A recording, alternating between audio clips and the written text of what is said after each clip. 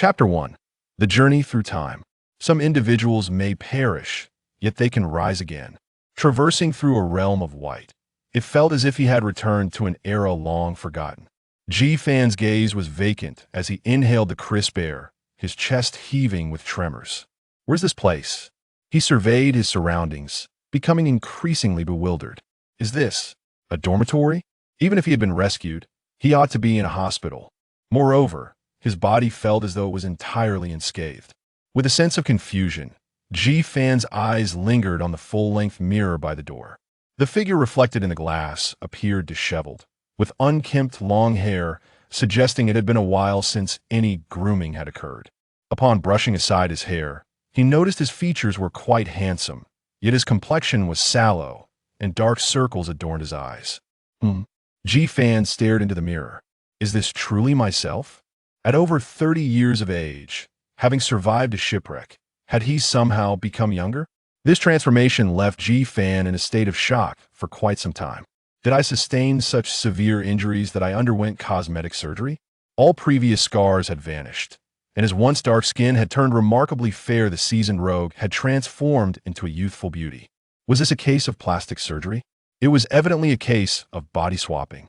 A thought flickered through his mind. Could it be that he had traversed into another world? Ji Fan approached the desk and rummaged through the items atop it. Indeed, he recognized none of them. A torn piece of letter paper, its lines resembling a love letter. World of Mountains and Seas Beast Compendium.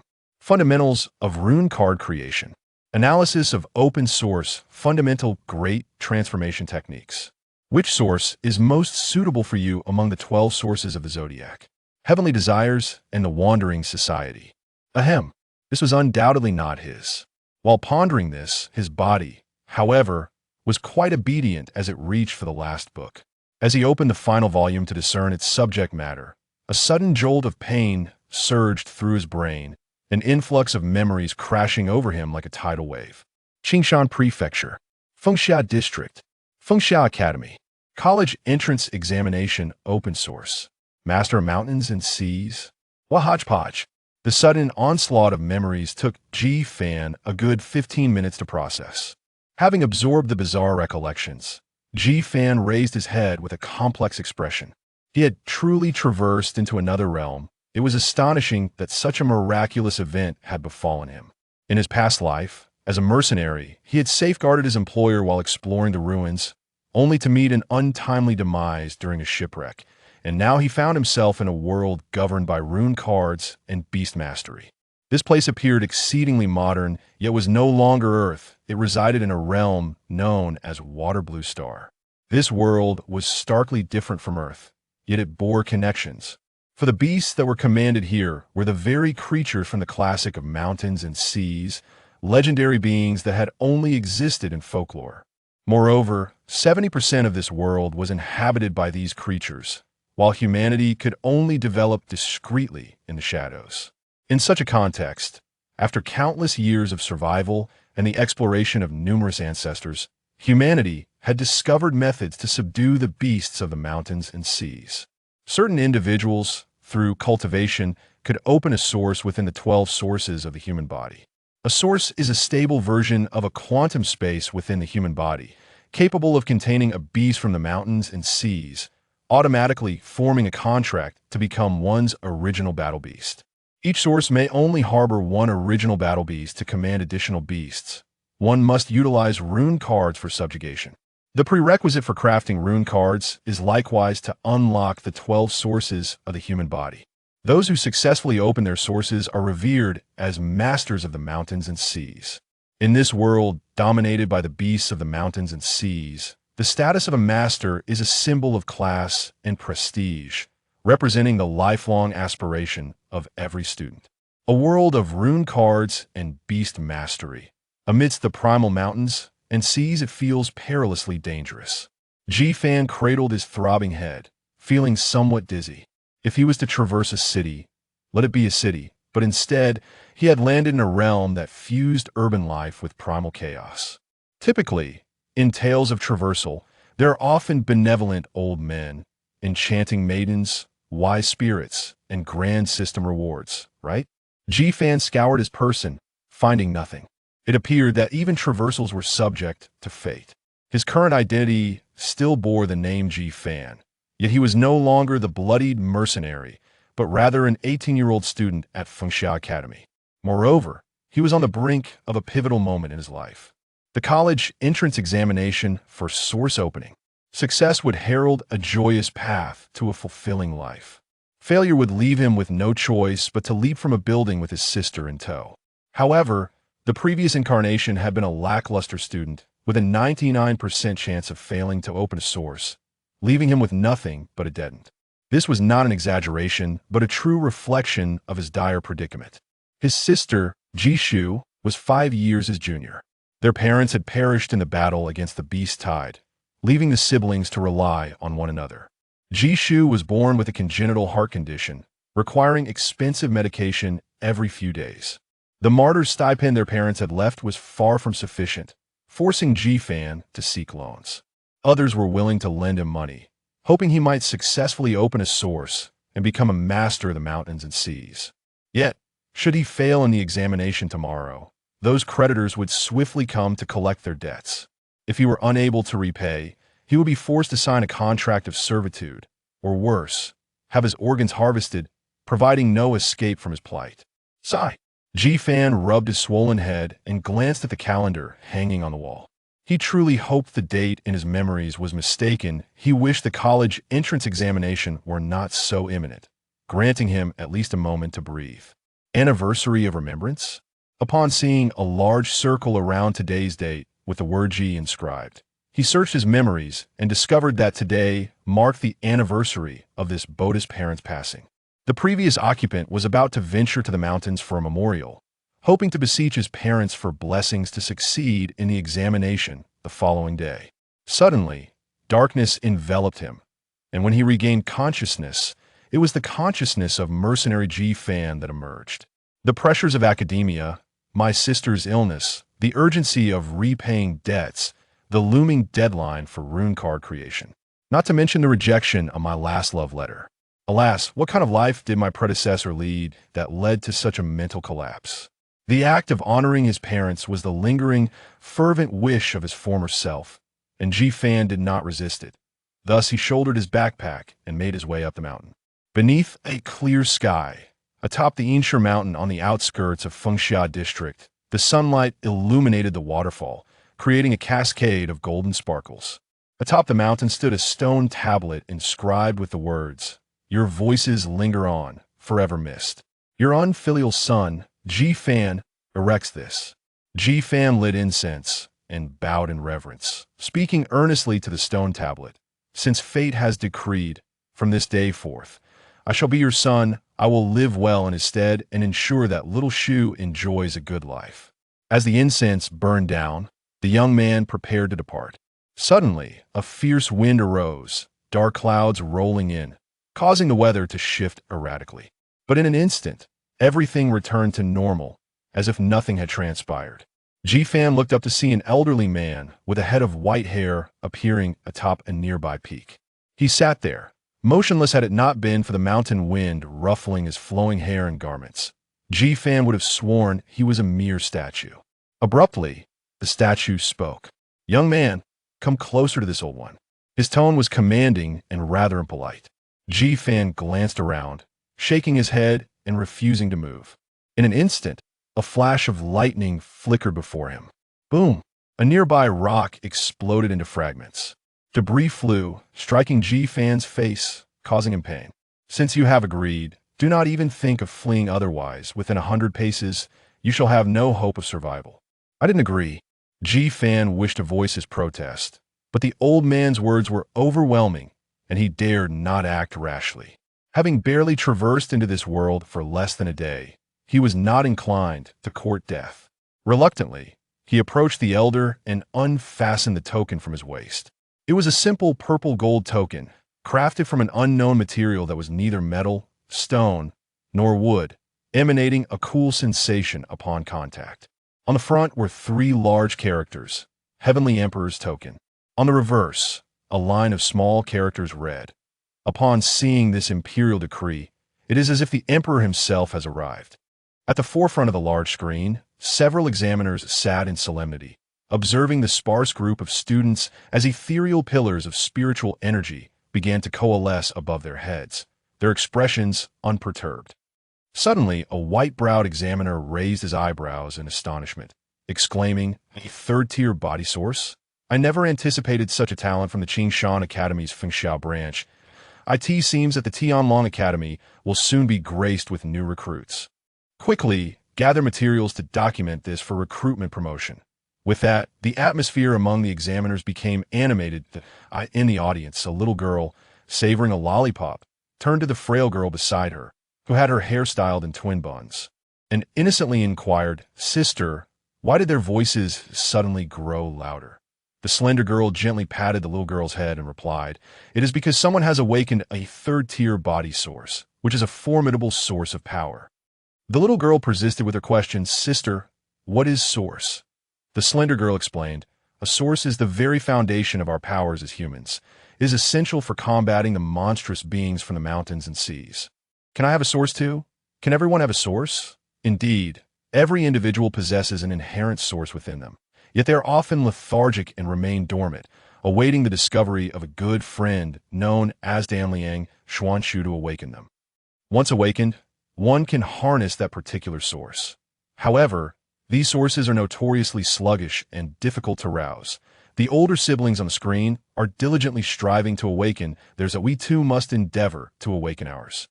A short, stout, middle-aged man beside the little girl tugged at her to dissuade her from conversing with strangers. He then turned to the slender girl with a suspicious glare.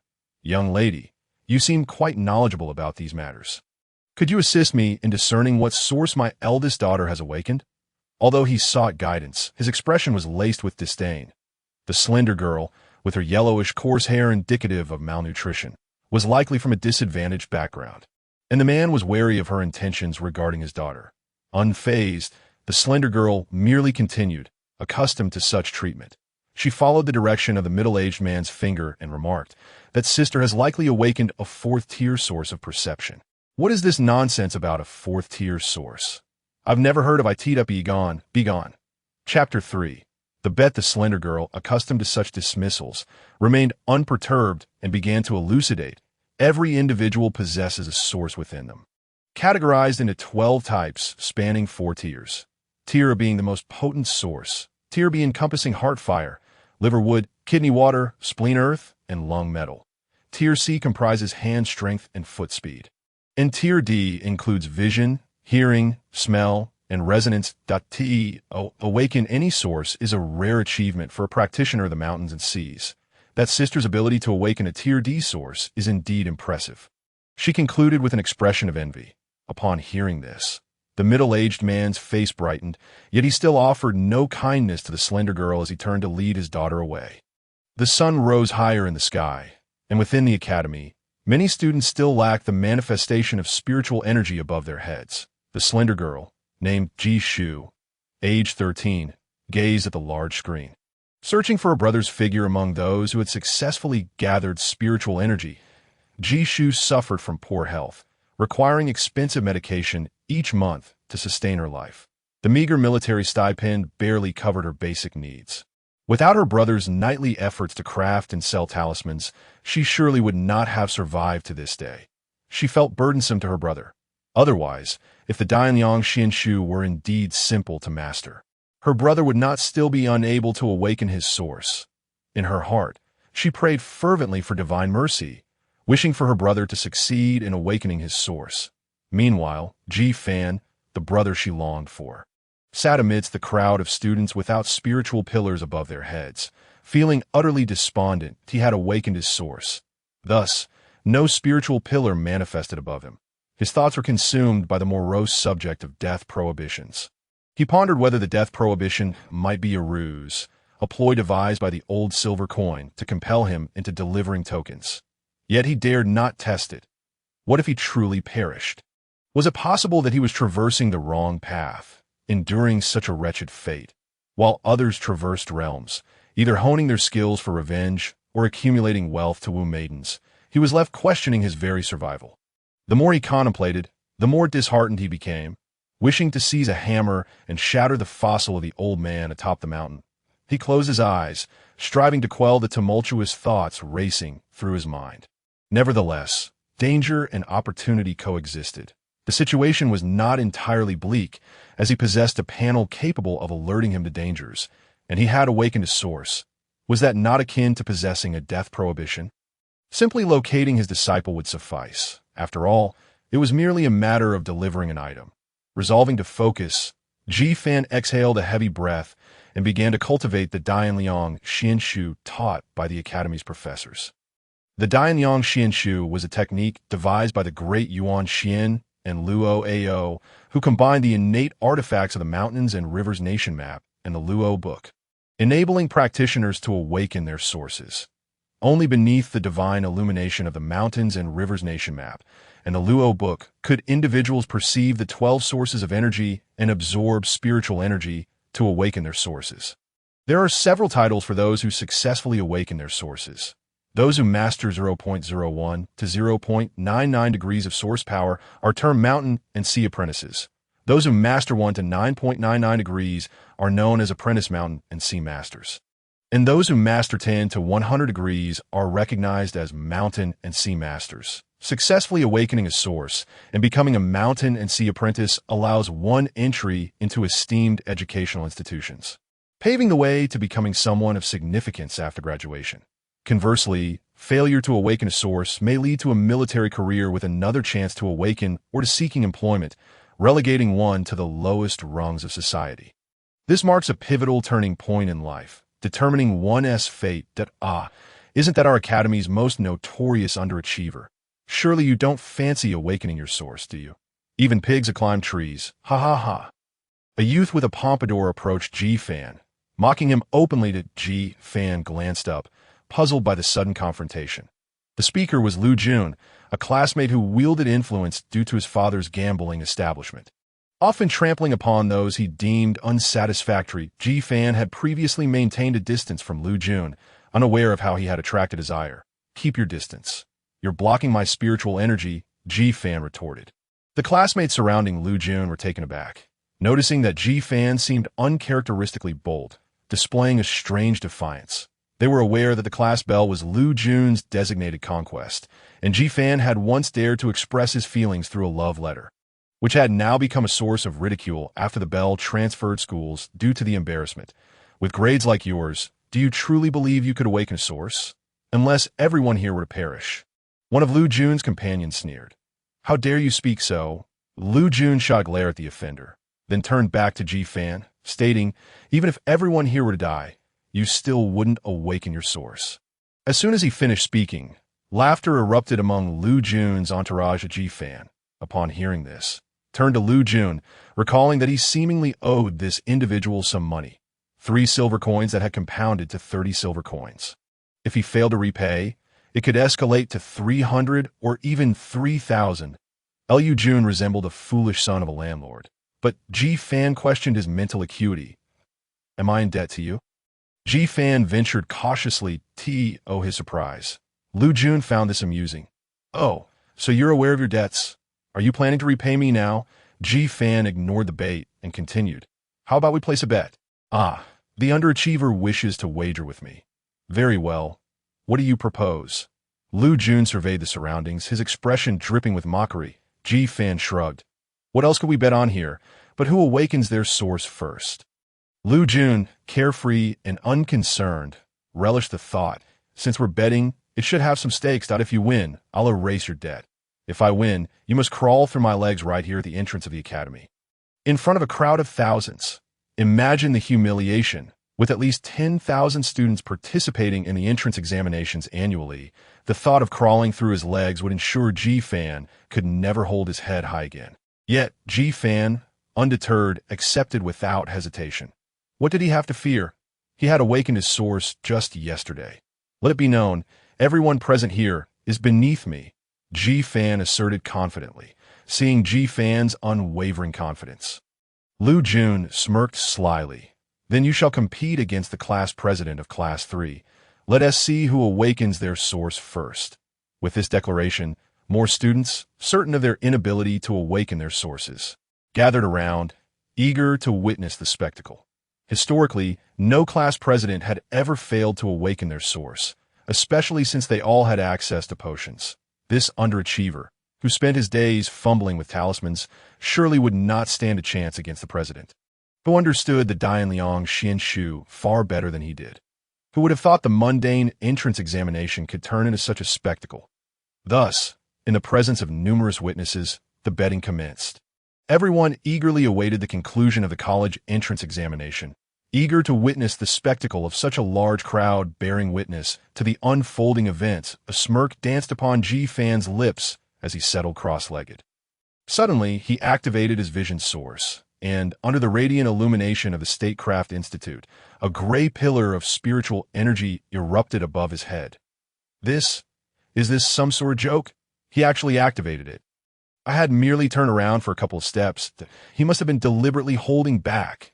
Are you serious? Can you even call that human speech? Let us see if you can hold back like I just did.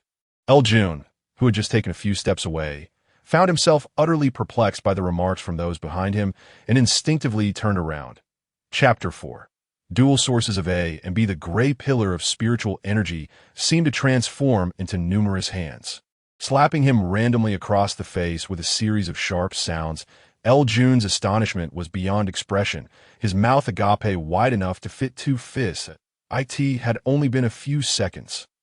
The outcome was already determined, and with so many eyes upon him, Ji Fan was unperturbed by any tricks Jun might attempt. He continued to absorb the spiritual energy without pause, for beneath the radiant glow of the Statecraft Institute, he felt that, apart from the vision source, all 11 other energy points within him were now fully manifested. The principles of the great transformation technique state, with 2 hands and 4 senses.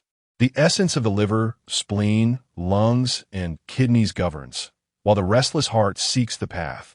The instructor had also mentioned in class that the difficulty of activating one source is akin to diving into the ocean.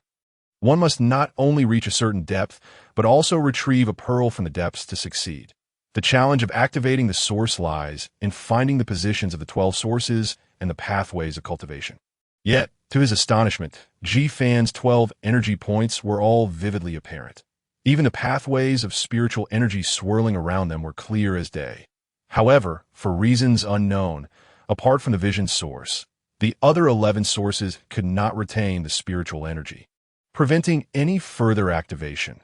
Refusing to succumb to despair, Ji Fan endeavored to absorb the spiritual energy, circulating it along the pathways of the 12 sources. Suddenly, a panel appeared before him. Name: Ji Fan. Age: 18. Zhou Tian. 12 sources. Vision source 0. 3 skills. LV0 rune, crafting 41. Is this my attributes? First a danger alert, then a pictorial guide, and now attributes. It appears that the panel possesses other functions yet to be discovered. Unbeknownst to him, the technique imparted by Emperor Xuanyuan within his consciousness began to operate gradually. He had practiced in his dormitory for half a day the previous night without any response, thinking he had encountered a subpar technique. Yet today it began to unfold once again within the Statecraft Institute. The technique's opening remarks elaborated. Pangu opened the heavens and the earth, using bones to form mountains and transforming blood into seas. Bones and blood forged the primordial realm, the 3,000 paths of the classic of mountains and seas. As the technique operated, the rhythm of bones and blood resonated, allowing the purple mansion to connect, gradually revealing the images of the 3 pure ones, the upper pure, the jade pure, and the grand pure within the sea of consciousness. The rich spiritual energy was rapidly absorbed by Ji Fan. The 12 sources erupted in dazzling golden radiance, converging towards the illusory figures of the 3 pure ones, creating a golden pillar of light, substantially thicker than any seen above others, shooting skyward above the Statecraft Institute. Outside the Statecraft Institute, amidst the bustling crowd under the scorching sun, everyone was fixated on the large screen. Suddenly, an unprecedented golden pillar of spiritual energy appeared above the Statecraft Institute, causing the noise within to abruptly cease, followed by an eruption of excitement. What is happening? My heavens, golden, it's a B-grade source, a B-grade source, a genius, a genius, the golden pillar of spiritual energy, the lung gold source. Whose child is this? Their ancestral grave must be emitting smoke. Quick, let us find out who they are. The examiners, who had just been feeling disheartened, suddenly regained their spirits. The director of political education at Fengxia Academy was stirred, recalling how long it had been since a B-grade prodigy had emerged from Fengxia district. He could not help but glance at the large screen, eager to see which student had defied the odds. However, upon looking, he was met with confusion, for the screen displayed nothing remarkable, devoid of any mention of the golden pillar. Looking again at the sky above the Statecraft Institute, it was indeed true that a robust golden pillar shot upward. How strange. The large screen did not display this golden light. What could be the reason? Others paid little heed to the details. If the display failed, it was a fault of the monitor. So many people had witnessed it firsthand. Could it possibly be false? Who would have imagined that in this remote Fengxia district such a prodigy could arise? Though B-grade talents emerge annually in the hundreds, there are 72 major houses in the Central Divine Court, each divided into 9 districts, with 1 academy per district. Thus, only 1 B-grade genius emerges for every 3 academies. They are truly rare and exceptional. Consequently, whenever one appears, they are fiercely sought after by prestigious institutions. It had been over a decade since Fengxia District produced a B-grade genius. The last one had ascended to become the Lord of Qingshan Prefecture. The examiners gazed at the dazzling golden light in the sky, their eyes gleaming with fervor as they began contacting the 18 most prestigious higher academies. The golden pillar continued to intensify, gradually occupying half of the dome above the Statecraft Institute. Such a magnificent pillar of spiritual energy was unheard of. It was highly likely that this candidate had activated dual sources. No, perhaps even 3. As if to affirm their words, a sudden flash of crimson appeared at the center of the golden pillar, piercing the azure sky. Soon as the fiery red spiritual energy emerged, it swiftly spread, rapidly replacing the golden pillar. The once resplendent golden light was now engulfed in a sea of red. This scene left the entire panel of examiners in shock, compelling them to rise in astonishment. Look, the red pillar of spiritual energy. My heavens, the Central Divine Court has just classified the Heart Fire Source as A-grade. Am I dreaming? This is real. He has activated dual sources, the B-grade Lung Gold Source and the A-grade Heart Fire Source. He is the first to activate both A and B sources. A peerless genius. A peerless genius. No one in the entire Qingshan Prefecture has ever activated both A and B sources. Fengxia Branch. Fengxia District is about to rise. Who is he? I want all his information. Now, quickly contact Zixiao, Shengdun, Xuandu, and Gongpin, the 4 most prestigious academies that we have produced a genius with A and B sources. They will definitely send someone to recruit him. Qingshan Prefecture will stand out. Heaven bless Fengxia Branch. The examiners were thrown into a flurry of activity, some searching for information, others making phone calls, while some rushed to the examination exit to wait. Have we found out who he is? Principal, we can't find any information. Get lost. Go find out now. Before long, a large contingent of soldiers in military uniforms arrived at the Statecraft Institute, sealing off the outer square. A figure clad in dark green military attire shouted through a megaphone. Hey, everyone in the square, personnel from the district office and military must evacuate immediately. The military and district office will seal off all areas of the Statecraft Institute. The repeated announcements prompted the crowd to disperse one by one, while a few grumbled. None dared to protest. Provoking military authority could lead to severe consequences. Within the Fengxia District Security Bureau, the busy director stared in astonishment at the flurry of incoming messages. Level 1 alert. A military unit dispatched. Was there a beast tied in Fengxia District? Chapter 5. The Supreme Azure Lotus Soon. The director of the Security Bureau received a phone call. After a brief conversation, he rushed to the window, looking towards the direction of Fengxia Branch. Disbelief etched on his face. In no time, the phone buzzed frantically again. Your district has produced a genius with A and B sources. The 6th Division of the Xuanji Army has received notification to dispatch officers of the rank of sergeant from the Fengxia District camp. They are on their way to Fengxia District. Please ensure passage is granted. Repeat. Your district has produced. The director's hands trembled. I can't believe this. Dual source genius, and both A and B sources. Fengxia District is about to soar. Historically, Fengxia District has been the lowest ranked area in Qingshan Prefecture. However, with the emergence of this A and B source genius, their ranking would surely rise significantly. The influence of the Security Bureau Director would also multiply. How could he have only just found out? No, the Security Bureau must take action.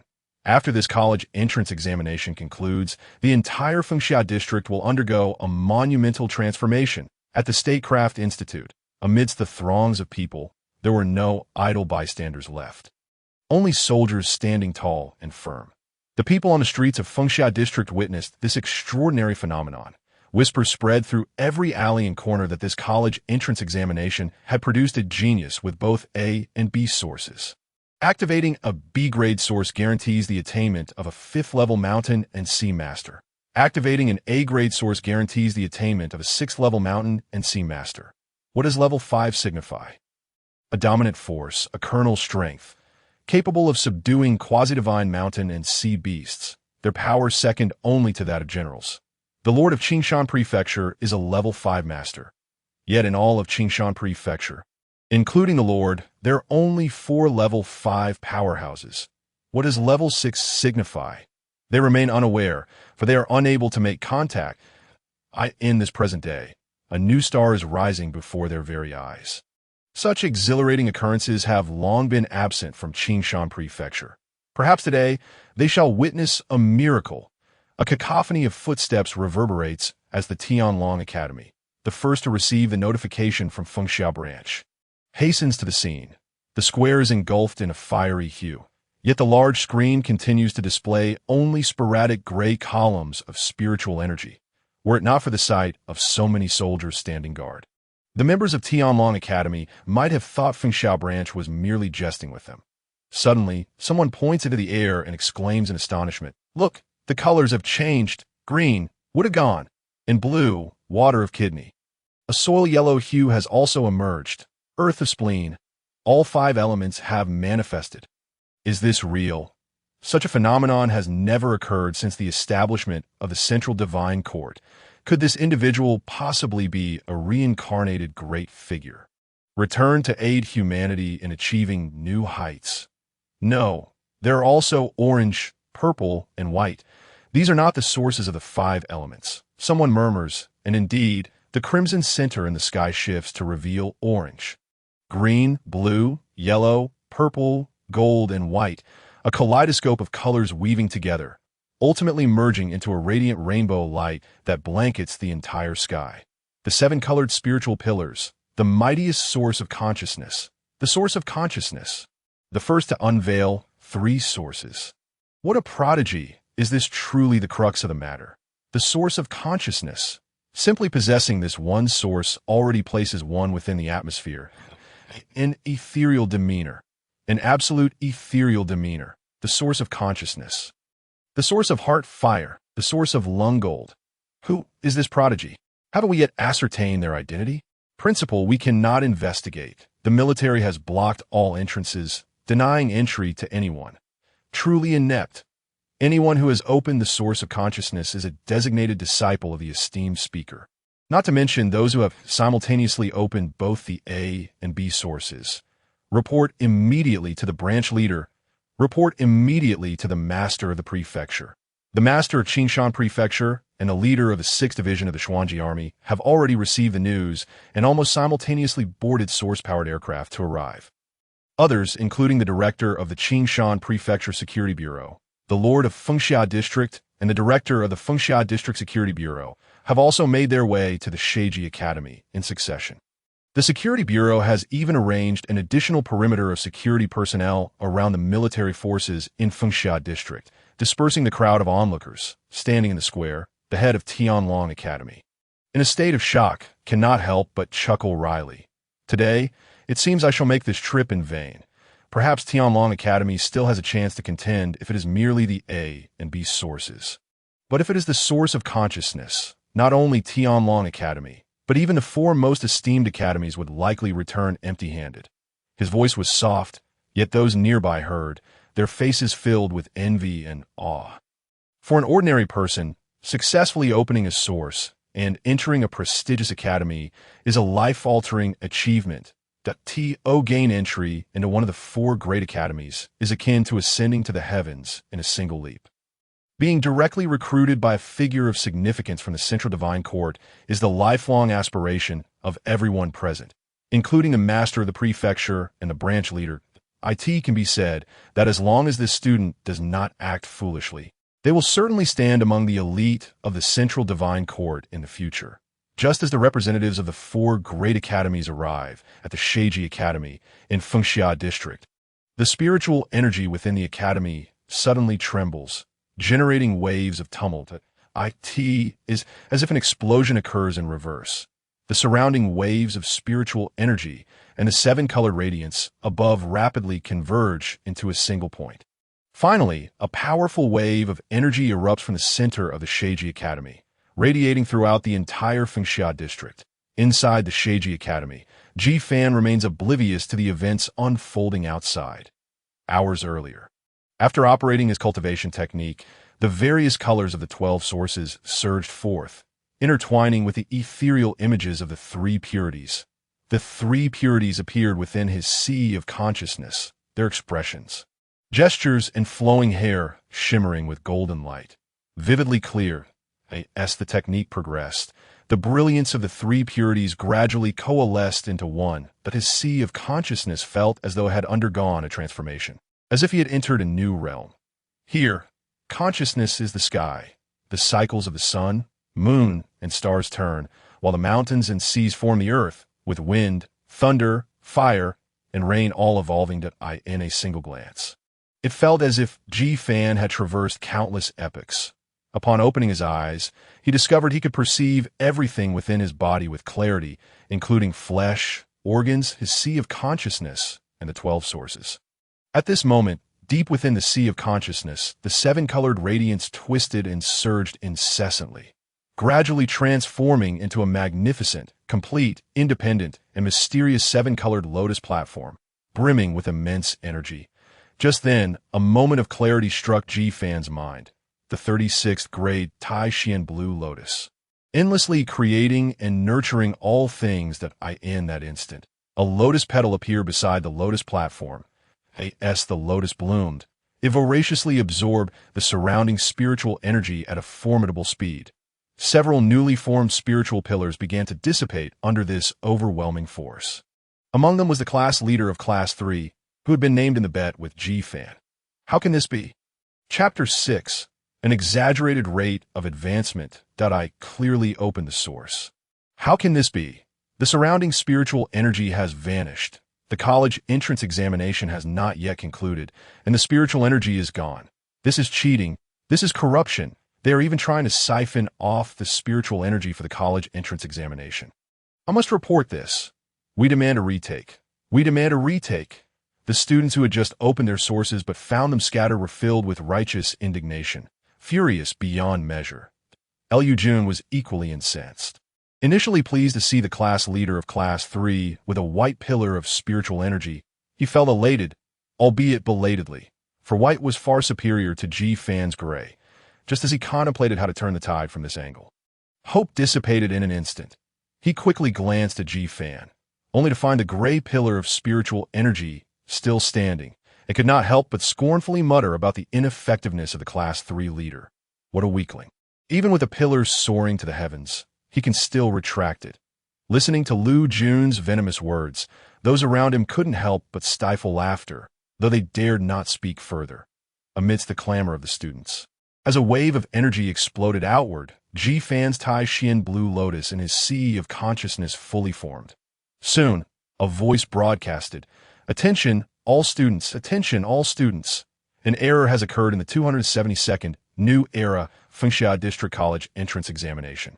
After discussions among the school authorities, a retake will be scheduled. Today's proceedings have concluded. Please follow instructions and exit in an orderly manner."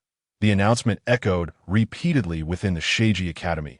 Ji Fan and the other students rose from their seats, glancing around, but did not spot Liu Jun. Surely he isn't trying to play tricks. With the source eye opened, Ji Fan quickly located Liu Jun, who was attempting to hide several dozen meters away. "There's only one exit. Can you really escape? A smile crept upon Ji Fan's lips as he approached. Before Ji Fan could draw near, Lu Jun called out loudly, I don't have the IOU with me. And I don't have paper or pen to write it for you outside. Ji Fan, having opened his source and become a mountain and sea master, found the class dynamics had shifted. Lu Jun could no longer treat him the same way. But I don't trust you. What should I do? Ji Fan blocked Lu Jun's path, and now that he was alone, the sycophants who had previously surrounded him stood behind Ji Fan, each offering their own suggestions. Brother Fan, I have a plan. Doesn't he have the IOU or pen? You could take the money first.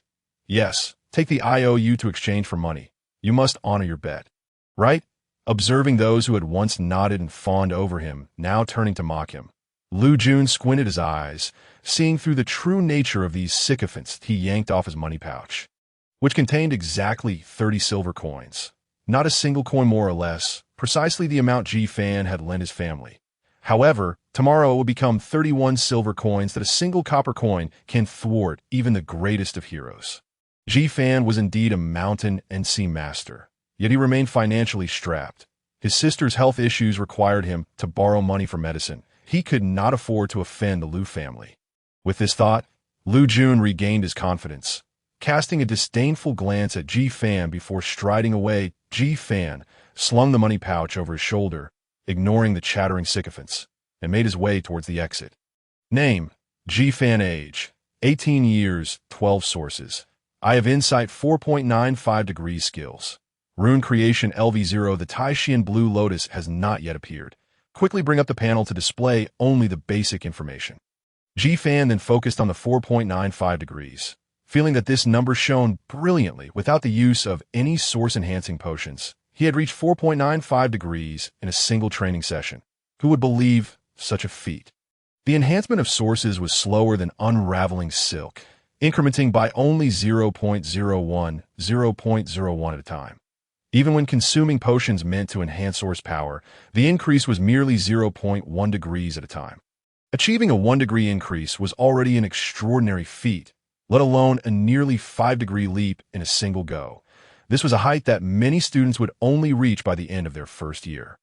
This technique is extraordinarily powerful. It's just a pity that it cannot be practiced routinely. Upon arriving at the entrance, I discovered, for reasons unknown, that there were 4 lines of candidates awaiting inspection. This was a method employed by the 4 prestigious academies. Here, they meticulously examined each student, engaging in a contest of abilities thereafter. NO source detected. Next. NO source detected. NO source detected. Ding level, source strength 0.01. NO source detected. Next. NO source detected. Ding level, visual source 0.01. NO source detected. NO source detected. No source detected. Ding level, visual source 0.01. Alright, the subsequent ding levels need not report their source strength. Next up, no source detected. 18 academies. Ji Fan was overwhelmed with emotion, beauty, youth, love. What delightful words they were. The greatest aspiration of his former self was to attend classes at an academy, and he fondly reminisced about the blissful days of university in his past life. Unfortunately, he could not go. With the death ban unlifted, he was confined, compelled to join the military in search of someone. As he gazed into the vast ocean of consciousness devoid of substance, he hoped that the old man's disciple would be reliable. The lines swiftly diminished, and soon it was Ji Fan's turn. Ding level, visual source, proceed. Teacher, his source strength appears somewhat abnormal. It measures 5. What is the matter? Did we not state that ding level sources do not report strength? Hurry next. Having completed the inspection, Ji Fan exited the State Institute. And the sun had already set. The evening breeze brought a refreshing chill. Suddenly, a frail silhouette dashed towards him. The newcomer wore an oversized black short-sleeved shirt paired with faded jeans and a pair of worn-out white sneakers. Her hair was styled in 2 messy buns, and the coarse, yellowish strands indicated malnutrition. Her large, sparkling eyes accentuated her petite face. Brother, did you awaken your source? I just saw on the big screen that there was a spiritual column above your head. You did awaken, right? Upon hearing this familiar yet foreign voice, Ji Fan's heart tightened, and a wave of sorrow surged within him, a remnant of his predecessor's emotions. He recalled how, before being exiled, his parents had told him, Xiao Fan, do not cry. Once we find a place to settle, we will come and take you and Xiao right away. During this time, take good care of your sister. Remember, now that we are gone, you are Xiao's only support. You are Xiao's only support. This phrase represented both a responsibility and a driving force, compelling the 5-year-old Fan to bear the burden of the family. He let out a soft sigh, the lingering obsession of his predecessor resurfacing. Xiao suffered from congenital heart disease and required expensive medication to survive. The doctor had said she would not live past 18. Yet Fan refused to accept fate. He vowed that regardless of the cost, whether selling possessions or even his own blood, he would find a way to ensure her recovery. Fan pledged, "Rest assured, you are me, and I am you." Guixu is the closest person to me in this life, and I will devote everything to heal her. Moments later, as he reopened his eyes, he felt a wave of relief wash over him. The predecessor's obsession dissipated. "Brother, why are you silent?" Guixu playfully slapped Fan's back, jolting him back to reality. Fan affectionately pinched her nose, saying, "What level do you think I am at?" "Of course, I have awakened. I was so nervous earlier. I thought you wouldn't be able to awaken. But at the last moment, poof, the gray spiritual column appeared. It must be that our parents are watching over us from above." Guixu, with her carefree and cheerful disposition, never allowed her chronic illness to cast a shadow over her spirit. Fan felt elated, slapping his money pouch at his waist, exclaiming, "Come, brother will take you out for a grand feast." "Yay, I want meat soup, and I want to eat meat." Under the evening lights, amidst the street stalls and vibrant night market, after wandering for about an hour, Guixu eventually chose an inconspicuous noodle stall on the roadside. Chapter 7. Encountering Danger. The prompt from the panel revealed an aged bamboo pole lifting a white cloth, inscribed with Li Ji Noodle Stall. A cart with a pot and 2 low tables were set up by the roadside. The white cloth fluttered in the wind, and the owner swiftly served 2 steaming bowls of rich pork noodles. Sitting by the roadside in the sweltering summer was surprisingly pleasant. However, when Fan saw the contents of his bowl, his mood soured instantly. Using old bamboo chopsticks, he lifted a thin slice of meat, which fluttered in the air like a delicate veil, seemingly fragile enough to tear. Through the meat slice, he could see Guixu enjoying her meal with gusto across from him. The precision of the slicing was remarkable. How did they achieve such finesse? Moreover, why was the noodle gray? Why did it dissolve in his mouth? It would have been better to prepare it as porridge. The sensation of it being tasteless was the most fitting description of Fan's experience, rendering it nearly impossible to swallow. "Brother, why are you dawdling? Slurp, slurp, hurry up and eat." Guixu, while energetically slurping her noodles, glanced at Fan's bowl and urged, "Slurp, slurp, if you don't eat soon, it will get cold." Watching Guixu relish her meal, Fan could not help but pose a soul-searching question. "Do you think this is delicious?" Guixu, cradling her bowl, tilted her head back to drink the broth, then slapped her chopsticks down with satisfaction, declaring, "With rich pork, of course, it's delicious." As she spoke, her eyes occasionally wandered back to Fan's bowl. Clearly still yearning for more, Fan raised an eyebrow and tentatively pushed his bowl towards Guixu. Not sharing would make him seem stingy as an older brother. However, offering her something so unappetizing weighed heavily on his conscience. Sensing Fan's dilemma, Guixu immediately pushed the bowl back towards him, insisting, "I'm not eating, I'm full." "You eat, brother." She lowered her head, yet her peripheral gaze lingered on the bowl of noodles. Fan felt a pang in his heart. This food, which could only be described as swine fare, was in Guixu's eyes a delicacy. Just how poor had her daily meals been? Suppressing his emotions, Fan pushed the bowl back towards Guixu, then placed the chopsticks in her hands, saying, "If I say you can eat, then you shall eat. Do you not understand my current situation? I have awakened. As a mountain sea master, I do not need to eat." Tempted by the aroma wafting from the bowl, Guixu succumbed to the allure of the food and soon began devouring the noodles with gusto. As she ate, she listened to Fan's animated chatter. Mountain sea masters possess a unique ability called absorb wind and drink dew. It involves inhaling a breath of wind infused with spiritual energy, which fills the stomach and satisfies hunger. Just like this. Slurp, the grayish-white noodles flew through the air before Guixu. who slurped them up, her expression one of awe and admiration. Gazing at Ji Fan with sparkling eyes, Ji Fan intended to put on a show, utilizing some source power to create a bit of commotion. Channeling his skill, the Taishan Green Lotus emerged within his consciousness and began to spin slowly that a plethora of chaotic spiritual energy surged towards Ji Fan. And in an instant, the surrounding energy was nearly depleted. Simultaneously, an inexplicable breeze arose, causing Ji Fan's hair and clothing to flutter. What is happening? Ji Fan opened the panel and discovered his visual source had increased to 5.01 degrees in the blink of an eye. It had surged by 0.6 degrees. Such speed was unparalleled even in divine cultivation. However, this was not the time for research. He would delve into it further at home. Ji Fan patted his stomach, giving Guixu a thumbs up. I'm full. As they were leaving, the owner charged them 100 copper coins that Guixu haggled for quite a while, finally settling on 98 copper coins. Ji Fan produced a silver coin, and the owner looked at him with an odd expression. This was the first time he had encountered someone paying with a silver coin at a roadside stall, while still haggling over 2 copper coins. Walking home, Guixu hummed a tune, her steps light and buoyant. Occasionally, she would step onto the curbs or leap onto moss-covered stone blocks, clearly in high spirits. She was quite pleased with the dinner she had suggested for the night. Ji Fan could not help but doubt himself. Was it really that delicious? Guixu, in high spirits, turned to walk backward, conversing with Ji Fan. Rich pork, of course, it's delicious. It's just a pity there wasn't more. A few more pieces would have been perfect.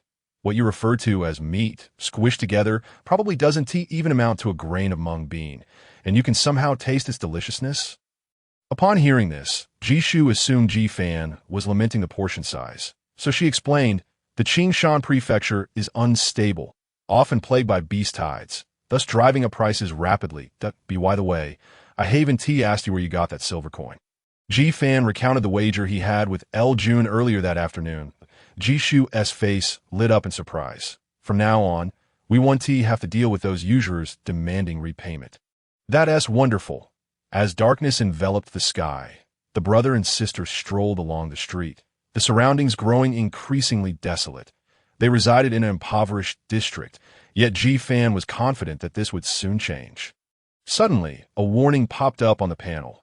Warning! Danger is approaching. Ji Fan immediately halted his steps. Casting aside the habits of mercenary, he remained vigilant, scanning his surroundings. The spacious street was dimly lit by flickering streetlights. With a few scattered shops still open, and only a handful of pedestrians meandering along the roadside. Such tranquility. Where could the danger be? Yet, the ominous yellow warning on the panel remained unrelenting. Brother, what's wrong? Guixu turned back, her expression puzzled as she gazed at Ji Fan. Just as Ji Fan pondered this perplexity, the ground suddenly trembled.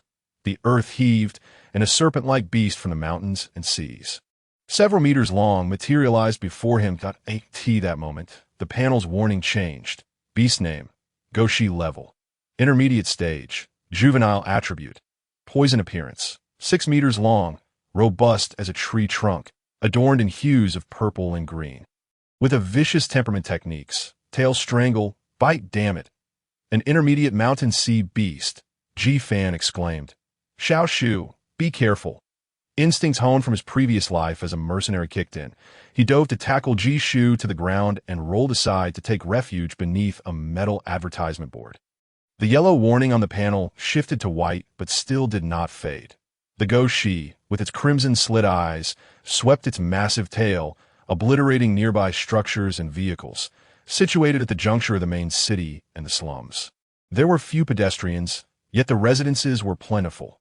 Those inside were instantly crushed, meeting a gruesome fate. Stray onlookers screamed in terror, scrambling to escape. However, the Guixu quickly detected them, its colossal tail sweeping down to strike them dead. The tail's tip then pierced through several individuals, skewering them like candied hawthorn, delivering them to its gaping maw, swallowing them whole. Witnessing this horror, Guixu trembled in Ji Fan's embrace, her breath growing increasingly rapid. This is bad. Xiao Shu is having an episode. Ji Fan realized with dread that Guixu had a congenital heart condition that could not withstand any stress, making her prone to episodes during such times. A medication known as frost snow agent was required to alleviate her condition in this dire moment. With the Guixu only 5 meters away, where could he possibly find the medicine? Chapter 8. 2 cards drift from the sky, and beasts materialize in an instant. The panel once more displayed an orange danger warning. The plight of the siblings was growing more precarious. Yet, Ji-Fan noticed that the color of the warning text was different. Transitioning from white to red, it indicated the severity of the threat. The disappearance of the warning signified a momentary safety. Thus, he could navigate the dangers based on the color of the text. Seeking the medicine in the devastated buildings, with this thought, Ji-Fan gently whispered to Guixu, "Don't be afraid.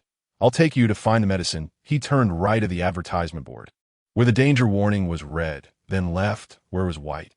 Remaining stationary, it displayed an orange warning. Resolutely, Ji-Fan dashed left, and indeed, the danger warning vanished the instant they sprinted out, only to reappear almost immediately. Ji-Fan, gauging the intensity of the danger, swiftly ducked into a fighting club. This was the only structure that had not completely collapsed under the Guixu's onslaught. Thankfully, his physical attributes had been enhanced. Had it been earlier, he would have been winded after just a few steps. Once inside, the danger warning faded for a brief moment, only to return in a pale white hue, indicating relative safety. Ji-Fan carried Guixu behind a metal partition. The fighting club should be stocked with medicine. He hoped it wouldn't be a wasted trip. Approaching the front desk, Ji-Fan saw the floor stained with blood.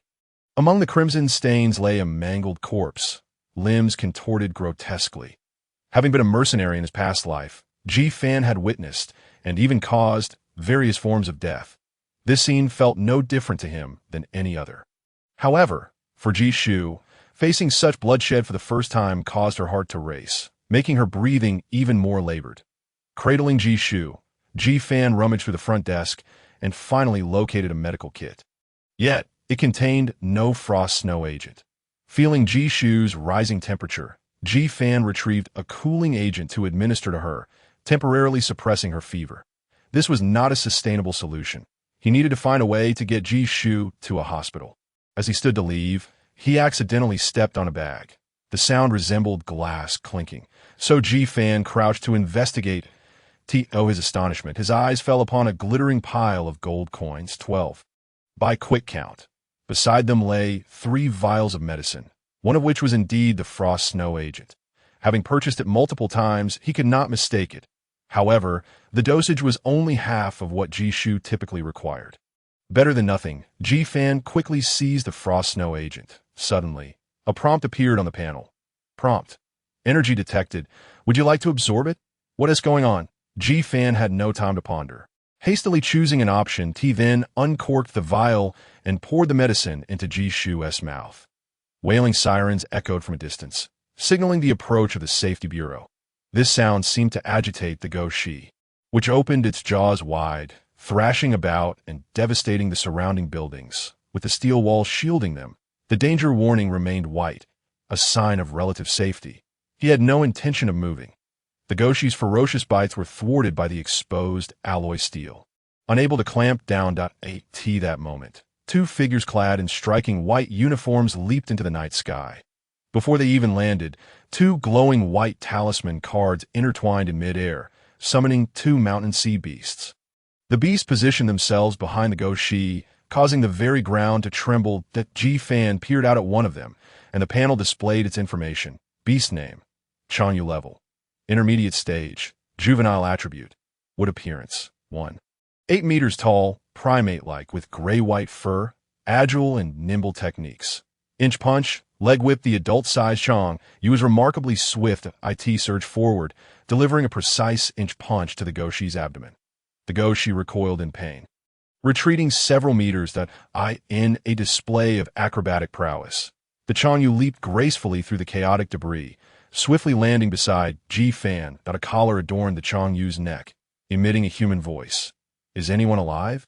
I'm a safety officer from Fengxia District, here to rescue you. The Medical Bureau's rescue vehicle is on its way. Upon hearing the mention of a rescue vehicle, Ji-Fan urged the Xuanyuan to take Guixu. After taking a small dose of the frost snow agent, her complexion improved slightly, yet her breathing remained rapid, and her suppressed fever began to rise again. The Chiyou scooped Guixu up and leaped towards the safety officer. Enraged by the Chiyou's ambush, the Guixu lashed out, swinging its tail with the force of a mountain. Would Guixu survive such a strike? In that instant, Ji Fan cast aside his apprehensions, channeling his source energy into his fists as he sprang from the ground, utilizing the wall for leverage. Having trained in a close combat technique known as Taiji Diagram in his past life, he now harnessed source energy to strike at the Guixu's slit. 1 degree of source energy could enhance a Mountain Sea Master's strength by 50 to 100 kilograms, with 5 degrees of source energy concentrated. Ji Fan's punch reached an astonishing force of 300 kilograms. The Guixu, distracted by the Chiyou and another beast that had appeared, failed to notice the diminutive Ji Fan. Descending fragrance strikes the mountain. Boom! Blood sprayed as Ji Fan's blow landed squarely. The Guixu let out a hissing wail, its eye bursting from the impact, causing it to writhe in agony. That moment, another primate-like mountain sea beast rushed in. Seizing the Guixu's head, panel information appeared. Beast name: King Kong Ape level, low stage, fully enraged state attribute. Earth appearance: 2.5 meters tall, orange-yellow fur, low-level mountain sea beast in an enraged state. Known techniques: heavy strike. Iron Mountain collapse. The King Kong ape, towering nearly 2 stories, clutched the Guixu, executing the Iron Mountain collapse technique. The Guixu, overwhelmed with pain, opened its mouth wide, attempting to bite the King Kong ape. The King Kong ape bore the brunt of the attack, its robust waist pierced by the Guixu's razor-sharp teeth, blood gushing as it was drawn into the beast's maw. The King Kong ape howled in agony. With the snake's head ensnared, Ji Fan found himself at a loss for how to assist. Moreover, with Guixu now safe, the professionals would handle the situation. He quickly retreated. The Chiyou secured Guixu and darted in front of the Guixu. Unable to break free from the King Kong ape's grasp, the Guixu flailed its massive tail in a desperate attempt to dislodge the 2 monkeys. The Chiyou, agile and nimble, evaded the Guixu's sweeping tail and closed in. Raising its right fist skyward, it precisely targeted the Guixu's weak point. Inch punch. Boom! A shockwave erupted, causing the walls to collapse, revealing the metal framework within. Ji Fan was knocked off his feet by the ensuing blast. Landing hard on the ground, the Guixu went rigid, emitting a pained shriek before its eyes glazed over, collapsing in a resounding thud on the street. Reminiscent of ruins, a cloud of dust was stirred up. The serpent was defeated. Observing the serpent rendered incapable of combat, the safety officer retrieved a talisman card from his waist pouch, calling back both the long right and the diamond ape. Ji Fan scanned the vicinity, but did not spot Guixu. Thus, he hurriedly approached the safety officer and inquired anxiously, "Where's my sister?" Recognizing Ji Fan as a Shanghai master, the officer's tone softened considerably. "Over there. Rest assured, the medical rescue vehicle will treat her." Ji Fan expressed his gratitude to the officer and made his way toward the rescue vehicle. Guixu, having consumed the medication provided by the medical staff, was no longer in critical condition. Yet she sat aside feeling both unwell and anxious. The medical team demanded a fee of 6 silver coins for the frost blood potion. Chapter 9. If 3 days is not feasible, then 3 hours will suffice. Emergency aid is humanitarian, while payment is a natural obligation. You expect to receive it for free. Alas, what bad luck. Others receive wealthy patients in their vehicles, collecting tips in heaps of gold coins. Yet we have salvaged a pauper from the slums. The frost blood potion is priced at 3 silver coins, and with the added costs of labor, transport, service, and gratuity, the total sums to 6 silver coins. Without payment, you cannot leave. The medical bureau's supplies do not come from thin air, nor are we so inexpensive. Should everyone be like you, would we survive on the winds of the Northwest? The medical staff grumbled, and though Guixu felt physically better, her emotional state deteriorated further. Brother. Upon seeing Ji Fan approach, Guixu was on the verge of tears. Feeling utterly wronged, Ji Fan assumed her distress stemmed from the recent ordeal and comforted her with a gentle pat on the head, saying, "It's all right, there's nothing to fear." However, he overheard the medical staff behind him saying, "You are her brother? Perfect timing. Please settle the 6 silver coins." Confused, Ji Fan replied. Isn't the frost blood potion 3 silver coins? Once again, the staff exhibited disdain towards the impoverished youth. They were about to reiterate the charges laid out for Guixu when 2 safety officers entered the scene, having just dealt with the remains of the serpent. They were taken aback by the sight of the shattered eye. The force exhibited was at least 300 pounds, requiring a minimum of 3 degrees of source power to achieve. Noticing that the young man before them wore the uniform of Fengxia Academy, they realized he was clearly a recent graduate. Had he truly attained 3 degrees, a prodigy from Fengxia district, he might very well become their superior in the future, prompting them to greet him. Young brother, your sister is all right, yes? She is fine. Thank you both for your concern, Ji Fan replied, shaking hand with the officers. One officer clapped Ji Fan on the shoulder and said, the Kaishan beast tide has resulted in a complete rout of the Jiangsu army. This serpent fled from Kaishan. You displayed remarkable strength in bursting its eye with a single punch. Would you be interested in registering with the Safety Bureau? Registration is a tactic to attract talents, allowing for direct salary disbursement, leading to immediate employment upon graduation. Ji Fan was tempted, yet reality constrained him. Thank you for your kind offer, but I have other plans. What a pity, they replied before engaging in brief pleasantries and departing. Ji Fan turned back to the medical staff. You still haven't explained why the frost blood potion has increased in price. The medical personnel exchanged glances, unsure of how to respond. Even if they had tenfold their courage, they would not dare charge a Shanghai master improperly, especially one sought after for registration. No, that was a mistake. It's actually 6 copper coins, haha, 6 copper coins. I believe I overheard something about service and gratitude fees. Was that not mentioned? Ji Fan looked at Guixu and asked. No. The medical staff hurriedly interjected before Guixu could respond.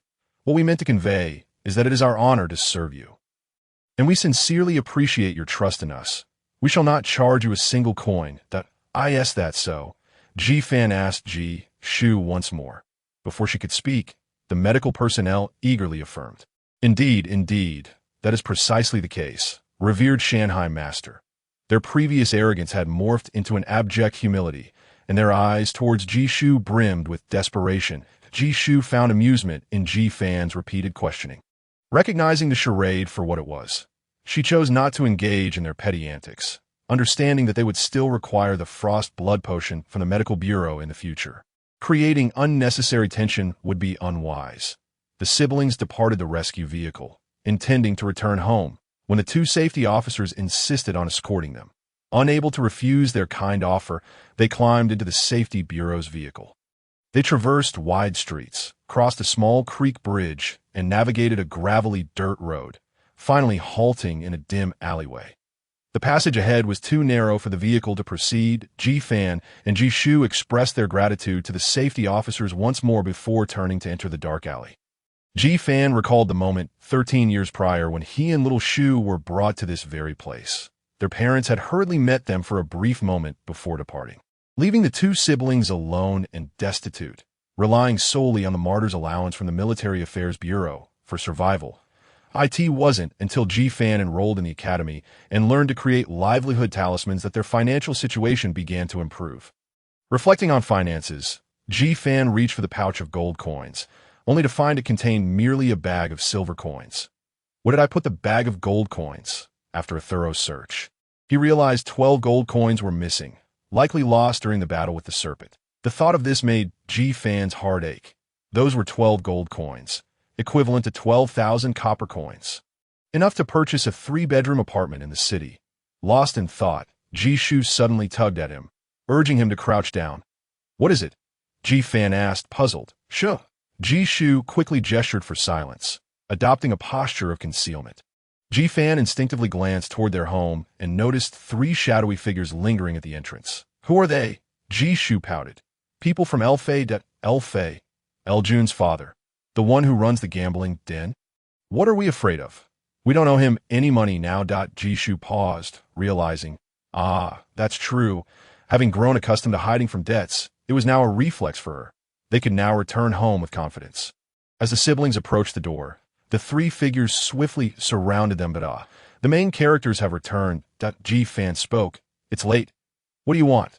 The leader laughed heartily. It's late at night. We won beat around the bush. When will you repay the money? Fan tossed the pouch of silver coins at him, saying, "We're even now." The tall leader opened the pouch and counted, then nonchalantly extinguished his cigarette on the ground. "You have 29 silver coins and some change here, so I'll consider it 30 silver coins. You owe Elgu a total of 70. You still owe 40." Upon hearing this, Guixu exploded with anger. Stepping forward to question, "What's 70 silver coins? We only owe 30. The tall leader lit another cigarette, gesturing for one of his lackeys to explain to the young girl. The lackey stepped forward and said, "You originally had several creditors. Now they've all consolidated under Elgu. There are fees for gratitude, interest, and the efforts of the boys that Elgu is magnanimous." He waved the small change. "You." Guixu's face flushed red with indignation. This was utterly shameless. Their previous debts were at reasonable interest rates, yet Elfei's terms were usurious, pushing them to the brink. Fearing she might lose her temper again, Fan quickly gave her a calming look and addressed the three men. "Give me 3 days." The tall leader cut him off, unwilling to let him continue. 3 days again. 3 days? We don't have that much time to spare. Enough? Don't say another word. He took a sheet of paper from one of his men.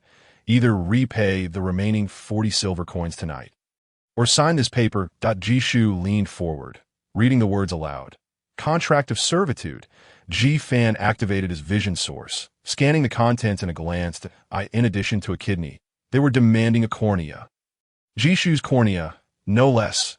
Elfei was truly ruthless. The tall leader continued, "Repaying debts is a matter of justice. Besides, losing a kidney and an I1T kill you'll still be able to eat and drink." He rambled on with his tirade, while Fan pondered, knowing he could never sign such a document, not even if it meant death. They truly owed this money after years of borrowing, and it had to be repaid. What a curse! If only those 12 gold coins hadn't been lost, this wouldn't be an issue. If converted to copper coins, he could easily beat these three into submission. The only solution now was to create talismans to settle the debt. 3 hours. Chapter 10. Crafting livelihood talismans. What? The tall leader was taken aback that Fan had no intention of repeating himself. Pulling Guixu through the wall of 3 men. One of the lackeys reminded. "Boss," he said, 3 hours. The tall leader laughed heartily. 3 hours? Where do you plan to earn 40 silver coins in that time? Even if one were to mortgage their home, no one would take over at such a late hour. As the door swung open, Fan turned his head. "What a bother. Let us resume this discussion in 3 hours. For now, please be silent." With a resounding thud, the door slammed shut, leaving the 3 outsiders in a state of confusion. The tall figure pointed at the door, trembling beside his companion. What did he just say? Upon entering the room, Fan flicked on the light. Beneath the dim glow of the yellowed incandescent bulb, the cramped space featured a pine wood table at its center point. One corner of the table was marred by water damage, rendering it quite unsightly. Flanking the table were 2 mismatched chairs, evidently salvaged from various recycling stations. This constituted the dining area for the siblings. That on either side of the dining area were 2 doors. One led to the kitchen, while the other served as Fan's workshop for crafting talismans. "Go on upstairs to sleep," Fan instructed Guixu, before making his way to his dark, cramped workspace, ready to begin his talisman creation. The simplicity of this room is beyond description, rivaling that of the dining area. It contained merely a small stool and a square wooden work table, which was missing a corner, propped up by a piece of black stone to maintain stability. There was no lamp in the room, save for a small desk lamp that provided illumination. As he switched on the desk lamp, his eyes fell upon the items before him. A half-meter-long metal box, secured with a lock. This box contained his greatest treasures. Retrieving the key from behind the work table according to memory, he unlocked it to reveal 3 items. 3 defective cards, a talisman-making pen, and 10 templates for living talismans. The defective cards were those that had gone awry during the crafting process. The talisman-making pen was an essential tool for inscribing talismans, and the templates were foundational to the process. To create a talisman, one must inscribe smooth, complete, and accurate runes on the template, and then infuse it with source energy to bring it to life. The templates were categorized as living templates, level 1, level 2, and so forth. The 10 templates here were merely the most basic living ones. Made from alloy, these templates could be recycled if mistakes were made. Generally, 5 defective cards could be exchanged for 1 intact template, while a living template was valued at 2,500 copper coins. The 10 templates alone were worth 250 silver coins at a course. These were on credit from the talisman shop owner. Otherwise, he could not afford them. The owner believed in Ji Fan's ability to craft talismans. Crafting a living talisman involves inscribing several runes, typically up to 5 at Ji Fan had a solid foundation. With a high success rate for single runes and the occasional success with double runes, ensuring steady business for the shop. Sitting on the small stool, Ji Fan reminisced about his experiences in crafting talismans. After being introduced to talisman knowledge at the academy, he became immersed in this art. The principle of talismans lies in employing intricate runes to communicate with the ubiquitous quantum realm. This quantum realm is a mysterious domain with numerous distinct properties. Runes serve as the bridge between the quantum realm and the templates. The characteristics of different runes elicit corresponding effects within the quantum realm of the template. Those who have not unlocked their potential cannot craft talismans higher than the first level. However, Ji Fan had unlocked his potential, yet remained unable to create first-level talismans, as he had not learned any runes beyond the 5 basic ones. Recalling the 5 foundational runes in his mind, Ji Fan picked up a template and a talisman-making pen, beginning to inscribe. The sharp metal tip glided gently across the alloy card, leaving behind slender green lines that flowed smoothly from the tip. As the palm-sized card filled with delicate green lines, a complex and profound rune pattern gradually emerged, becoming increasingly refined with each stroke of the pen. With a gentle twist of the pen, an elegant rune appeared on the card. At this crucial juncture, the connection between runes was most prone to error. Ji Fan's gaze remained intently fixed upon the card, holding his breath for fear of disturbing the delicate process. Upon closer inspection, one would notice that his right arm remained completely still, with only his wrist in motion. The pen tip, sharp as a blade, paused momentarily, and a swift change in tempo solidified the rune S formation. The double rune was complete, and Ji Fan set down the talisman-making pen. Success! Source energy surged from within him and flowed into the card, causing the rune pattern to suddenly illuminate. The runes harmonized flawlessly. With no errors in the past, one would have to test their talismans on a source energy machine at the shop to determine if there were mistakes. However, Ji Fan, now possessing a source energy level of 5, could directly assess it with his internal energy. Shaking out his aching hand and massaging his neck and eyes, Ji Fan exhaled, "Phew, I never imagined inscribing a double rune living talisman would be so taxing." In the market, the Bureau of Talisman Affairs set the base prices. A single rune talisman was valued at 3 silver coins, double at 4 silver coins, triple at 5 silver coins, quadruple at 7 silver coins, and quintuple at 10 silver coins. Private retailers often charged more. Suddenly, a panel appeared. Name: Ji Fan, age 18, source energy. I source 5.01 skill. LV0 talisman, making 41 energy. 1,210,000. Ji Fan was startled. Initially fearing another danger had arisen. This thing was far too alarming. However, he quickly focused on the panel, noting several intriguing changes. First, the LV0 talisman making, which had originally been at 40, had increased to 41. Additionally, both I-Source and LV0 talisman making now bore a dot. Most strikingly, the energy at the bottom of the panel read 12. Why was it 12? Could it be referring to that 12? Ji Fan remained haunted by the 12 coins he had previously lost. Could this be a pay-to-win panel? Unfortunately, he had no money. Even if he did, he wouldn't dare try it, as the cost would be unbearable. It seemed he would need to carefully plan his life moving forward. Should he value money over people, or prioritize people over money? His gaze fell upon the. Feeling an urge, Ji Fan impulsively tapped the next to I-Source 5.01.5.02. This, perhaps tapping it twice, would yield a geometric increase. Ji Fan thought, driven by this hope, and tapped again. 5.03.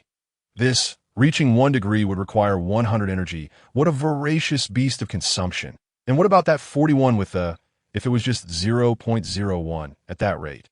It would take an eternity to reach 100. Was this ridiculous panel merely a source of amusement? Though he thought this, his contrary instincts compelled him to tap the after 41 as well. 51. Ji Fan's eyes widened in disbelief. Could it be a bug?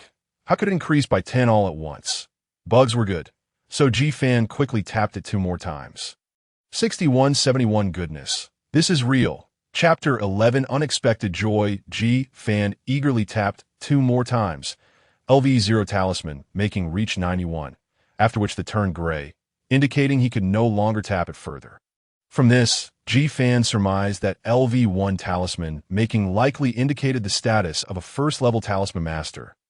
A first-level talisman master must possess the strength of a first-level mountain and sea master, meaning their source energy must exceed 10. Ji Fan retained the remaining 6 energy points, considering them valuable and opting not to use them. Now, with significant advancements in his talisman-making skills, he could confidently say he had reached the pinnacle of living talismans. Could he now craft triple or even quadruple rune talismans? That would amount to a substantial sum. Continuing with his talisman making, Ji Fan felt a newfound ease, as if his talisman-making pen had transformed into a butterfly, agile and unparalleled in grace. Despite having struggled to inscribe a double rune talisman moments ago, he now effortlessly crafted triple and quadruple runes. With the remaining 9 templates, Ji Fan, energized as if by a stimulant, inscribed 5 triple rune talismans and 3 quadruple rune talismans.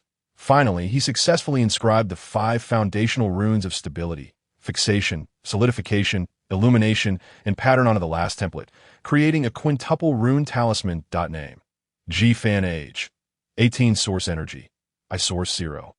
42 skill: LV0 talisman, making 99 energy, 610,000 indeed. Crafting a single talisman had increased his skill by 1 point. Upon reaching 99, even crafting a quintuple rune talisman would no longer yield further increases. Ji Fan was quite satisfied with his achievements. None of the 10 cards were defective. Quite impressive indeed. Among these 10 cards, there was 1 double rune, 5 triple runes, 3 quadruple runes, and 1 quintuple rune. In the market, their total minimum value would amount to 60,000 copper coins or 60 silver coins. Repaying the debt was more than feasible. In fact, there was potential to reclaim some cash. Ji Fan tidied up his desk, stowing away the talismans in preparation to step outside.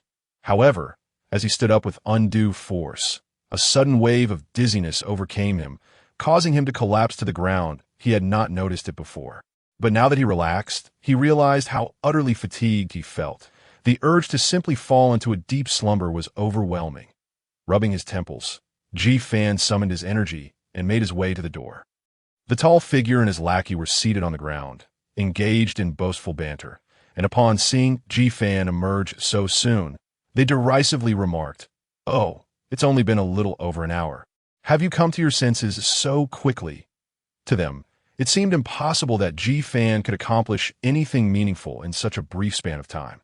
However, to their astonishment, Ji Fan produced a talisman with 2 stripes, 3 with 3 stripes, and 3 with 4 stripes, 7 talismans in total, and waved them before the tall figure and his companions.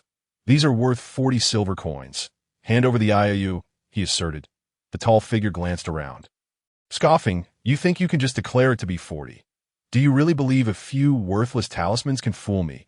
Ji Fan rolled his eyes, too weary to engage in a verbal dispute. Opting instead to let his actions speak for themselves, he approached a dilapidated ceramic jar by the roadside, channeling his source power through his vision. The talisman shimmered with a layer of grayish light, and in an instant, the jar vanished, revealing the image of a shattered ceramic vessel on the reverse side of the talisman. Subsequently, Ji Fan took out the remaining 6 talismans and proceeded to gather various items from the ground: stones, wooden stumps, and weeds, each image displayed on the back of the talismans. You could easily recycle these at any talisman shop. If you find it troublesome, just head to the Talisman Bureau. Their base value alone is worth 40 silver coins. It's getting late. Hand over the IOU, and we'll settle this. The tall figure was caught off guard by Ji Fan's display. Their leader had never anticipated Ji Fan would actually repay his debt, so they had only brought along a contract for servitude. Who would have thought that within less than 2 hours, this young man could produce so many talismans? In this day and age, talismans were a form of hard currency, even more valuable than money. It was evident he and T crafted them on the spot. If he were truly that capable, he would be flying. "I didn't bring the IOU. It's too many to carry," the tall figure replied. Turning his gaze elsewhere, Ji Fan felt an urge to chastise him, but he lacked the energy. "Just you wait." My friends will come looking for you tomorrow. The tall figure, aware of his own shortcomings, spat out a threat and turned to leave. Ji Fan, unable to hold on any longer, felt himself nearing his limit. He hurriedly shut the door and retreated to his room on the second floor, collapsing on his bed and falling into a deep sleep. A night passed in silence. Dawn broke, and the horizon lightened. The chirping of a black woodpecker nestled among the green vines outside his window stirred Ji Fan from his slumber. Stretching languidly, his bones cracked and popped, and he felt revitalized, as if the entire world had transformed. Glancing at the small alarm clock on the table, he noted it was still before it was early, and Xiao Shu likely hadn't yet awakened, so Ji Fan returned to his bed and sat cross-legged. After crafting 10 talismans the previous day, he had fully exhausted his mental energy and hadn't taken the time to investigate the nature of the Tai Xianqing Lian. With his legs crossed and heart centered, he focused inward, summoning the Tai Xianqing Lian within his mind which began to rotate gently. In that instant, the chaotic spiritual energy around him converged rapidly towards Ji Fan, perhaps because the slums were closer to the outskirts and the forest, or perhaps due to a lack of mountain and sea cultivators. The spiritual energy here was denser than in the urban area. All the energy was absorbed by the Lotus platform, gradually transforming into source power, which flowed into his vision. Suddenly, he felt as if he could see everything within the room. The old wooden bed had peeling paint, while the dark brown wardrobe doors refused to close. On the simple desk lay a piece of glass, beneath which rested a 3-inch photograph. The image featured a strikingly beautiful middle-aged woman clad in a black velvet dress, draped in a white shawl, her left ear adorned with a silver earring. She cradled a porcelain doll-like girl in her arms, while her left hand linked with a sturdy middle-aged man dressed in a brown leather coat over a white shirt. Seated on the man's left leg was a young boy, around 7 or 8 years old. All four smiled brightly at the camera. Was that carefree smile truly mine? Missing teeth but still radiating joy. No, wait. Wasn't I in the midst of cultivation? Had my soul ventured out of my body? Ji Fan concluded his meditation, closed his eyes to feel around, and realized he could probe the secrets within a certain radius. Was this divine perception? What a delightful surprise! After several attempts, he found he could control it freely, though sadly the range was too limited. Summoning his panel, he noted, name, Ji Fan, age, 18 years, 12 sources of Zhou Tian. Vision source 5.17, skills, LV0 talisman crafting 99, energy, 61000. Why had the energy diminished? It seemed that crafting talismans required one to reach the first level of mountain and sea master. Could it be that source power also had limitations in other aspects? Ji Fan rose, clenched his fist, and felt that his physical strength had increased by at least 100 kilograms compared to before. In novels, they often describe the body as a vessel and spiritual energy as water. The larger the vessel, the more energy it could hold. That if my vision source couldn't be expanded, could it be that this principle applied here as well? He couldn't help but recall the energy points he had wasted yesterday. The Tai Xianqing Lian could cultivate source power so swiftly. Using energy to enhance source power seemed counterproductive. Henceforth, he vowed not to squander it. Ji Fan adjusted to his newfound strength within the room. That old silver coin was quite something. Perhaps it was time to retire the nickname, and, the next time he visited the grave, tidy up a bit for him. Chapter 12. Lu Fei comes knocking as Ji Fan practiced the Taizu long fist in his room. He suddenly felt his legs weaken, nearly toppling out of the window. A wave of intense hunger washed over him, and he sensed every cell in his body was in distress. The discomfort was unbearable. He could devour 10 bowls of the previous day's meal without hesitation. Upon reflection, he realized he hadn't eaten much since last night and had exhausted his mental energy crafting talismans. No wonder he felt so terrible. He couldn't delay any longer. He had to venture out to buy food, for the discomfort was intolerable. Glancing at the clock, he noted it was nearly 9, prompting him to awaken Guixu so they could eat together. Just then, he heard a commotion from downstairs, followed by a low, icy voice. Has everyone cleared out? Yes, boss Lu. In total, there are over a dozen families. They've all gone to Ergo's place for buns. Not a single fly is left nearby. The voice belonging to the so-called boss Lu continued.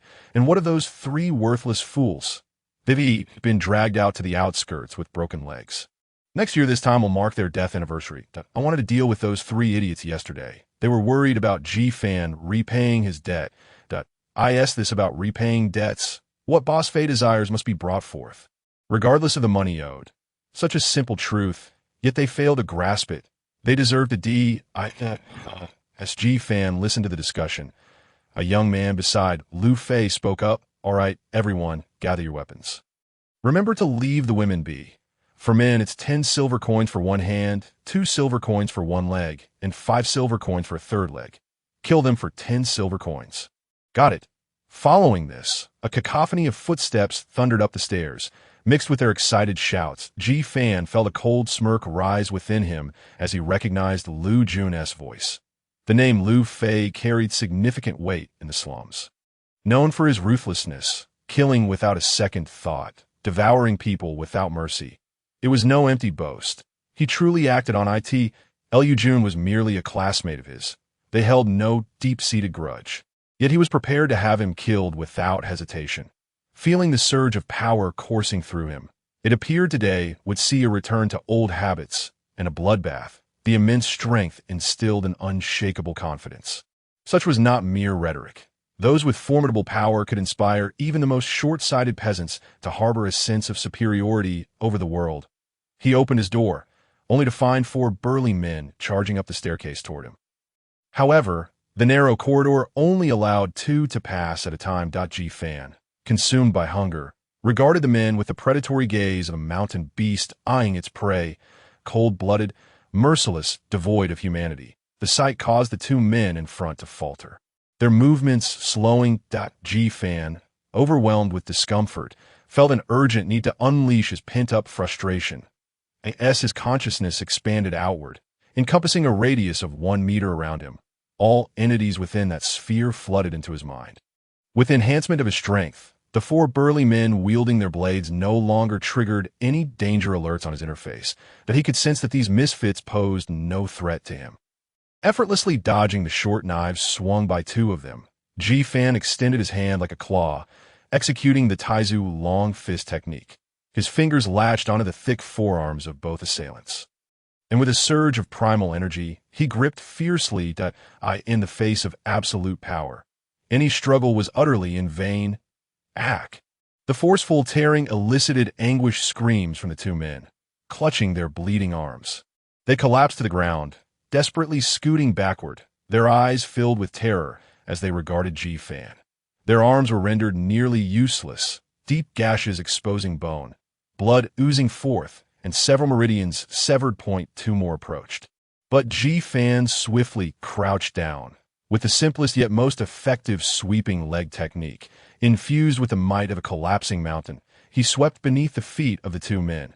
Crack, crack, crack, crack. 4 crisp sounds of bones fracturing echoed as they fell to the ground in agony. Their cries more pitiful than those of the previous duo. Having just ascended the stairs, Lu Fei's mind was on the brink of explosion. After years of investing in Fengxia and spending so much money to support these men, could he not even handle 1 student? G-Fan, a mere youth from the slums, had just come of age. How formidable could he possibly be? Anger aside, Lu Fei's actions were swift. A large black pig, accompanying Lu Jun, charged at G-Fan upon Lu Fei's signal. Beast name, Fat Boar level, low stage, growth attribute, strength physical characteristics, weighing over 400 pounds, with astonishing impact power and dense. Tough flesh techniques, charge, heavy pressure warning. Alert, danger is approaching. The interface displayed a warning in white text. This creature was the very fat boar they had consumed just yesterday. G-Fan sidestepped the charge, unable to conceal his drool as he gazed at the boar. Its dark skin was chewy. It was hefty and substantial. Xiaoshu had claimed it was delectable. Realizing G-Fan's undisguised intent, the 400-pound boar let out an angry grunt and charged forward. At such an immense weight and acceleration, the destruction it could wreak would be formidable. Yet, G-Fan had no intention of meeting it head-on. Would you not dodge if a train were barreling towards you? Only fools would stand their ground. With a swift motion, G-Fan drew a short knife and held it horizontally against the board. In this stance, without any further action, the boar would be its own demise. Indeed, under gravitational acceleration, Ji Fan merely adjusted his aim slightly, and the boar collided with the short knife he wielded. A deep gash stretched from the boar's right side, from head to tail. Although the knife was short, the wound was a staggering 20 centimeters deep, nearly reaching the point of dissection, effectively taking half of the boar's life. Thus, a pig remained a pig. Even when demonized, its innate intelligence was limited. Generally speaking, under 400 pounds of impact, a regular person could not reliably wield a knife to inflict harm upon it. El Fei believed this, which is why he had doubted Ji Fan's ability to withstand it. He had anticipated witnessing Ji Fan being trampled into a state of paralysis. Little did he know that in the blink of an eye, his beloved pet had transformed into a dying creature. El Fei was furious. The interface once again displayed a danger alert. Warning. Alert. Danger is approaching. This time, the text was in red. Ji Fan immediately heightened his vigilance, although he could not fathom what this rotund El Fei could possibly use to threaten him. With a sweeping motion, El Fei produced an old-fashioned handgun from his ample side. The MAK model. Ji Fan's body tensed, every hair on his body standing on end. He had never anticipated that El Fei would possess a firearm. The MAK handgun was crafted centuries ago by the Forging Bureau, the first batch of standard source-powered handguns adopted by the Security Bureau. Inserting a source power card allowed it to continuously fire energy beams, which held absolute lethality against any foe below the first-level Mountain Sea Master. However, the MAK was soon obsolete due to its inability to directly channel source power, rendering it ineffective in the long run. Even these outdated firearms were not permitted to circulate on the market, let alone be wielded by common folk. Chapter 13. Young brother, let us talk it over. Ji Fan recalled that El Fei's uncle was a security officer in the Fengxia district. Given the rampant corruption and clandestine dealings within, it would not be difficult for him to procure a MAK handgun if this incident were to come to light. Not only would El Fei face imprisonment, but his uncle would also be implicated. That El Fei was acutely aware of the stakes. Now that the existence of the MAK had been exposed, Ji Fan would not only have to die, but he would have to die swiftly. Go to hell. El Fei inserted the source power card and immediately fired. Ji Fan was extremely anxious, although he was already an apprentice Mountain Sea Master. Being shot would surely spell his doom. That moment, he could spare no thought for anything else. He performed a rolling maneuver, taking refuge behind the almost lifeless boar. Bang, bang, bang, bang, bang. 5 gunshots rang out in rapid succession. El Fei, intent on eliminating Ji Fan, fired wildly as if the energy beams were free. Unfortunately, this left his pained subordinates on the ground in dire straits. After the 5 shots, both men and the pig lost all semblance of life. Simultaneously, the danger alert on the interface vanished. Knowing he was safe behind the boar, Ji Fan cautiously revealed half of his head, peering at El Fei. Upon seeing Ji Fan, El Fei hastily pulled the trigger, only to find that the energy beam would not fire. A quick inspection revealed that the source power card he had just used was nearly depleted, having discharged all its remaining power in those 5 shots. Now that the MAK was exposed, failing to eliminate Ji Fan would pose a significant risk, both to himself and to his uncle. El Fei's resolve hardened. He cursed under his breath while swiftly reaching for a fresh source power card from his waist pouch. He intended to reload and unleash a barrage of bullets at Ji Fan, convinced that such firepower would ensure Ji Fan's demise. Ji Fan, having cultivated a ruthless heart from his previous life of peril, was determined that no one would leave alive today. Seizing the opportunity presented by the brief cessation of the danger alert, he harnessed his training as an apprentice Mountain Sea Master and his past experiences to leap towards El Fei. Just as El Fei successfully swapped cards, Ji Fan snatched the MAK from him without a word and fired a shot at El Jun's head, ending his life instantaneously. Poor El Jun had merely intended to witness Ji Fan's misfortune, but met a tragic end instead. El Fei was utterly blindsided by this turn of events. His hair stood on end, and a wave of terror washed over him, causing his face to twitch uncontrollably. Young brother, let us talk it over. Bang! Before he could finish his plea, Ji Fan shot him in the head. El Fei and his crew had plagued the slums for over a decade, leaving countless girls defiled and lives extinguished at their hands. Shielded by his uncle in the Security Bureau, They had evaded justice for far too long. Without hesitation, Ji Fan aimed and fired a few more shots at the remaining accomplices, sending them to their demise. Having crossed the threshold of bloodshed, he resolved to eradicate any survivors. Leaving witnesses would only lead to complications. After all, this area was still under the jurisdiction of the Fengxia District Security Bureau, and murder was a serious offense. Fortunately, the vicinity was clear of any bystanders, as El Fei had ensured that no one remained to hear the commotion. However, cracked at a door opened downstairs. Who could it be? A chill ran down Ji Fan's spine. Who would come to his home so early in the morning? He tightened his grip on the MAK and cautiously approached the staircase. Brother! Ji Fan was startled. It was the voice of Guixu. What is happening upstairs? Hurry down and eat the big meat buns. Ji Fan, with the MAK concealed behind him, descended the stairs to investigate, only to find Guixu carrying large bags of steamed buns, placing them on the table. How did you come back from outside? Ji Fan glanced upstairs, then at Guixu, his mind struggling to process the situation. He had always thought Guixu was too frightened to come out. So how had she returned from outside? What time had she woken up? At that moment, Guixu was beaming with joy, her two bags filled with happiness, grabbing two buns larger than her face. She bit into one and handed the other to Ji Fan. Today, I don't know what joyous occasion is happening at Dongtu Ergo's house, but they're giving out buns for free. Ha ha, filled with meat and vegetables. So many. All for nothing. Guixu devoured one in a few bites, and then took out another, biting down. Wow, they're still warm. Brother, aren't you hungry? Hurry up and eat. Ji Fan watched as Guixu savored her meal with great enthusiasm, and a wave of hunger surged through his senses once more. He reached for a large bun and took a couple of hearty bites. The taste was hard to describe. It seemed as though the dough was mixed with grit, and swallowing it felt like scraping his throat. The vegetable filling had a bitter flavor that was even worse than wild greens. What was most outrageous, however, was the minced meat. Where was it? Come out and let me see. I promise I won't eat you.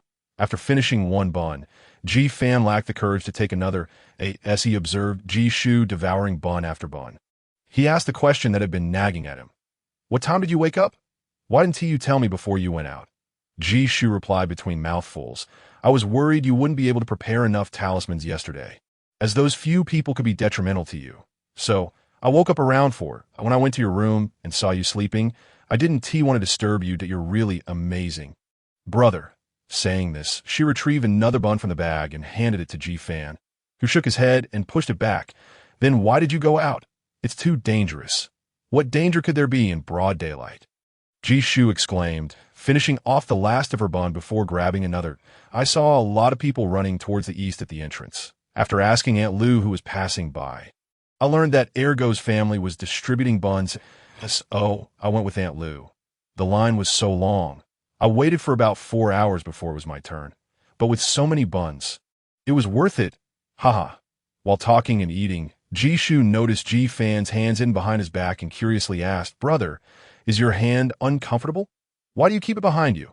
Ji Fan contemplated whether to reveal the truth to Guixu when suddenly she gasped while eating her bun. Something is dripping from upstairs, and it landed on the bun. Guixu quickly pulled the bag away, and soon drops of bright red liquid began to fall onto the table. What is this red stuff? Guixu looked at Ji Fan with a confused expression. Brother, what did you do upstairs?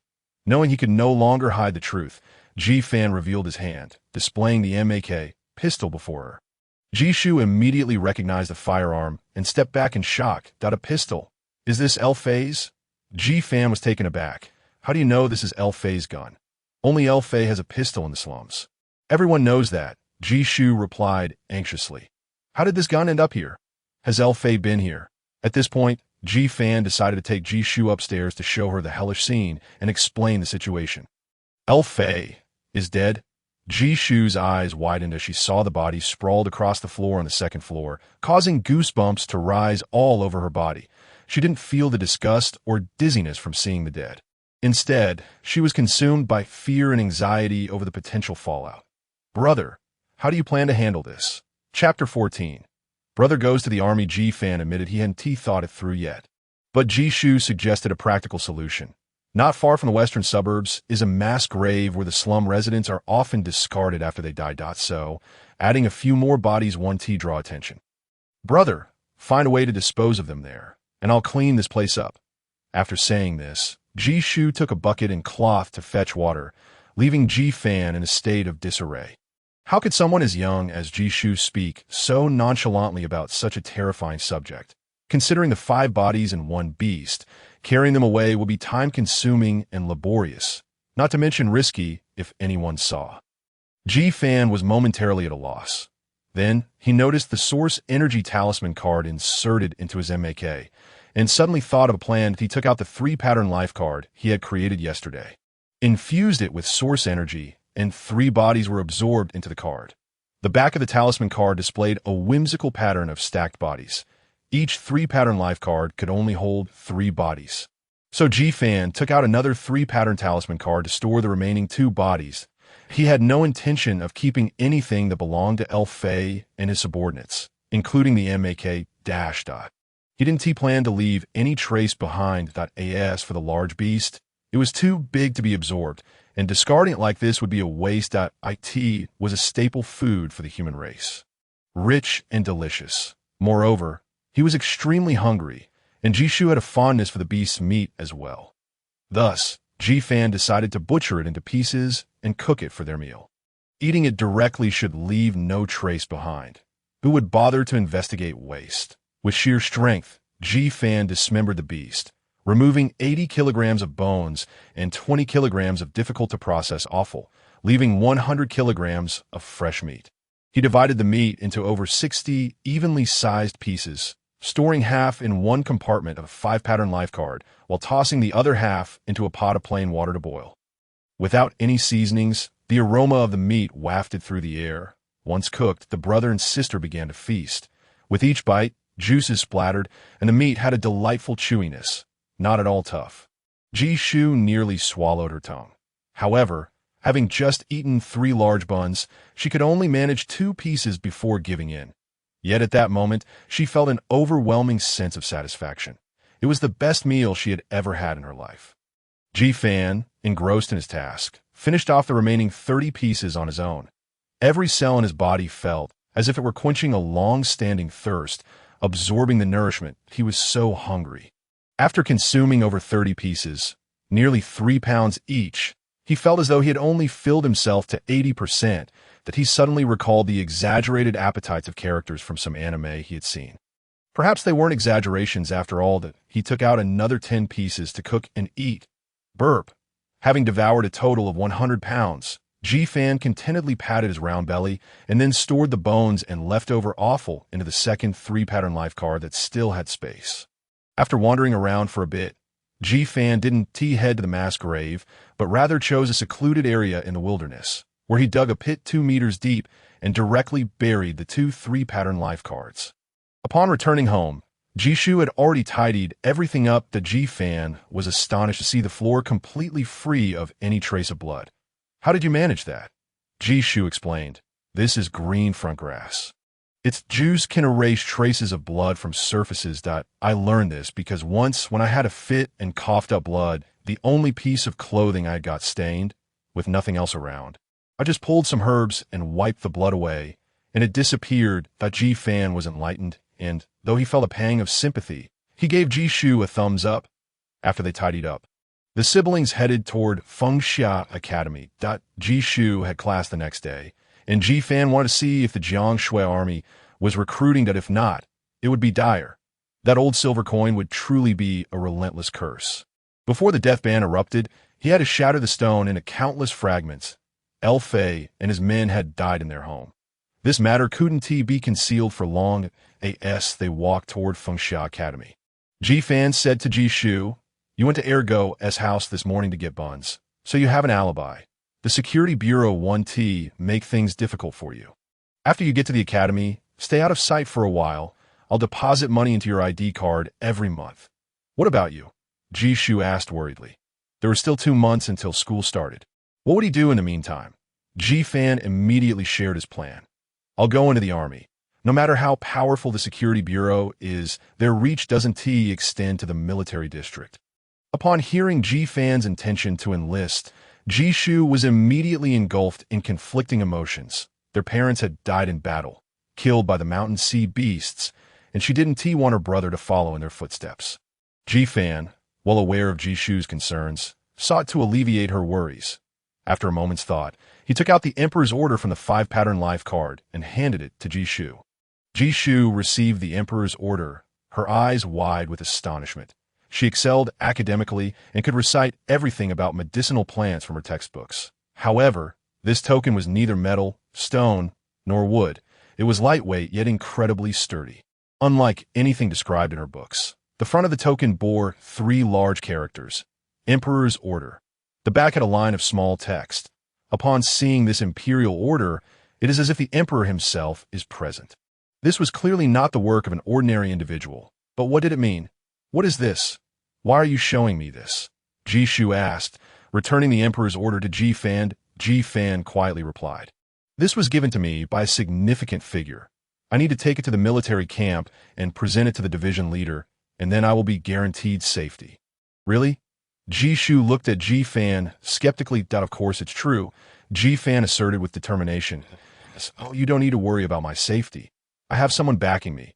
Upon arriving at the academy, Ji Fan discovered a throng of individuals congregated at the entrance, all there to submit their applications. After escorting Guixu to the dormitory building, Guixu repeatedly urged Ji Fan to call her weekly to assure her of his well-being before finally allowing him to depart. At the entrance, Ji Fan glanced at the educational institutions available for enrollment, noting only 2.1 was the Tianlong Academy, which encompassed the Qingshan district. The other was the Military Academy, ranked at the bottom among the 18 institutions.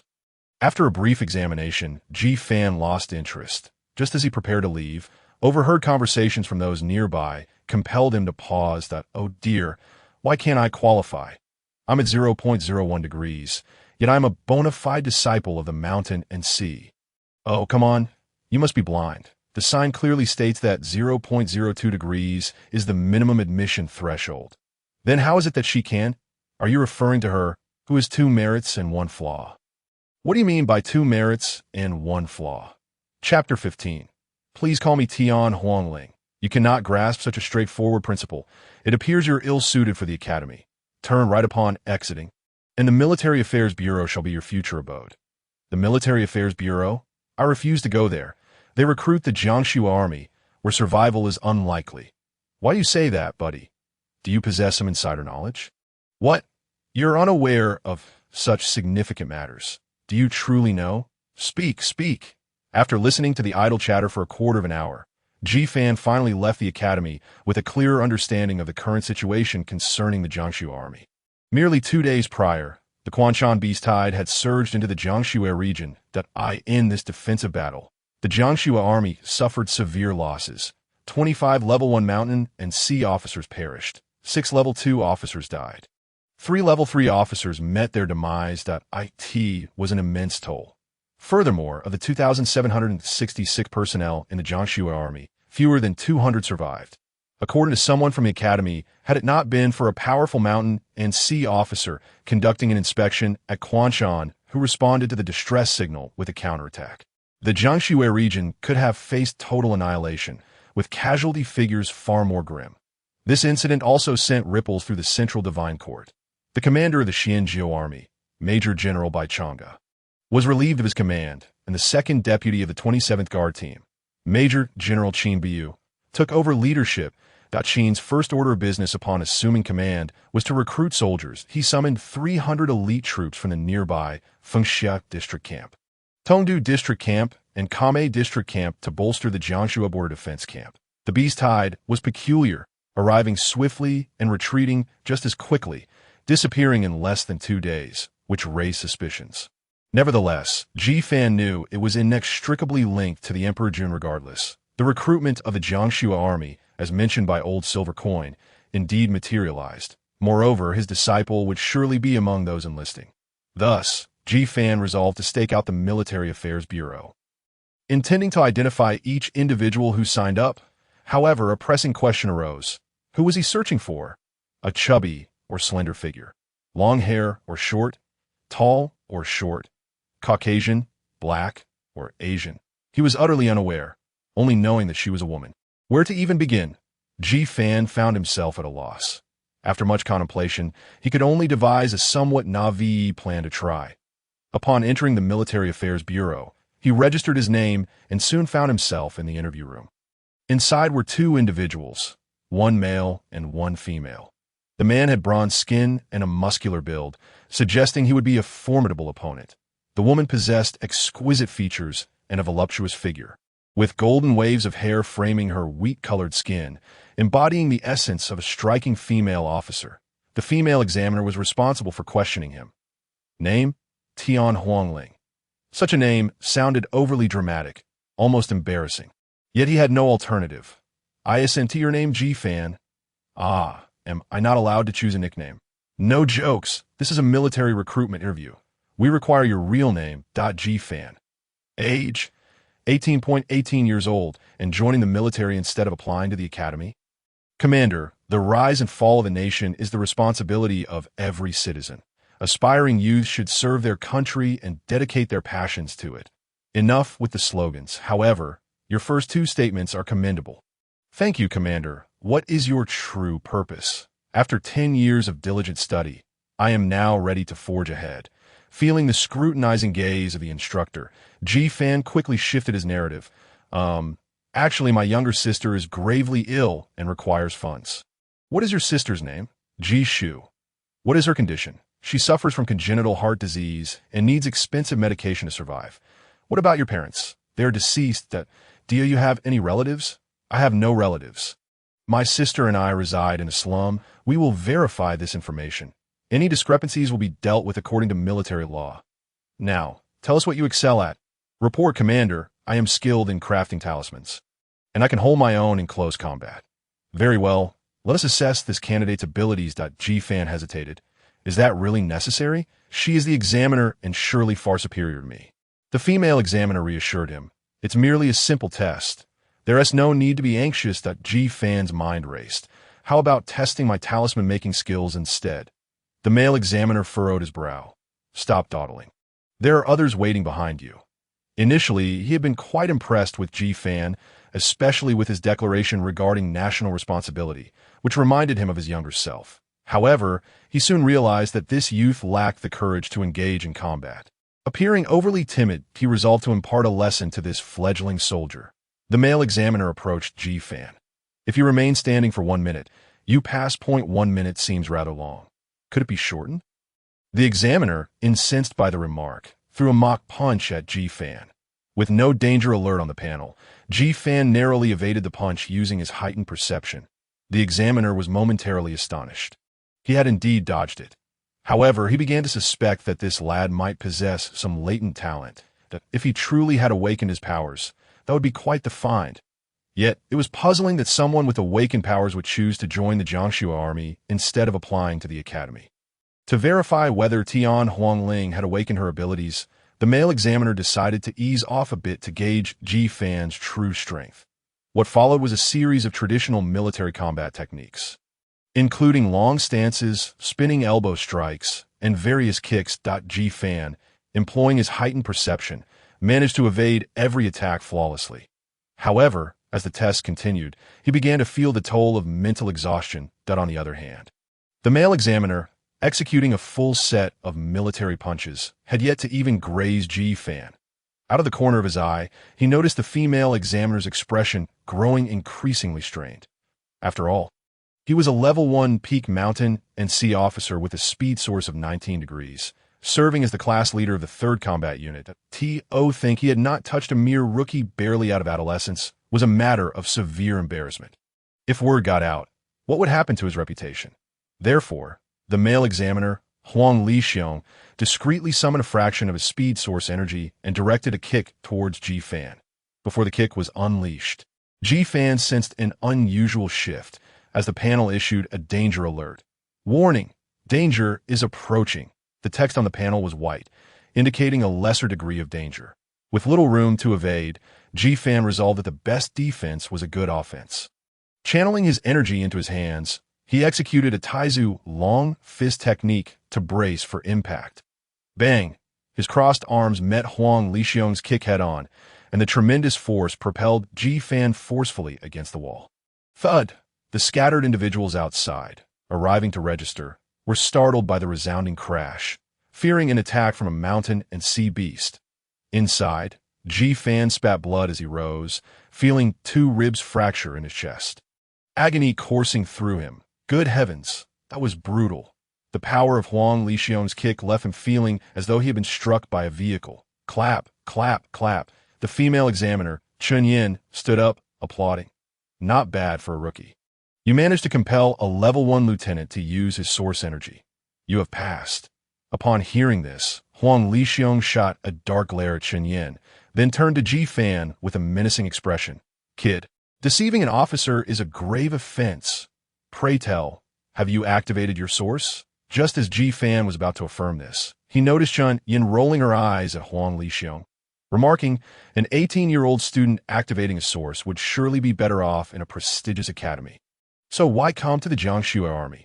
Huang Lixiong understood the logic behind her words, but still harbored the suspicion that Ji Fan had indeed activated his source, after assessing Ji Fan's condition. Xuanyuan produced a vial of medication and handed it to him. Due to his frequent visits to the medical bureau, Ji Fan immediately recognized the first-grade hemostatic agent produced by the bureau, valued at 10 silver coins. Enduring considerable pain, he expressed his gratitude and promptly opened the vial, consuming its contents. Xuanyuan extended her hand and remarked, to withstand a strike from a first-grade mountain sea master and still stand to speak. Impressive. I certainly couldn't manage that. Allow me to introduce myself. I am Xuanyuan, the logistics officer of the Jiangsu army. Upon drinking the potion, Ji Fan felt a swift improvement in his injuries, even the fractured ribs experiencing a miraculous reconnection. He reached out to shake her hand, replying, Greetings, Officer Chun. Suddenly, Xuanyuan flashed a mischievous smile, causing Ji Fan's expression to stiffen as a warning appeared before him, alerting him to impending danger. Almost instinctively, Ji Fan grasped Xuanyuan's shoulder with his left hand while stepping back with his right foot to brace against the wall. Stabilizing his stance in the next moment, Xuanyuan unexpectedly attempted to lift him and throw him to the ground. Fortunately, Ji Fan was prepared, using his left hand and right foot to secure his position, thwarting her intentions. How cunning! Noticing her failure, Xuanyuan released him, her gaze now filled with admiration. Most individuals lower their guard when they receive kindness or comfort. That I never expected you to anticipate my next move, even in such a situation. You are the first recruit I genuinely admired at that moment. Huang Lixiong approached, his expression anything but pleasant. What nonsense, concealing your source activation and pretending to be a simpleton. Do you think you're impressive? Enough, Huang, that it's no simple feat to activate a source. Take this to the next room. Through their earlier exchange, Xuanyuan had discerned Ji Fan's activation of his source, recognizing that a new recruit with such an ability was highly coveted and could not be scared off by Huang. She shot him a fierce glare before presenting Ji Fan with a form. Instructing him to proceed with the necessary procedures, Ji Fan stepped out, rubbing his chest. The kick he received was indeed substantial. Yet thanks to the hemostatic agent's restorative properties, he was not severely harmed. He had previously grown somewhat arrogant, considering his activated panel, the Tai Xin Qing Lian, and his cultivated divine awareness, underestimating the world around him. Little did he know that a first-grade mountain sea master, merely harnessing a fraction of source energy, could render him in such a wretched state. It should be noted that first-grade mountain sea masters are capable of subduing mountain sea beasts. Should one be unleashed, even 10 of him would have no chance of survival. Alas, he was still too weak. He must hasten to enhance his physical prowess. With form in hand, Ji Fan entered the next room. Here, he was measured for height and weight, had his fingerprints taken, provided hair samples, and submitted blood specimens, even receiving an identification card that recorded all his data. Moving on to the next room, he encountered a machine of indeterminate purpose. A middle-aged soldier, bespectacled and yawning, noticed Ji Fan's entrance and waved him over to present the form, then placed his hands on the machine. As the machine activated, emitting a gray luminescence, the soldier, poised to mark the form, suddenly caught sight of the gray glow. The soldier, having just made notation, immediately straightened his posture, removed his glasses, and rubbed his eyes before looking back at the machine. Indeed, it was radiating a gray light. "Have you activated your source?" Before Ji Fan could respond, the soldier hastily approached the machine. "Ding! Source activated. Excellent, excellent. Instead of pursuing studies at an academy, you choose to enlist. This young man has a promising future." Recognizing the value of a recruit with an activated source, the middle-aged soldier resolved to take Ji Fan under his wing. Ji Fan, henceforth you shall be a member of the Jiangxue Army's 3rd Combat Unit. Do not return. There are dormitories in the rear, and you will reside here for the next few days. In 3 days, we depart together. By the way, I am Li Lin, the Deputy Director of the 3rd Combat Unit. Ji Fan arrived at the dormitory assigned by Li Lin, now in possession of a military green duffel bag containing a uniform and a pair of military boots. This signified that he was now officially a member of the Jiangxue Army. In the capital's Shikan district, amidst the steel jungle of the metropolis, a striking green space drew the eye. This was the ancestral land of the Ji family, the most powerful clan in the capital. The Ji family, with its roots tracing back centuries to before the New Era, is an ancient and prestigious lineage. The area, adorned with lush waters, maple trees, and vibrant flora, presents a breathtaking spectacle. 4 buildings stand on the several acres of land, 3 of which encircle a vintage villa, symbolizing the harmony of the 3 powers. This villa serves as the core of the Ji family, with general family members barred from entry. Have you sustained an injury? In the study of the villa, a tall, middle-aged man dressed in a purple-red leisure outfit inquired. This man was none other than Ji Yuanxian, the head of the Ji family, one of the 8 prominent clans of the Central Divine Court. Kneeling before him was a young man clad in an expensive dark blue suit with striking features, yet his complexion was pallid, with a trace of crimson at the corners of his mouth. This individual was Ji Shiping, the head of the capital's security bureau, who had been injured while on a mission. "Thank you for your concern, family head. It is but a minor wound." Ji Yuanxian swirled his wineglass, seemingly indifferent to Ji Shiping's injury, and proceeded directly to the matter at hand. "What is the current situation?" Kneeling on the ground, Ji Shiping replied with utmost respect. "When I pursued Emperor Jun, he was already at death's door. In the end, he used a Yuan Dan against me, which also resulted in its destruction. Moreover, he was gravely poisoned and has since perished." Upon hearing this, Ji Yuanxian's stern countenance softened considerably as he extended a hand to help Ji Shiping rise. "Where is the Emperor's decree? Where is it?" However, in the face of Ji Yuanxian's cordiality, Ji Shiping's anxiety persisted, beads of cold sweat forming on his forehead. "That it is missing." With a crash, Yuanxian's wine glass shattered, the costly contents spilling across the floor. "Are you jesting with me?" In an instant, a shadowy figure emerged, and Ji Shiping was engulfed by a wave of dark energy. The temperature of this energy was exceedingly high, reducing all valuable items around to ashes, as Ji Shiping's veins bulged, compounding his injuries. A family head. The second young lady was not with Emperor Jun at the time. He must have entrusted the decree to her. Moments later, Ji Yuanxian waved his hand, dissipating the dark energy. His expression remained impassive as he stated, "You have 6 months. If the Emperor's decree is not found by then, your lineage shall be expelled from the ancestral land."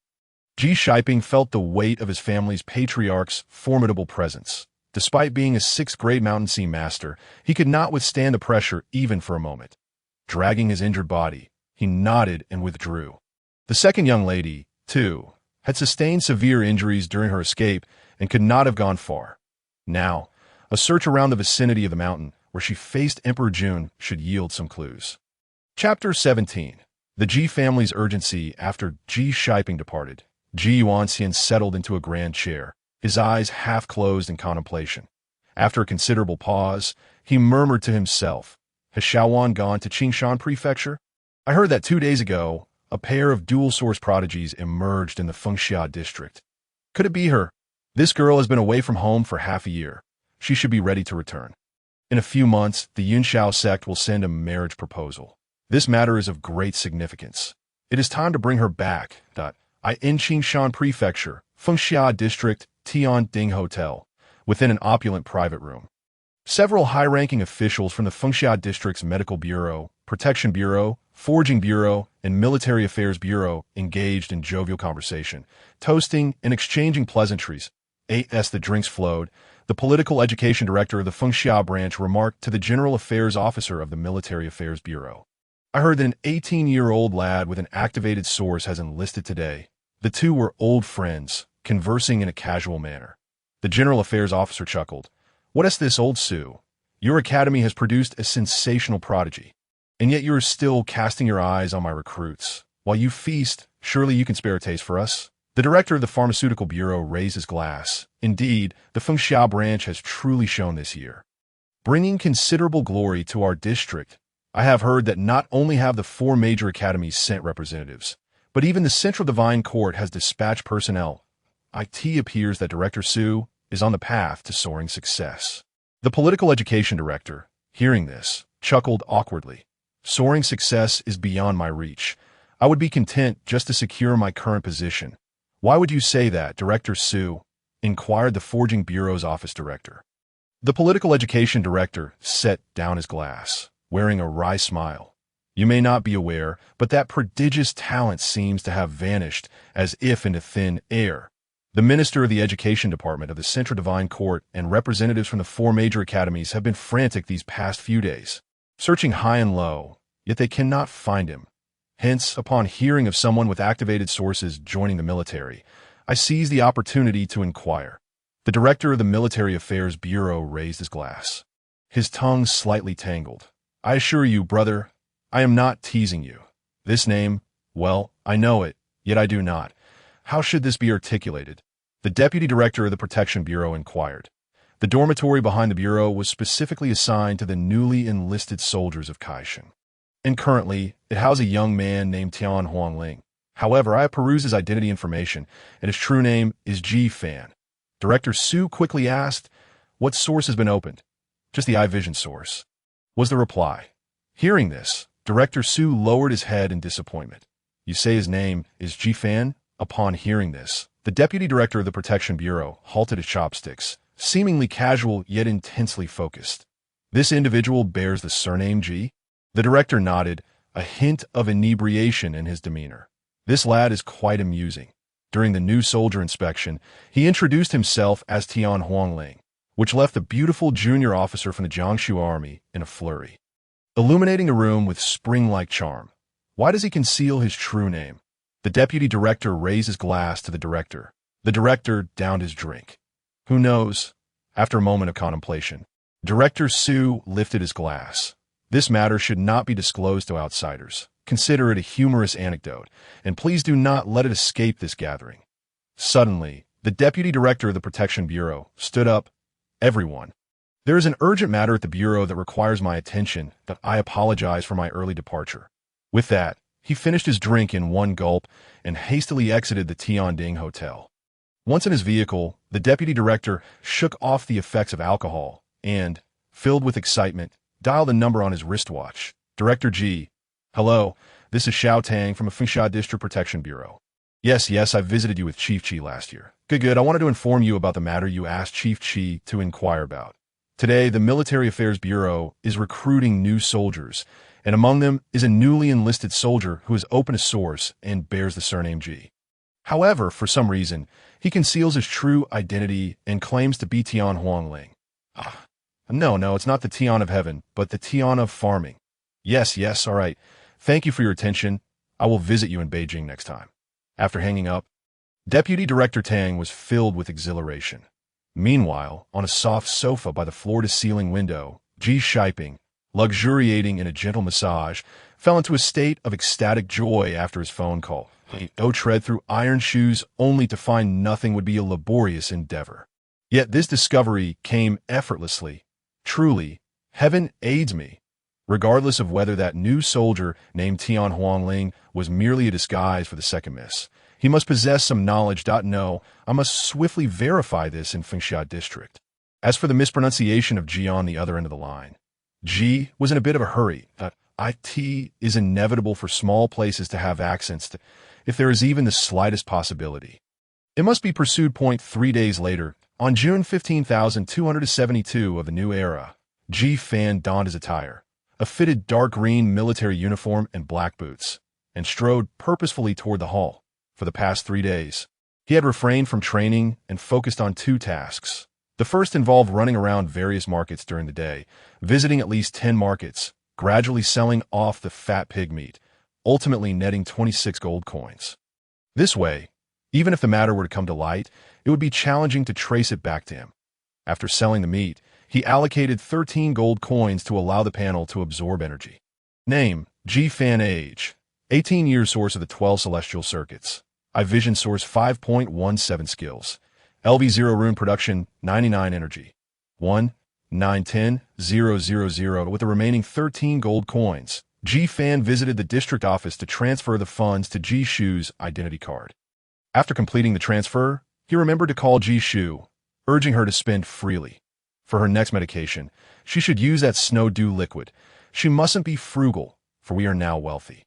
The second task involved visiting neighbors after dinner. He wandered about, observing everyone, introducing himself as Tian Huangling, and noting their reactions. Unfortunately, he discovered no significant clues. This left everyone at the Fengxia District Military Affairs Bureau aware of a newcomer named Tian Huangling. At 9:55 a.m., G-Fan arrived at the Military Affairs Bureau Hall for assembly. He glanced around, noting that the previously mentioned Lieutenant Li Lin was absent, as were the male examiner Huang Lixiong and female examiner Chunyuan. G-Fan paid it no mind, considering that his old apprentice, the Silver Coin, was likely enlisted in another district. The Jiangxia army had recruitment points in nearby districts. Fengxia District had a pre-recruitment of 300. With 295 actually enlisted, at 10 o'clock sharp, 3 large military buses, each 3 stories high, arrived punctually at the playground of the Fengxia District Military Affairs Bureau. Before boarding the buses, Quartermaster Chun Yin distributed 2 items to each new soldier. One was a seemingly high-end wristwatch, the other was a black belt. With the explanation provided by the accompanying veterans, G-Fan understood the purpose of these 2 items. The identity wristwatch served a similar function to the identity card. Additionally, it had recording capabilities and could autonomously tally military merits. Although the watch originally possessed communication and internet functions, these were removed due to confidentiality concerns within the military district. The black belt was a rune card belt, a type of rune card holder. Worn around the waist, it featured 3 slots on each side for convenient access to cards during combat. Over 300 individuals boarded the bus in succession, and it departed Fengxia District towards Jiangxia District. Although both districts fell under the same jurisdiction, Qingshanfu was located on the western frontier, necessitating crossing mountains to reach the next district. The bus had 2 levels, each accommodating 50 individuals. With 2 people per seat and ample space between rows. G-Fan understood this spacious design was intended for regular troop transport, allowing for the accommodation of military equipment. On board, veterans from the Jiangxia Army's 3rd Combat Unit briefed the new recruits on the current situation in Jiangxia District, as well as the challenges they would soon face. Chapter 18. What a joke! That lad is disguised as a girl. A week prior, the Jiangxia Army had faced the onslaught of the K-Mountain Beast Tide, resulting in the near obliteration of the original troops. The ranks of lieutenants and captains had dwindled to less than 1 in 10, and even among ordinary soldiers, fewer than 200 remained. The newly appointed Commander Qin had dispatched elite battalions from other districts to reinforce the Jiangxia Army, and an additional 2,000 new recruits were being recruited from nearby districts to bolster the ranks. Colonel Luo Lei, the highest commander of the Jiangxia Army, resigned in disgrace, and the new battalion commander was transferred from the 1st Army. It was said that this Colonel Zhao Shanrong was an elite from the 1st Army, a candidate for the 3rd Minister of the 1st Army, and his strength was comparable to that of a 5th-level Mountain Sea Master. It remained unclear why he was reassigned here. Moreover, Colonel Zhao Shanrong brought along 2 2nd-level dual-source majors as deputies. Dual-source powerhouses could easily challenge higher levels, comparable to 3rd level. Now, the Jiangxia Army was unprecedentedly powerful, a completely new force.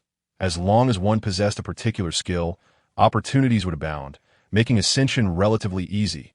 However, the dangers were equally numerous. Jiangxia District had long been plagued by the incursions of mountain sea beasts due to its geographical association with K-Mountain.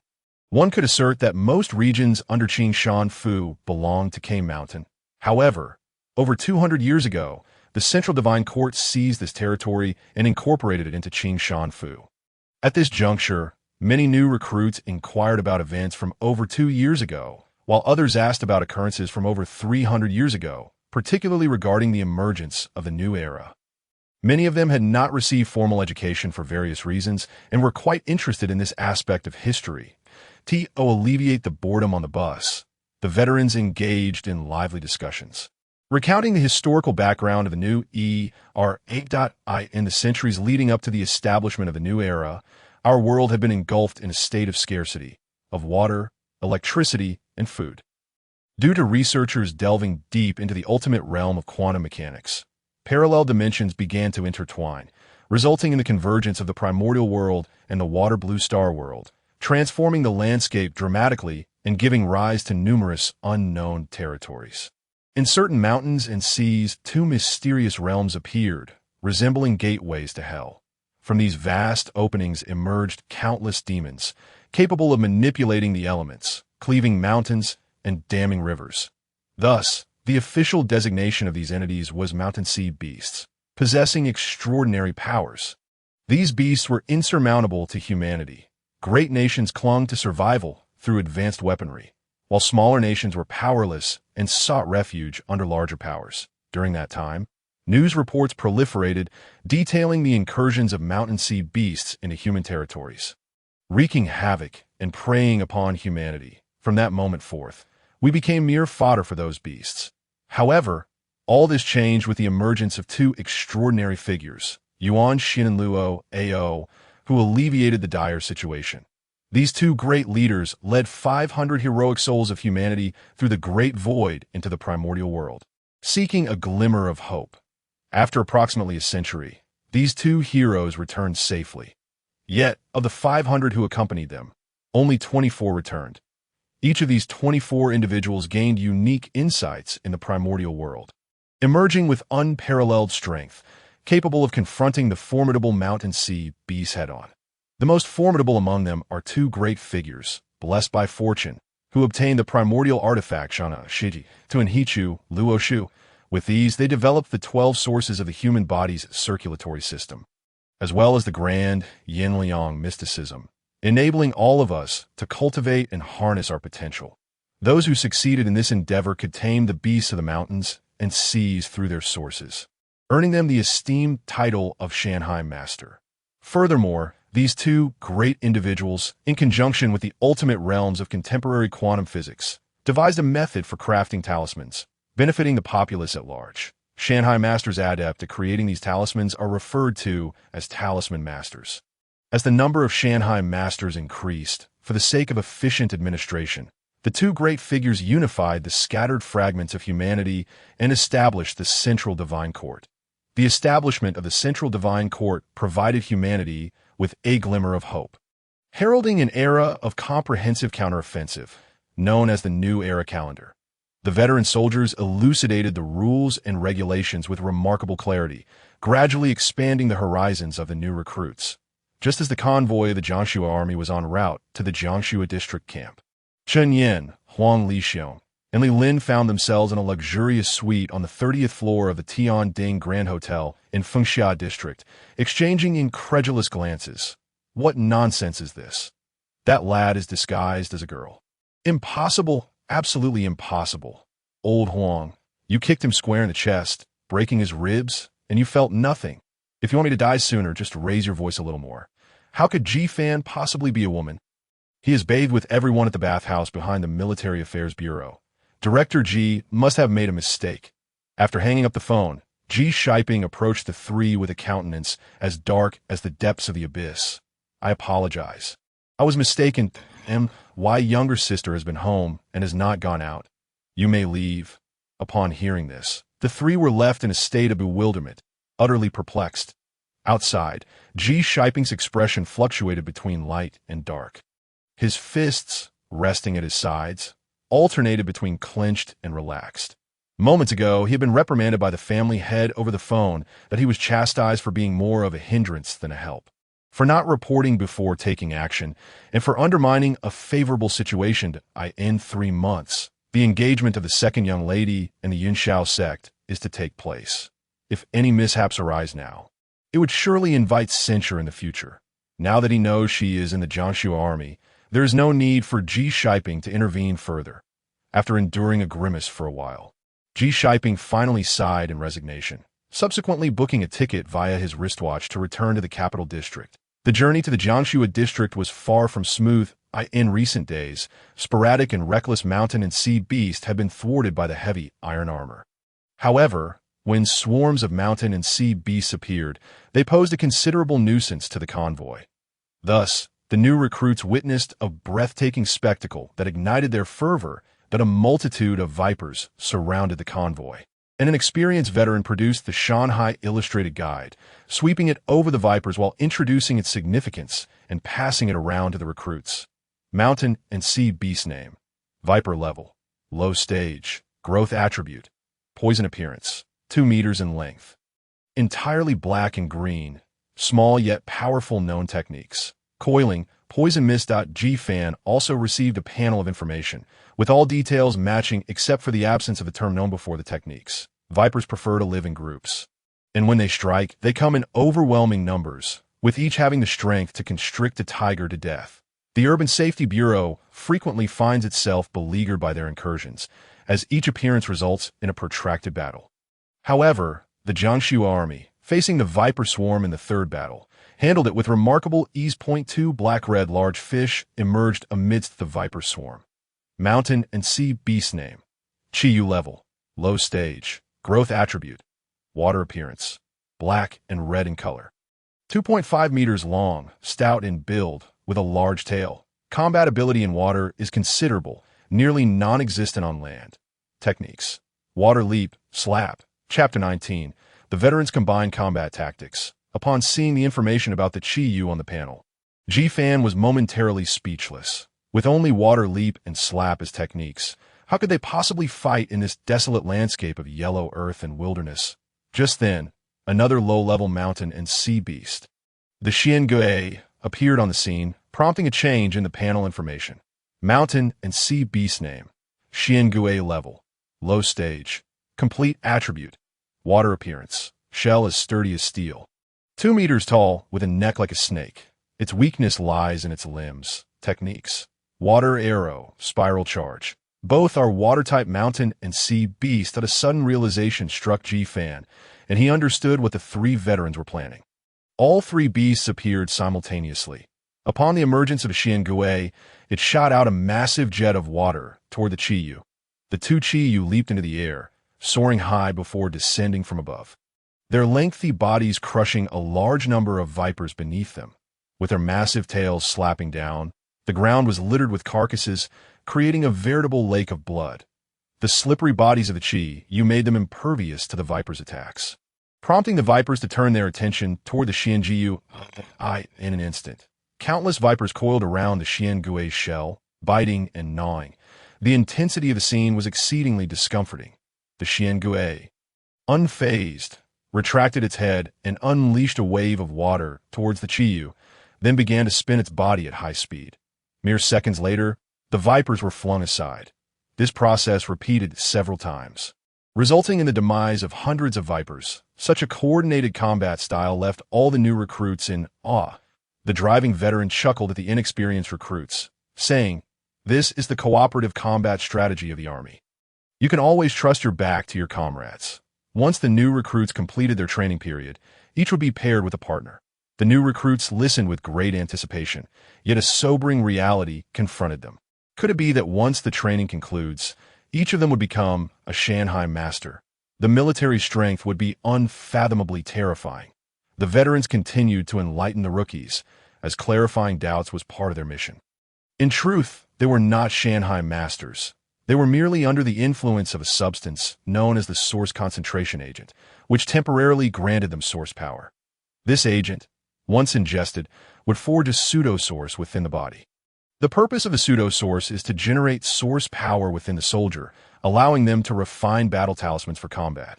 The Chiyou and Xiangui were summoned from talismans. After the training period, all new recruits could apply to take the source concentration agent and select a low-level mountain and sea beast combat talisman for refinement. The advantage of the source concentration agent is the ability to engage in battle immediately. The downside is that it increases the difficulty of source awakening for the user. Awakening sources is inherently challenging. If the chance was originally 1%, using the agent could increase it to 200%. Moreover, the source concentration agent can only sustain 1 degree of energy in source power and cannot be increased. Most critically, it lasts for only 12 months. After that, the source power gradually dissipates, necessitating a second dose. However, taking it a second time would further compound the difficulty of source awakening. That, of course, taking the source concentration agent is not mandatory. New recruits may choose for themselves. However, the veteran specifically informed the newcomers that the military has regulations. If a recruit fails to awaken a source within 1 year of enlistment and does not take the source concentration agent, they will be discharged from military service, and this will be noted on their personal record. Upon hearing this, the new recruits were enlightened, and their fanciful notions were promptly tempered. The vast majority of new recruits had either failed their college entrance examinations, could not afford tuition and accommodation fees, or had been expelled from their institutions. Their prospects for awakening sources were already bleak, so few would choose to forego the source concentration agent. Discharge from military service is no trivial matter. It is not akin to retirement. Retired soldiers enjoy a series of generous benefits, while being discharged from military service is akin to being released from prison, carrying a stigma that all despise. After listening to the veterans' accounts, the new recruits began inquiring about the low-level mountain and sea beasts, pondering which would be the best choice. Seated beside Ji-Fan was a burly figure, eager to learn about the low-level mountain and sea beasts, and thus greeted Ji-Fan. "Hey buddy, I'm Wang Demong. That I noticed you seemed disinterested in what Old Hu was saying. Have you been to school?" Old Hu was the veteran providing them with this information. Ji-Fan did not feel superior for having awakened his source. Rather, he found camaraderie with these jovial soldiers. He possessed a certain level of self-preservation ability and would not easily sacrifice himself. However, both the veterans and newcomers like Wang Damong were the ones truly risking their lives in the defense of their homeland, deserving of everyone's respect. "Hello, Tian Huangling. I attended Fengsha Academy," Wang Damong joyfully exclaimed. "Aren't you Ji-Fan?" The instructor called out that name. Ji-Fan's lips twitched slightly, and he felt a flicker of doubt regarding this method. Wang Damao continued to inquire, "Ji-Fan, may I ask you about the low-level mountain and sea beasts? Which one is relatively stronger? The diamond ape is the mightiest among the low-level mountain and sea beasts. Oh, why is that?" "Because the diamond ape is a complete form, with combat strength comparable to that of a mid-level mountain and sea beast." "Complete form? What does that mean?" Ji-Fan was momentarily at a loss for words. "You can understand it as the most formidable state. Besides the diamond ape, are there any others? The mountain dog, the bladehorn tiger, and the desert wolf are all quite commendable. Warning, danger." Suddenly, a yellow alert appeared on the panel. Ji-Fan's heart sank, and instinctively he released his consciousness. "Wow, you really know a lot." Crash. The window of the bus was abruptly shattered, and a small mountain and sea beast charged towards Wang Damao. Anticipating this, Ji-Fan swiftly pushed Wang Damao aside and raised his right foot, sweeping the incoming beast to the ground. Glancing at the fallen beast, information appeared on the panel. Beast name, cat-like level, low stage, growth attribute, metal appearance, similar in size to an ordinary cat, with sharp claws that can pierce through anything, yet its lower abdomen is exceedingly vulnerable.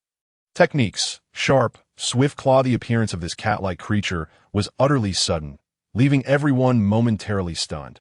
Although classified as a low-level mountain and sea beast, its claws were devastatingly potent, and its speed was exceptional.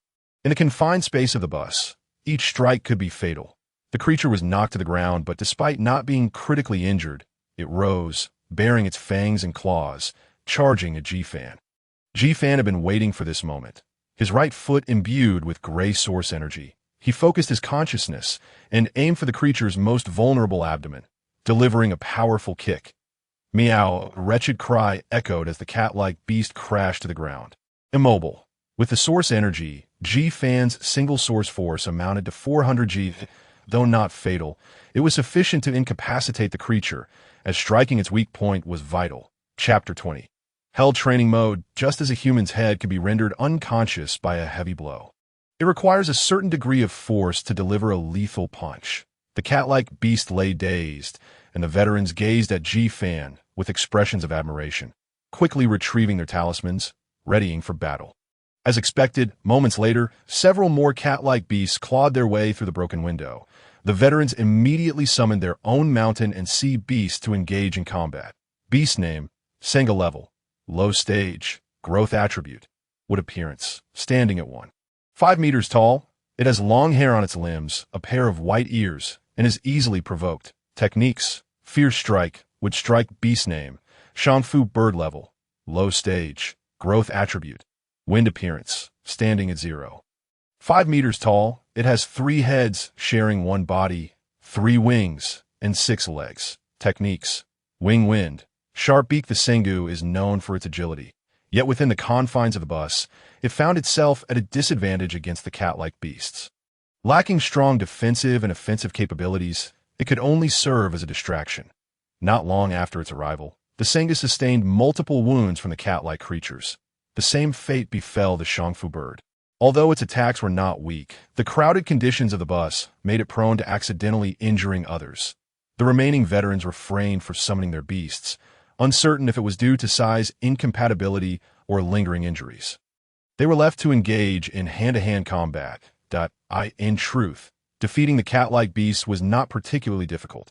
A decisive blow to the abdomen would yield immediate results. The challenge lay in the creature's astonishing speed, making it difficult to land a hit. However, with Ji Fan's conscious assistance, he found this task quite manageable.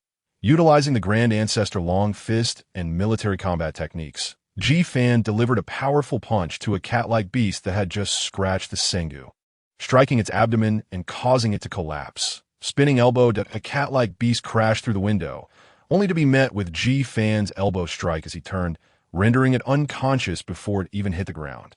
Upward side kick. Witnessing their companion fall so easily to this human, 2 cat-like beasts launched an attack together. Yet, they too were met with Ji Fan's foot and swiftly succumbed to unconsciousness. These maneuvers were drawn from the technique Ji Fan had observed during his sparring sessions with Huang Lixing. While not executed flawlessly, the sheer power he wielded achieved remarkable effectiveness. Sensing danger, the final cat-like beast leapt through the window and fled. That it's running away. The veterans stared in disbelief. Cat-like beasts were notoriously cunning, each one a formidable opponent. When 6 cat-like beasts had appeared simultaneously, the veterans had anticipated a fierce battle. Instead, this rookie had dispatched them with just a few punches and kicks. The last one had even been scared off, an unprecedented event. After the skirmish, Ji Fan returned to his previous seat, closing his eyes. The release of his consciousness during that brief period had left him feeling utterly fatigued. In combat, capturing each frame in detail consumed mental energy rapidly. The veterans looked at Ji Fan with expressions of appreciation and gratitude. Killing 1 cat-like beast earned 1 military merit, while capturing 1 alive garnered a hefty 10 with 5 beasts accounted for. They collectively earned 50 military merits, dividing them among the 9 of them, ensuring each received nearly 5 merits, a windfall for them. Thus, they hurriedly retrieved the level 1 talismans they had been hesitant to use. Capturing the unconscious cat-like beast. Ji Fan's name was etched in the minds of many new recruits and veterans alike. 2 days later, 3 military buses, weary from travel, came to a halt within a camp protected by towering steel walls. The imposing walls loomed 7 to 8 meters high, enveloping the entire snowy region. From the veterans' accounts, Ji Fan learned that every border defense area was fortified with such walls, serving as a crucial line of defense for humanity. Beyond the walls lay the dense forests of K Mountain, where deep, dark green depths seemed to conceal a colossal mountain and sea beast, instilling a sense of dread. The new recruits were dispersed into training camps. Commencing a 2-month period of rigorous training, Ji Fan was assigned to the new recruit camp of the 3rd Combat Unit. Whether by special arrangement or mere coincidence, Ji Fan found his accommodation remarkably lavish.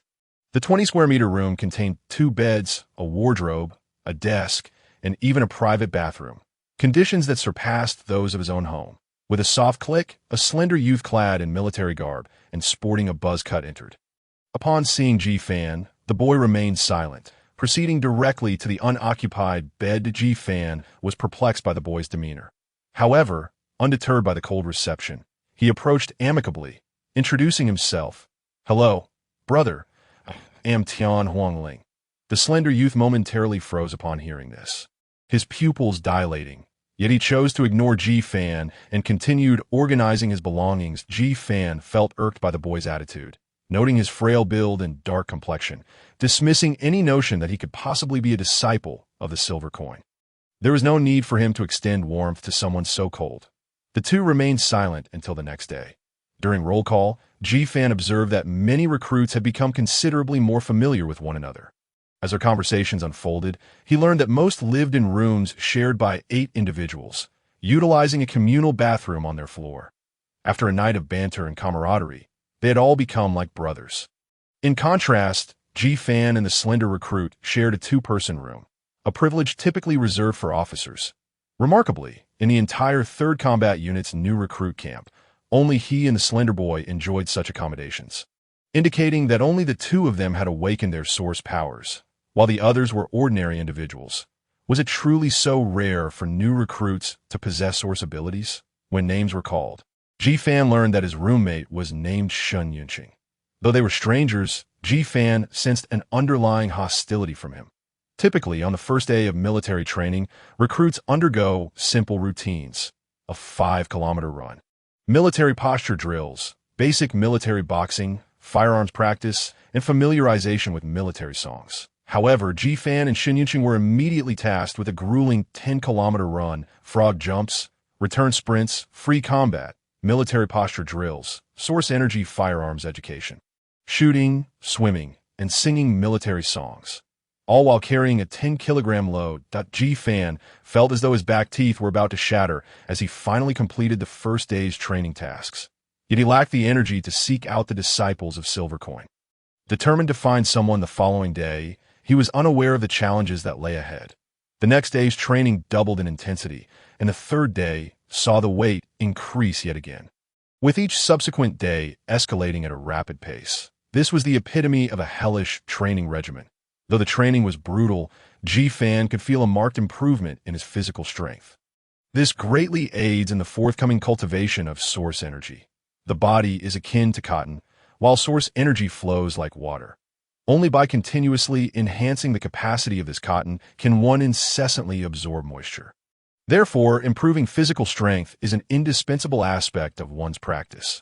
There are 3 known methods to enhance physical strength. Chapter 21. The 12 earthly branches and 12 sources. First, high-intensity training. Second, external stimuli for tempering. Third, spiritual energy refinement of the body. Here, there are no other conditions, only high-intensity training. Initially, Ji Fan lamented the intensity of such training. However, one fateful night, when he sought to alleviate his sore body through the Tai Xianqing Lian, the panel indicated an increase in source energy. This revelation enabled him to greet the new day as training with renewed vigor. Gradually, Ji Fan began to relish the process. Surprisingly, even the slender Xuanyuan managed to endure such intense training. Ji Fan silently commended him. The training officer was replaced midway by Huang Lixiong, and rather than a reprieve, Ji Fan found the expectations even more stringent and fastidious. The IT seemed that, fearing their physical fatigue, might lead to psychological strain.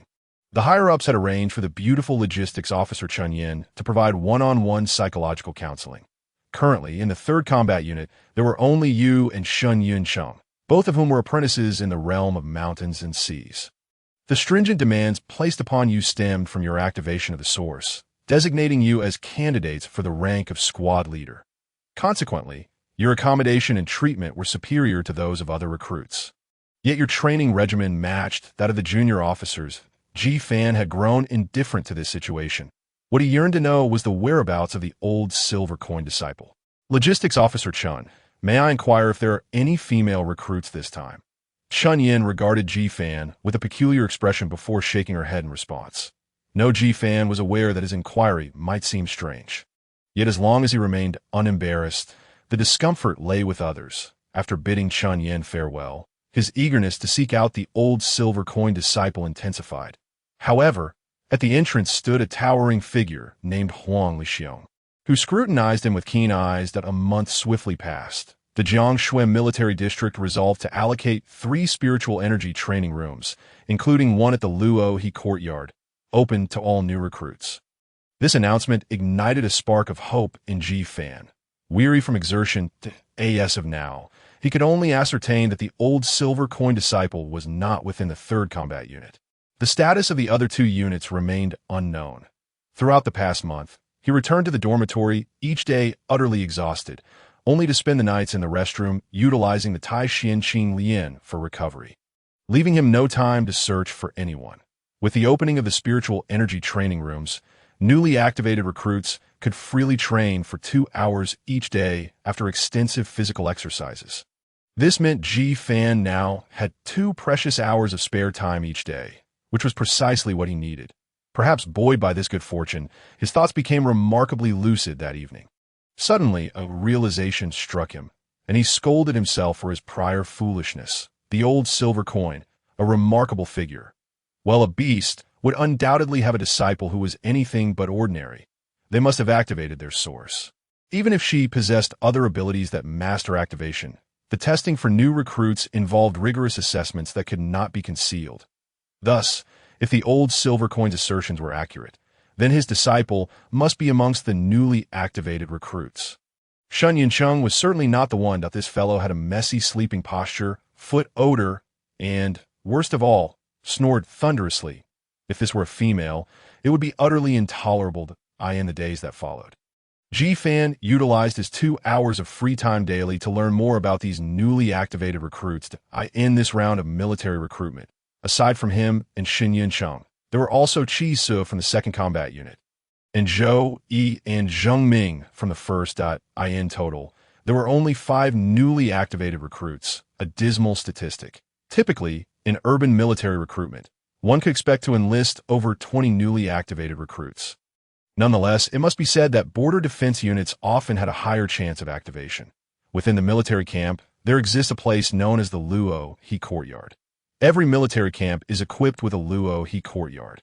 But due to high demand, spots must be fiercely contested. It is usually open to all soldiers based on military merit. Newly activated recruits have been granted free access to training of course. These slots are also competitive. This serves to teach the recruits that, in all matters, even those benefits bestowed by heaven must be earned through their own efforts. The Luohe courtyard was of no concern to Ji Fan. His goal was clear: to establish a rapport with the old silver coin disciple within the spiritual energy training room. Upon exiting the cafeteria, Ji Fan prepared to head to the spiritual energy training room. However, he had scarcely taken a few steps before being abruptly seized by Wang Demang, whose immense strength caused him to stumble. Wang Demang had yet to activate his source. Observing his physical prowess only fueled Ji Fan's envy. "Come with me. I'll take you somewhere," Wang Demang said conspiratorially. As though fearful of being overheard, Ji Fan had developed a decent rapport with his comrade, often sharing meals together. Intrigued by his mysterious demeanor, Ji Fan chose to follow him without hesitation. Wang Demang led him to the front of a classroom, where a crowd had gathered outside the windows. Ji Fan was unaware of Wang Demang's intentions until he heard a melodious voice from within the classroom. Sources fundamental to the mountain and sea masters. Classified into 4 grades, B, C, and D. Without delving into the A and B grades, let us discuss the C and D grades. The C grade is the strength source, also known as Ox strength. Activating this source grants immense power. The speed source, known as horse speed, allows for rapid movement. The D grade encompasses the vision source, known as dog vision, which enhances dynamic visual acuity. The hearing source, known as rabbit hearing, enables acute auditory perception. The voice source, known as pig roar, can be understood as a weaker version of the lion's roar technique. The smell source, known as mouse smell, allows one to distinguish various scents of herbs. After activating their sources, each individual experiences a slight enhancement in their corresponding abilities, which will further improve as one practices and masters their source energy. Indeed, the 12 sources of the Zhou Tian correspond directly to the 12 earthly branches. This was Xuanyuan's voice. She was elucidating the classifications and functions of sources, educating those recruits who had not received formal schooling on the fundamental theories of source energy. Wang Demang, was rarely so motivated. Ji-fan found this commendable and pondered whether he should help him secure a reservation for the Luo-he courtyard. As the lecture concluded, Xuanyuan exited the room. Her golden, wavy hair cascaded to one side. Her exquisite face adorned with a subtle smile. The army green tank top she wore accentuating her curves, while camo pants and black high-top shoes added an air of military elegance. Demeng gazed after Xuanyuan with a look of infatuation, causing Ji-fan's expression to darken with annoyance.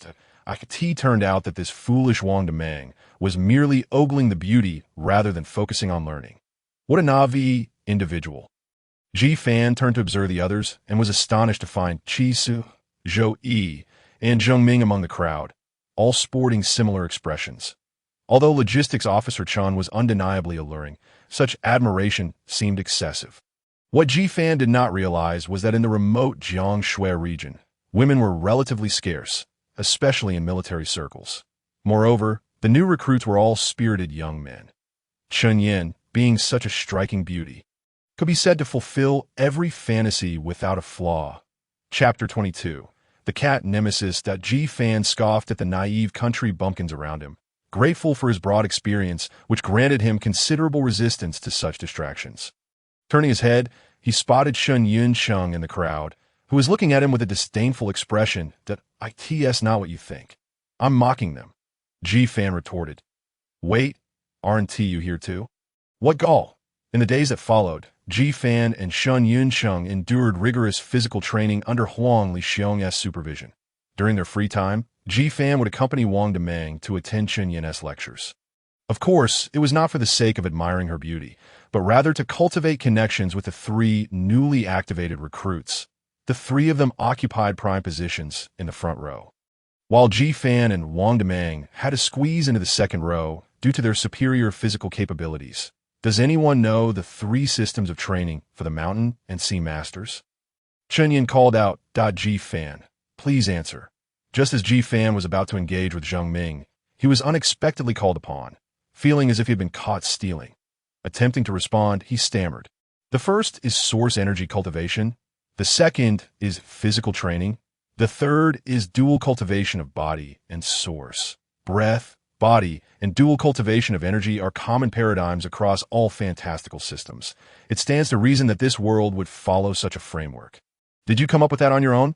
Xuanyuan replied, visibly taken aback, then shook her head and instructed Ji-fan to sit down, clarifying the correct answer is the Beastmaster system, the rune card system, and the dual cultivation of battle runes. Although regarded as a cautionary tale, Ji-fan remained steadfast in his belief that his perspective was the correct one. Otherwise, how could the cultivation of source power be linked to physical strength? Chief Chun, what you just spoke of pertains to the cultivation of source power. Physical cultivation focuses solely on bodily training and is, in itself, a profound practice.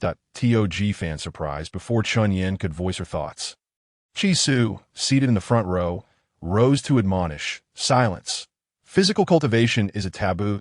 You possess no common sense. Ji-fan was utterly bewildered. Physical cultivation, a grueling endeavor, was not pursued by many, so how had it become a forbidden topic? However, he did not dwell on this matter. Instead, he scrutinized Chiyou's slender physique, fair skin, and a tall stature characterized him as a quintessential young man. Had it not been for the noticeable Adam's apple, Ji-fan would have surely mistaken him for a disciple of the elderly coin master. I could see that moment. Someone recognized Ji-fan. He is the cat-like nemesis, Ji-fan. What? He is the cat-like nemesis? I had assumed the cat-like nemesis would be brawny and muscular.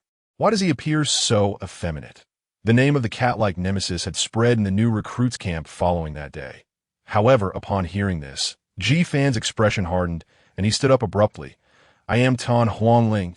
Thus, he naturally seized the opportunity to promote himself, hoping the elderly coin master's female apprentice would hear him. Ahem! Silence! Xuanyuan coughed heavily, continuing the lecture. There are three combat forms for the mountain and sea masters. The initial form involves subduing mountain and sea beasts into the source or refining the beast from the talisman cards into the source to summon during combat.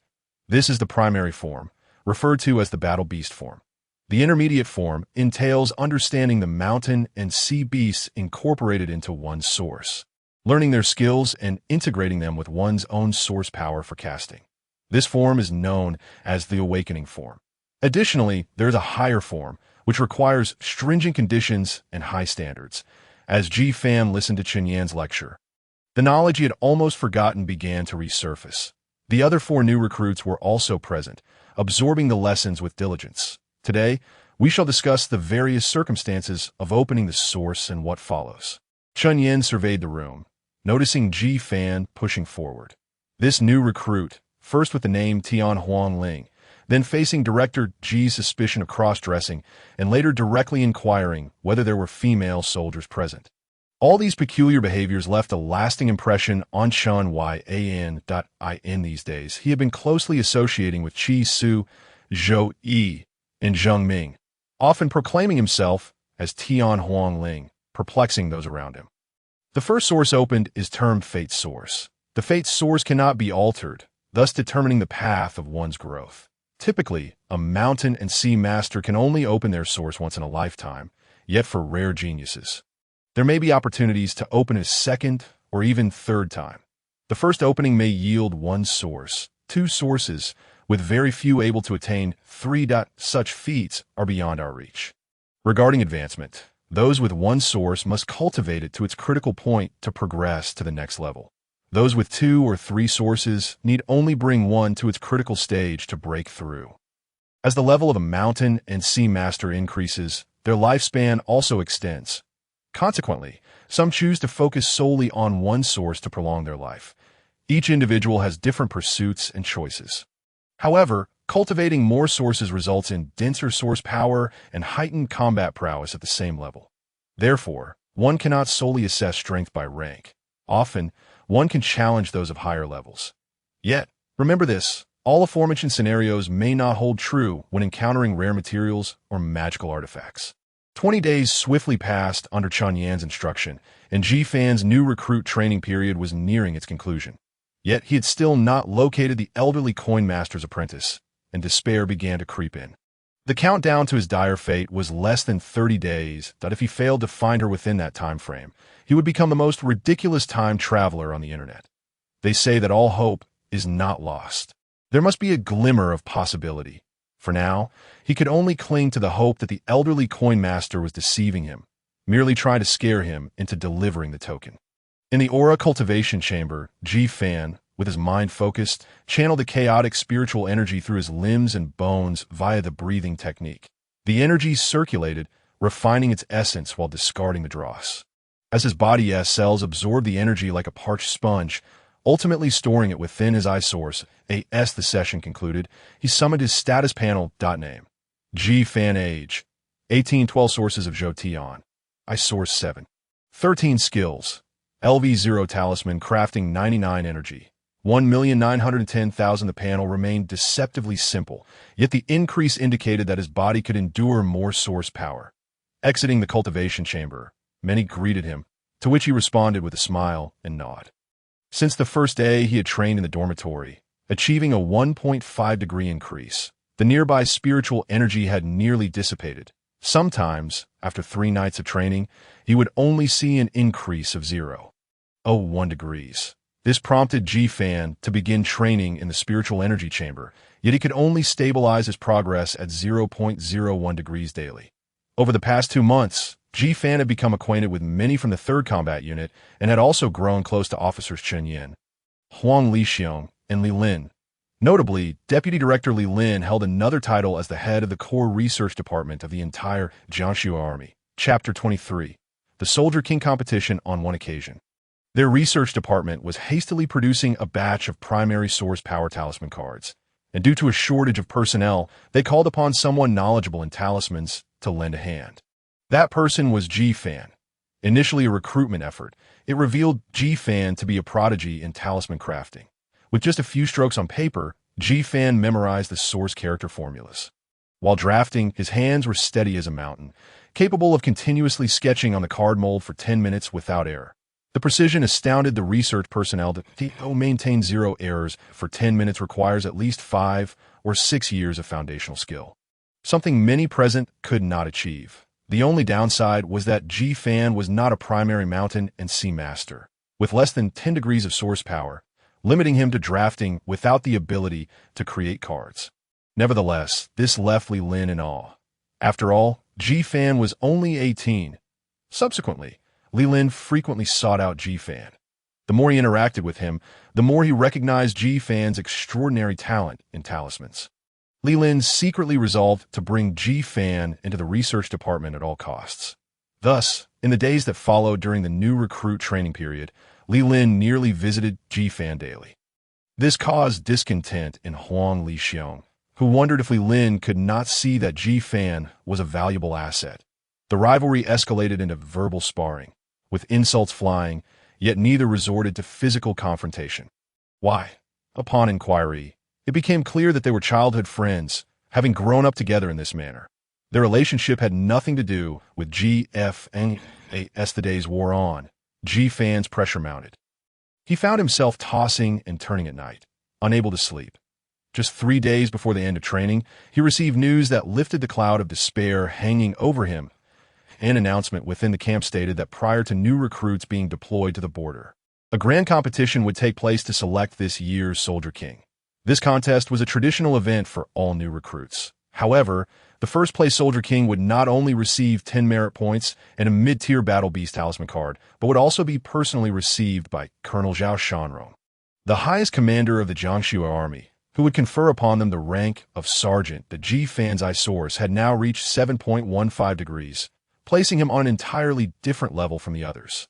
Originally, he had given little thought to the competition, but upon hearing that the winner could meet Colonel Zhao Shanrong, he immediately registered. Colonel Zhao Shanrong was a 5th-level mountain and sea master, rumored to be here to achieve results. With the prospect of being promoted to branch chief after his success, it was evident that he had considerable influence behind him. Ji Fan thought that when he met Colonel Zhao Shanrong, he would present the Tian Huang Ling to seek protection, hoping that the power behind him could lift the restrictions clouding his mind. The more he pondered, the more convinced he became, and he hurried to register with Huang Lixiong. Upon seeing Ji Fan's registration, Huang Lixiong scoffed, "Such precious hands are going to engage in battle.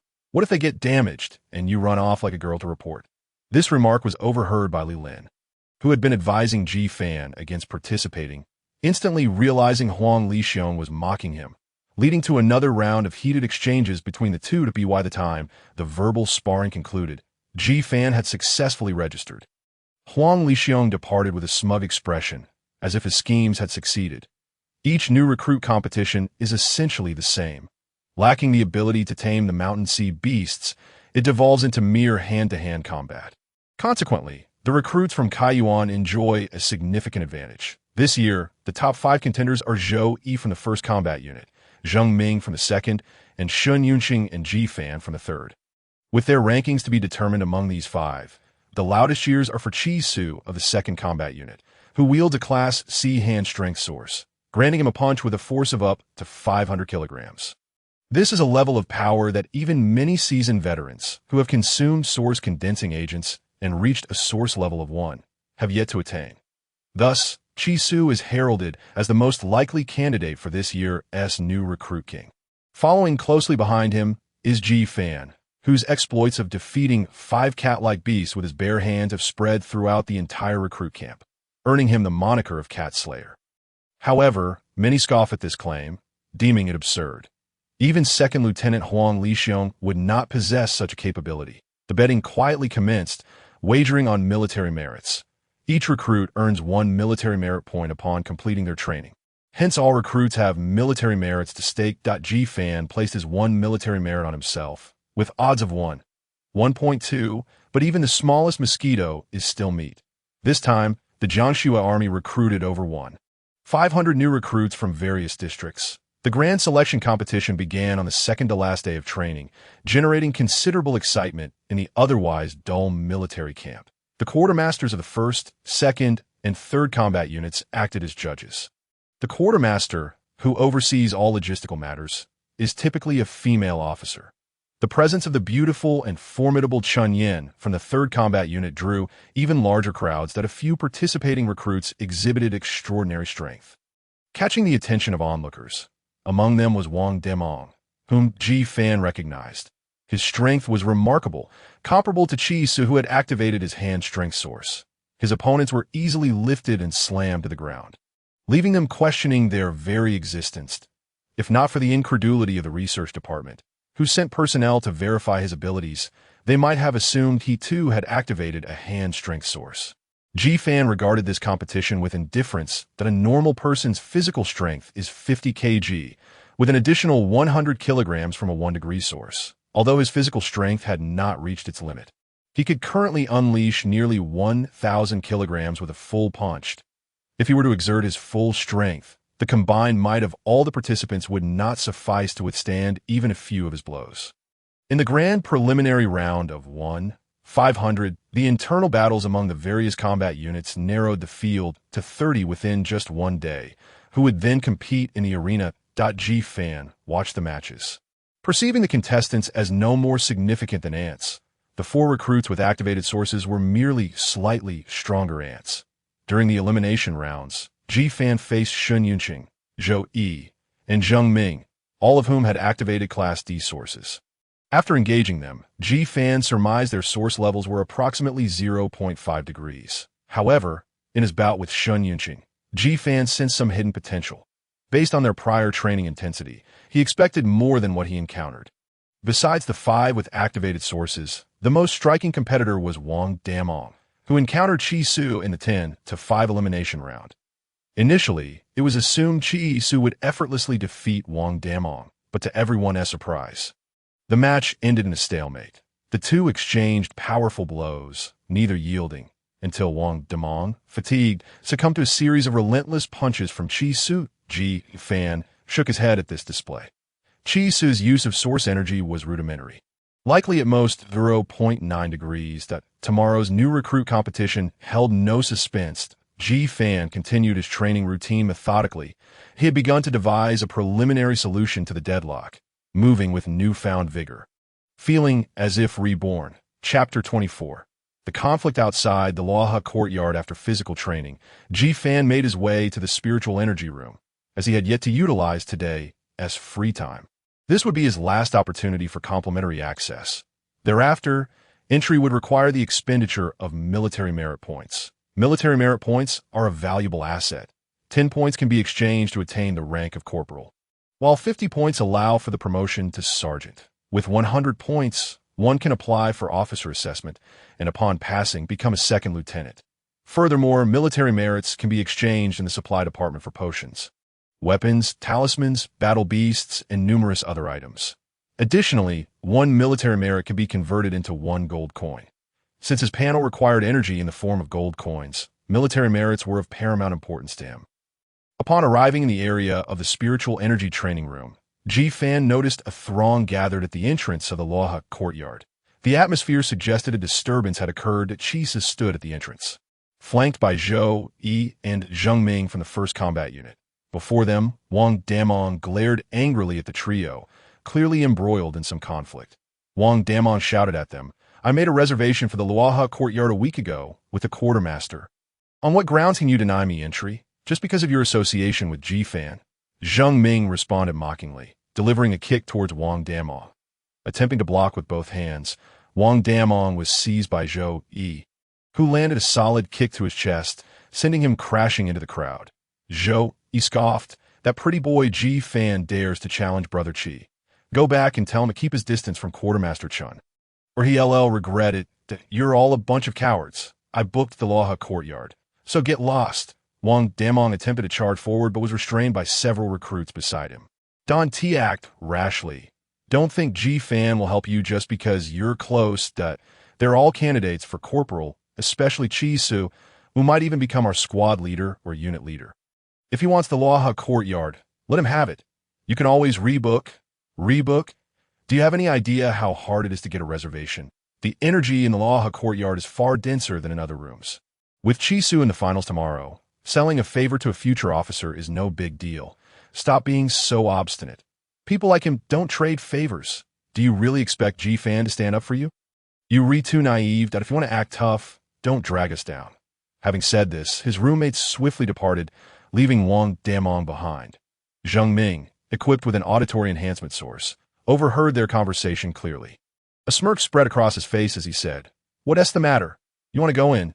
Kneel down and shout 3 times. Ji-fan is ungrateful and a piece of trash, and I'll let you pass." How about that? Truly pathetic that moment. Ji-fan stepped out from the crowd, extending a hand to help Wang Damong up. "Are you all right?" Wang Damong shook his head. "In this day and age, there are bullies everywhere. I defeated Zheng Ming this morning, and by afternoon, he started looking for trouble again, relying on another ant's influence. That's precisely why ignorance breeds fearlessness. Ji-fan." Upon seeing Ji-fan, Zheng Ming could not contain his rage. Having lost to Ji-fan today, he found himself falling short of the top 3, and most importantly, he had lost his military merit points. That he knew Ji-fan was formidable and that he was no match. Yet his anger festered, leading him to vent his frustrations on Wang Damong, who was close to Ji-fan. Chiyou's arrival was also due to Zheng Ming informing him of Ji-fan's strength, prompting Chiyou to decide to train a bit more before the finals. He had accompanied Chiyou, and now the 3 formed a small clique, acting in unison. Ji-fan regarded Zheng Ming, the instigator, and delivered a sharp slap that sent him sprawling. He held back most of his strength. Otherwise, Zheng Ming would have been transformed into a corpse. Nonetheless, the force behind the slap was still considerable, knocking out several of Zheng Ming's teeth and causing one side of his face to swell dramatically. Zhou Yi's eyes narrowed as he stepped in front of Ji-fan. "Are you seeking death?" With that, he immediately lifted his foot to kick Ji-fan. Ji-fan made no attempt to evade, delivering a direct punch to Zhou Yi's foot. Crack! "Ah!" Zhou Yi cried out in pain, his thigh retracting an inch as his right calf bone fractured, collapsing to the ground. With both opponents incapacitated, only Chiyou remained to confront Ji-fan. Chiyou glared at Ji-fan, his expression grim. "You struck my men?" Wang Damong tugged at Ji-fan, whispering, "Old Ji, this guy has some background, but it's fine to deal with those too. But you can't provoke this one." Ji-fan had intended to resolve the matter with a single slap, but decided instead to adopt a more diplomatic approach, stating, "You can leave. I'll be taking the Laha courtyard." Chiyou chuckled at this, as if hearing the most amusing joke. "Didn't you see me standing here?" Ji-fan replied nonchalantly, "If you wish to stand, feel free. We want to disturb you." As he spoke, Ji-fan pulled Wang Damong and prepared to enter the Laha courtyard at that moment. Xuanyuan emerged from the crowd, pulling Ji-fan aside. "You have a Class D source, while Chiyou has a Class C source. Moreover, his source level has reached 0.9 degrees. The hand strength source is also known as Ugly Bull Strength. With a force of 1 degree equating to 1 Newton, the adhesion strength surged by an impressive 500 kilograms. You should leave quickly. Otherwise, you may end up crippled and retired after a private scuffle, deprived of the benefits of martyrdom." This marks the most extensive conversation I have had with Ji-fan since I became acquainted with Xuanyuan. I cannot fathom why this scrawny fellow suddenly decided to ramble on so much nonsense. Observing Xuanyuan restraining Ji-fan, the duo on the ground assumed he had cowered, and thus they immediately began their verbal onslaught. "Want to act tough? Come and apologize. Otherwise, you will find it impossible to escape the consequences of your arrogance. Kneel and beg for mercy now, or in the future, whenever we cross paths in the military. We will beat you until you are incapacitated and retired." "I can hardly comprehend what you are saying." Ji-fan pushed Xuanyuan aside and swiftly incapacitated the two with a kick each. Upon reflection, he noticed that when he had pushed Xuanyuan, the sensation had been unusually soft, leaving him uncertain about where he had actually pushed. However, that was not the crux of the matter. He then opened the door to Laha courtyard in front of Chiyou, allowing Wang Damong to enter directly. Chiyou reached out to block Wang Damong, his fighting spirit surging. Though he had only uttered a single sentence, it was evident that Zhou Yi and Zheng Ming were his people, and Ji-fan's actions were a blatant affront to him. That it seemed you wished to expedite the finals. With that, Chiyou clenched his fists, the sound of cracking knuckles filling the air. As he charged towards Ji-fan with apparent ease, Ji-fan dismissed this feeble attack entirely. Even the panel remained silent, without issuing any notifications. However, what Ji-fan detested most were those who pretended to be formidable in his presence. Chiyou had been vociferously belittling him during Chief Chen's class, and Ji-fan had tolerated it for far too long. He had initially intended to settle the score in the arena the following day, but since this fool was seeking his own demise, He could hardly be blamed. Ji Fan regarded Chiyou with a look of incredulity. Just as he was about to retaliate, a stern voice resonated throughout the area. Military camp is sacred. What are you doing? The newcomer was Wu Zhang, the director of the 3rd Combat Station, who had just exited the spiritual energy chamber. Upon seeing a superior arrive, Ji Fan glanced at Chiyou, who was poised to strike, shrugged innocently. Feigning ignorance, Chiyou instantly felt nauseated, as if he had consumed something foul. That Wu Lian looked over at both groups, recognizing them as the contenders for tomorrow's finals. Noting the connections each side held, he was now in a quandary. Ji Fan was a designated researcher by Li Lin, the head of the research department, while Chiyou was a distant relative of the current branch leader. Offending either side would be unwise. Chapter 25. Intermediate level beast card. Peng Ho to Wu Zhang, with a serious expression, inquired about the reason for Chiyou's aggression. Chiyou, with a defiant demeanor, replied nonchalantly, "Nothing, just stretching my limbs." The military personnel tended to protect their own, and with Wu Zhang being the director of the 3rd Combat Station, further discussion would be futile. "What on earth?" murmured Zheng Ming, who had just regained consciousness, his words slurred. Zhou, he also came to, adding fuel to the fire. "Report, Director. Ji Fan assaulted us without cause, and he even bruised Zheng Ming's face and broke my leg. You must seek justice for us." Zheng Ming nodded vigorously in agreement. Chiyou's expression darkened, beginning to doubt whether developing these two simpletons into a foundation was indeed a wise decision. Ji Fan rolled his eyes, opting for silence, as the situation spoke louder than words that he need not say anything. The more he spoke, the more emboldened these two fools would become. The military personnel were protective, and with the director of the 3rd Combat Station present, it was unlikely he would suffer any repercussions. The Wu Zhang ignored the incoherent duo and turned his gaze to Xuanyuan Cheng standing nearby, his meaning unmistakable. Xuanyuan Cheng, well versed in the nuances of the situation, swiftly understood Wu Zhang's implication. They had merely miscalculated the reservation time for Laha Courtyard, leading to a misunderstanding. Wu Zhang instructed someone to check the reservation records and nodded discreetly, pleased to find it was reasonable and substantiated. The military maintained strict discipline. Comrades were meant to support each other. Resorting to violence over trivial matters was absolutely unacceptable. You two will each be penalized 5 military merits. Familiar with the protocol, he opted for a balanced approach, ensuring both sides received equal reprimands, thus preserving his authority while offending neither. This was a lenient measure, considering it was not a grave matter. Unfortunately for Zheng Ming and Zhou Yi, they were the ones who suffered. As mere followers, they received nothing in return. The following day, on the arena stage for the finals, upon spotting Ji Fan, Chiyou's blood boiled. The events of the previous day lingered in his mind, intensifying his disdain not only for Ji Fan, but also for Zhou Yi and Zheng Ming. He had done nothing wrong, yet a single remark had cost him 5 military merits. Had it not been for the opportunity to redeem those merits after the event, a negative merit score could have meant immediate expulsion from the military. Chiyou was now a volcano ready to erupt, and Ji Fan would bear the brunt of his fury. "You shouldn't have provoked me. You will be the first to be crippled and retired after basic training." Enough chatter.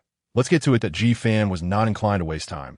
He desired a swift resolution that he had miscalculated the previous day. It turned out he could utilize the free spiritual energy chamber once more before noon, that he aimed to conclude matters quickly to seize one last opportunity. After 2 hours of training in the spiritual energy chamber yesterday, his source power had not improved. Had he not seen the panel displaying a source level of 7.15, he might have assumed his physical strength had reached its limits. Interrupted mid-threat, Chiyou's expression grew increasingly sinister. He clenched his fists, veins bulging. Rumors in the barracks claimed he could single-handedly take on 5 feline-like creatures. While such claims seemed absurd to him, those lacking discernment continued to assert Ji Fan was superior. Chiyou enveloped his fists in a white glow, adopting an aesthetic martial arts stance as he charged at Ji Fan. "Now, I will demonstrate the vast chasm between D-class and B-class sources to these dimwits." Ji Fan rolled his eyes, applying force as he swept his leg towards Chiyou. Chiyou narrowly evaded the kick, his expression dripping with disdain. "You think you could defeat me with mere military boxing?" With that, he unleashed a flurry of punches, each strike imbued with a force of 500 kg, the air whistling with the power of his blows as he moved in a chaotic yet calculated manner towards Ji-fan. To his surprise, Chiyou possessed some skill. Ji-fan met his punches head-on. The Grand Ancestor Long Fist combined with 7 degrees of source power delivered a force unmatched by Chiyou. Bang! The two fists collided, a wave of pain coursing through Chiyou as he felt he was striking metal. Ji-fan shook his numbed hand in astonishment, realizing Chiyou's strength exceeded his expectations. Suddenly, Xuanyuan shouted from outside the ring. His hand strength is formidable. Do not engage him in a fist fight. Aim for his lower body. Ji-fan glanced back, perplexed by this thin man's unusual behavior over the past 2 days. In 2 months of acquaintance, he had never spoken so much in such a short span. Lacking time to ponder the thin man's intentions, Ji-fan refocused on the arena. Although Chiyou's strength surprised Ji-fan, it was merely a fleeting concern. As the saying goes, one force can overcome 10 skills. If the opponent was powerful, then Ji-fan would be even more powerful. To avoid complications, Ji-fan decided to go all out and heeded the thin man's advice. Channeling his consciousness, he fully infused his legs with 7.15 degrees of source power. In the next moment, Chiyou charged at him with renewed vigor. Spectators outside witnessed a textbook-perfect knee strike, landing squarely in Chiyou's lower abdomen. The force of 1,000 kilograms instantly displaced Chiyou's internal organs, rendering him unconscious in an instant. Silence reigned for a few seconds, followed by murmurs of astonishment. There were no shock waves, no tremors of the ground, no bustling figures, and no dazzling displays of technique. They had expected the finals to be a fierce battle, yet paled in comparison to the spectacle Zhou, Yi, and Zheng Ming had put on. Ji-fan unsurprisingly claimed the title of New Soldier King. What followed was Ji-fan's most anticipated moment, the audience with Colonel Zhao Shanrong. However, due to the severe damage to his pants during the competition, he was required to change before meeting the colonel, as it would be improper to appear before him in tatters. Just as he had finished changing, he was informed that Colonel Zhao Shanrong had urgently departed the military district, and Director Wu Zhang would present Ji-fan with the New Soldier King award, and instead Ji-fan was utterly dismayed. After changing his pants, he was met with such news. He had fought tooth and nail on stage not for a mere 10 military merits and an intermediate beast card, but to lift the mental shackles that bound him. Fortunately, after presenting the 2 rewards, Wu Zhang assured Ji-fan that Colonel Zhao Shanrong would meet him the following day and personally confer upon him the rank of sergeant. Ji-fan doubted the veracity of this statement, yet he had no choice but to place his trust in it. Let us wait another day. For the moment, I shall set aside my anxieties as I examine the beast card in my hand. Wu Zhang provided me with a beast card, accompanied by a detailed description. Name of the mountain and sea beast, Pangu level, intermediate stage, juvenile attribute, lightning physical characteristics, standing at 2 meters tall, possessing the visage of an eagle and the body of a monkey. It is adorned with fleshy wings that allow it to command the clouds and thunder. Among intermediate mountain and sea beasts, it possesses the rare ability to control lightning, with a physique as robust as a tree trunk, its body exhibiting a purple-green hue, and its temperament is ferocious. Techniques: electric wings, sharp beak in the realm of intermediate mountain and sea beasts. Pangu boasts commendable strength. The data indicates that it is in its juvenile stage. Although the transition from juvenile to mature form requires considerable time, energy, and resources, juvenile forms are more amenable to emotional bonding, which significantly aids the training and awakening of mountain and sea masters, making it the favored choice for the majority. It is noteworthy that for students of the 18 academies, acquiring an intermediate juvenile beast as their first is already a remarkable achievement. As I held the Pangu beast card, a panel materialized before me. Chapter 26. I guarantee your safety for 30 days. Name: Ji-fan. Age: 18. Zhou Tian. 12 sources: I Vision Source 7. 15 skills: LV0, symbol creation, 99 beast card. Pangu refinement, 0 energy. 1,910,000 with the addition of a beast card. I also noticed anew. What this signifies remains a mystery to me.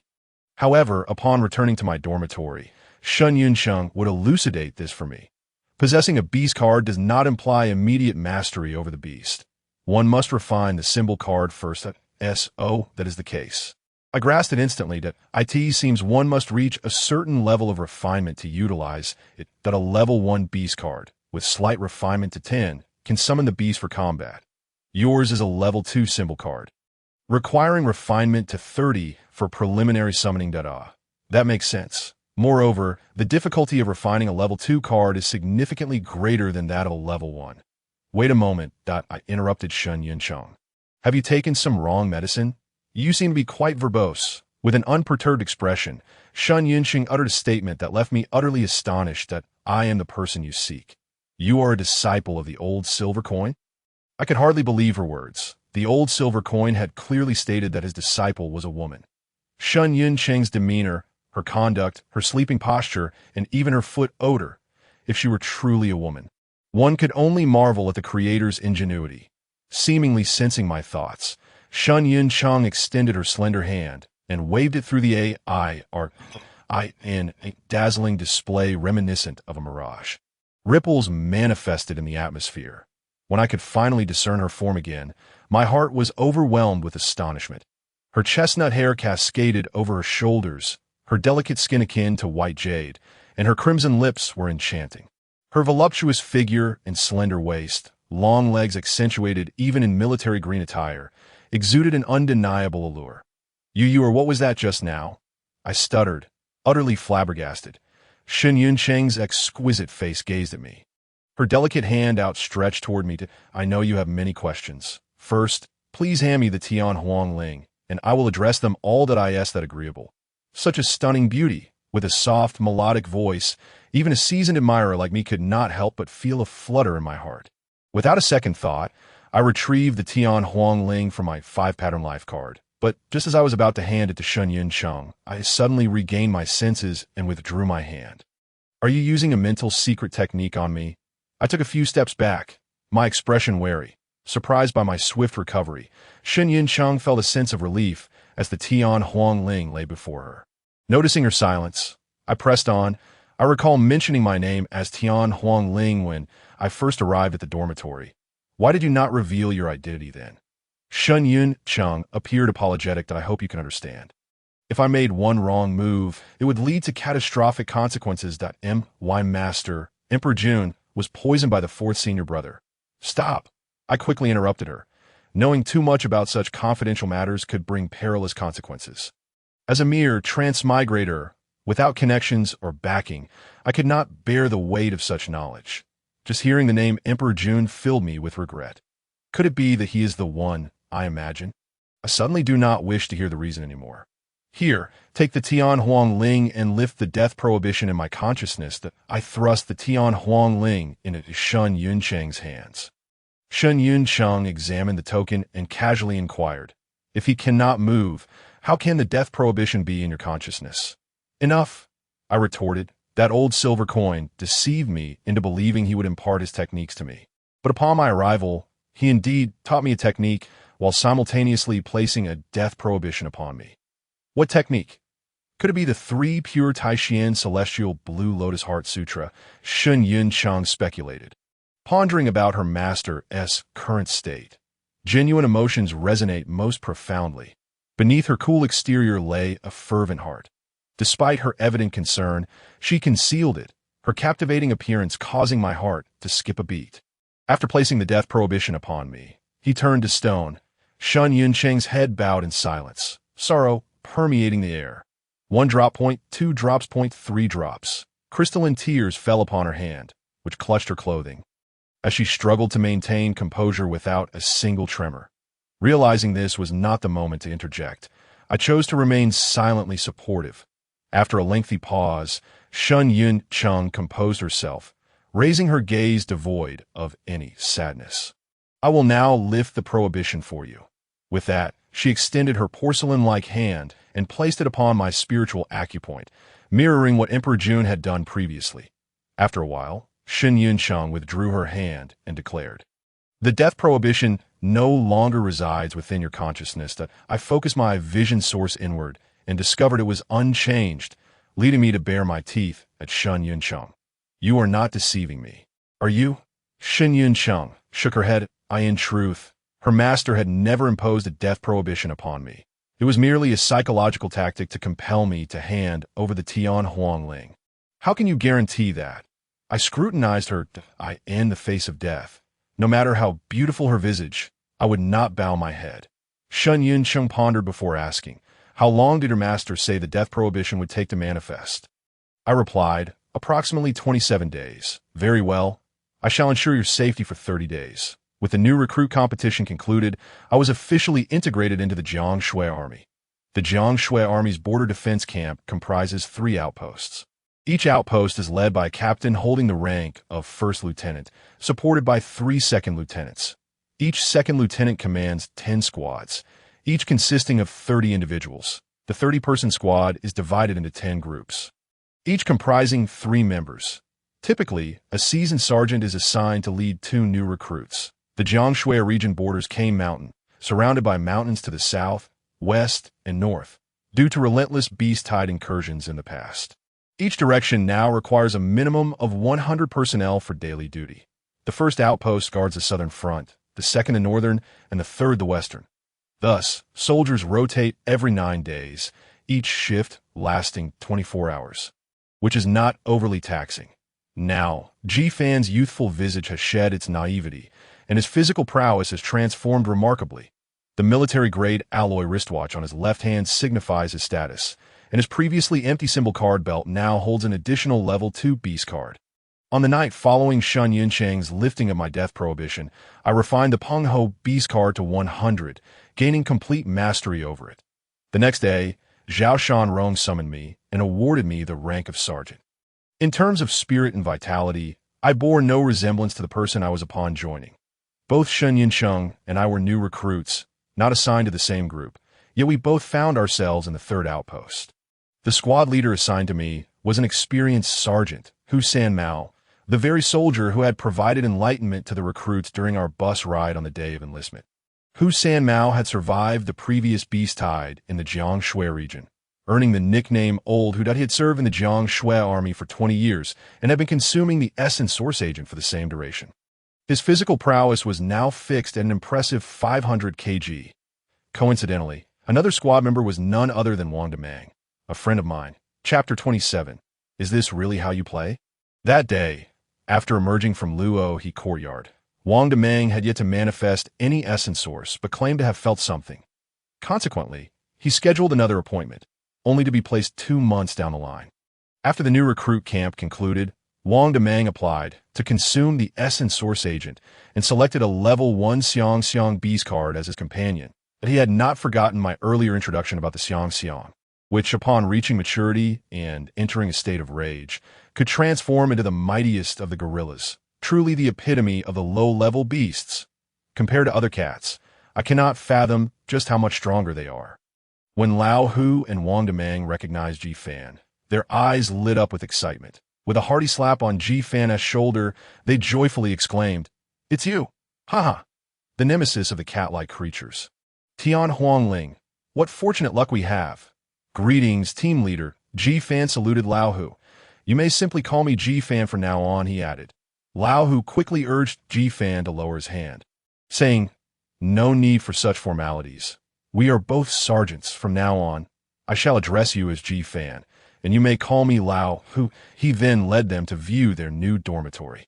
Demang, let's go. As the trio walked towards the dormitory building, they engaged in conversation. Be honest with me. What is your relationship with Chief Chen? This question had been lingering in Demang's mind for quite some time. Ji-Fan looked at Demang in bewilderment, replying, "We are merely superior and subordinate. Just tell me the truth, so I can put my mind at ease." Demang lamented, visibly disappointed. "During the days you were absent from class, Chief Chen inquired about you daily. If you two had no connection, I would write my name backwards." As Demang spoke, Shun Yuncheng's group happened to stroll by, and Ji-Fan felt an inexplicable sense of being caught in a compromising situation. Lao Hu interjected humorously, "Your name might actually sound better reversed." "That is not how it works, Lao Hu," Ji-Fan retorted, his expression darkening. "That if you keep spouting nonsense like that, Huang Lixiong will surely have your head." Ji Fan's intention was to convey that Huang Lixiong was meticulous and disliked frivolous talk in the barracks, hoping to caution Demang. However, Demang interpreted it differently. His immediate reaction was to exclaim, "Are you suggesting that squad leader Huang has feelings for Chief Chin? Goodness, what a revelation! It turns out the perpetually stern Huang also has an eye for beautiful women. Chief Chin truly possesses unmatched charm." Appealing to both the young and old alike, Ji Fan. The voice boomed like thunder. Ji Fan turned to see Huang Lixiong glaring at him with fury, realizing that he had likely overheard their earlier conversation. "Greetings, squad leader Huang." Lao Hu, Ji Fan, and Demang saluted in unison. Once the formalities were over, Lao Hu offered Huang Lixiong a pack of cigarettes with a smile, saying, "Squad leader, these foolish recruits were merely speaking out of turn. I shall discipline them later. Please, don't take it to heart." Huang Lixiong brusquely swatted Lao Hu's hand away, showing no regard for his gesture. "Step aside," he commanded, then turned to Ji Fan and the others. "You disrespectful lot, spreading rumors. You two, along with you, shall stand at attention until the patrol change." Afterward, Huang Lixiong addressed everyone present. "Anyone caught spreading rumors in the barracks will face my wrath." With a resounding thud, he stamped his foot, shattering a nearby stone into fragments. The area fell silent. Lao Hu, Demang, and Ji Fan maintained their military stance, standing quietly beneath the bustling dormitory. As onlookers began to disperse, Demang whispered, "Is squad leader Huang angry out of shame?" Lao Hu observed Demang's earnest expression, yet noted a hint of navet. Demang, "Has anyone ever told you that you lack discernment?" Ji Fan's words were not as you perceive. Lao Hu then turned to Ji Fan, saying, "It seems Huang holds a particular grudge against you. What did you do to offend him?" Ji Fan shook his head, indicating he was unaware.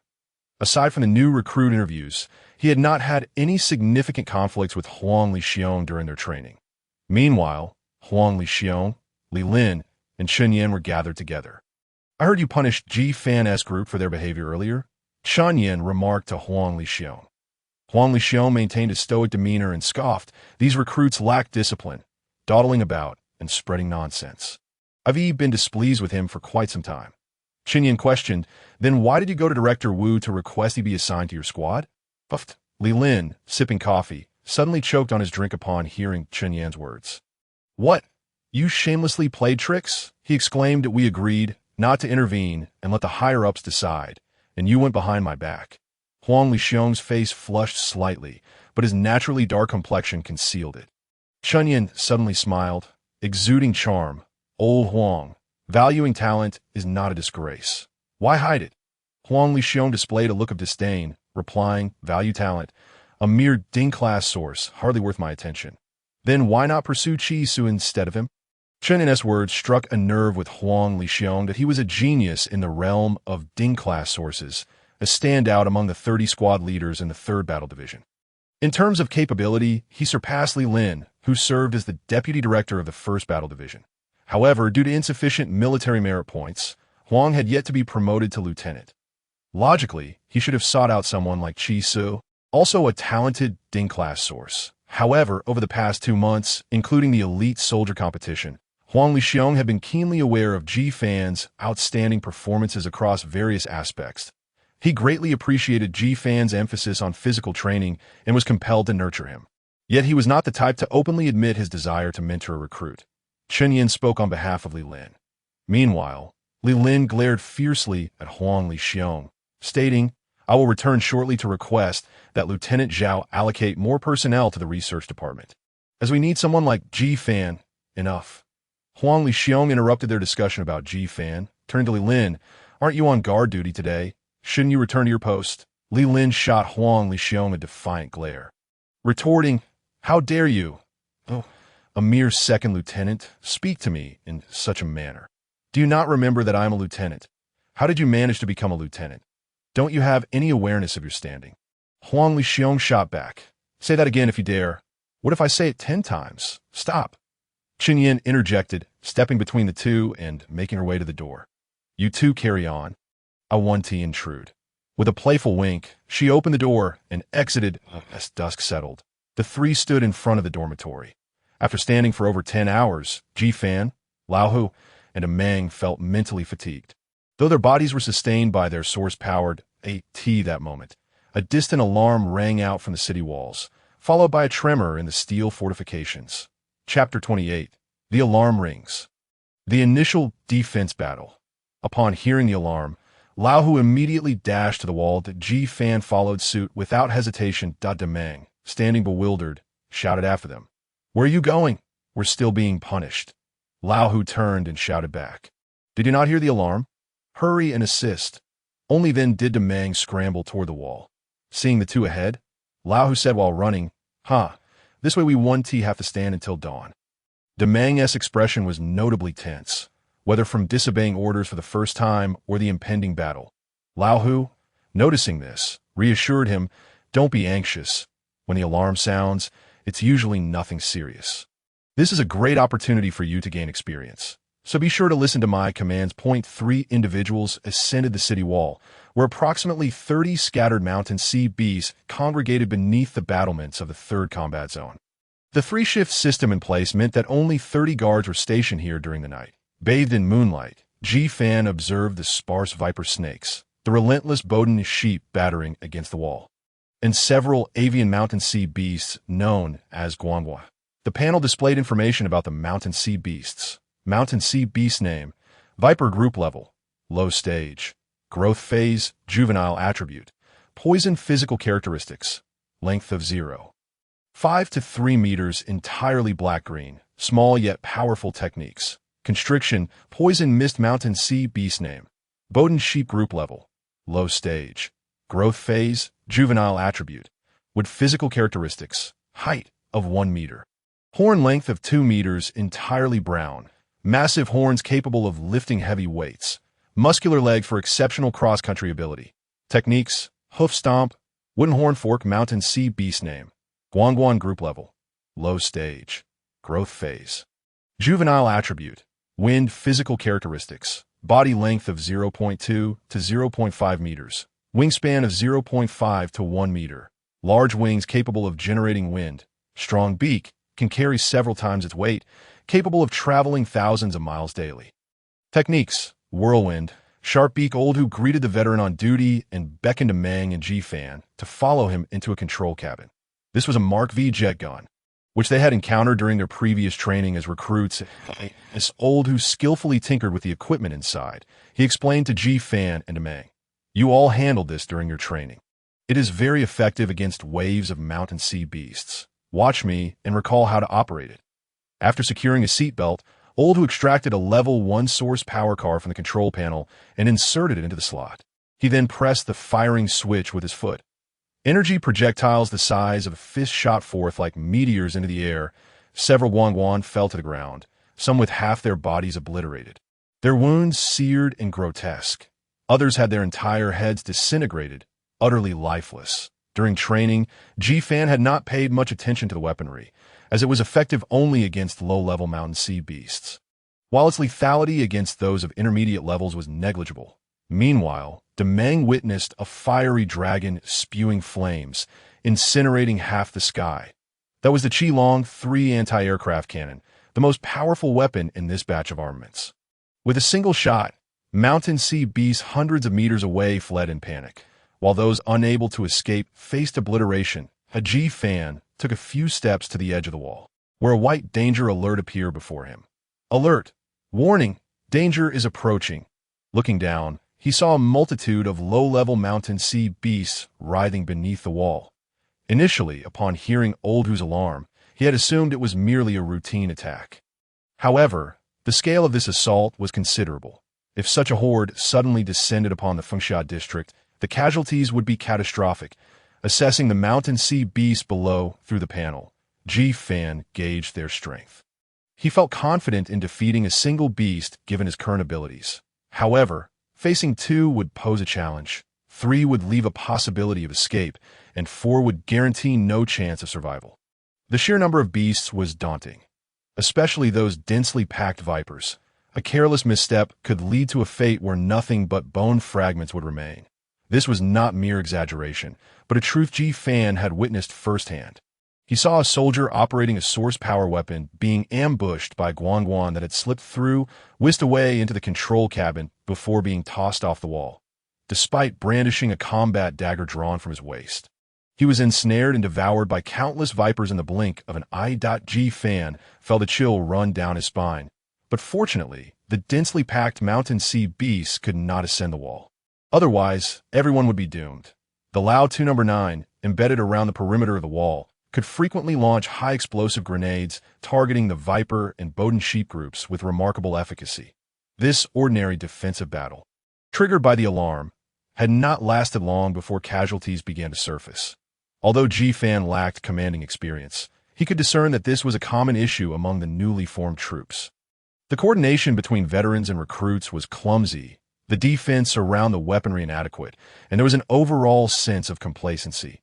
Each seemingly minor issue could gradually give rise to unforeseen consequences. As the numbers dwindled, Ji Fan approached to take over the jet gun. Demang positioned himself to protect Ji Fan from the approaching Xuanyuan, declaring his intent to assist the others. Old Hu bellowed and immediately exited the control cabin. Ji Fan quickly entered, stepped on the switch, and unleashed a barrage of energy projectiles. He utilized his enhanced vision to maximize the accuracy of each shot. The Mark V was designed for aerial targets, deterring flying mountain sea beasts from approaching. The Chiyou 3 anti-aircraft cannon, with its dual control for ground and air, exhibited formidable power. The Lao 2 No. 9 defended the wall with ease, under the relentless fire of the weaponry. Numerous mountain sea beasts perished in droves, yet some still recklessly charged toward the soldiers. However, they were swiftly exterminated by the veterans. Though the battle was far from over, it imparted a profound lesson to all the fledgling recruits. This was not a training exercise where failure meant a second chance. This was a brutal battlefield of life and death. Each individual clung to the belief of survival, willing to sacrifice themselves for the greater good. Yet despairingly, this war seemed endless. Ji Fan witnessed the horrifying carnage. His mind haunted by the mournful cries of both humans and mountain sea beasts, it felt as though a gaping maw, drenched in blood, mercilessly consumed hope bit by bit. What curse compelled them to rush forward recklessly? Fully aware of the impending doom, could humans and mountain sea beasts not coexist? Ji Fan, what are you doing sitting there? The source power card is empty, Demang urged anxiously, wielding a heavy shield to fend off the sporadic Xuanyuan attacks. At that moment, the persistent alert before Ji Fan shifted from white to yellow. Alert! Warning! Danger is approaching. Soon, a Xuanyuan spiraling through the air dodged Demang's iron shield and charged toward Ji Fan's control cabin. Old Hu, hearing Demang's shout, turned to see the impending threat and felt a surge of urgency. He knew that Demang had just acquired a low-level Battle Beast card and had not yet refined it, leaving him incapable of summoning a beast. All he could do was hope Ji Fan had already refined his Battle Beast card and could defend himself. Ji Fan, quick, summon your Battle Beast, Old Hu shouted. Concurrently, Old Hu's Battle Beast, a Xiang, dispatched a Viper that had leapt up and was now racing back toward Ji Fan. Hearing Old Hu's call, Ji Fan immediately leapt from the control cabin, swiftly drew a card from his waist, infused it with source power, and watched as it glimmered with a white light. The intermediate Battle Beast, Pangu, burst forth, its powerful wings instantly cleaving the incoming Xuanyuan from the sky. Pangu, an intermediate mountain sea beast, possessed bloodline suppression. Once it appeared, the Vipers on the wall ceased their advance, and the airborne Xuanyuan no longer dared to approach. This significantly alleviated the pressure on their side. Many veterans, fully engaged in combat with the mountain sea beasts, were taken aback upon witnessing the sudden arrival of Pangu. What? Pangu, an intermediate mountain sea beast? Quick, request support. Sound the alarm 3 times. Call the squad leader. What? An intermediate mountain sea beast. When did it appear? It just appeared out of nowhere. We did not detect any intermediate mountain sea beast intrusion. Report. Report to the squad leader. That is our new Recruit King's Battle Beast. It was just awarded in the last Recruit King competition. Damn, you scare me to death. Quickly, have that kid recall it. Damn it, that kid. Yes, I'm talking about you. Quickly recall Pangu. Ji Fan puzzled responded, isn't it good to have Pangu join the battle? One veteran, while engaged in combat, shouted in frustration, "You just got that card a few days ago. Have you even refined it before releasing it? Stop talking nonsense. If you don't, we might all perish here. And even if I survive, you'll be done for, with no other choice." Ji Fan reluctantly shook his head and recalled the ready-to-show-off Peng Ho back into its card, inserting it back into its slot. After all, the battle here was nearly at its conclusion, and the current situation could be managed. Old Hu awkwardly apologized, as it was he who had encouraged Ji Fan to summon it. Just as Peng Ho was recalled, a portion of the Guangguan began to fly toward them. Old Hu shouted, "Ji Fan to the left, Demang to the right, cover me." The two gradually found their rhythm, one wielding a shield on each side, fending off the airborne Guangguan. With only a handful of mountain sea beasts remaining, continuing to use firearms felt wasteful of source power cards, so they shifted to close combat. That Demang's remarkable strength allowed him to wield the heavy shield effortlessly. Swinging it to keep the Guangguan at bay. Ji Fan was equally strong, and leveraging the panel's danger alerts, he deftly navigated the chaotic scene to effectively counterattack. Several veterans coordinated seamlessly, summoning their battle beasts to the foot of the wall. The rotating turtle unleashed its techniques, spraying water columns that diversified the combat of the red fish. The red fish, relying on its inherent advantages, remained unperturbed by the viper, yet it found itself unable to withstand the wooden antlers of the Bowden sheep. However, with the Bowden sheep dwindling in number, the nearby rotunda turtle, encased in its shell, effortlessly shielded the red fish. Meanwhile, the Shanfubird and Guangguan engaged in aerial combat, their skills evenly matched. The defensive battle had essentially been contained and was approaching its conclusion. The only concern was whether the elusive feline-like creature would seize the opportunity to launch a surprise attack. Nevertheless, as long as the agile simian beasts remained vigilant, the feline would find no advantage. This sudden midnight defense battle lasted for 3 hours, resulting in considerable depletion. 16 Source Force card were consumed, 2 pieces of military equipment were damaged, 5 personnel sustained minor injuries, 2 were severely injured, and 1 lost their life. The mere sounding of the most basic alarm resulted in such circumstances, with soldiers sacrificing their lives. Thus, it is evident that the emergency response at the 3rd station was severely lacking. Upon descending, Demang's countenance was far from pleasant. Old Hu patted his shoulder and remarked that such occurrences were commonplace, and one should simply grow accustomed to it. All soldiers who participated in the defense battle were required to submit their wristwatches for the tally of military achievements, with points being awarded based on the number of mountain sea beasts slain. This system rendered the feline-like creatures particularly favored among the veterans, renowned for their agility and stealth. The camp had previously increased its contingent of feline combat beasts by 5. All of which were swiftly exchanged by the veterans for military achievement points. In the conference room of the 3rd battle station of the Jiangxi Army, Captain Wu Zhang perused the report before him. After a prolonged silence, he closed the document and stated, "These 2 young men are quite impressive. They are worthy of cultivation."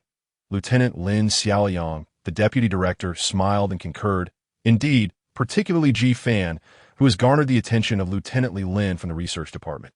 Second Lieutenant Song Feng, leader of the 6th Squad, added, "I've heard that Ji Fan is constantly being challenged by Old Huang in the recruit camp. Since you seem to disapprove of this lad so much, why not transfer him to my squad?" Huang Lixiong, squad leader of the 1st Squad, and second only to the deputy director, retorted, "Dream on. Just focus on your own recruit.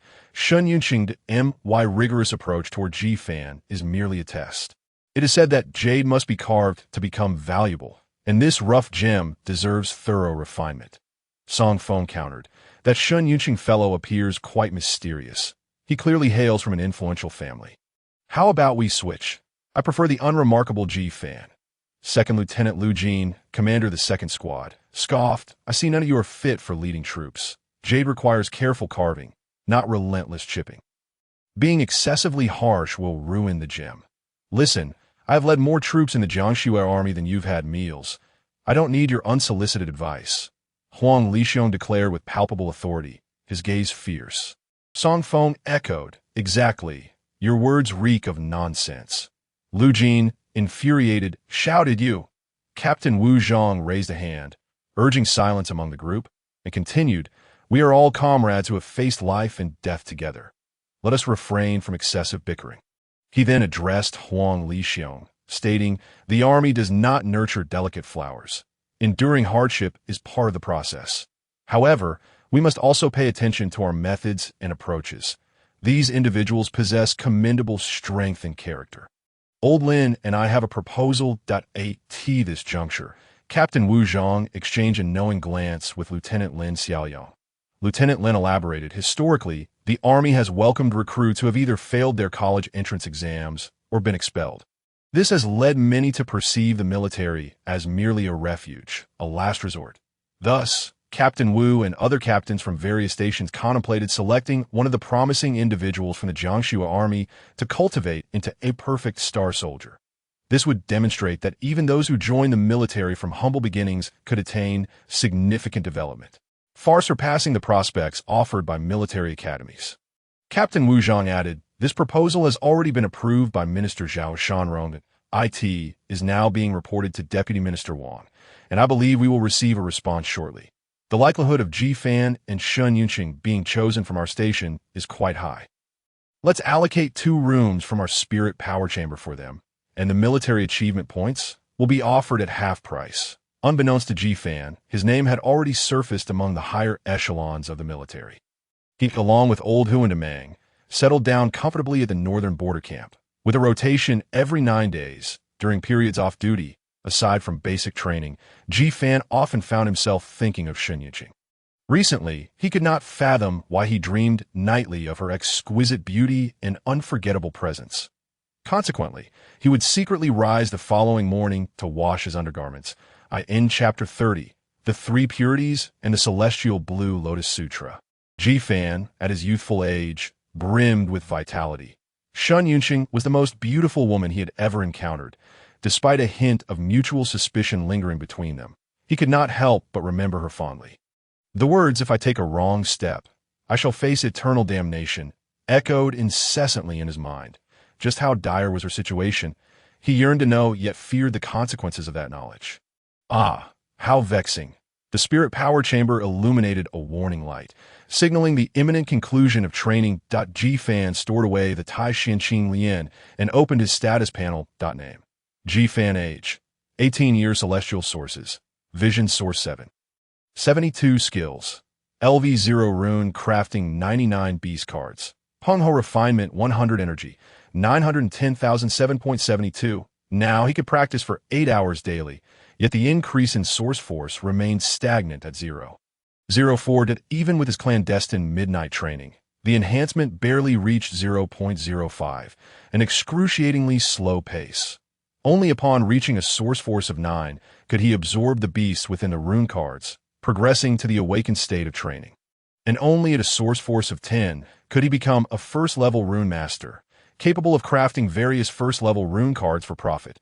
This rate of advancement could only be described as tortoise-like. A gross understatement.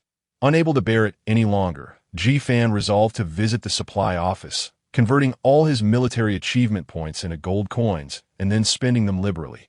After 1 bout of evading punishment, 1 stint of guard duty, and 2 defensive battles, his military points totaled 23 after deducting miscellaneous expenses from the spirit power chamber. Converting them into gold yielded him 23 gold coins. 10 points could apply for the rank of corporal, 50 for sergeant, and 100 for second lieutenant. The monthly military point salary was 1 point for private, 3 for corporal, 5 for sergeant, and 10 for second lieutenant. However, these ranks were of little concern to Ji Fan. He was solely focused on elevating his source force to 10, becoming a first-level rune master. His plan was to craft rune cards in bulk, sell them, and amass wealth that he intended to save a portion for Xiao Shu's medical fund. Investing the remainder into enhancing his source force. Determined, he made his way to the supply office of the 3rd station. Though Chief Chen Yen was absent, 2 clerks were present. Under the incredulous gazes of the clerks, Ji Fan exchanged his 23 military points for 23 gold coins. He also made a quick phone call to Xiao Shu in Fengxia District, striving to carve out time each week for communication. "Hello, brother. Xiao Shu. How have you been lately? Same as always. And you? Have you encountered any danger? What danger could I possibly face? Let me put it this way, a mere glance from me sends them scurrying. You're full of it. Have you been taking your medication regularly? The Chiyou liquid is quite expensive, isn't it? Do you have enough money? Of course, but I can't stomach Chiyou liquid. Xuanyuan agent works just fine for me. That won't do. You mustn't settle for less. Once I become a first-level rune master and start selling rune cards for a fortune, I'll buy you better medicines, each one better than the last, and you'll have to get used to the variety. Ah, I understand. Just be careful over there, brother. You're just a small soldier, so don't be reckless. If you have extra money, buy the commander some fine cigarettes and liquor. Oh, class is starting. Gotta go, brother. Be safe, and I'm off to class. Ji Fan nodded, disconnecting the call. The Xuanyuan agent was the lowest grade medicine for treating Xiao Shu's illness. Its side effects were severe, leaving Xiao Shu looking pallid and sickly for years. However, their family had been poor, and being able to afford the Xuanyuan agent was already a blessing. In contrast, the Chiyou liquid not only effectively controlled the illness, but also provided various nutrients with minimal side effects, albeit at a cost of 50 silver coins. Given Ji Fan's current financial situation, affording such medication monthly was not an issue. After some contemplation, Ji Fan transferred 3 gold coins to Xiao Shu's identity card via his wristwatch, absorbing the remaining 20 gold coins entirely into energy. Name: Ji Fan. Age: 18 years. Celestial sources: Vision source 7.72 skills. LV0 rune crafting 99 beast cards. Pangu refinement 100 energy. 2910000 Ji Fan allocated all his energy into the vision source, resulting in an immediate increase to 8.0, 1.8 degrees. What a challenge it has been. Stowing away the panel, Ji Fan lifted his gaze, only to be startled by the sight of a frail, emaciated figure standing behind him. Upon closer inspection, he realized it was none other than Xuanyuan. Ji Fan gazed at her face, that of a mere passerby, as if he could see beyond the surface to the essence of her being, her chestnut locks cascading like a waterfall, willow-like brows arching gracefully, eyes sparkling like autumn waters, skin as smooth as fine jade, lips reminiscent of blooming plum blossoms, and her delicate tongue peeking out like a lilac. Yet, how curious it was that he had once perceived her as a tempestuous force, and now she appeared so utterly mundane. The atmosphere shifted slightly, prompting Ji Fan to rein in his thoughts. You have a moment? Let's have a chat, Xuanyuan inquired, her gaze fixed on him. For reasons unknown, Ji Fan suddenly felt hesitant to meet her eyes. He turned his head away and replied, "Where to?" "Follow me," Xuanyuan said as she led the way. They navigated through a series of winding paths until they arrived by the riverside, a secluded spot where conversation could flow freely.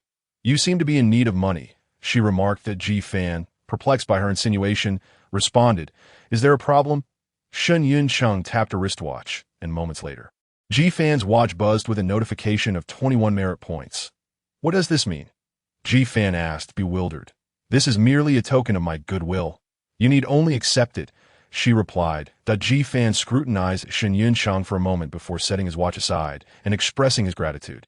"Thank you." He had no intention of being polite, especially since he was currently in dire need of funds. They sat in silence by the riverbank, the gentle breeze rustling around them as the sun dipped below the horizon, and the moon slowly ascended the willow branches. "Have you practiced the technique bestowed upon you by our master?" Xuanyuan inquired. Noticing her demeanor, Ji Fan suspected she wasn't familiar with the technique. He offered to share it with her. However, to his surprise, Xuanyuan shook her head and stated, "This technique is known as the Three Purities Great Mysterious Celestial Blue Lotus Heart Sutra. It is a profound and unparalleled art. My senior brother, Baihan, sought it for years, yet our master has never granted permission. Now that you have fortuitously obtained it, you must diligently cultivate it and not disappoint our master's expectations. Is it truly that formidable?" "It feels somewhat like a Destiny's Child," Ji Fan mused. "Are you puzzled?" Xuanyuan suddenly turned to him. "I have known from day one that the Heavenly Emperor's order is in your possession. Why did you not reveal your identity sooner?" Ji Fan remained silent, patiently awaiting her elaboration. "What is your true name?" "Having encountered my master, you should be aware that we were pursued here, compelling me to exercise caution. That I was uncertain whether you were sent by those who hunted me, or if you might betray me for personal gain. During that time, I was severely injured and had to tread carefully. After 2 months, my wounds have healed significantly, and I've learned about you from various sources, which is why I felt it safe to disclose my identity. That moment. Xuanyuan's true appearance was unveiled, illuminated by the soft moonlight that cast a mysterious glow around her. Without any apparent motion, Ji Fan found himself compelled to voice his curiosity. How do you manage to transform like that? In response, Xuanyuan flipped her right hand, revealing a creature known as a dream beast. A panel of information materialized before them. Dream beast name, Meng Mo level, advanced stage, growth, attributes, illusion, wind, appearance, 0.2 meters in size, a soft and squishy mass, adorned in pale pink and lavender, adept at disguise, a rare species of dream beast. Techniques, telekinesis, wind blade, dream communication. Meng Mo, Ji Fan exclaimed in astonishment. Xuanyuan, equally surprised, responded, "You actually recognize it?" Ji Fan casually remarked, "I once saw it in a magazine at the Academy Library." Xuanyuan did not press further and continued. "Given your awareness of Meng Mo, you likely understand its illusionary capabilities. Each night, as I sleep, I allow Meng Mo to position itself by my side, utilizing its dream communication to project the image of a burly man sleeping." Ji Fan suddenly understood. The snoring, grinding of teeth, and foot odor he had heard every night were mere illusions. Goodness, even foot odor could be an illusion. Meng Mo was extraordinarily powerful in the realm of illusion. If Xuanyuan could tame such a creature, she must possess considerable expertise in mental prowess, and no wonder old Silvercoin mentioned she could lift the death ban. Reflecting on the death ban, he calculated the time remaining, about 20 days until the deadline. "What are your plans next?" Xuanyuan raised her gaze to the moon, her expression grave, eyes filled with a wistful longing that gradually morphed into determination. Ultimately glimmering with hatred, beneath the moonlight, she appeared both solitary and helpless, yet her calm demeanor belied a steadfast resolve. "If I take a wrong step, I will face irreparable consequences." This phrase echoed once more in Ji Fan's mind. What hardships had this woman endured? In that moment, Ji Fan felt an overwhelming urge to uncover Xuanyuan's past. "What is your true name?" Upon hearing this inquiry, Xuanyuan turned her head to look at Ji Fan. The depth in her gaze pierced his heart, and he felt an inner voice shout, "It's over. I've been ensnared."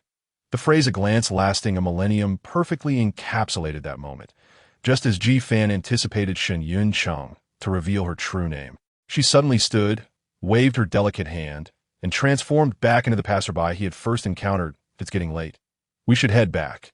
With that, Xuanyuan departed without a backward glance, leaving Ji Fan alone by the river. Feeling utterly bewildered, was I just rejected? In the border camp, life was fraught with danger, as beast attacks occurred almost daily, varying only in scale. Alarms would sound at least once a week, with the second alarm indicating double the number of beasts compared to the first.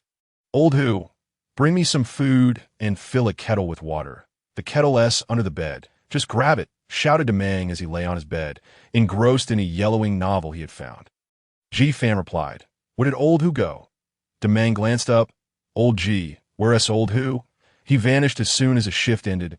I have no idea." Ji Fan lay back on the bed, exuding an air of defeat. "What's wrong with you? You've been looking rather listless lately. Did you not eat enough?" "Ugh." The alarm blared. Demang set down his novel, cursing, "Damn it, just got off the day's shift. And I haven't even caught my breath. I can't hold off for a moment." Ji Fan climbed out of bed, looking dazed. The intercom crackled with Old Hu's voice, calling, "Ji Fan, Demang, gather at the usual spot." "Got it." The two raced toward the city wall. Cards flew about as various figures assembled on the wall. The Mark V series, the Qilong 3 series, and the Old Butcher numbered 9 unleashed flames to fend off the assault of the beasts. Old Hu's trio grew more synchronized with each battle, easily handling every encounter. In fact, Ji Fan's Peng Ho had yet to see action. The conference room of the Jiangsu army's third battle was silent, with Lin Xiaoyang, Lu Jin, Song Feng, and Huang Lixiong seated without a word. After a long while, Wu Zhang arrived late, his expression grim. Entering the conference room, he slammed a report onto the table. "Our proposal was rejected." "What proposal?" the others asked, puzzled. Lin Xiaoyang picked up the report, noticing it was the proposal for the perfect star soldiers from the last meeting. 4 large red letters stamped across it read, "Not approved." Wu Zhang composed himself and said flatly, "Deputy Minister Wang's stance is that the Jiangsu Army's primary task is to defend K Mountain. We need not concern ourselves with other matters." "What about the spiritual energy chamber?" Wu Zhang replied, "Cancel the privileges that a compendium of cards? That sounds good." Old Ji, but Demang munched on an apple while flipping through Ji Fan's books on the bedside. He began sketching complex runes on paper. Ji Fan, without turning around, said, "Want to learn?" "I can teach you." Demang shook his head vigorously. "No thanks, just looking at those circles makes me sleepy." Old Hu eyed Ji Fan's activities with curiosity. "Why have you been frequenting the research department lately?" Ji Fan chuckled internally. With only 2 hours of training available in the spiritual energy chamber, he had taken to recalling his time by the riverside with Xuanyuan. Unsure of his own desires, he resolved to keep himself busy with tasks rather than dwell on unnecessary thoughts. He requested a book from Lieutenant Li to study various runes. By the way, Old Hu, a few nights ago, I heard you calling your daughter's name. Is everything all right at home? Ji Fan inquired about the complete collection of talismans from Old Hu. After a moment of silence, Old Hu chuckled and replied, "It's nothing, just missing my daughter. I submitted a request to return home to Huangban several days ago, but have yet to receive a response." But Demang leaned in and remarked, "What? You want to go back to see my wife? Why didn't you say so earlier? I would have submitted a leave request as well. I've always wanted to meet my wife." Old Hu, that's rather inconsiderate of you. Ji Fan couldn't help but tease him. "You certainly have quite a few wives. There would be enough to play mahjong together." Old Hu sighed. "As for my daughter, she's rather ordinary and unremarkable, so I won't involve her in matters concerning you."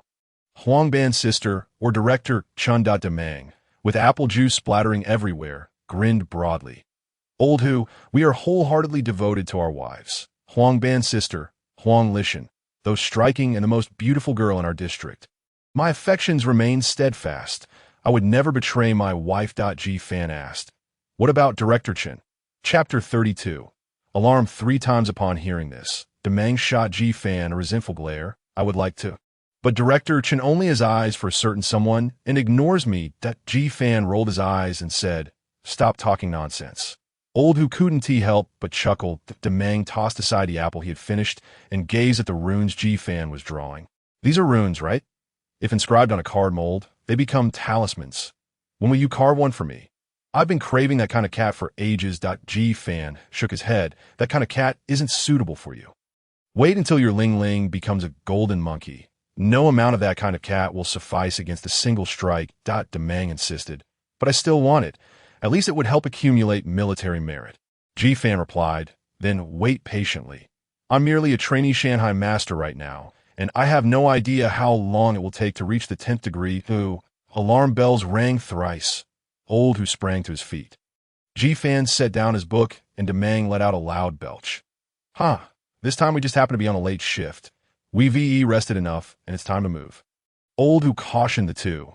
"With the alarm ringing 3 times, the number of beasts will greatly increase, and even intermediate Shanghai beasts may appear. Not let your guard down." Ji Fan and Demang nodded in unison. "Understood." As they exited the dormitory, dozens of figures sprinted in the same direction, all members of the duty team for the day. On the city wall, Ji Fan activated his vision source to gaze outside, where a dense throng of Shanghai beasts stretched beyond sight. It seemed today would be a fierce battle. He immediately reached for his right waist, drawing out the only talisman card from his talisman belt. As the source energy surged, the card flashed with a golden light, summoning Peng Ho. Peng Ho flapped its wings, soaring into the air, and as its thunderous wings unfurled, arcs of electricity surged forth, cleaving through the mass of Guangguan birds. "What the hell, Old G? When did you refine the talisman card?" Demang exclaimed, visibly distressed. Everyone in the army knew just how challenging it was to refine a talisman card, even for a level 1 talisman. He had only managed to refine it to 30% just a couple of days prior. How could Ji Fan possibly have refined a level 2 talisman so quickly? Unbeknownst to him, Ji Fan had not taken days to refine it. He had done so immediately upon acquiring it. Old Hu, equally astonished, recognized that there was no time to delve into details now. He called out to Demang. Stay focused, Demang. Ji-fan, come to the control pod. There are too many Guangguan birds, and we need to enhance our firepower. After shouting, Old Hu summoned Ling Ling for protection, then dove into the Mark V control pod. He opened the card pack inside, only to discover that the source energy cards were nearly depleted. A massive swarm of Guangguan birds descended, far exceeding the number present when the alarm first sounded. The Guangguan birds possessed powerful wings and sharp claws, lacking any particularly special skills, making them relatively easy to deal with. Their role on the battlefield was primarily to create chaos. The sheer number of them arriving resembled a dark cloud, creating an overwhelming sense of pressure that was stifling. Inserting a source energy card, Old Hu pressed the launch mechanism, and energy bullets shot forth like a string of pearls, striking down one or even several Guangguan birds with each shot. Illustrating the density of the swarm, above the control pod, Pangu displayed its might. With its thunderous wings spread wide, all Guangguan birds fled from its path. Ji-fan's military merit surged rapidly on his watch. Demang, wielding a large shield, alongside his Ling Ling, coordinated efforts to break the Guangguan birds attempting to breach the control pod. Ji-fan and Old Hu's Ling Ling also engaged in close combat with the oncoming Guangguan birds. At this moment, Ji-fan's advantage in source energy became evident. His vision source had reached 8.05 degrees. Utilizing source energy, his punches and kicks inflicted significant damage on the relatively low defense Guangguan birds. The hellish physical training he had undergone bore fruit here. Simple actions of punching, kicking, and raising a shield were repeated hundreds of times, a feat that would exhaust even seasoned veterans. Yet Ji-fan seemed unfazed, delivering powerful strikes without feeling fatigue, as multiple Guangguan birds failed to penetrate his defenses. However, the effects of force are reciprocal. Striking the Guangguan birds also resulted in some recoil against Ji-fan, and the Guangguan birds actively retaliated. He inevitably bore several wounds of varying sizes. The Demang's shield was riddled with dents from pecking, and the brown fur of Ling Ling was stained with blood. In contrast, their group fared relatively well due to Pangu holding back a substantial number of Guangguan birds above. Many other groups were far less fortunate, as the Guangguan birds breached their defenses. They either dove into the control pod, pecking to death the soldiers inside, or snatched soldiers from within and flung them down to the ground. Casualties mounted rapidly on the city wall. Ji-fan witnessed this, but was powerless to intervene. On the battlefield, unless a powerful individual could turn the tide, individualism was strictly forbidden. This battle unveiled to Ji-fan the terror of the alarm ringing thrice and the ruthlessness of the border defense battlefield. In the wake of the third alarm, regardless of whether they were on duty or not, everyone rushed to the city wall to join the defense. After 3 hours of intense firing, the source energy cards were nearly depleted, and the city wall lay strewn with the corpses of Shanghai beasts, battle beasts, and soldiers. The number of Guangguan birds in the sky had diminished significantly, yet they still blotted out the sky. Moreover, the silhouettes of vipers, Bowden sheep, and that kind of cat were increasingly visible on the city wall. Inserting the last source energy card, Old Hu bellowed, "No more source energy cards. We can't hold the line. Retreat quickly."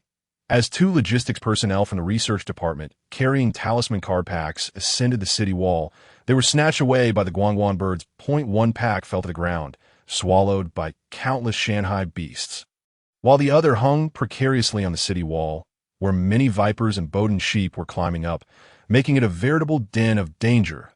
Ji-fan glanced at the progressively silent source energy firearms beside him, then at the direction of the talisman card pack. Demang, you stay here. I'll be back shortly. With that, he dashed toward the talisman card pack with Pangu in tow. Ji-fan, come back. Old Hu shouted from the control pod, but Ji-fan could not hear him. Demang, drenched in sweat and muscles bulging, yelled at Ji-fan, the nemesis of that kind of cat. Old Ji is invincible. As Ji-fan sprinted, he stumbled and nearly fell into the throng of vipers. With Pangu providing protection, Ji-fan navigated the yellow danger warning on his panel, managing to reach the edge of the city wall unscathed. Pangu stood amidst the vipers, its thunderous wings unfurling, leaving a scorched expanse. The Bowden sheep charged wildly, but Pangu deftly evaded, grabbing a sheep by its horns and tossing it over the edge. Even as a juvenile, An intermediate battle beast could easily handle a throng of lesser beasts. Reaching the edge of the city wall, Ji-Fan swiftly grabbed the pack and slung it over his shoulder. In an instant, the warning indicator on his panel shifted from yellow to orange. Turning, he faced his old adversary, the kind of cat which lunged at him with bared fangs and claws, expanding his consciousness. He grasped the situation within a 1-meter radius. With a single punch, the kind of cat was instantly slain, spitting blood as it fell. Ji-Fan's punching power was no longer comparable to that of his time on the bus. With a source energy level of 8.05 degrees, he could deliver a casual punch with a force of 1,000 kg. A full-powered strike could reach 1,300 kg, barely matching the strength of a level 1 Shanghai master. At this point, the kind of cat was no longer a concern for Ji-Fan. Chapter 33. Xuanyuan captured, yet the issue of numbers remained the greatest concern, although the kind of cat had not attained intelligence. They were quite cunning. After Ji-Fan dispatched 3 straggling kind of cats, they began to swarm him in droves. The red warning on his panel became glaringly evident. Peng-Ho was entangled with vipers. Boden sheep and Guangguan birds, unable to break free. Ji-Fan engaged in a fierce melee with the kind of cat horde. But even with his consciousness, a method akin to cheating, he could not escape being scratched. The red warning intensified, and suddenly, Ji-Fan's consciousness detected 2 kind of cats, one on the left and one on the right, lunging towards him. That moment, his hands were preoccupied dealing with 3 kind of cats charging straight at him, leaving him no time to react. This is bad. I'm in trouble. Just as he feared his fate was sealed, a flurry of wind blades appeared, slicing through the nearby kind of cats, severing them in half. What was happening? Ji-Fan turned his head, only to see Xuanyuan standing not far behind him. Realization dawned upon him. It was Dream Mo's technique, Windblade, that had slain the cat-like creature. Thank you. No need for thanks. I promise to keep you safe for 30 days. With that, Xuanyuan led her battle beast, the rotating turtle, toward the Bodan sheep to engage it in combat. Ji-Fan returned to Old Hu's side, grabbing a handful of source power cards and handing them to him before dashing towards the cockpit of the source power military equipment. Under the protection of Peng-Ho, Ji-Fan distributed the source power card from his backpack one by one over the course of nearly an hour, temporarily alleviating the firepower issues of their source firearms. The corpses of the mountain sea beasts and battle beasts piled up increasingly on the city walls, and Ji-Fan spotted Chiyou, Zhengming, Zhou Yi and their battle beasts charging through the viper and Bodan sheep herd. With soldier casualties mounting in previous battles of this intensity, the mountain sea beasts would gradually retreat, yet this time, they showed no signs of backing down, but rather increased in numbers as the conflict intensified. Ji-Fan suddenly gazed at the sky, where a dark cloud of Guangguan beasts gathered in abundance. Through the bright sun, he seemed to glimpse a figure. Focusing his source power, he discerned the faint outline of a dog-like creature. Ji-Fan saw a woman in a dark green military uniform with chestnut hair, ensnared in the claws of one of the Guangguan beasts. Although she was unconscious, Ji-Fan recognized her at once. Xuanyuan. She has been captured? In an instant, Ji-Fan's mind was engulfed by the notion of a conspiracy, a scheme to capture Xuanyuan. As Peng-Ho soared through the air, lightning arcing all around, a deluge of Guangguan beasts fell like raindrops. However, the Guangguan beast clutching Xuanyuan was deep within the flock, out of reach of any immediate lightning strikes. Just as Ji-Fan prepared to charge towards Xuanyuan, a violent tremor erupted in the distance, beyond K Mountain, as smoke billowed upwards. The sun had yet to set, but the soldiers on the city walls could clearly see massive mountain sea beasts charging towards them from K Mountain. Roars echoed from afar. This is bad. It's a rampaging golden ape. Quick, notify the squad leader. I've spotted a hook snake on my end and a mid-level hook snake in the northwest, requesting support. Requesting support. Chirp. A goo sculpture. A goo sculpture. Quickly informed the battle director. K Mountain is experiencing another beast tide. Alarm sounded 5 times. Level 1 alert. Hurry, team leader. The first battle station is overwhelmed with mid-level mountain sea beasts. And there are complete forms as well. Our squad leader and station chief have gone to provide support. Then send an urgent report to Colonel Zhao. The colonel has dispatched reinforcements from the second battle station. where high-level complete forms and several high-level growth forms have appeared. 2 majors have also gone to assist. How could this happen? Is heaven determined to annihilate our 3rd battle station? Wails filled the air. The cannon fire on the city wall roared fiercely, yet was suppressed by the flock of birds. Among the Guanguan beasts were several man-man, a type of bird-like mountain sea beast at mountain sea beast name. Man-man level, mid-level stage, growth form attribute, wind appearance features, low and small. 0.3 meters in length, with large wings. Its feather power is several times that of low-level bird-like mountain sea beasts. Techniques: tear, peck, wing slash. The juvenile Penghu was unexpectedly ambushed by a growth stage man-man, sustaining damage to its thunder wings and losing its ability to maintain flight. Plummeting to the city wall, the mid-level mountain sea beast invasion resulted in heavy casualties at the 3rd station. The red fish was torn apart by the claws of the man-man, devoured almost entirely. One leg of the rotating turtle was pinned to the ground by the man-man's sharp beak as a swarm of vipers burrowed into its limbs, consuming it. The chamfa bird was no match against the man-man. Falling to its single wing, the lingling and white ape battle beast stood no chance against it.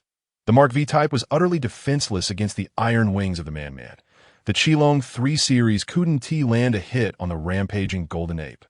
The energy sphere released by Old 2 number 9 had no effect on the hooked snake. The northern border of the Jiangsu region was in disarray. Had Old Hu not jumped out of the control cabin earlier, he might have been consumed by now. Old Hu and the Demang duo fought while retreating, but Ji Fan wanted to save Xuanyuan, only to find she had vanished in the blink of an eye. With Penghu injured and unable to fly, he could only regroup with Old Hu and devise a plan.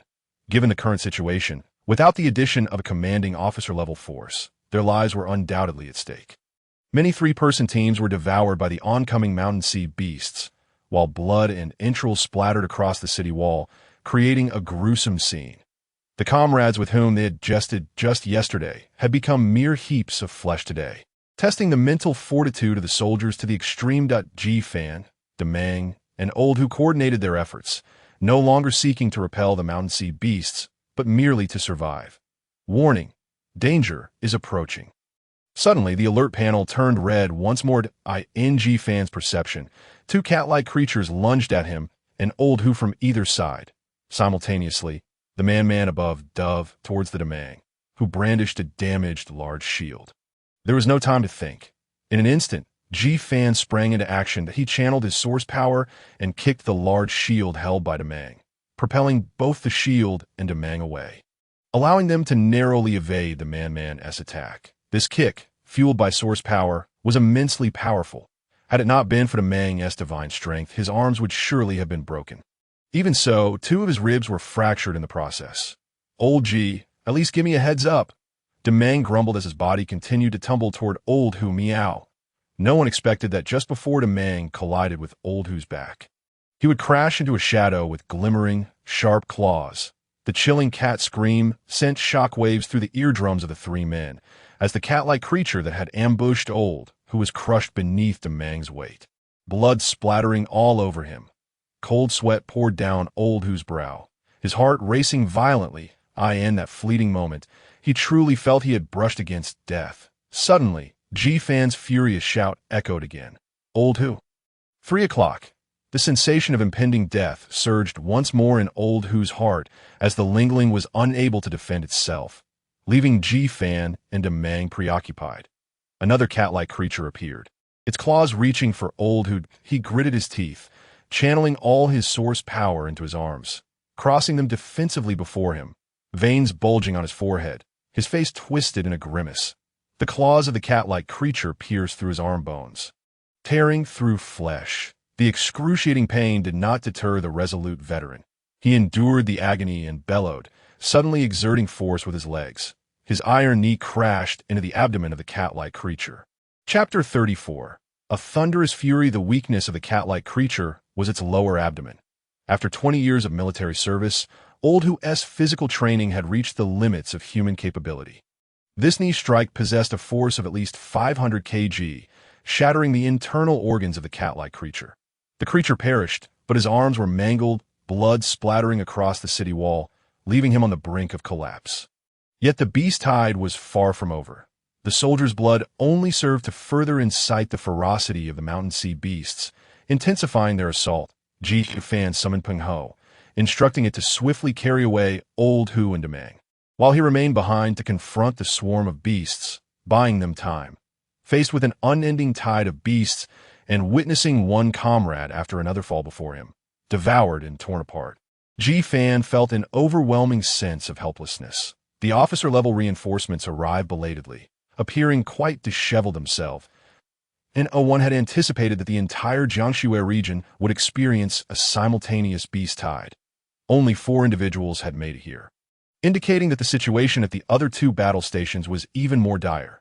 These 4 were Lin Xiaoyang, Song Feng, Lu Jin, and Huang Lixiong for the 3rd battle station. They stood atop the city wall, dispatching the low-level mountain sea beasts that surged forth. Immediately, in perfect unison, they reached for their waists, and 4 cards glowing with white source power shot forth, shimmering in the dim air, the white dragon deer. 5-colored bird, tongue snake, and Cheng Huang appeared. Each of the 4 beasts bore injuries, yet they showed no fear, positioning themselves in front to provide a momentary respite for the surviving soldiers on the city wall. The 4 officer-level military personnel unleashed their full source power, standing at the forefront alongside their battle beasts, directly confronting the oncoming tide of beasts. The golden ape swung its massive fist, while the Cheng Huang met it head-on with its hindhooves. Mountain Sea Beast Name: Cheng Huang Level, Mid-Level Stage, Growth Form Attribute. Earth Appearance Features: a horse-like mountain sea beast standing 2 meters tall, resembling a yellow fox with twin horns atop its back and a white mane cascading down. Its 4 hooves are pillar-like, capable of harnessing the power of the earth. Techniques: Hoof Stomp, Earth Seal. Despite the vast difference in size, the Cheng Huang held its ground, forcing the golden ape to step back 2 paces. The white dragon deer leapt into the air. Mountain Sea Beast Name: White Dragon Deer Level, Mid-Level Stage, Growth Form Attribute. Wood Appearance Features: a horse-like mountain sea beast standing 2 meters tall, its snowy white coat gleaming, with dragon horns adorning its head, embodying both offense and defense. The ferocity is fierce, racing like the wind yet momentarily suspended in mid-air. Techniques: Hoof Thrust, towering trees, descending into flocks of birds. Trampling with 4 hooves, a cacophony of chaos as they plummet, not a single adversary to be found. The Gujiao spreads its wings and soars high, releasing a toxic mist. Name of the mountain sea beast: Gujiao Level, Intermediate Stage, Growth Attribute. Poison Physical Characteristics: body akin to a leopard, standing 3 meters tall, with a sharp beak and a singular horn atop its head, exuding profound toxicity. Techniques: Poisonous Claws, Toxic Mist, Heart-Piercing Drill. The 5-colored bird exhibits no fear, advancing head dash on. Name of the mountain sea beast: 5-colored bird level, Intermediate Stage, Growth Attribute. Fire Physical Characteristics: height of 1 meter. Adorned with a red crest, white feathers, black claws, and a tail displaying the colors blue, green, yellow, red, and purple, harboring a source of fire within its belly, capable of scorching the heavens. Techniques: Fireball, Aerial Snatch. The 5-colored bird exhales flames, incinerating the surrounding toxins before engaging the Gujiao in a fierce aerial melee. The Tongue Shi, with its serpentine form, entwines itself, spitting its forked tongue. Name of the mountain sea beast: Tongue Shi Level, Intermediate Stage, Growth Attribute. Thunder Physical Characteristics: length of 10 meters. Adorned with dual wings and a long, singular horn, exhibiting yellow and white arcs of lightning, with a formidable constricting power. Techniques: Strangulation, Voracious Bite, Lightning Lock. The 2 serpents thrash their tails violently, crushing swathes of viper and other low-level mountain sea beasts. The 4 officers stand steadfast against the oncoming horde, immovable like a clock, resembling 4 iron walls that wholly repel the beasts, save for the birds soaring above. Yet, under the extensive onslaught of the 5-colored bird, the number of Gugu advancing towards Ji Fan is drastically diminished. Peng Ho entrusts Lao Hu and Demang to the medics before promptly returning to fight alongside Ji Fan. Although Peng Ho, as an intermediate battle beast, is merely in its juvenile stage and cannot fly due to injuries to its thunderous wings. Its strength remains unaffected, delivering blows imbued with formidable thunder arcs. The intermediate mountain sea beasts are restrained by the officers, while the remaining low-level beasts are no match for Pangu. Like a tiger amidst a flock of sheep, it showcases its might in a flash of lightning. Several Guixu plummet, and with a single flap of its wing, more is sent crashing down. Rapidly accumulating military merit on its wristwatch, Ji-fan attempts to locate Xuanyuan amidst the throng of Guixu.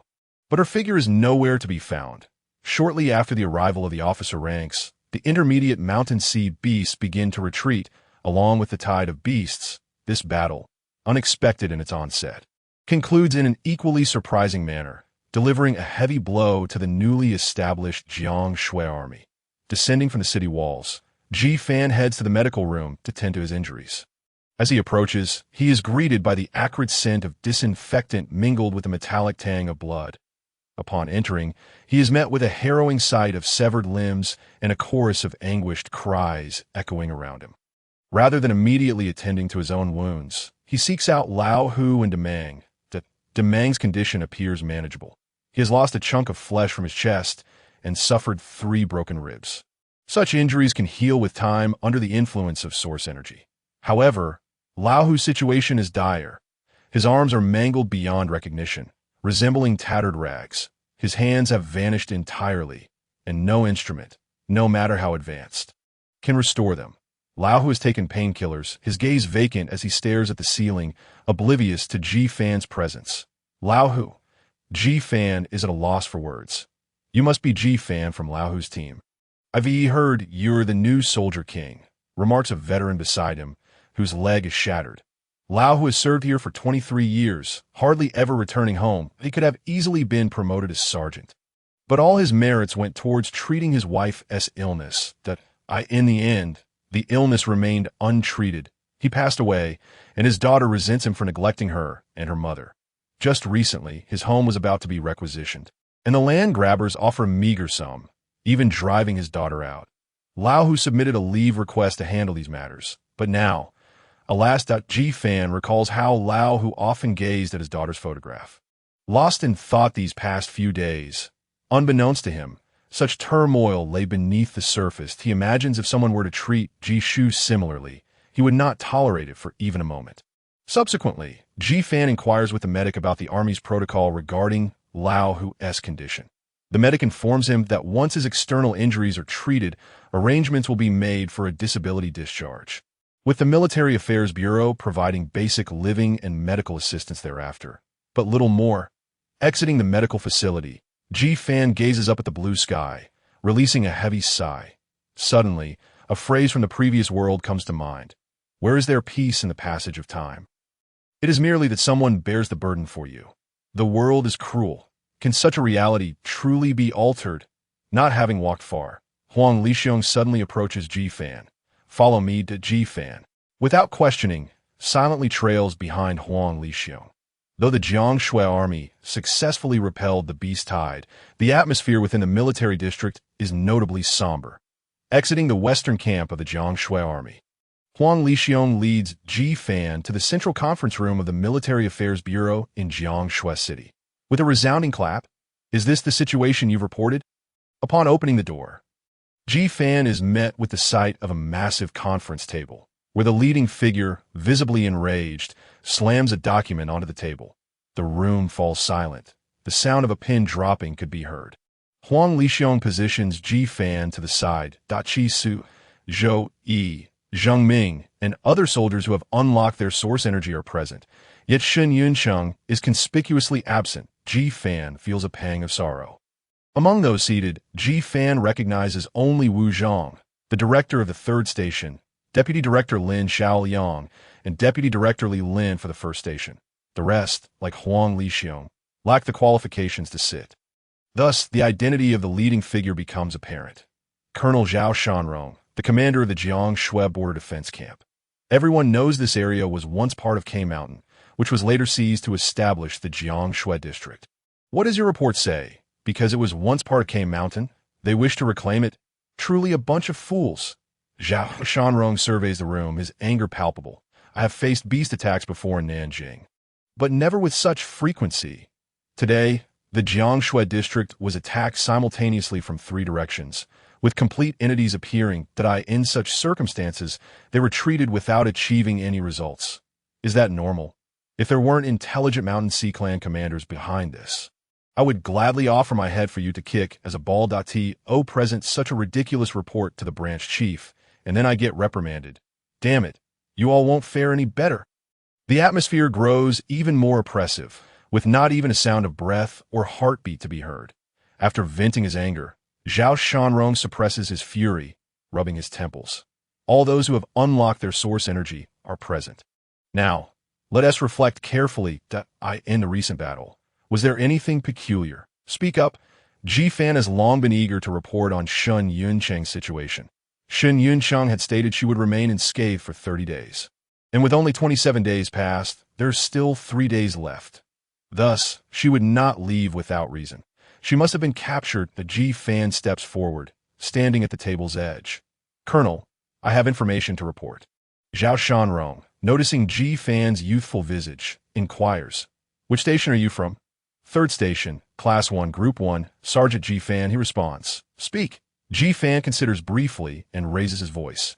Our group leader, Hu Sanmao, witnessed Comrade Shun Yuncheng being captured by the Guixu amidst a massive swarm.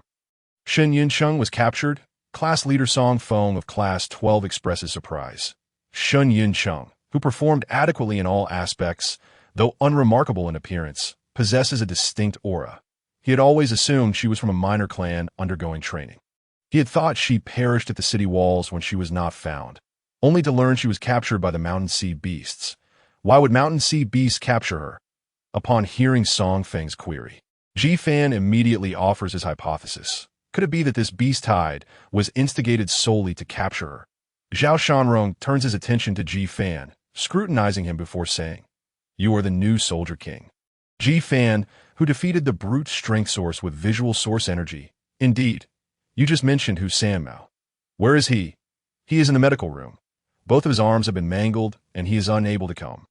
Upon hearing this, Zhao Shanrong regards Ji Fan with renewed scrutiny. With both arms mangled, he faces a disability discharge. Such a discharge is often bleak. A person with unfit limbs is worse off than the impoverished. However, a soldier with commendable merits upon discharge will have some assurance regarding their future benefits and retirement arrangements. Zhao Shanrong comprehends this implication. You performed admirably. Hu Sanmao has earned 20 merits AS for Shun Yuncheng's capture. We shall not dwell on that matter further. Regardless of whether there are conspiracies at play, we will discuss this once we reach the branch chief. Is there anything else? We cannot overlook any minute detail. The cunning Mountain Sea clan is full of schemes. Any detail could prove invaluable in analyzing the situation. Upon hearing this, everyone below sighed in relief. The thunderous storm must have passed. Some individuals began to murmur about peculiarities they had noticed. The major nearby meticulously documented everything. Once the tally was complete, Zhao Shanrong produced a document. It contained a transfer order personally sanctioned by Minister Lin Dongji. The 1st Division of Xuanyuan Army had suffered grievous losses and sought to assign elite troops from various divisions for reinforcement. Our military district has 3 quotas. Please allocate them accordingly. Ji Fan was puzzled by the distinction between the 1st and 4th Divisions and questioned what the purpose of the transfer would be. Through a brief explanation from the adjacent lieutenant, he gradually began to comprehend. The Central Divine Court comprises 36 guardian teams, each commanding 1 army, totaling 36 armies, tasked with protection and exploration. The primary mission of each army's 1st Division is to explore uncharted territories, while the remaining divisions remain stationed at the 72 prefectures. Unlike other military units, the 1st Division does not merely guard fixed borders, but ventures deep into unknown realms to expand their territory. Every soldier within is an elite source warrior. The unknown regions are replete with abundant resources and continuous fortuitous encounters, where many officers have risen to prominence through their adventures. Of course, opportunity is often accompanied by peril. The mortality rate of the 1st Division is also the highest within the Xuanyuan Army. Consequently, they frequently requisition skilled soldiers from other divisions to bolster their ranks.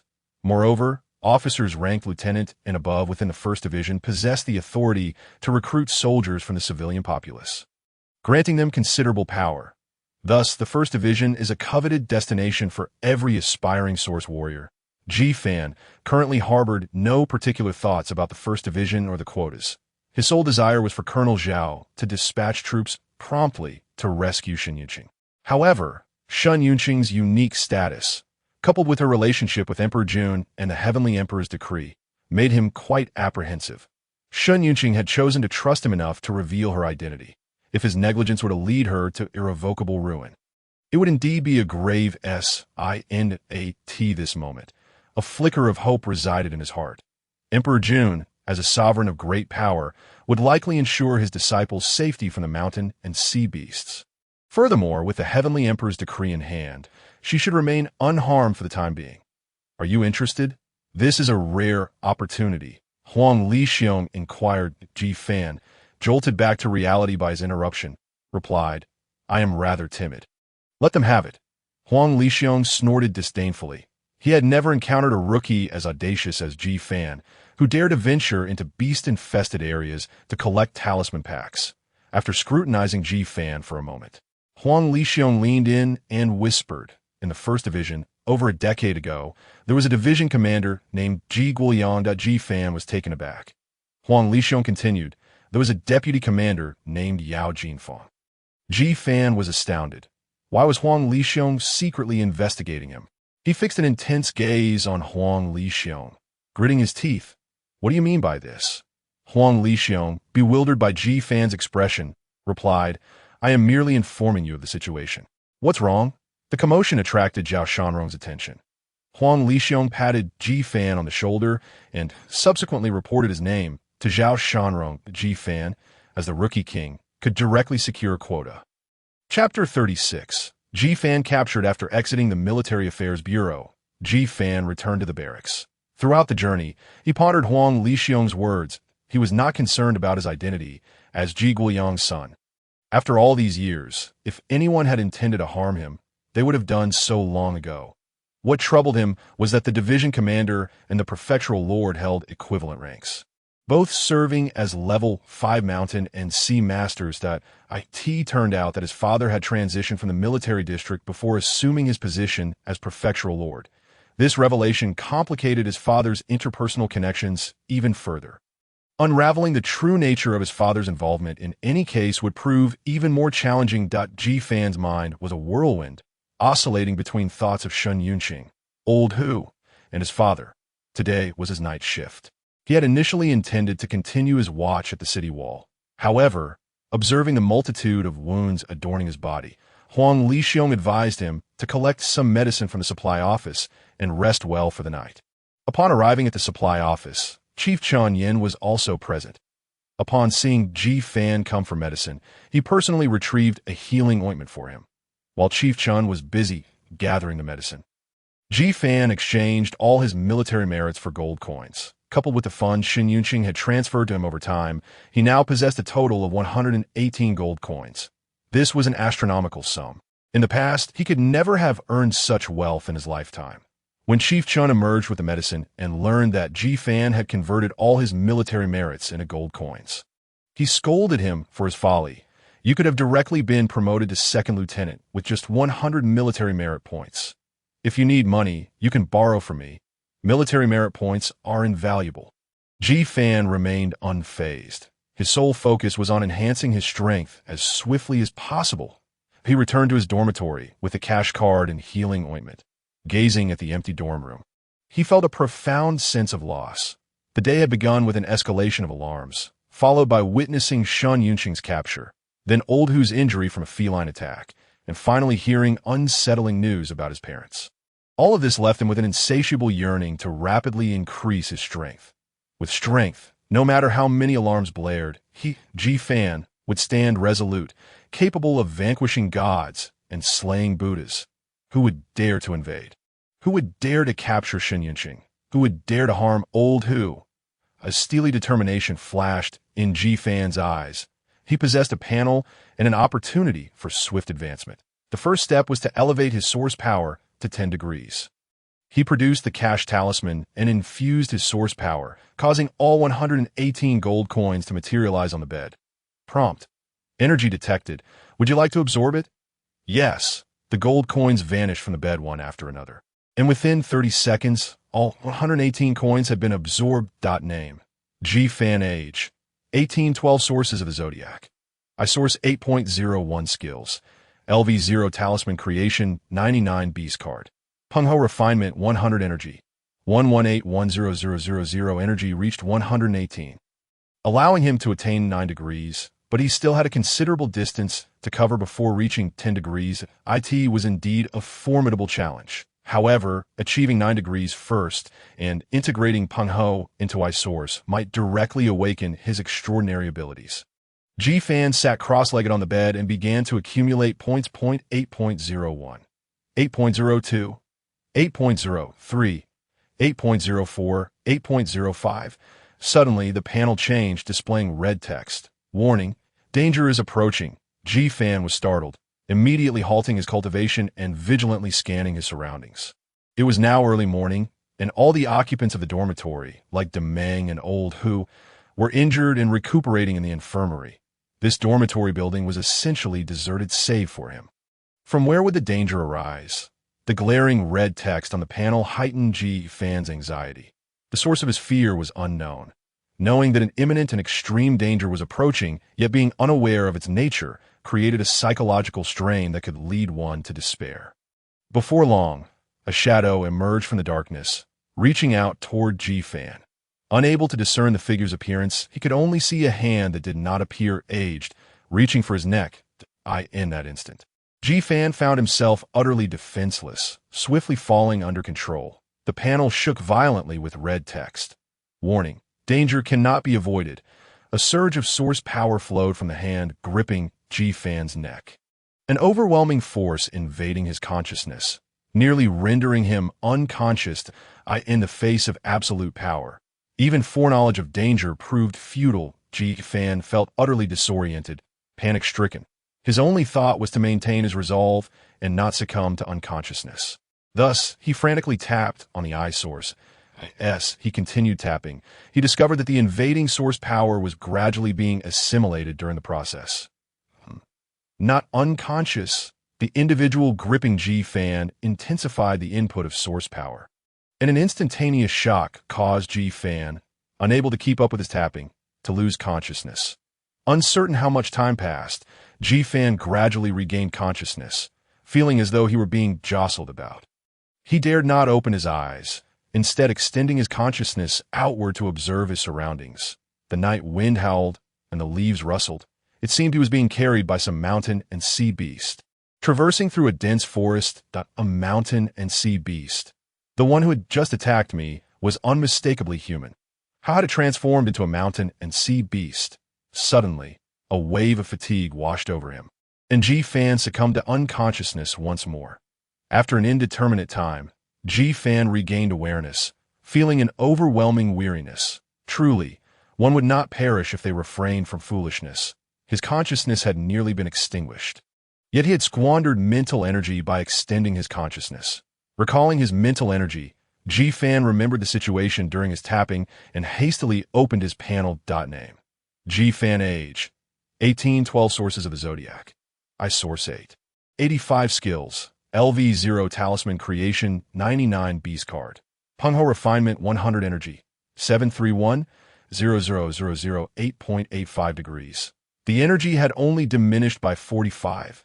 This was indeed fortuitous. Reflecting on the previous circumstances, he realized that while he had been tapping, an adversary had attacked his consciousness with source power, resulting in a double enhancement effect. The phrase was something G-Fan initially believed to be mere nonsense. Yet he was taken aback to discover that such occurrences genuinely exist. By this reckoning, the remaining 73 points of energy could augment his source power by 1.46 degrees, allowing him to reach a total of 10 degrees. Although the assault on the Sea of Consciousness posed significant dangers, fortune often favors the bold. Moreover, provoking an attack on the Sea of Consciousness is not as simple as it may seem. G-Fan discreetly opened his eyes to find himself laid upon a grassy expanse. A cursory glance around revealed a pitch-dark thicket, the moonlight casting dappled shadows, while the wind rustled through the leaves. Merely 2 paces away, a creature resembling a rabbit, a Shanghai beast, had its back turned to him. A panel materialized, displaying information. Shanghai beast name, armadillo level, high stage, complete form attributes, metal, poison physical characteristics, length of 2 meters with a snout resembling a rabbit's beak, eagle-like eyes, a serpent's tail, and armored back. It is both predator and defender, active by night. Techniques: Armadillo Prison, Poison Star Strike, Celestial Shatter. 5 poisons summit. A series of roars echoed that Ji-Fan discerned that there were 2 Shanghai beasts, though the second remained obscured from view. At that moment, the armadillo shifted its position, and the scene opposite Ji-Fan came into focus. Although he had not harnessed his source power, the basic effects of the Eye of Source enabled him to perceive the other Shanghai beast clearly. Another panel emerged with information. Shanghai beast name, Philian level, high stage, complete form attributes, wind, illusion physical characteristics, length of 3 meters with a bird's head and deer-like body, tail resembling a dragon, spotted skin akin to a leopard, possessing the ability to summon winds and distort perceptions. Techniques: Feather Collapse, Heart-Piercing Gaze, Windstorm, Soul Spell of the Spectre. 2 high-level complete forms. What are they doing here? Why are they capturing him? Ji-Fan then observed as Philian lifted an object from the ground and presented it to the armadillo. Ji-Fan discerned the shape of the object. That it was a person. A person he recognized. Xuanyuan, Chapter 37. I promised to keep him safe for 30 days. Xuanyuan was being held aloft by Philian, his eyes wide open, revealing his familiar visage. That he gazed at the 2 beasts. His expression surprisingly calm. Capturing him is futile. The Imperial Order is not in his possession. This statement left Ji-Fan in a state of disarray. His suspicions had proven correct. Approaching Xuanyuan inevitably entangled him in some predicament. Yet he hadn't even gotten close, so how had he already become embroiled? A series of roars erupted. Xuanyuan scoffed. Naturally, I've placed him in a location that no one can find. Wait, was this a dialogue? Could Xuanyuan comprehend the language of beasts? The sound seemed to validate Ji-Fan's suspicions, as Xuanyuan remarked. No matter how many times it is activated, it only leads to death. With the Jiangxue army reorganizing, Zhao Shanrong possesses considerable means. The Jiangxue region is beyond your reach. This statement was laden with implications, suggesting that the frequent beast tides attacking the Jiangxue region during this time were due to the Imperial Order's influence. Xuanyuan's eyes blazed with vengeful fury. I will never forgive him in this lifetime. My dear brother, my 4th senior brother. Another critical figure had emerged. This 4th senior brother must be a person. Perhaps the shadow that had previously clashed with the old silver coin in Yingshan? Suddenly, the armadillo let out a piercing howl and turned to seize Ji-Fan. Panic-stricken, Ji-Fan quickly shut his eyes, silently reciting, I am a dead man. I am a dead man. Xuanyuan's gaze sharpened as he looked at the armadillo. If you dare to harm him, I shall die before you. Philian immediately intervened, halting the armadillo's advance, then turned to Xuanyuan. Roar, roar, roar, Xuanyuan stated. I promise to keep him safe for 30 days. Philian pondered briefly. Roar, roar, roar. After a moment of silence, Xuanyuan softly uttered, very well. Heart-piercing gaze, erase his memories. Let him forget me. It will be simpler for him to survive henceforth. This left many questions unanswered. What was the relationship between Xuanyuan and these 2 beasts? Why resort to threats of death? Would Xuanyuan's demise be detrimental to them? And what exactly was the heart-piercing gaze? What did it mean to erase memories? Suddenly, a red warning alert flashed on the panel, vibrating continuously. Alert. Warning. Danger is unavoidable. Mental attack. Ji-Fan suddenly realized the gravity of the situation and hastily summoned the panel, frantically tapping the behind the eye of source point 8.85, 8.86, 8.87. Soon, a piercing pain surged in Ji-Fan's mind as he continued to tap. 8.89, 8.91, 8.97, 9.05. The sea of consciousness was enveloped in a red-black energy. Although part of it was dissipated, the remaining portion rapidly corroded Ji-Fan's mental strength. 9.23, 9.31, 9.47. Ji Fan's consciousness began to blur, and he bit down on his tongue to remain alert. 9.75. 9.99. Upon reaching 9.99 degrees, the turned gray, leaving him unable to proceed further. The remaining red-black energy blanketed the sea of consciousness, plunging Ji Fan into darkness. In the Bida district of Xuanyuan Mansion, distinct from other urban areas. The heart of Bida district was a mountain. Rising over 300 meters, it boasted pavilions and water pavilions in abundance. Atop the mountain stood a villa, home to the main hall of one of the 7 sects, Yinshao sect. Within the hall, an elderly man in green robes with white hair meticulously examined the numerous gift boxes arranged within. After inspecting each one, he nodded in satisfaction and subsequently took out a talisman card, channeling source power to absorb everything into the card. Outside the hall, 3 figures approached, an elderly man and 2 youths. The white-haired elder turned, smiling as he handed a 5-pattern life talisman card to the young man with sword-like brows, saying, "Yinshu, your marriage with the second young lady of the Ji family is approaching. You may descend the mountain with your master." Yinshu was the most favored disciple of Qingxian Taoist, known for his exceptional talent and formidable strength, ranking among the top in the 3rd generation of disciples of Yinshao sect. Taking the talisman card, Yinshu hesitated. "Master, the talents within the sect are as numerous as stars in the night sky. Must I truly marry Ji Shaowan?"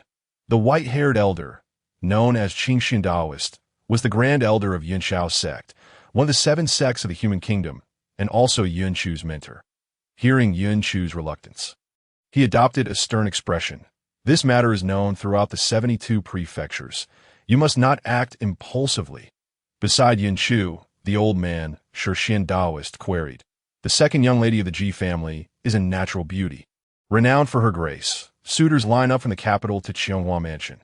Why does Yinshu hesitate?" The youth beside Yinshu, Yinlong, chuckled. "Oh, Sushi Xiang, you aren't still pining for Jiang Yueshi, are you?" "You're everywhere," Yinshu retorted with annoyance. Qingxian Taoist regarded his most esteemed disciple, his expression grave. "Jiang Yueshi and you are utterly incompatible. Do not harbor futile aspirations." Yinshu fell silent at this remark. 5 years prior, he had been afflicted by the cold poison of the poison charm, requiring the Heartfire Mirror, one of the 9 secrets, to be cured as the heart belongs to fire. Activating the Heartfire source would dispel the cold poison. The 9 secrets were the closely guarded secrets of the 8 great families, not easily divulged. However, back then, Ji Shaowan had harbored deep affection for Yinshu, and witnessing her beloved suffer from illness, she could not bear the pain and secretly transmitted the Heartfire Mirror to him. By cultivating the Heartfire Mirror, Yinshu broke through to become a 2nd-level Shanhai master and opened the Heartfire source, successfully eliminating the cold poison within. Thus, he ascended rapidly, becoming the 2nd prodigy of Yinshao sect, and joining the ranks of the remarkable among the 7 sects and 8 families. Qingxian Taoist, the grand elder of Yinshao sect, visited to express his apologies. The head of the Ji family, Ji Yuanxian, remained inscrutable a day later. Both Yinshao sect and the Ji family announced that the 2 young heirs were deeply in love and had already arranged their marriage. Once Su Yinshu's injuries healed, a date would be chosen for the engagement. Thus, this matter was settled. For the past few years, Yinshu had not opposed the marriage, until last year when he passed through Jingzhou Prefecture and encountered Jiang Yueshi, the most beautiful woman among the 72 prefectures. He was immediately captivated, and since then, he could not forget her. Although Ji Shaowan was beautiful, Jiang Yueshi was his true love. Yinshu sought to fight for his future. "Master, I know that Yueshi is wholeheartedly devoted to studying talismans and does not prioritize cultivation, but..." Shixian Taoist shook his head, believing Yinshu to be overly self-important. Just then, Qingxian Taoist interjected with a stern voice. "But do you still remember the cold poison that afflicted you 10 years ago?" Seeing Qingxuan's rising anger, Shixian hurriedly added, "Yinshu, one must not forget kindness or entrap Yinshao sect in injustice." Yunlong observed an unusual atmosphere within the venue, and thus discreetly spoke to Taoist Qingxian. "Elder, even if senior brother Su were to visit the Ji family, it would be in vain. I have heard that Ji Shaowan has been missing from home for several months and has yet to return." Daoist Qin Xian cast a sidelong glance at Yunlong, suppressing his aura as he replied nonchalantly, "The betrothal gifts are merely to maintain the Ji family's dignity. Besides, Miss Ji, being so fond of Yun Chu, how could she possibly flee from her wedding? This matter requires no further deliberation. We shall descend the mountain." Chapter 38. The small team in the mountains. Subsequently, Qin Xian turned to instruct Shi Xian with a few words. As the sect was currently engaged in the crucial process of forging a spiritual artifact, he could not personally attend. He cautioned Shi Xian to adopt a humble demeanor and to extend apologies to the head of the Ji family. Yin Chu, Yunlong, and Shi Xian exited the main hall. After walking a considerable distance, Yunlong glanced back and then addressed Yin Chu. "Senior Brother Su, Jiang Yueshi is currently leading her research team in search of some relics over at K Mountain. Since we are heading to the capital, it will be convenient to pass by Qingshan Prefecture. Shall we not take a detour to K Mountain?" Upon hearing this, Yin Chu's mind began to race with possibilities. Daoist Shi Xian interjected, striking Yunlong on the head with a forceful hand. "K Mountain lies on the border. Taking a detour would delay us by at least several days. And where did you acquire such information? Are you concocting a scheme to deceive Senior Brother Su into going for your own amusement?" Yunlong rubbed his head, feeling indignant at Shi Xuan's skepticism. "Uncle Shi Xian, the moniker Qianhua Baixiuxing is not merely for show. In Qianhua Prefecture, I can uncover any information I desire. Furthermore, I must inform you, Uncle, that Ji Xiaowan is reportedly also at K Mountain, having been abducted during the Beast Tide in the Jiangxue region just a few days ago." Daoist Shi Xian was taken aback. "Is this true? This is a matter of great significance. I must report to the sect leader. If the Ji family is in need, Yunxiao sect will surely extend its utmost assistance." Wait. Uncle, please hold on." Yunlong hastily grasped Shi Xuan's arm, offering an awkward smile. "This is merely hearsay. Who truly knows whether it is factual or not?" Shi Xian glared at Yunlong with an exasperated expression. Yin Chu listened quietly to their exchange, suddenly struck by an excellent reason to visit Qingshan Prefecture. Deep within K Mountain, Ji Fan regained consciousness to find himself lying beside a placid water source. Nearby, a fire crackled, over which several robust low-tier mountain sea beasts. The Wujin fish were being roasted. In the distance, 4 or 5 individuals were busy chopping branches that on the other side. An elderly woman and a younger girl were examining something, occasionally discussing amongst themselves. All were clad in camouflage attire, adorned with talisman card belts, each side equipped with 3 cards apiece. They carried night vision goggles, high-intensity flashlights, and Tianwang wristwatches, their gear impressively comprehensive. A statuesque blonde girl approached, swaying slightly as she carried firewood to the campfire. Upon noticing Ji Fan's awakening, she dropped the wood and rushed over, exclaiming with delight, "You're awake." Before Ji Fan could respond, the exuberant girl called out to the elderly and younger women, "Sister Yueshi." "He is awake." The busy individuals around them immediately gathered closer. "The young man has awakened? How do you feel?" inquired a gray-haired elderly woman dressed in camouflage with a water bottle and walkie-talkie at her waist. She appeared vibrant and energetic as she spoke, while simultaneously checking Ji Fan's pulse. Ji Fan began, but was abruptly interrupted by a surge of intense pain. His vision darkened, and the world spun around him, leaving him feeling utterly unwell. The blonde girl attentively propped him up and administered some medicine. The dizziness subsided slightly, and he felt significantly better. "You're not going to pull some Klitsch amnesia plot on us, are you?" remarked a tall, dark-skinned man with an unfriendly expression, particularly glaring at the weapon dangerously close to Ji Fan's forehead. Regaining his composure, Ji Fan smiled at the blonde girl. "Thank you. I feel much better." He glanced around at the gathered individuals. 9 in total, 6 men and 3 women. They were all well-equipped, and aside from the elderly woman, the others appeared quite youthful, resembling students on an expedition rather than military personnel. Among the 3 women, besides the elderly woman who had taken his pulse and the kind-hearted blonde girl, there was another woman whose mere presence drained the color from the world. With her silky black hair, unadorned and elegantly coiled at the back of her head, she exuded an enchanting grace. Her stunning beauty required no embellishments.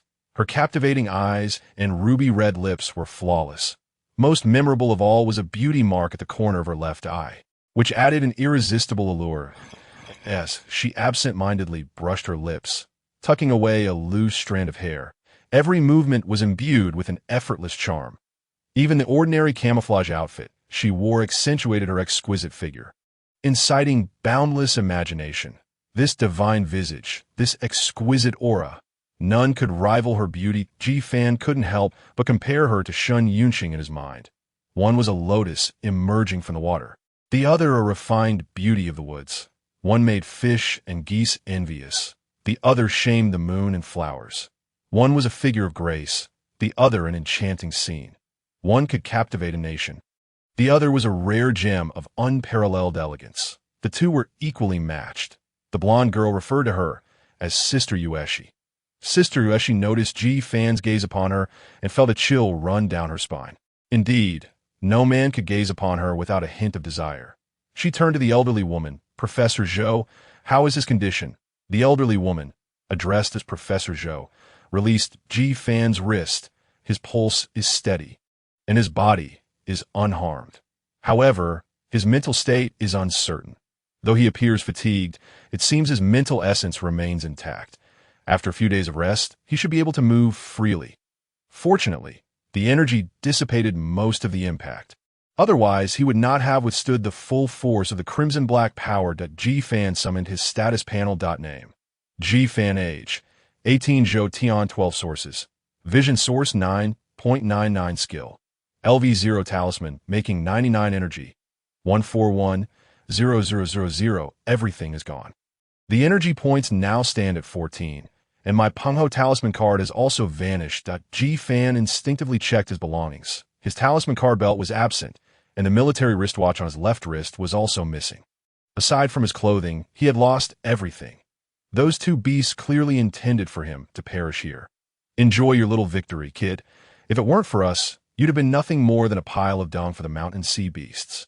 Ji-fan looked at the speaker, a coal-colored man, that he was robust, clad only in a camouflage tank top. If one were unaware, they might assume he had just emerged from a military camp. Professor Zhou continued. Now, tell us who you are and how you came to be in the southern part of K Mountain. Ji-fan felt immense gratitude towards this team. As the dark-skinned man stated, if it weren't for them, he would have long since lost his life. I am a soldier of the 4th Division of the Xuanyuan Army, stationed at the Guixu Border Defense Camp, Class 1, Group 1. My name is Ji-fan. A few days ago, during the beast tide in the Jiangsu region, I was knocked unconscious and brought here. Sister Yueshi turned to a frail young man beside her. Verify his information. On it. The slender young man replied as he connected to the Tianwang system via his wristwatch. A virtual display appeared before them. With swift movements, the young man soon snapped his fingers. Ji-fan, soldier of the 4th Division of the Jiangsu Border Defense Camp, and a sergeant, no less. Not bad at all. He's actually the newest recruit king of the Jiangsu Army, boasting a Ding-tier vision source. Chapter 39, SSS Class Secret 1 who holds a Ding-tier source has become the recruit king. The quality of soldiers is truly declining. The dark-skinned man scoffed. The blond youth raised a hand to silence him, urging the slender young man to proceed. 10 days ago, the Jiangsu region experienced a beast tide, the strongest being high-level complete forms. It took the Jiangsu army nearly 5 hours to repel the tide. On the very day the tide was repelled, Ji-fan was assigned to the 1st Combat Unit of the Xuanyuan Army. However, that night, he suddenly vanished from the barracks, and his whereabouts became unknown. Many claimed he had deserted. The blonde girl defended Ji-fan. It seems clear now that he was not a deserter, but rather was captured. Do you actually believe that? The dark-skinned man mocked. Sister Yueshi ignored his remark and continued her inquiry. Do you have any information from before he joined the military? Just a moment, the slender young man murmured as he delved into his data. He has a younger sister. Both siblings are students at the Fengxiao branch of Qingshan Academy. Records indicate he entered the military after taking the source examination. And the parents? The slender young man operated his device, suddenly exclaiming in surprise, "Strange, I can't seem to find any information on them." Undeterred, he input a series of codes to log into an account connected to the Tianwang system, but soon a warning in red letters flashed on the screen. Impossible, an SSS Class Secret. Sister Yueshi furrowed her elegant brows slightly at that moment. A handsome young man with golden hair approached her, inquiring, "What are your plans?" Lost in thought, Sister Yueshi's flawless profile captivated the golden-haired youth. The slender young man, aware of her concerns, deftly maneuvered a virtual screen before her. The Jiangxi district is 943 kilometers away from our current location. The mountain roads are treacherous. At our pace, a round trip would take at least a month. Sensing Ji Fan's gaze upon her, Sister Yueshi donned a black baseball cap to shield herself from his sight. Time was of the essence. We had a little over 2 months to bring him along. Thus, Ji Fan, somewhat bewildered, found himself joining this exploratory team. Under the introduction of the spirited girl, Ji Fan became acquainted with the names of all team members. Sister Yueshi's full name was Jiang Yueshi, the eldest daughter of the esteemed Jiang family, one of the 8 noble families of the human realm. Currently, she was a third-year student at the Zhixiao Academy and served as the vice president of the student council. She had her own runic research laboratory at the academy. Professor Zhou's full name was Zhou Huitao, a professor specializing in both medicine and runes at Zhixiao Academy, officially affiliated with Jiang Yueshi's research lab. Serving as her runic instructor, the spirited girl was named Gunan. She was lively and confident, a freshman at Zhixiao Academy, and of the same age as Ji Fan. However, she held a remarkable identity as the daughter of the leader of the Mangu sect, one of the 7 sects of the human realm. The Mangu sect had a long-standing amicable relationship with the Jiang family, which allowed her to maintain a close friendship with Jiang Yueshi at the academy. The slender young man was named Zhang Zhixian, a top second-year student in the forging department at Zhixiao Academy. The black youth was named Wada, a third-year student specializing in close combat, renowned on the Zhixiao rankings. The handsome young man with golden hair was named Han Qianfan, the second son of the Han family, another of the 8 noble families. He was a member of the student council, an outstanding third-year student, and also a skilled contender on the Zhixiao rankings, one of Jiang Yueshi's admirers. The remaining 3 members were named Niu, Xiaoniu, and Chiyou. All were vassals of the Han family, experienced in the wilderness, tasked with surveying the terrain and protecting Han Qianfan. What astonished Ji Fan further was that everyone present was at least a first-level mountain sea master, with Jiang Yueshi, Han Qianfan, and Wada achieving the prowess of second-level mountain sea masters, equivalent to that of a lieutenant. Professor Zhou Huitao was the most formidable among them, being a 5th-level rune master, although her own combat strength was relatively modest. Rune masters like beast tamers cultivated source power, focusing on rune cards rather than combat beasts. They crafted high-level rune cards to seal extraordinary abilities within, utilizing them for offense and defense. If fortunate enough to create a miraculous rune card, they could harness its immense powers through their source. Similar to the awakened state, they could possess extraordinary abilities. However, Professor Zhou was not that type of rune master, as she lacked miraculous rune cards. Thus, excluding her rune expertise, her combat capability was average. Despite her modest combat strength, her status as a 5th-level rune master was revered, comparable to that of a lord of a province, with frightening connections. This team, composed of members from 4 prestigious academies, including 3 from the 7 sects and 8 noble families, along with a 5th-level rune master, could likely drive away even a high-ranking mountain sea beast. Even one in its complete form, in tears. Along the way, they encountered numerous mountain sea beasts, though all were of low to medium levels. The K Mountain was among the first unknown regions explored by humanity, home to mountain sea beasts of no higher than high-ranking complete forms, with such beasts being rare, making it relatively safe, reflecting on the significant damage caused by several medium-level mountain sea beasts to the 3rd station. Ji Fan gained a direct sense of the team's combat strength. Except for Niu, Xiaoniu, Chiyou, and Professor Zhou, the rest wielded more than 2 medium-level combat beasts. Han Qianfan, Gunan, and Jiang Yueshi possessed even high-ranking juvenile forms. When medium-level mountain sea beasts encountered this formidable group, they were indeed out of luck. Before revealing their fangs, they were flayed and cooked, becoming sustenance. With such combat prowess, it was no wonder that Wada, the black youth, spoke contemptuously of the military camp, perhaps due to their shared age, or perhaps because Ji Fan was relatively handsome. Gunnan often chatted with him, exhibiting a familial demeanor. Although Ji Fan suffered psychologically, his daily activities remained unaffected. She was curious as to why Ji Fan had not been devoured by the mountain sea beast during his unconsciousness.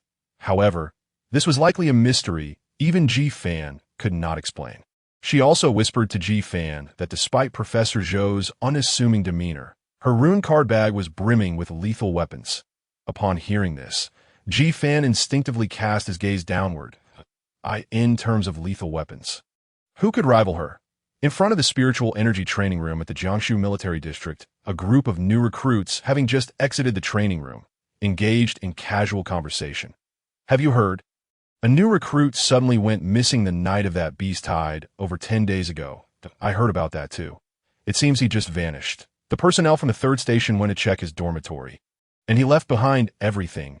Even the cup on the table, still warmed. Isn't that strange? I've also heard that something like this had happened in that dormitory before. A new recruit returned from guard duty one day, and his dorm mates were also absent. He made a bowl of noodles and never came out again. When his dorm mates returned, the noodles were still steaming, but he had vanished. When he was found later, he was already a corpse. Could it be haunted? I'm terrified of ghosts. What is there to fear? If a female ghost shows up, who knows who would be scared of whom? Chapter 40. 9 Secrets Ghost Be Damned.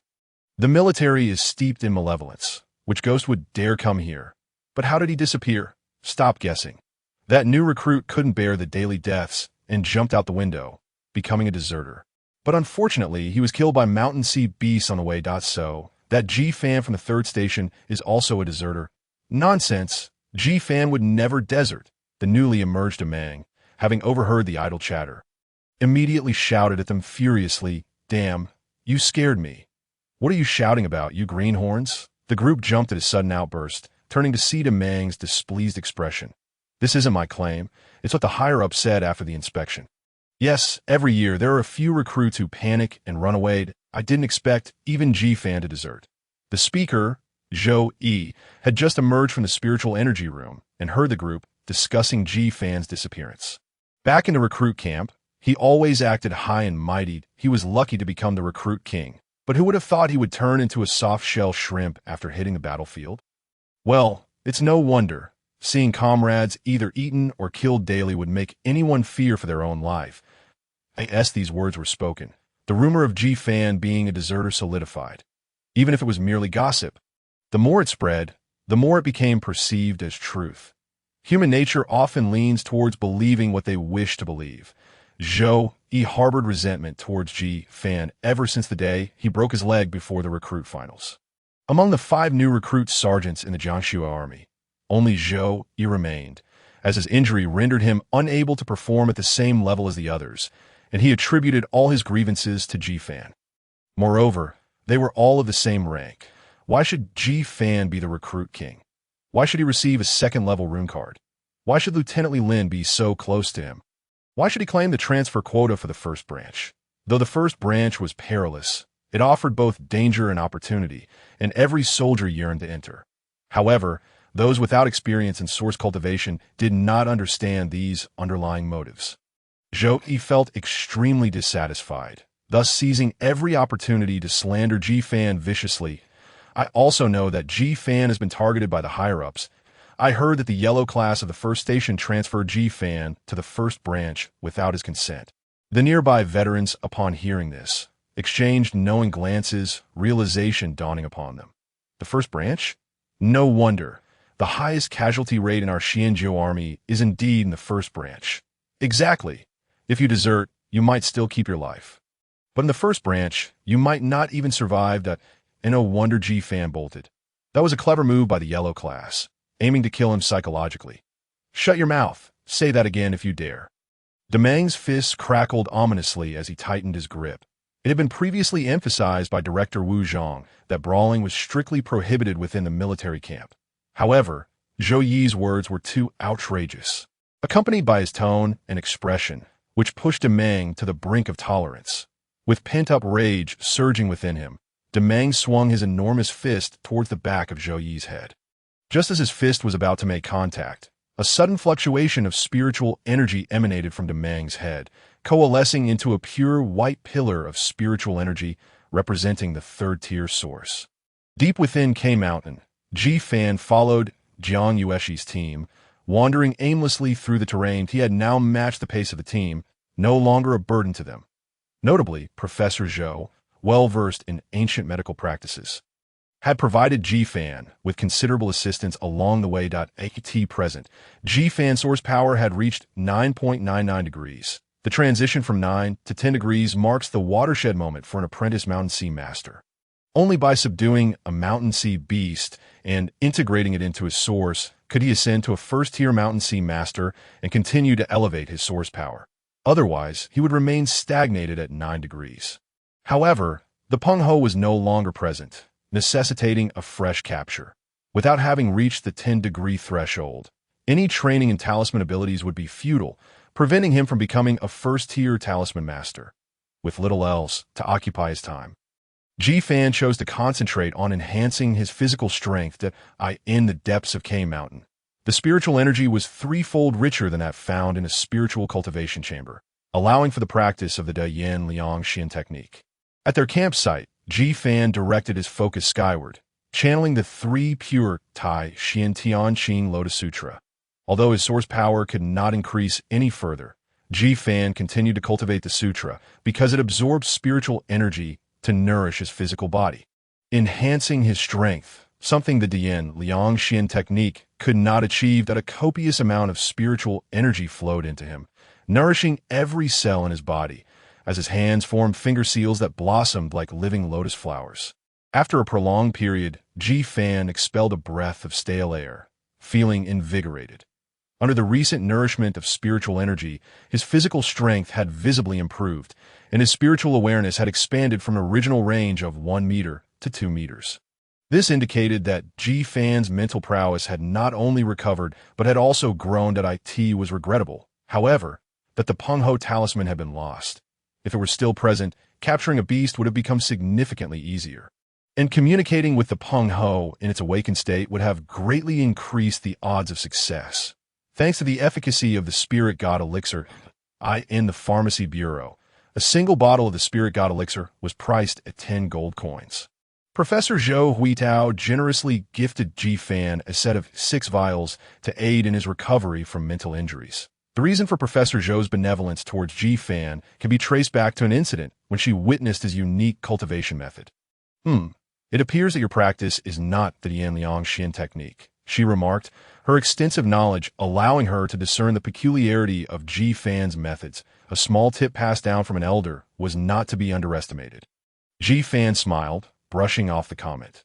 This tip is remarkable. You must cultivate diligently, Zhou Huitao said, her words laden with significance.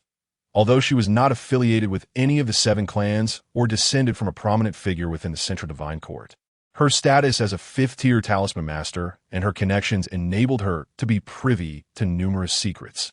The method for altering the flow of spiritual energy was a secret technique brought back from the Primordial Era by a few of the 26 heroes hundreds of years ago. And it was exceedingly sophisticated, surpassing the Dian Liang Xian technique in efficacy. There were 9 such secret techniques known as the 9 mysteries. The 8 noble families each controlled one, namely, Xian Hongjian, Sanpanfu, Longhuanjing, Tian Saluo, Qing Yuanxing, Yu Qingmin, Tai Chengju, and Xianming Deng. The remaining secret, known as Zhuang Yilian, was firmly held by the Central Divine Court and had not been seen for ages due to its stringent cultivation requirements. Ever since Yuan Xian and Luo Ao Ta made the Dian Liang Xian technique public, the 9 mysteries have been confined to the families of the 8 clans. Cultivating the 9 mysteries not only accelerated source power development, but also significantly enhanced the chances of opening sources and the quantity thereof. Each mystery corresponded to a particular source that was easier to unlock. Thus, for centuries, the 8 noble families' dominance remained unchallenged. Zhou Huitao had not anticipated that she would glimpse the shadow of the 9 mysteries in a lowly soldier she had casually aided. Chapter 41. Jiang Yueshi's strength. Although Zhou Huitao was unaware of which mystery Ji Fan was practicing, her perception of him had certainly shifted. Ji Fan possessed striking features and an extraordinary aura. But most importantly, She could sense that his mental strength was formidable compared to his peers. Such a young man could hardly be an ordinary commoner. He was likely a scion of a prominent family undergoing training in the outside world. Based on this understanding, Zhou Huidao took special care of Ji Fan. One night, the team set up camp in a flat, dense forest. Ji Fan activated the three pure Tai Xian Tianqing Lotus Sutra, allowing the spiritual energy to surge continuously into his body, nourishing his physical form. The abundance of spiritual energy within K Mountain made Ji Fan feel as though each of his joints were immersed in a hot spring. Every flow of spiritual energy brought with it a gentle pressure that invigorated every cell, a sensation of unparalleled comfort. Unable to contain himself, Ji Fan inadvertently made some noise. He quickly ceased his practice and rose to find Jiang Yueshi gazing intently at him.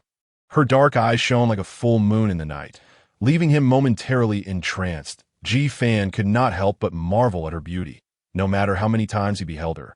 She always seemed astonishing. It was now Jiang Yueshi's turn to keep watch in the stillness of the night. Only the two of them remained. Ji Fan felt uneasy under her intense scrutiny. "What are you staring at?" he inquired. Jiang Yueshi continued to appraise him for a moment before turning her gaze to the fire, responding coldly, "Nothing." Through their recent interactions, Ji Fan had come to understand that Jiang Yueshi was an absolute ice queen, maintaining an aloof demeanor. In contrast, when she interacted with Professor Zhou Huitao, she transformed into a completely different person, engaged and talkative. Unable to shake off his insomnia, Ji Fan sat by the fire, poking at the flames with a stick. The flickering light cast shadows of the two figures, their silhouettes dancing in and out of view. "Professor Zhou mentioned that your cultivation method is not the Yan Liang Xian technique," Jiang Yueshi suddenly spoke up. Ji Fan replied, "A friend shared a little tip with me." Jiang Yueshi remarked, "It seems your friend cares for you quite a bit." Ji Fan shrugged, wishing to end the topic. Jiang Yueshi shot him a glance. Her beautiful eyes filled with coldness. Uncertain of her meaning, Ji Fan feigned ignorance. The two fell into silence once more, the crackling fire punctuating the stillness, accompanied by the rustling leaves stirred by the mountain breeze.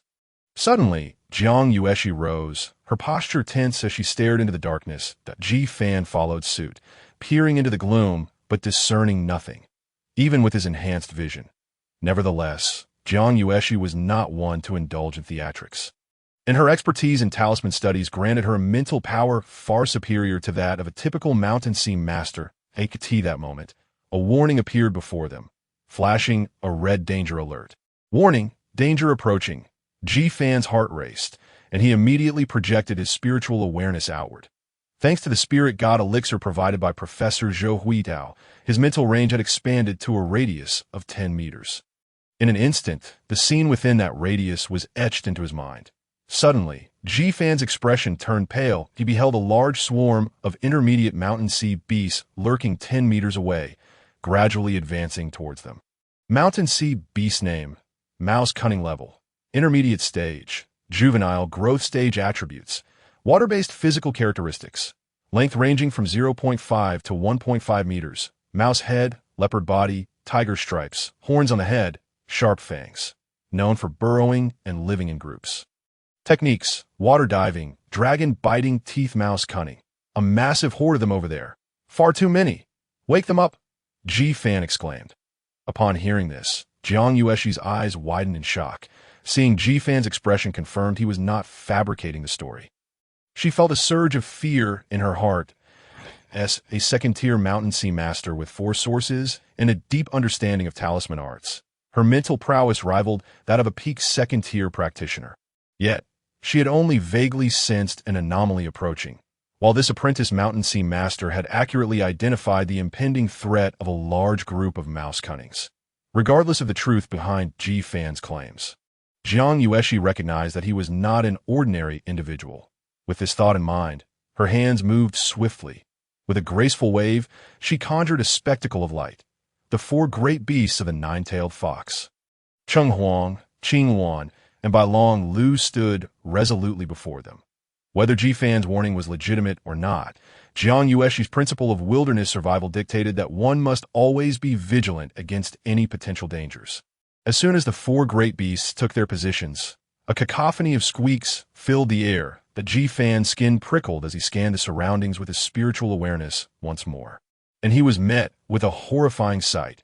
Hundreds of mouse cunnings charging towards them in relentless waves. Hundreds of intermediate mountain sea beasts. Even dozens of the Jiangxue army cannot hold them back. Four formidable beasts stand guard in their respective directions. The nine-tailed fox defends the front. Beast of the mountains and seas. Nine-tailed fox level. Advanced stage. Juvenile attribute. Fire. Illusion physical traits. Naturally endowed with 9 tails. Possessing the bloodline of the Chiyou fox monarch, measuring 1 meter in length with a pure white coat, its 9 tails enchanting in their grace, capable of beguiling the heart. Techniques. Enchantment. Chiyou fox fire, its 3 tails sway freely, displaying an alluring demeanor. With a mere breath, it conjures a wall of azure flames, keeping the rodent-like creatures at bay. 10 meters away, Xuanyuan guards the rear, beast of the mountains and seas. Xuanyuan level. Intermediate stage. Growing attribute. Earth physical traits. A horse-like creature standing 2 meters tall. Resembling a yellow fox, adorned with 2 horns on its back and a flowing white mane. Its hooves are sturdy like pillars, capable of harnessing the power of the earth. Techniques. Hoof strike. Earth seal with a powerful stomp of its glossy front hooves. The technique Earth seal causes the ground ahead to fracture in layers, rendering the rodent-like creatures unable to advance. Xuanyuan guards the left flank. Beast of the mountains and seas. Xuanyuan level. Advanced stage. Juvenile attribute. Fire. Metal physical traits. Measuring 3 meters in length, its body is a striking azure, its feathers resembling those of a phoenix, adorned with white eyes that conceal a source of fire, capable of incinerating mountains and plains. Techniques. Fire claw. Feather blade, its massive wings block the path, feathers like blue flames, raining down like a barrage of arrows. Beilonglu guards the right flank. Beast of the mountains and seas. Beilong level. Intermediate stage. Growing attribute. With physical traits, a horse-like creature standing 2 meters tall. Its body is white as snow, adorned with dragon horns, embodying both offense and defense. Fierce and aggressive, it can briefly tread upon air. Techniques. Hoof kick. Vine dragon. Giant treetop thick vines emerge from the ground, twisting and coiling like green serpents, ensnaring the rodent-like creatures. The 4 great beasts possess unparalleled strength, exuding an aura of intimidation, rendering the perimeter impenetrable, with not a single creature slipping through. However, the numbers of the rodent-like creatures reach into the hundreds. And despite the great beasts unleashing their combat techniques, they cannot maintain a continuous assault. I end the brief respite of the 4 great beasts. The rodent-like creatures surge forward, several breaking through the defenses and charging towards Jiang Yueshi and Ji Fan. Jiang Yueshi's innate power erupts, although she is devoted to the art of talismans. As the legitimate daughter of the Jiang family, her prowess is not to be underestimated. Wrapped in a white radiance at her feet, she sweeps her leg, dispatching the oncoming rodent-like creatures with a kick. With her right hand, she unleashes azure flames akin to the Chiyou fox fire, forcing back several of the rodent-like creatures. This is an extraordinary ability only attainable in her awakened state. Jiang Yueshi holds off the majority of the rodent-like creatures, yet 2 manage to slip past and lunge toward Ji Fan. Ji Fan, devoid of a beast companion and lacking any special abilities, having just recovered from serious injuries, faces the imminent threat. Jiang Yueshi fears he may not survive even a second. Yet to her astonishment, an unexpected scene unfolds. Chapter 42. Twin Spirits, a rodent-like creature leaps toward him. Ji Fan narrowly evades its attack, not only avoiding it but also kicking out in a certain direction, sending the creature back into its ranks. In the next moment, a second rodent-like creature, hidden in ambush, lunges at Ji Fan from behind. This is Ji Fan's blind spot. Just as Jiang Yueshi believed Ji Fan to be doomed, he seems to possess a sixth sense, narrowly dodging once more. Afterward, Ji Fan and the rodent-like creature engage in a tense standoff. After several exchanges, Ji Fan accurately identifies the creature's most vulnerable spot, delivering a swift strike to its throat. The result is remarkable. The rodent-like creature collapses, rendered unconscious that Ji Fan, relying on the danger indicators from his interface, barely manages to fend off two of the creatures. Though exhausted, the results are astonishing. This intense confrontation lasts no more than half a minute. The others in the tent, awakened by the commotion, gradually emerge. Upon witnessing countless rodent-like creatures glaring with crimson eyes, Gunan and Zhang Zhuxian, having never encountered such a sight, feel a chill run down their spines. Wada, Han Qianfan, Dainiu, Xiaonyou, and Chiyou display little fear. Wada stretches and laughs, saying, "Now, this is more like it." However, before he can summon his beast, Zhou Huidao calmly retrieves a talisman card from her pouch and raises her hand to activate it. Seeing Zhou Huidao produce the talisman, Jiang Yueshi promptly recalls the four beasts. The golden ripple emanates from the center of Zhou Huidao's talisman, spreading outward. Ji Fan feels a faint pressure sweeping towards him, wherever the golden ripple passes. The rodent-like creatures perish upon contact. In a brief moment, over 100 intermediate rodent-like creatures lie dead, their remains staining the ground, the air thick with the stench of decay. Such horror! Ji Fan feels a shiver down his spine. Having perused the compendium of runes, he recognizes this as the renowned level 4 attack card, the Vajra Demon Suppression Circle, famous for its capacity to target both beasts and their handlers, depending on the talisman master's intent. Gunan, panting and clutching his chest, exclaims in relief, "That was terrifying. How could there be so many rodent-like creatures?" The rodent-like creatures are known for their gregarious nature, and their presence often indicates nearby deep caves or water sources. The records indicate that the talisman ancestor once used rodent-like creatures to dig tunnels, confirming our suspicions, Zhou Huitao asserts. Zhang Zhuxuan's frail visage gradually regains color. As a researcher with an intermediate beast of his own, he finds himself ill-suited to such situations. Sensing that the area is still not entirely safe, he edges closer to Zhou Huitao, saying, "Thanks to Professor Zhou, this level 4 attack card, the Demon Suppression Circle, is indeed formidable." Wada, blending seamlessly with the darkness, strokes his barely visible chin, clicking his tongue in disappointment. "How dull! You didn't leave me any to satisfy my thirst for battle." Han Qianfan glances at Jiang Yueshi, contemplating whether she is unharmed. However, he notices her gaze fixed on Ji Fan, a flicker of animosity igniting within him. Since Jiang Yueshi had previously opposed his views and insisted on keeping Ji Fan, he has felt discomfort ever since. Now it seems that retaining this pretty boy poses a significant threat. Han Qianfan turns to Dainiu, Xiaonyou, and Chiyou behind him, instructing, "Pack your things. We must leave this place swiftly." Zhou Huitao nods in agreement. Indeed, the scent of blood will attract a horde of beasts. While it is rare to encounter advanced beasts in the Kaishan region, they are not entirely absent. The group looks to Jiang Yueshi, their squad leader, awaiting her decision. Jiang Yueshi, expressionless, gazes at Ji Fan, lost in thought. After several calls from the others, she snaps back to reality, and they collectively begin to gather their belongings. The trio from Yunxiao sect leisurely traverses the mountainous terrain, making their way to the Jiangxue region. Nearly 2 months have passed since the beast tied, and rumors of the deserter Ji Fan have gradually faded in the Jiangxue area. Based on my astute judgment, it is highly likely that Ji Fan is beyond saving. As they stroll through the streets of Jiangxue, Yunlong munches on a pancake purchased from a local shop, sharing his analysis. "What leads you to such a belief?" Yin Shu, in high spirits after acquiring the information he sought, inquires. Yunlong takes a hearty bite of his pancake, speaking between chews. In ordinary circumstances, his situation would be most peculiar, but should one particular element arise, it will illuminate everything. Initially, Xian Daoist had no intention of joining the conversation, yet he was aware of the rumors surrounding the missing recruit, suspected to be a deserter. Unintentionally overhearing, he finds himself swayed by Yunlong's eloquence, his expression shifting. Indeed, Yin Shu gasps in surprise. "Twin spirits?" Yunlong nods vigorously, his mouth stuffed with pancake, exclaiming, "Exactly." "Silence!" Xian Daoist quickly admonishes the pair.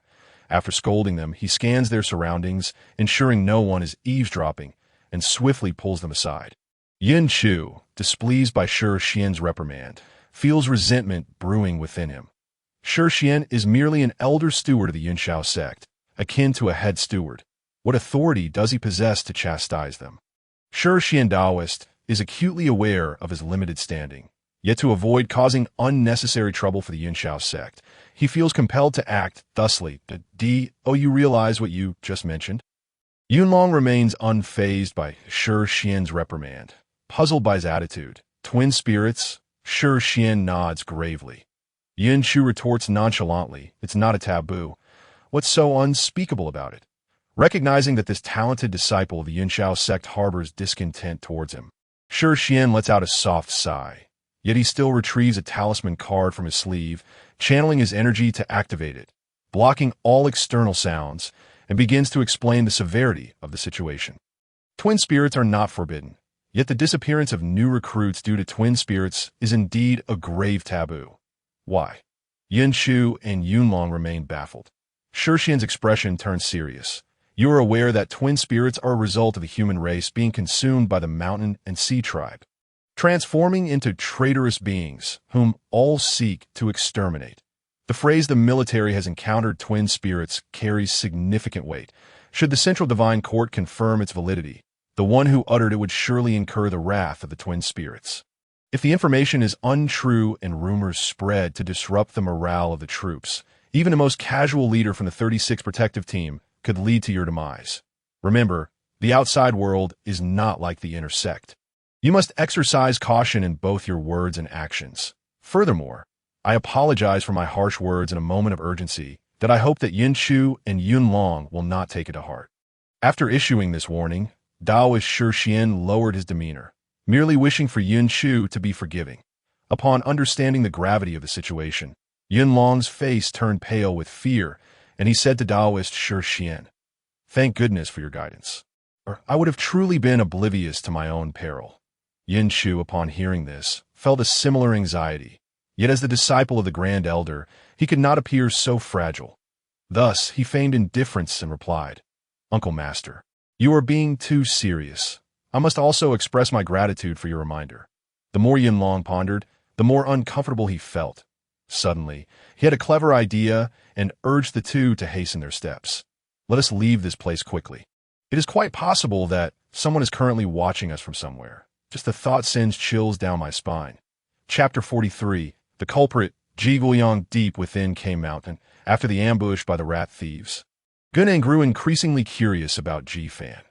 Although the rat thief is considered a relatively weak entity among mid-level mountain sea beasts, it is not easily dealt with. To his astonishment, the two rat thieves attacked Fan, but did not even graze his clothing.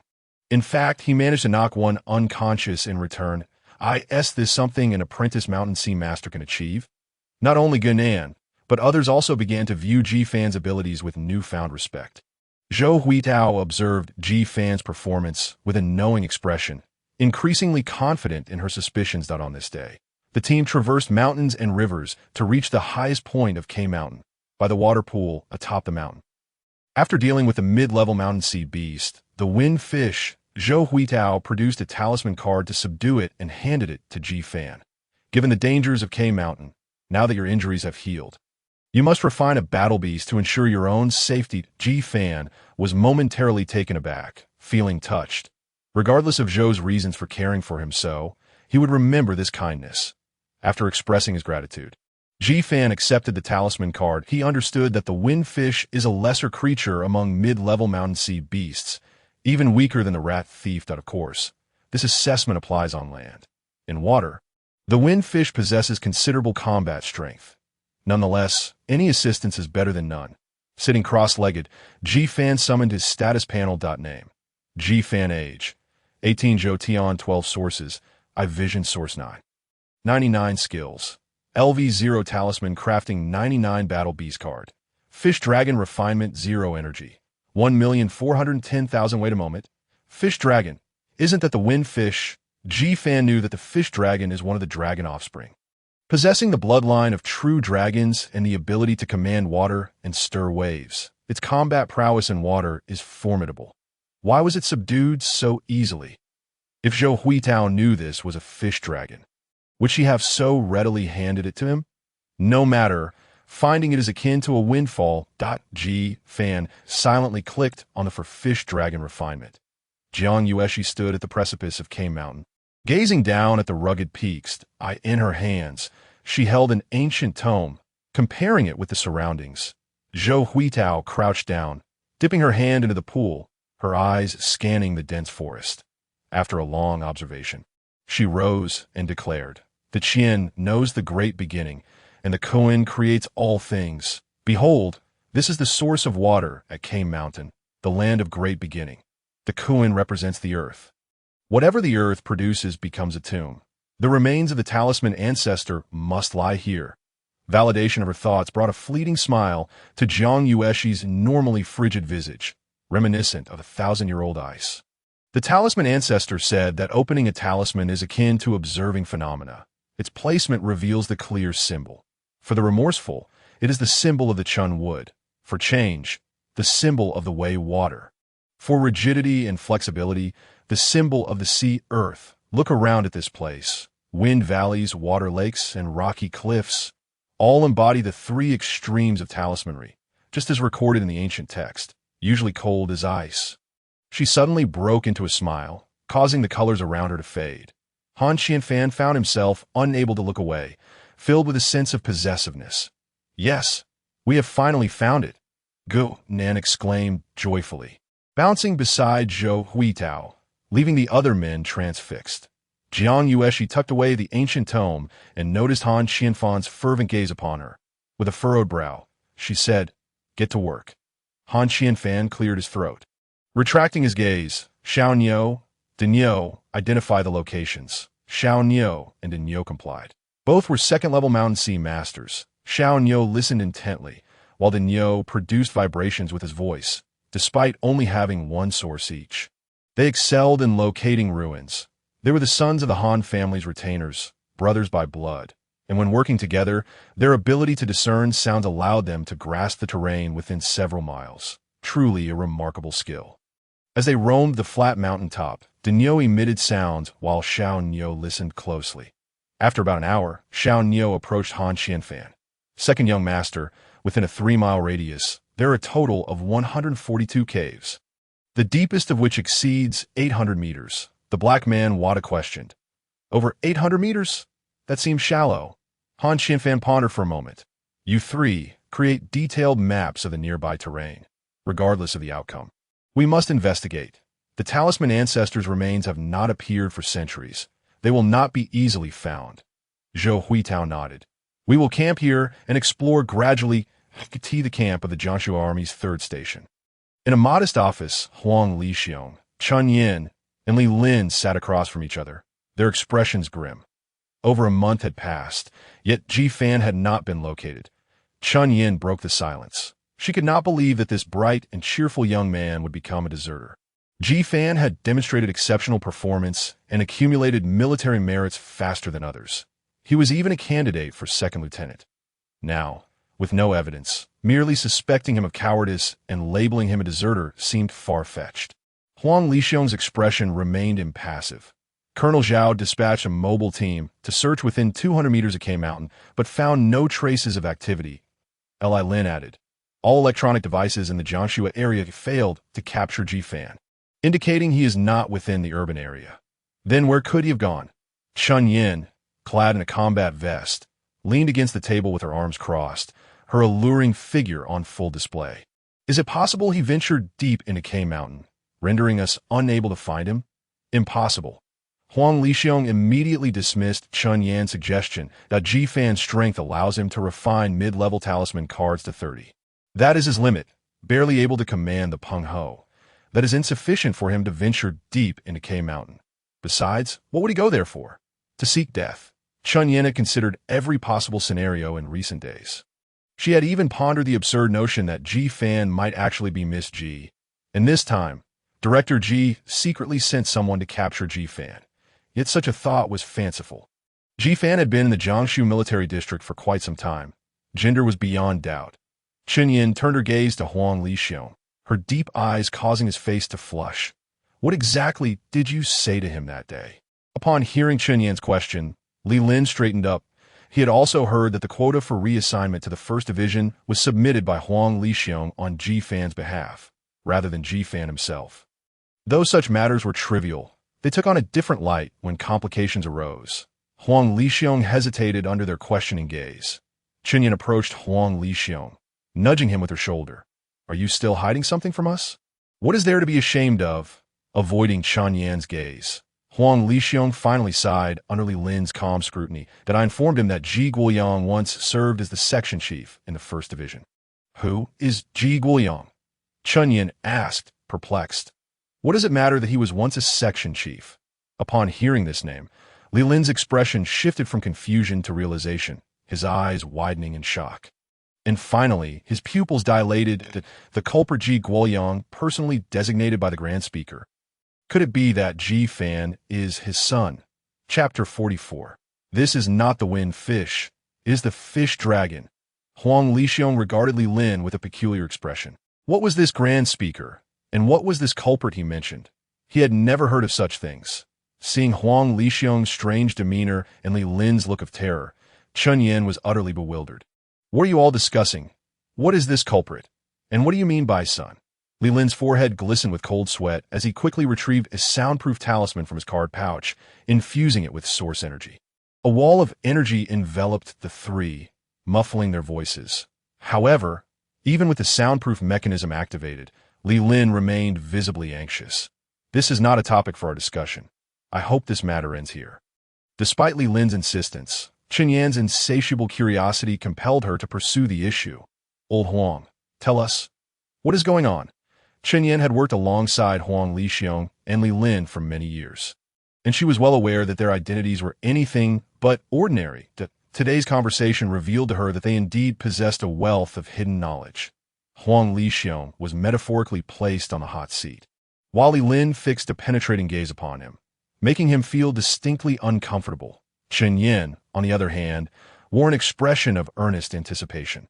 Ultimately, Huang Lixiong steeled himself, recognizing that the information he held was not particularly alarming, and spoke up. In truth, I am not fully informed about the specifics. All I know is that Ji Guoyang's file has been classified as SSS level. I assented a regulation of the Central Divine Court that discussions regarding SSS level files are strictly prohibited. How did you come to know that Ji Fan is Ji Guoyang's son? Li Lin immediately identified the crux of the matter. This story is rather lengthy, Huang Lixiong lamented. Then let us keep it concise. Xuanyuan interjected, as she detested men who were overly verbose. Huang Lixiong shifted slightly to avoid Xuanyuan's disapproving gaze. Previously, Director Ji suspected that Ji Fan was the second Miss Ji. So, I conducted a discreet investigation. What did you uncover? I traveled to Ji Fan's hometown to gather evidence, and on the first floor of his home, I discovered a family portrait, just from that photograph. You could ascertain that it was Ji Guoyang? Li Lin quickly discerned the flaw in this logic. Huang Lixiong shook his head and continued. At that time, it just so happened that my family had summoned me back. So I took the photograph along. Unfortunately, the family patriarch spotted it and immediately recognized the woman in the picture as Yao Jinfeng, inquiring about its origin. His reaction was quite agitated. I truthfully informed the patriarch, who then took the photograph away and instructed me not to pursue the matter further. Upon returning to the Jiangshui military district, the more I reflected, the more I felt it was significant. So, I utilized the military system to look into Yao Jinfeng, that I discovered that she had served as the deputy branch head of our 1st Division 15 years ago, while her husband, Ji Guoyang, was the branch head at that time. Unfortunately, there was no further information available. Thus, I also investigated Ji Guoyang, and it indicated an SSS level. SSS level is associated with significant national secrets, and I knew that further inquiry could lead to trouble. So, I refrained from delving deeper. After listening to Huang Lixiong's account, Xuanyuan regarded him incredulously and sighed. Oh, Huang, after all these years, I never realized you were from a prominent family. Huang Lixiong waved his hand dismissively. Do not speak so lightly. In this world, aside from the 8 great families, who dares to claim prominence? Our Huang clan is merely a small family in Qingshan Prefecture. As the two conversed, their attention shifted to Li Lin. In Huang Lixiong's narrative, he had not mentioned the chief criminal or the Grand Speaker, leaving it to Li Lin to clarify the matter. Li Lin felt overwhelmed under their scrutiny and gestured to remove the soundproofing device. Standing up with a serious demeanor, the Li family and the Huang family have been on amicable terms for generations, and the information we possess is shared. There are matters that your patriarch has not disclosed to you, and as an outsider, I cannot elaborate further. That will be all for now. I must attend a meeting shortly. You can attend your trivial meeting. Come back and clarify your statements. Two voices thundered in unison. However, Li Lin remained indifferent and departed the office like the wind in the depths of K Mountain. At the summit where the Fu Ancestor Ruins exploration team was stationed, Ji Fan had experienced a significant enhancement in his source power after 10 days of abundant spiritual energy cultivation. Name, Ji Fan. Age, 18 years. Source power, I Vision Source 12.45 skill. LV1 talisman, making 1 battle beast. Fish Dragon complete awakening state 0 energy. 210000. On that day, after acquiring the Fish Dragon talisman card, he immediately refined it to 100 using 10 points of energy. That very night, he successfully integrated the Fish Dragon into his I Vision source. The talisman card floated in mid-air, surrounded by surging source power, as the I Vision source constructed an invisible passageway atop the talisman card. The Fish Dragon obediently emerged from the card, traversing the intangible passageway to enter the I Vision source. Capturing a beast into one source was fraught with peril. The mountain and sea beasts were notoriously difficult to tame.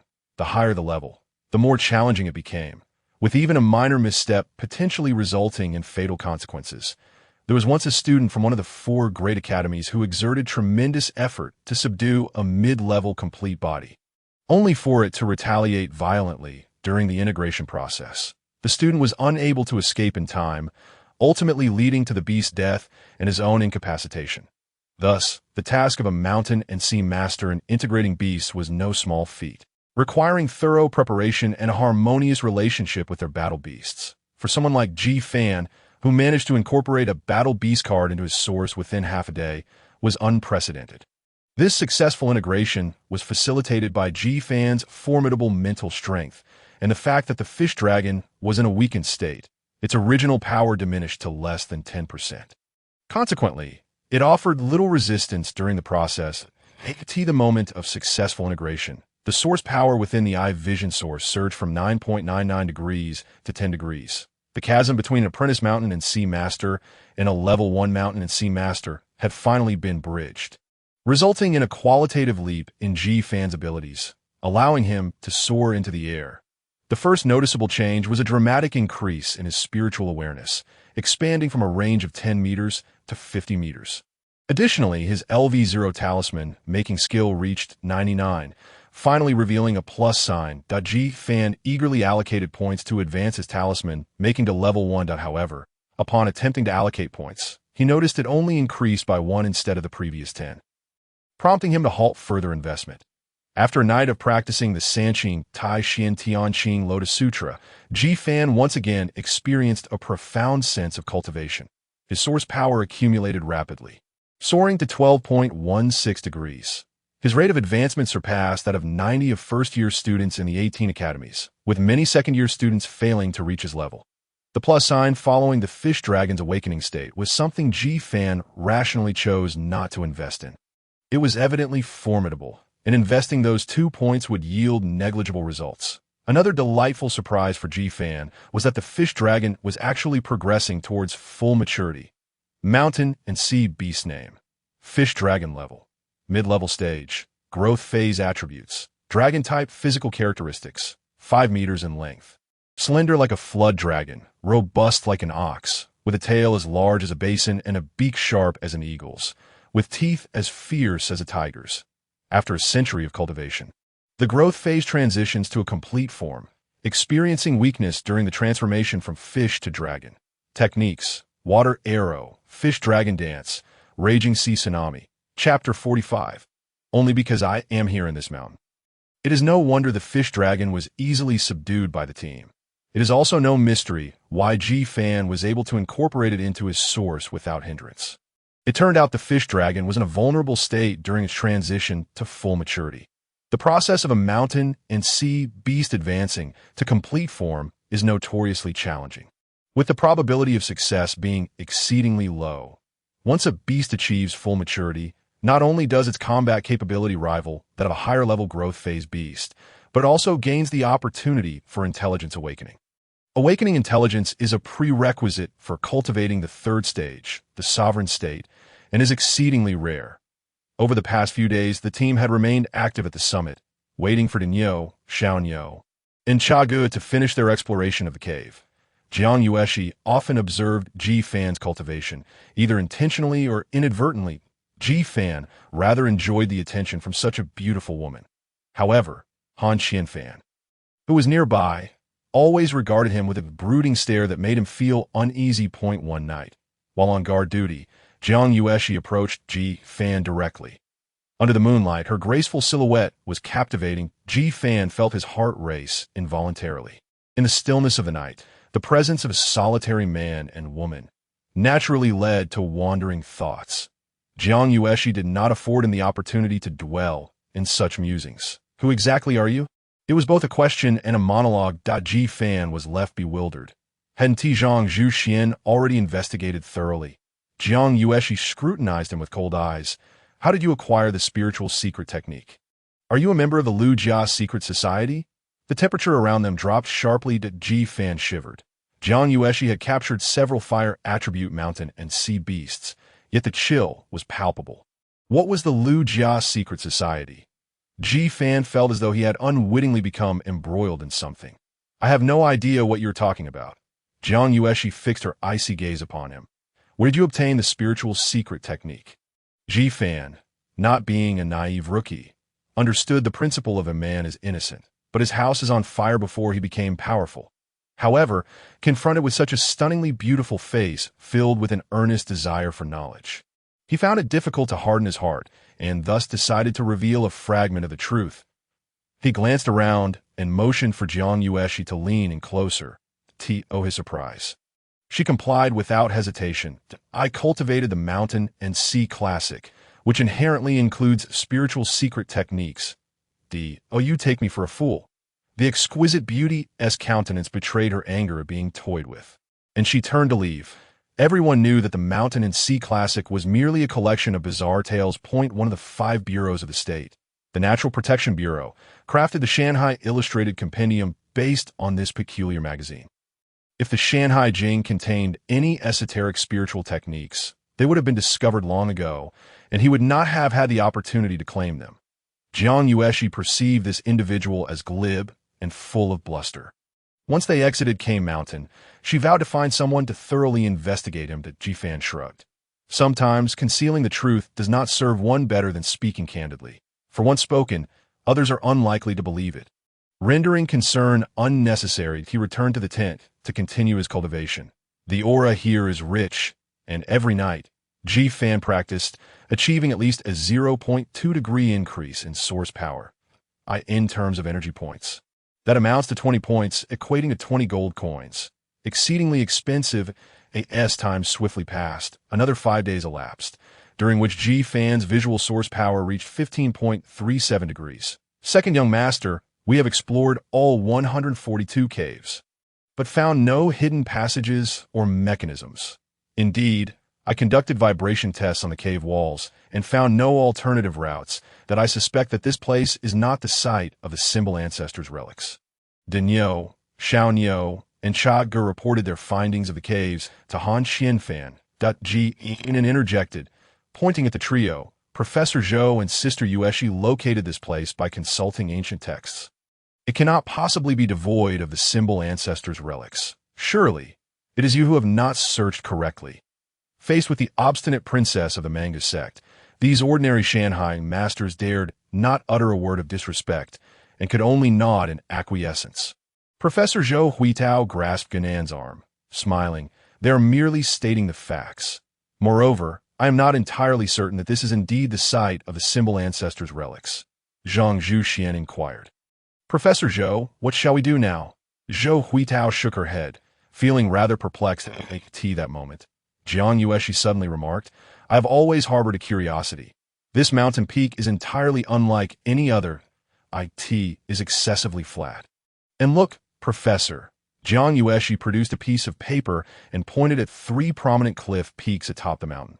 These 3 peaks extend from the cliffs, protruding at the summit.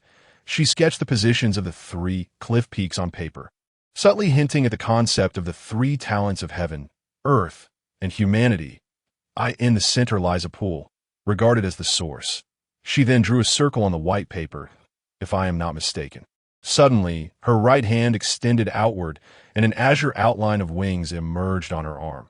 With a swift gesture towards the flat area of the summit, the azure wings flapped vigorously, summoning a tempest.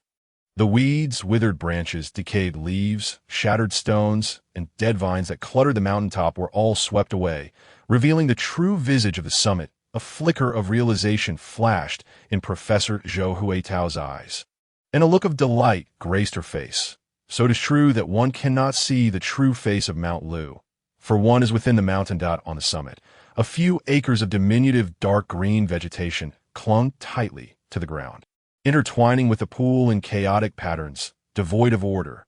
Yet, Jiang Yueshi gazed upon these disorganized patterns with brightened eyes. She summoned the Qingyuan, leaping onto the bird's back, and surveyed the mountaintop from above. The chaotic lines on the summit appeared to come alive in her vision, and she meticulously traced them onto her white paper. Shortly after, she descended from the Qingyuan and handed the paper to Zhou Huitao.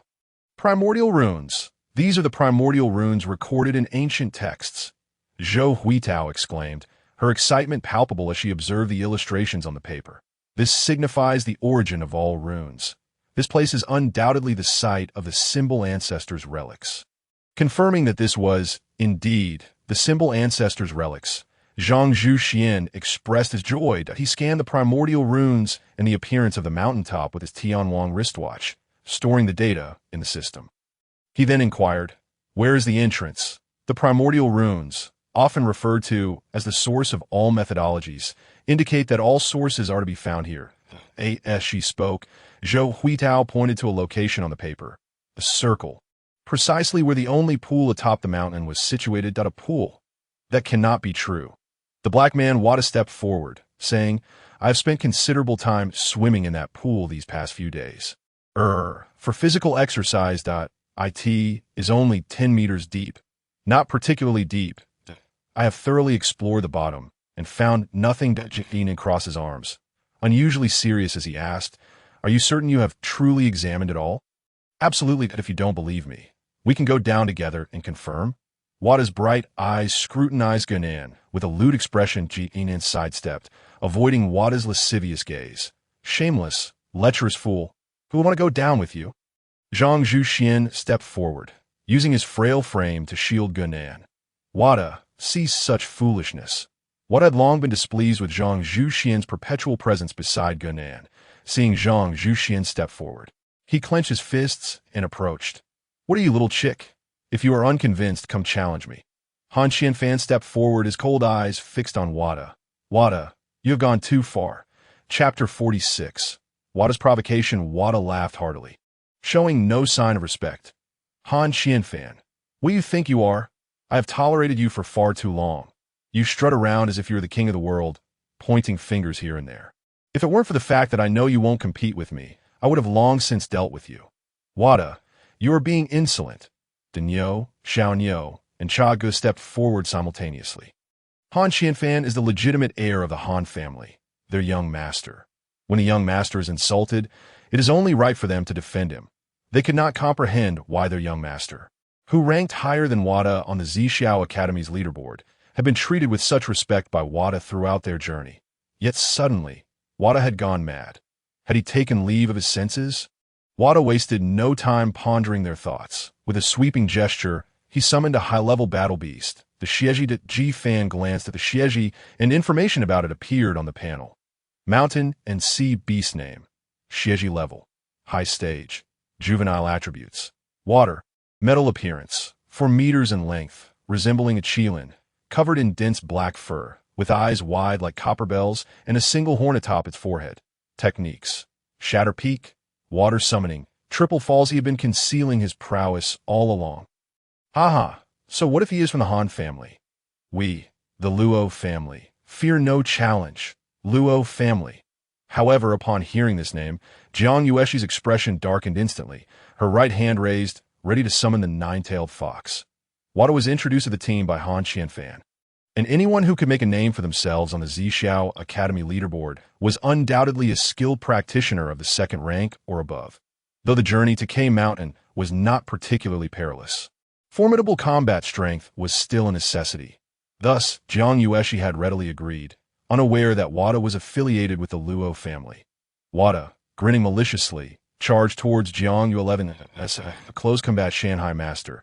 Jiang Yueshi understood that it would not be wise to confront him head-on, so she swiftly retreated, summoning the nine-tailed fox along the way. The Xieji, being of the water attribute, represented filth and foul waters. The nine-tailed fox, embodying fire, represented the malevolent flames of the azure fox.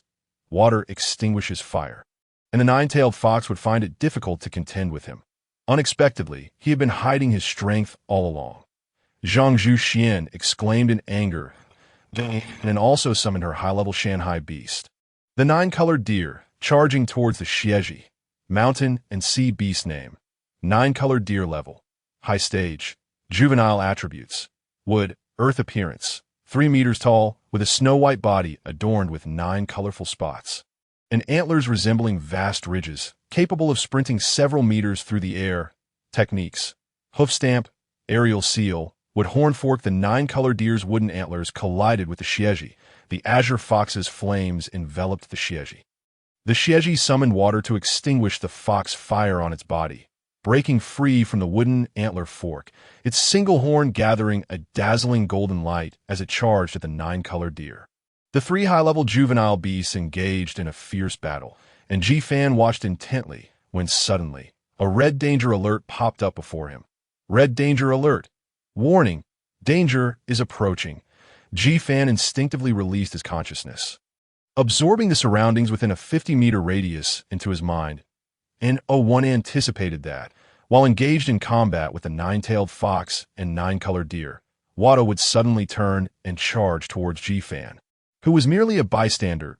Ji Fan's reaction appeared almost spectral to the onlookers. It seemed as if he knew Wada would attack him. At the moment, Wada launched a feint with his fist. Ji Fan swiftly stepped aside, narrowly evading the treacherous blow. The punch missed entirely, and Wada was left reeling. At such close proximity, with such a favorable position, he had unleashed the ancient martial technique, the heart-shattering fist. Yet this brat had somehow evaded it. This should not be. Wada pressed forward again, attempting a sidekick aimed at Ji Fan, but the incoming 9-colored deer intercepted the attack. The 9-colored deer's hoof stamp technique was unleashed, clashing against Wada's taut muscles, and the impact was tremendous. Boom! The waves of energy surged, sending the nearly within reach Ji Fan flying. With the hope of vanquishing Ji Fan extinguished, Wada chose to retreat from the battle. Accompanied by the mythical creature Xieji, he gradually approached the precipice, preparing to leap off the cliff. At that moment, Han Qianfan, who had appeared behind Wada unbeknownst to him, gathered his source energy in his right hand, manifesting the shadow of a beast claw. By the time Wada sensed the danger, it was already too late. An imperceptible strike pierced through Wada's back, exiting through his chest. Drip, drip, drip. Blood fell onto the verdant grass. Han Qianfan withdrew his source energy and retracted his right arm. Wada's dark visage turned pale as life ebbed away rapidly. In disbelief, he turned to Han Qianfan, his bloodied lips moving in vain. You. Hello. Good. Before he could finish his words, Wada's head drooped, his life force extinguished. The Xieji emitted a shriek and plummeted off the cliff. Within Wada's body, 2 sources erupted, causing all the beasts of the mountains and seas within to perish. Zhang Zhuxian trembled as he pointed at Han Qianfan. You actually killed a member of the Luo family? That is the lineage of the esteemed Luo Ao. Han Qianfan paid no heed to Zhang Zhuxian. He accepted the towel handed to him by Chiyou, wiped the blood from his right arm, and tossed the towel onto Wada's corpse, sneering coldly. What of the Luo family? It is one thing to disrespect me, but daring to lay a hand on Yueshi makes them my mortal enemies. The preceding events transpired so swiftly that the others were left in stunned silence. Clearly, it was Gunnan, Zhang Zhuxian, and Wada who had been embroiled in conflict. Yet Jiang Yueshi had launched an attack on Wada. After a feint, she revealed her murderous intent towards Ji Fan, ultimately meeting her end at Han Qianfan's hands from behind. What was the logic behind this? The crowd was baffled, only managing to tenuously speculate that it was due to Gunnan's usual closeness with Ji Fan. However, when Ji Fan caught sight of Han Qianfan's subtly murderous gaze directed at him, and recalled Wada's last words, "Hello," a faint suspicion crept into his mind that Han Qianfan might be the orchestrator of it all. If this hypothesis held true, then this act was a clear case of silencing a witness. Jiang Yueshi said nothing about Ji Fan's near demise, remaining coldly observant as the others dealt with Wada's body. Subsequently, she instructed Han Qianfan to send Xiao Niu and the others to investigate the water pool to ascertain if there truly was no passageway. Han Qianfan promptly dispatched Niu and Xiao Niu into the water. After a thorough search, Niu discovered a peculiar flat surface 2 meters from the bottom of the pool. The area surrounding this palm-sized square was overrun with aquatic moss, its surface as smooth as a mirror. Upon surfacing, Niu relayed his discovery to the group. Professor Zhou Huitao pondered for a moment and remarked, "Those who achieve greatness often place restrictions upon their own tombs. Only those of like mind may enter. I believe this is a trial set by the ancestor of talismans, requiring one to meet certain criteria to gain entry." What exactly is the trial of the ancestor of talismans? Gunan innocently inquired. Zhang Zhuxian couldn't help but chuckle. The trial of the ancestor of talismans is, naturally, related to talismans. That square surface is presumably a place for inscribing talismans. But how can one inscribe talismans underwater? Gunan posed the critical question, leaving Zhang Zhuxian momentarily speechless, and silence enveloped the group. Seeing that the others were deep in thought with no solution, Ji Fan couldn't help but suggest, why not just drain the water? Chapter 47. Wrath of the Ocean. Han Qianfan scoffed at Ji Fan's suggestion. This pool contains at least several tons of water. What do you intend to use to drain it? That fish of yours? Cha Gu and Niu and Xiao Niu erupted into laughter, mocking Ji Fan's overconfidence as they backed their second young master. Ji Fan, uninterested in engaging in their banter, summoned the winning fish to plunge into the pool. The fish, upon entering the water, danced gracefully, sending out waves of peculiar energy that radiated outward. Indeed, he was genuinely planning to use the winning fish to drain the water. Zhang Zhuxian murmured, then turned to Gunan to explain. The recently updated Mountains and Seas Compendium from the Protection Bureau records that the winning fish twists and turns in the water, employing its exclusive technique known as fish dragon seal. The fish dragon seal can unleash tremendous force in the water. Although it seems rather ineffective, Jiang Yueshi observed Ji Fan, her curiosity about him deepening. This individual, whom she had casually rescued, was proving to be quite astonishing. First, Professor Zhou informed her that he practiced not the Great Yin volume mystic arts, but the 9 secrets. Secondly, he sensed danger before she did when the rat goo appeared. Then, during the assault by 2 rat goo, he evaded their strikes for several seconds, even managing to repel one and counterattack the other. And just now, standing beside Ji Fan, she felt the speed and lethality of Wada's punch, which could only be described as a lethal blow. To be honest, had it been her, she would have surely been unable to evade it, forced to withstand the strike. Yet Ji Fan had foreseen the danger and evaded it. Just as he had dodged the rat goo's attack, he acted preemptively as if he had foreknowledge of the threat.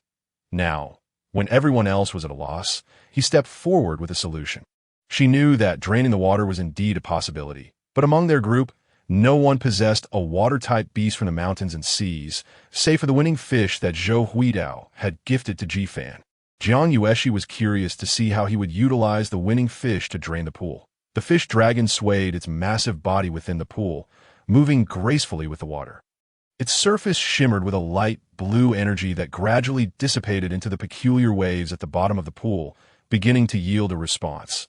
The surface of the pool rippled with waves, small at first, then gradually swelling into larger waves, their frequency increasing until the water danced as if boiling. When the time was ripe, Ji Fan kindly reminded those around him to step back to avoid getting splashed. Then, pointing at the surface of the pool, he shouted, "Wrath of the Ocean!" A thick column of water shot skyward at a slant. The fish dragon leapt, directing the water column outward over the cliff. The water in the pool diminished at a visible rate. What? What is this wrath of the ocean? Is this a new technique of the winning fish? But the Protection Bureau's records did not indicate such a thing. Zhang Zhuxian was astonished, frantically searching the mountains and seas compendium for any mention of this technique, that name of the mountain and sea beast. Winning fish level. Intermediate stage. Complete form attribute. Water physical characteristics. Length of 3 meters. Robust build, tail as thick as a bundle, sharp teeth, fins transformed into wings, capable of soaring. Known techniques. Leap water, fish dragon seal, sudden flood appearance nowhere was wrath of the ocean to be found. Han Xianfan's lips twitched at Zhang Zhuxuan's exclamations. At that moment, Professor Zhou Huitao belatedly recognized that this was not the winning fish at all, but rather the rare fish dragon documented in an archaeological text. She felt a twinge of regret that she had given him a fish dragon instead. However, upon considering that Ji Fan might be a young man undergoing trials from a certain faction, she dismissed her regret, viewing it instead as a fortunate encounter. Jiang Yueshi also recognized the fish dragon. She had only seen it in texts, and it was not recorded in the Protection Bureau's Mountains and Seas Compendium, making it a rarity known to few. She had misjudged it earlier. Yet Ji Fan not only recognized the fish dragon, but also knew the name of its technique. Jiang Yueshi increasingly suspected that Ji Fan was affiliated with the Lu Jia secret society or even a disciple of the Nine Harms. As the water diminished like a column, torrents poured down. The fish dragon glided smoothly within the pool, and upon observing the water, it had directly halved in volume. Han Xianfan felt the sting of humiliation, his face burning as he glanced at Ji Fan, whose expression had grown increasingly grim. Ji Fan remained cautious of Han Xianfan. Members of such powerful factions often disregarded human life, and due to his proximity to Jiang Yueshi, Han Xianfan had attempted murder. Wada's attack on him was proof of that. Once more, he unleashed the fish dragon dance and wrath of the ocean, further reducing the water level in the pool by half. The fish dragon repeated the wrath of the ocean technique twice more, revealing the smooth, mirror-like square surface. With the water drained, the 9 individuals descended into the pool. There was still some water at the bottom, not reaching their waists. The square surface was situated more than 2 meters from the pool's bottom. Among the 9, the most knowledgeable about talismans were undoubtedly Zhou Huitao and Jiang Yueshi. However, Zhou Huitao stood at only 1.55 meters tall, while Jiang Yueshi was 1.65 meters. Even with outstretched hands, they could not reach the surface. The tallest among them, Han Xianfan and Ji Fan, both stood at 1.8 meters, managing to graze it with their fingertips. But inscribing talismans in such a manner was unrealistic, and Anne proposed that someone carry Professor Zhou, allowing her to reach it. The idea is feasible. The crowd turned their attention towards Han Xianfan and Ji Fan, as only their heights permitted them to support Professor Zhou in reaching the square plane. Han Xianfan's expression betrayed his hesitation. While he had no objections to bearing Jiang Yueshi and Gunan, the thought of supporting Professor Zhou made him uneasy. Thus, he suggested, we could summon the mountain sea beast and have Professor Zhou stand atop it. This proposal was swiftly dismissed by Professor Zhou, who explained that the drawing of runes requires stability. If the foundation is shaky, the outcome will inevitably falter. The mountain sea beast, being vast in size, displayed noticeable fluctuations with each breath, rendering it unsuitable for rune inscription. Alternatively, we could construct a platform for Professor Zhou to stand on. Han Xianfan proposed once more. The group deemed this approach reasonable and began rummaging through their belongings for suitable materials. However, after an extensive search, they found nothing adequate for a platform. Ultimately, Ji Fan stepped forward, saying, I will carry Professor Zhou. I can stand at attention for several hours without moving in the camp. Professor Zhou smiled, feeling a sense of pride for this young man. Ji Fan bent down, allowing Professor Zhou to mount his shoulders. As Professor Zhou gazed upon the square plane, her slightly aged hands trembled as they traced the surface. Suddenly, her demeanor shifted. She retrieved her longtime companion, a high-grade drawing pen, and prepared to inscribe. As the pen approached the square plane, a subtle repulsion force prevented the tip from touching down. Realizing this, Professor Zhou withdrew the pen, concentrating her mental energy at the tip of her index finger. Using it as a substitute for the pen, and pressed it against the square plane. Chapter 48. He will do. Zhou Huitao reflected upon her life. She embarked on her journey at 5 years old. Honed her skills in runes by age 8, successfully created her first rune card at 18, became a certified mountain rune master at 22, advanced to 2nd level at 31, attained 3rd level status at 39, and finally reached 4th level at 50. Now, at 65, she had just ascended to 5th level last year. Mountain Sea Masters enjoy prolonged lifespans, and at her age, she was merely at the beginning of her journey. Such accomplishments at this age were noteworthy within the entire realm of rune cards. Now her lifelong pursuits hinged on this single fingertips outcome. This was her only opportunity. Zhou Huitao meticulously inscribed runes on the square plane. While Ji-Fan remained stable as a mountain below 30 minutes passed, and Zhou Huitao laid down her final stroke, her brow glistening with sweat. The runes took form, and the source energy surged forth, infusing them. The runes on the square plane gradually emanated a ghostly green glow. "This is," Jiang Yueshi exclaimed, her face resembling pale jade, filled with astonishment. "Misconcealment." Zhang Zhuxian, unable to decipher the runes Zhou Huitao had inscribed, was equally amazed upon hearing Jiang Yueshi's words, exclaiming, "Is that the rune mist cut concealment which obscures external scrutiny, a high-level rune among 4th-level cards? Even among 5th-level rune card masters, few can master it. Who would have thought Professor Zhou could inscribe such a rune?" "Remarkable." Wenan listened to Zhang Zhuxuan's explanation, feeling a sense of awe wash over her. Suddenly, she pointed towards Zhou Huitao, exclaiming, "Look! There's movement on the plane." They beheld the mist-cut rune flickering with green light, which then shifted to red before vanishing entirely from the square plane. "What happened? Why has it disappeared? Why is there no further movement?" Chago Denyo and Xiaoniao could not help but inquire. After months of arduous effort, could it all end in vain? The most disheartened was Zhou Huitao. Upon witnessing the emergence of the red light, her heart sank. A lifetime of learning, yet failing to gain the rune ancestors' acknowledgement. What meaning did her pursuits hold now? Her pride and confidence were trampled and buried in the dust. Descending from the square plane, Zhou Huitao's face was marked by profound disappointment. The others, confused, began to question her about the situation. She forced a smile, shaking her head, and walked away in silence. She was the most accomplished in runes among them. If she had failed, who else could succeed? This expedition to seek the rune ancestors' legacy had ultimately come to naught. Ji-Fan felt that Zhou Huitao's approach was misguided. Any relic, ruins, or celestial abode typically involved an entry method that was not overly complex, either a key, a lineage, or a code. The essence remained unchanged, since Jiang Yueshi had spent so long without discovering any keys or lineage. It must be a code to unlock the entrance. This code was unlikely to be deeply hidden, much like how certain herbs can counteract specific poisons, given that the primordial runes had appeared atop the mountain. It stood to reason that the runes to be inscribed here must also be of the same kind. Seeing Ji-Fan's nonchalant demeanor, Han Qianfan could not refrain from saying, "Our stalwart soldier appears quite confident. Perhaps he has insights to share that may allow us entry." This remark was intentionally directed at Jiang Yueshi, as Han Qianfan understood the significance of this quest for her.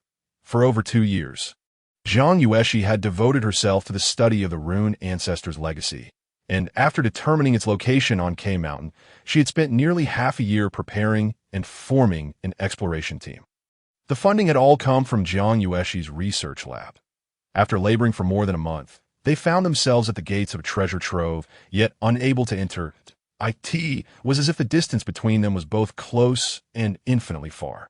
The group's spirits were low, yet Ji-Fan remained unfazed, prompting Han Qianfan to ensure Jiang Yueshi saw the true nature of the person she had been so focused on. Ji-Fan dismissed Han Qianfan's words as mere bluster, but he felt indebted to Zhou Huitao for her kindness. "Professor Zhou, since the primordial runes have appeared at the summit, they must serve a purpose. Perhaps we could experiment with the primordial runes?" "Indeed, how did I not think of that?" Zhou Huitao paused in surprise at the suggestion, her forlorn expression revealing a flicker of hope, though her spirits had yet to fully recover. Jiang Yueshi discerned that Zhou Huitao's confidence had taken a heavy blow, leaving her in a poor state. Under such circumstances, it would be challenging to inscribe runes she had never encountered before. Thus, she stepped forward, grasping Zhou Huitao's hand, saying, "Professor Zhou, let me give it a try." "You?" Zhou Huitao gazed at Jiang Yueshi, not out of distrust, but rather due to her belief that Jiang Yueshi lacked sufficient strength. Jiang Yueshi was the legitimate eldest daughter of the Jiang family among the 8 great families. Yet at merely 21 years old, she was only a second-level Mountain Sea Master and a second-level Rune Card Master. Such youth and skill placed her among the elite, a rarity within the realm. However, she had only recently attempted to inscribe the primordial runes while Jifan was using the fish dragon to draw water, resulting in multiple failed card molds. She was unaware of the primordial runes level. But if even she, a 5th-level rune card master, could not inscribe them, how could Jiang Yueshi, a 2nd-level rune card master, succeed? Zhou Huitao explained the risks of failure in rune card creation. Nevertheless, Jiang Yueshi insisted on trying. Professor Zhou's failure to inscribe the primordial runes may have stemmed from the card mold's inability to endure the strain of the primordial runes. The square plane, being the rune ancestor's entrance, was unlikely to be damaged. She understood that Zhou Huitao's confidence was not something to be restored in an instant. Thus, she sought to allow her a moment to regain her composure. When Zhou Huitao was ready, they could attempt to inscribe the primordial runes again. In the meantime, Jiang Yueshi would try her hand at it. If she succeeded, splendid, but if not, there would be no significant loss. Zhou Huitao opened her mouth to speak, but ultimately fell silent. The two reached an understanding, and Jiang Yueshi approached Jifan. Now, whether they could unlock the rune ancestor's legacy depended on the primordial runes. Jifan, noticing Jiang Yueshi approaching him, was momentarily taken aback. Just then, Han Xianfan, seemingly appearing from nowhere, declared solemnly, "I will do it." Jiang Yueshi shook her head, turning to Jifan, saying, "He will do just fine." Han Xianfan, with utmost sincerity, interjected, "He must be tired after carrying Professor Zhou for so long. Let him rest for a bit." Jiang Yueshi hesitated. Jifan, realizing the situation, cheerfully waved his hand, saying, "It's fine, I'll do it." Han Xianfan's expression hardened as he blocked Jifan's path, his tone becoming unfriendly. "You should rest. I will take over." Jifan gently pushed aside Han Xianfan's arm with his source energy, politely declining, "There's no need for that. I'm not tired." Flames of indignation flickered in Han Xianfan's eyes, and he was about to retort when Jiang Yueshi interrupted. "Let's not waste time. He will do it." With that, she moved closer to Jifan and encouraged him to squat down. Han Xianfan's face froze in disbelief. Jifan's lips curled slightly as he leaned down, allowing Jiang Yueshi to effortlessly climb onto his back. Chapter 49. The Divine Doctor Defeats the Heavens.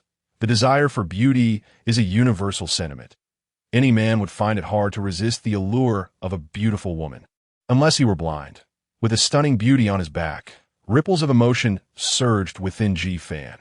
This surely counts as close contact. His hands grasped Jiang Yueshi's slender calves, though separated by athletic pants. The damp fabric clung tightly to her skin, and he could almost feel her delicate skin beneath. Her smooth, jade-like thighs rested on Jifan's shoulders, encasing the back of his head.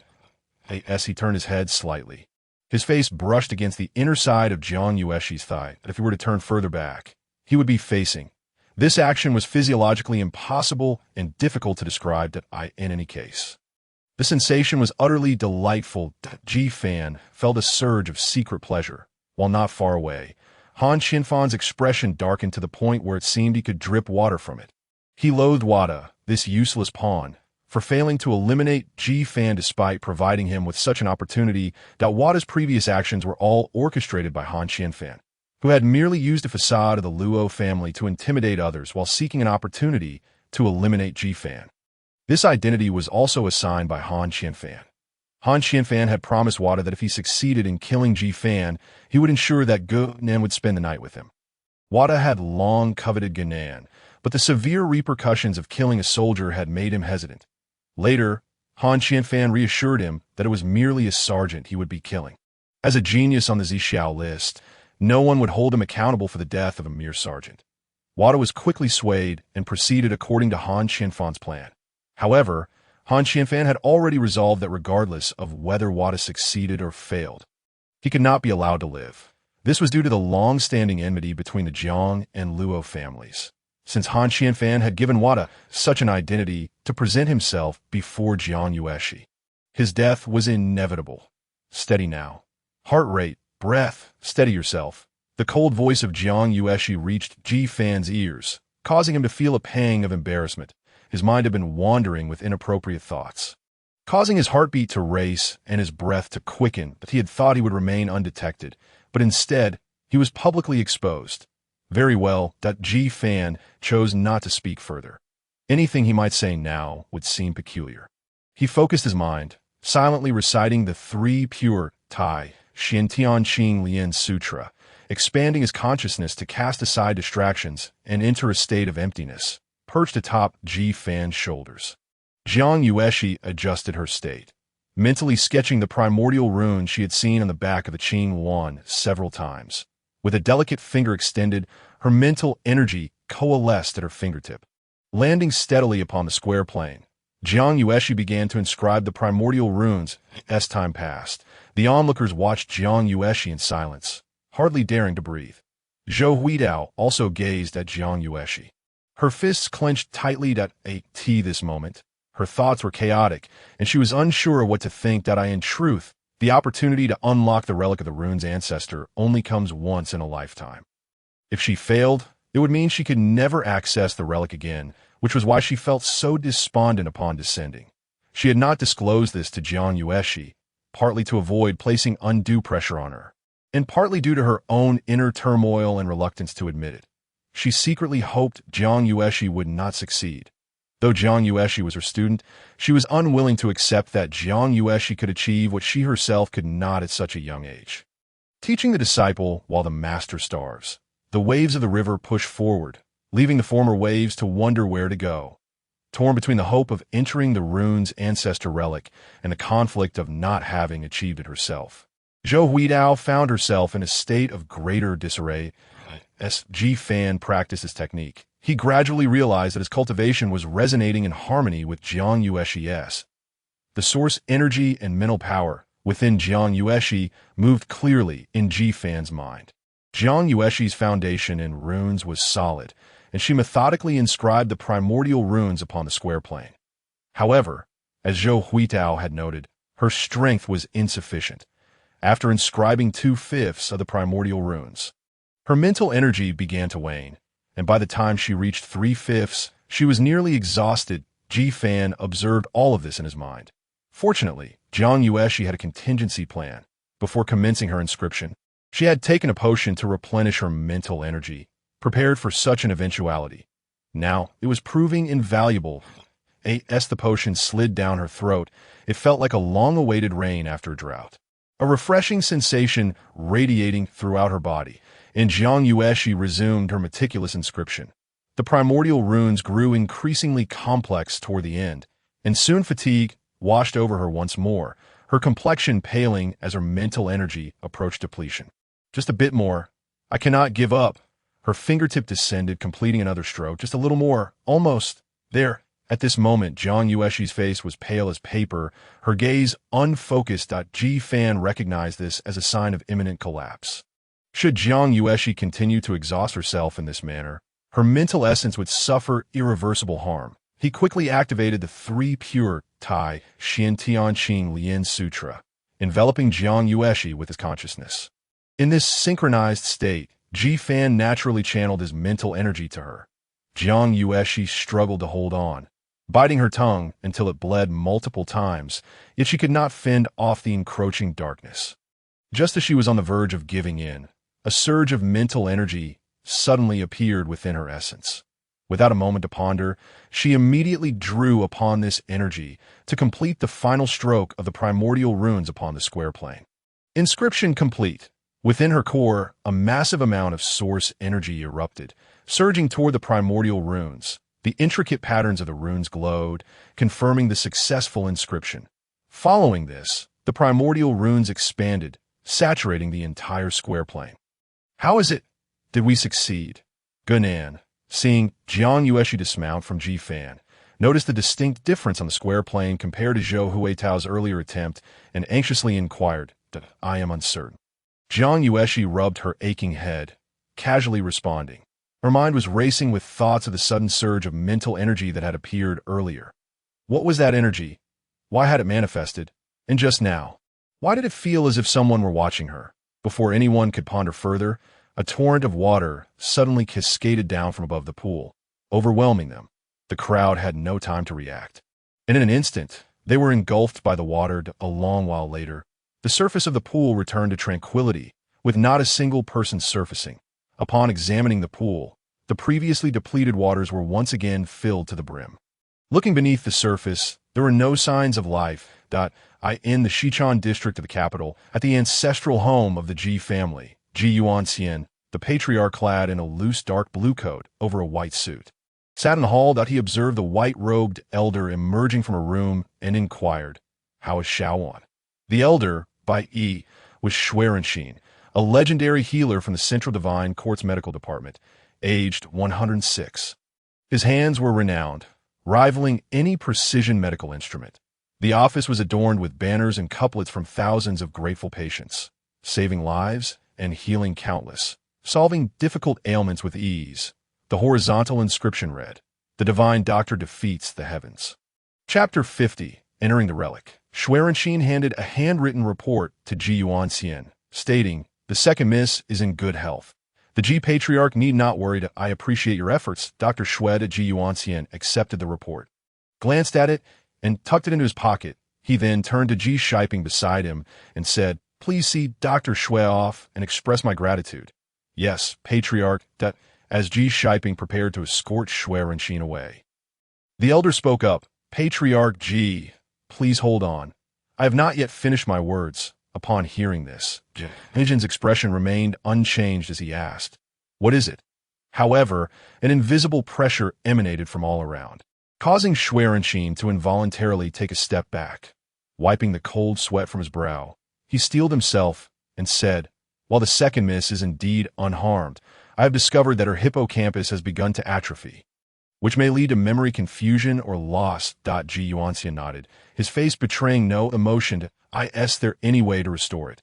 Xuanyuan replied, "This condition can be treated with spiritual herbs, such as crimson peony spirit herb, purple flower lingling herb, and 9 Xian bright vine, or through secret methods to cultivate and strengthen mental power."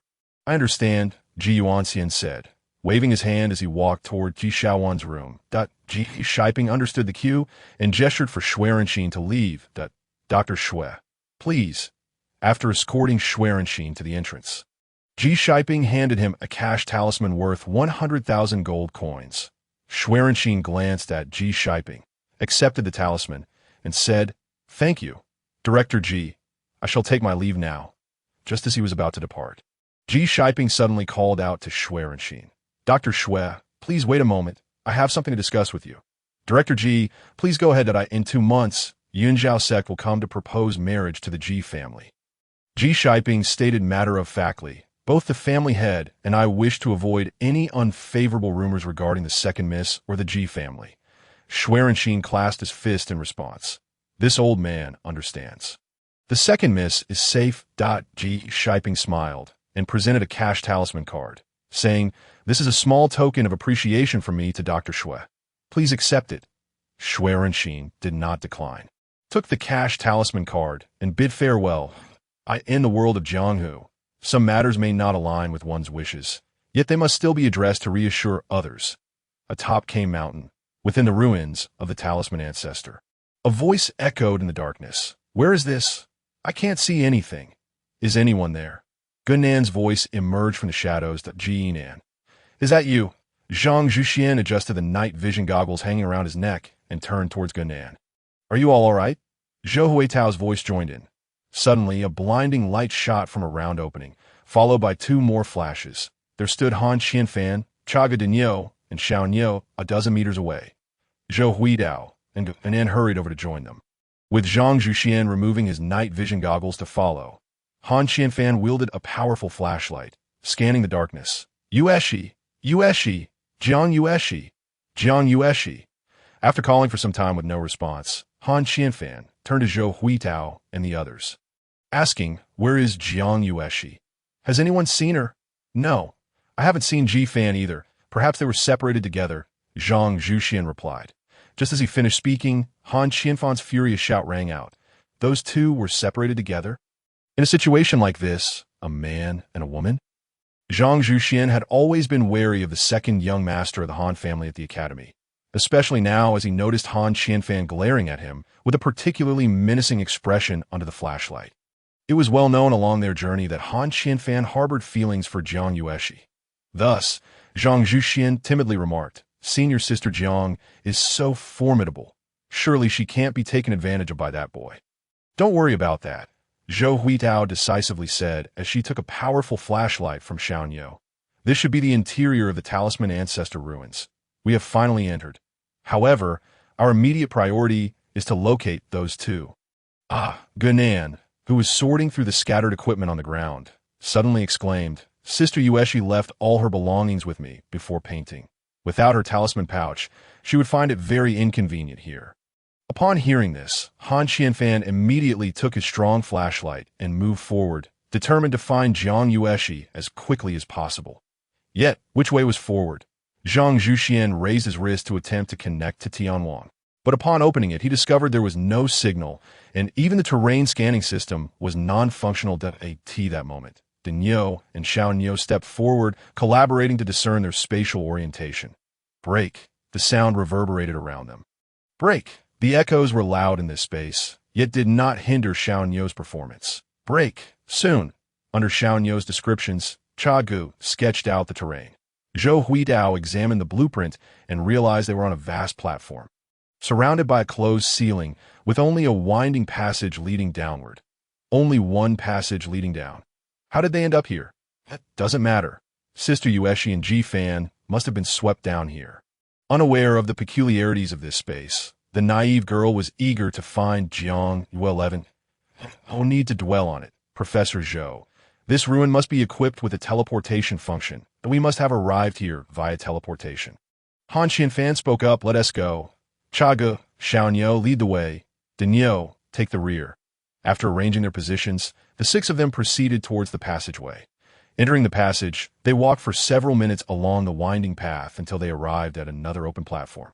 This place was strikingly similar to where they had just been. Daniel and Xiaoniu once again employed their auditory discernment to have Chiyou depict the new area.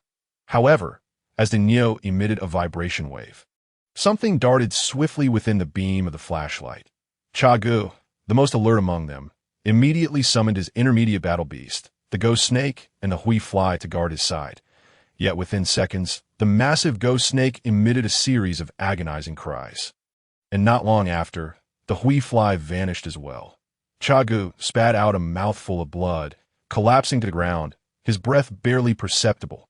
Han Qianfan, standing beside Chiyou, was taken aback by his condition. The battle beast has perished.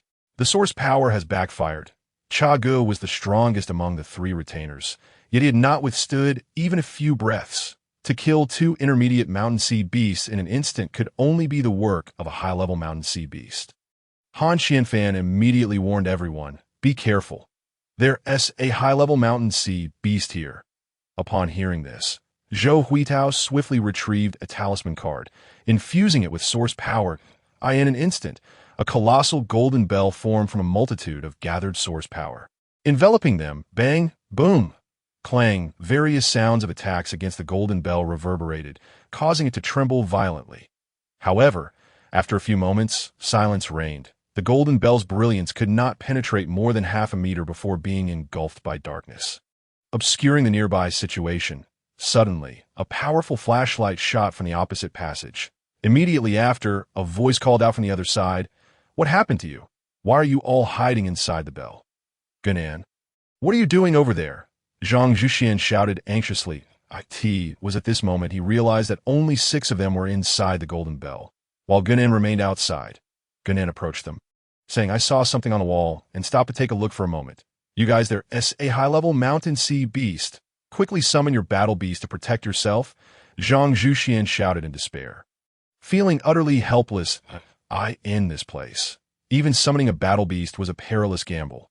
Yet if he did not summon one, it would be certain death. "What? Just as Gunan grasped Zhang Zhuxuan's shout, something ensnared her feet. Lifting her upside down into the air, the sensation of being caught felt like withered vines, yet also somewhat slimy. Let me go. Let me go. Let me go. The source of all fear was unknown. At that moment, Gunan's inner terror reached its peak, causing her to forget to summon her high-level battle beast, the nine-colored deer. However, the unidentified mountain sea beast showed no mercy, driven by its instinct to hunt. A foul stench assaulted Gunan's senses. Zhang Zhuxian roared in fury, trying to lure the unknown beast with his voice. Zhou Huitao was equally frantic, rummaging through her talisman pouch, pondering which talisman could resolve the threat of the unknown beast. Han Qianfan also wished to save Gunan, harboring some inappropriate thoughts about her formidable nature. Yet, between desire and safety, he chose the latter. Her demise was not my intention, but who could blame her for straying from the group? This was not my fault. Han Qianfan closed his eyes. In a moment of desperation, a powerful surge of spiritual energy exploded forth, manifesting a gigantic flame dome out of thin air. 9 fire dragons soared within, exuding an overwhelming majesty. As soon as the flame dome appeared, it enveloped Gunan, along with the unknown mountain sea beast that had ensnared her. The dome blazed intensely, illuminating the dark platform as brightly as day. Only then did the group discern the true form of the unknown mountain sea beast. It resembled a wolf-like dog, with sharp teeth and fierce eyes, a ghastly visage that inspired revulsion. Zhang Zhuxian directed his wristwatch at the beast, attempting to find corresponding information in the Mountain Sea Compendium. However, there was no data available. Professor Zhou, you have extensive knowledge. Do you recognize this Mountain Sea beast? Zhang Zhuxian turned to Zhou Huitao. She appeared anxious as she gazed at Gunan, merely shaking her head in response to Zhang Zhuxuan's inquiry. Within the flame dome, the surface of the unknown mountain sea beast began to emit sparks of ash. This occurrence indicated an extreme heat that directly turned the beast to ash without burning it. This demonstrated just how terrifying the temperature within the flame dome was. In no time, the unknown mountain sea beast and the surrounding vines were reduced to ashes. This is the Nine Dragons' sacred fire dome.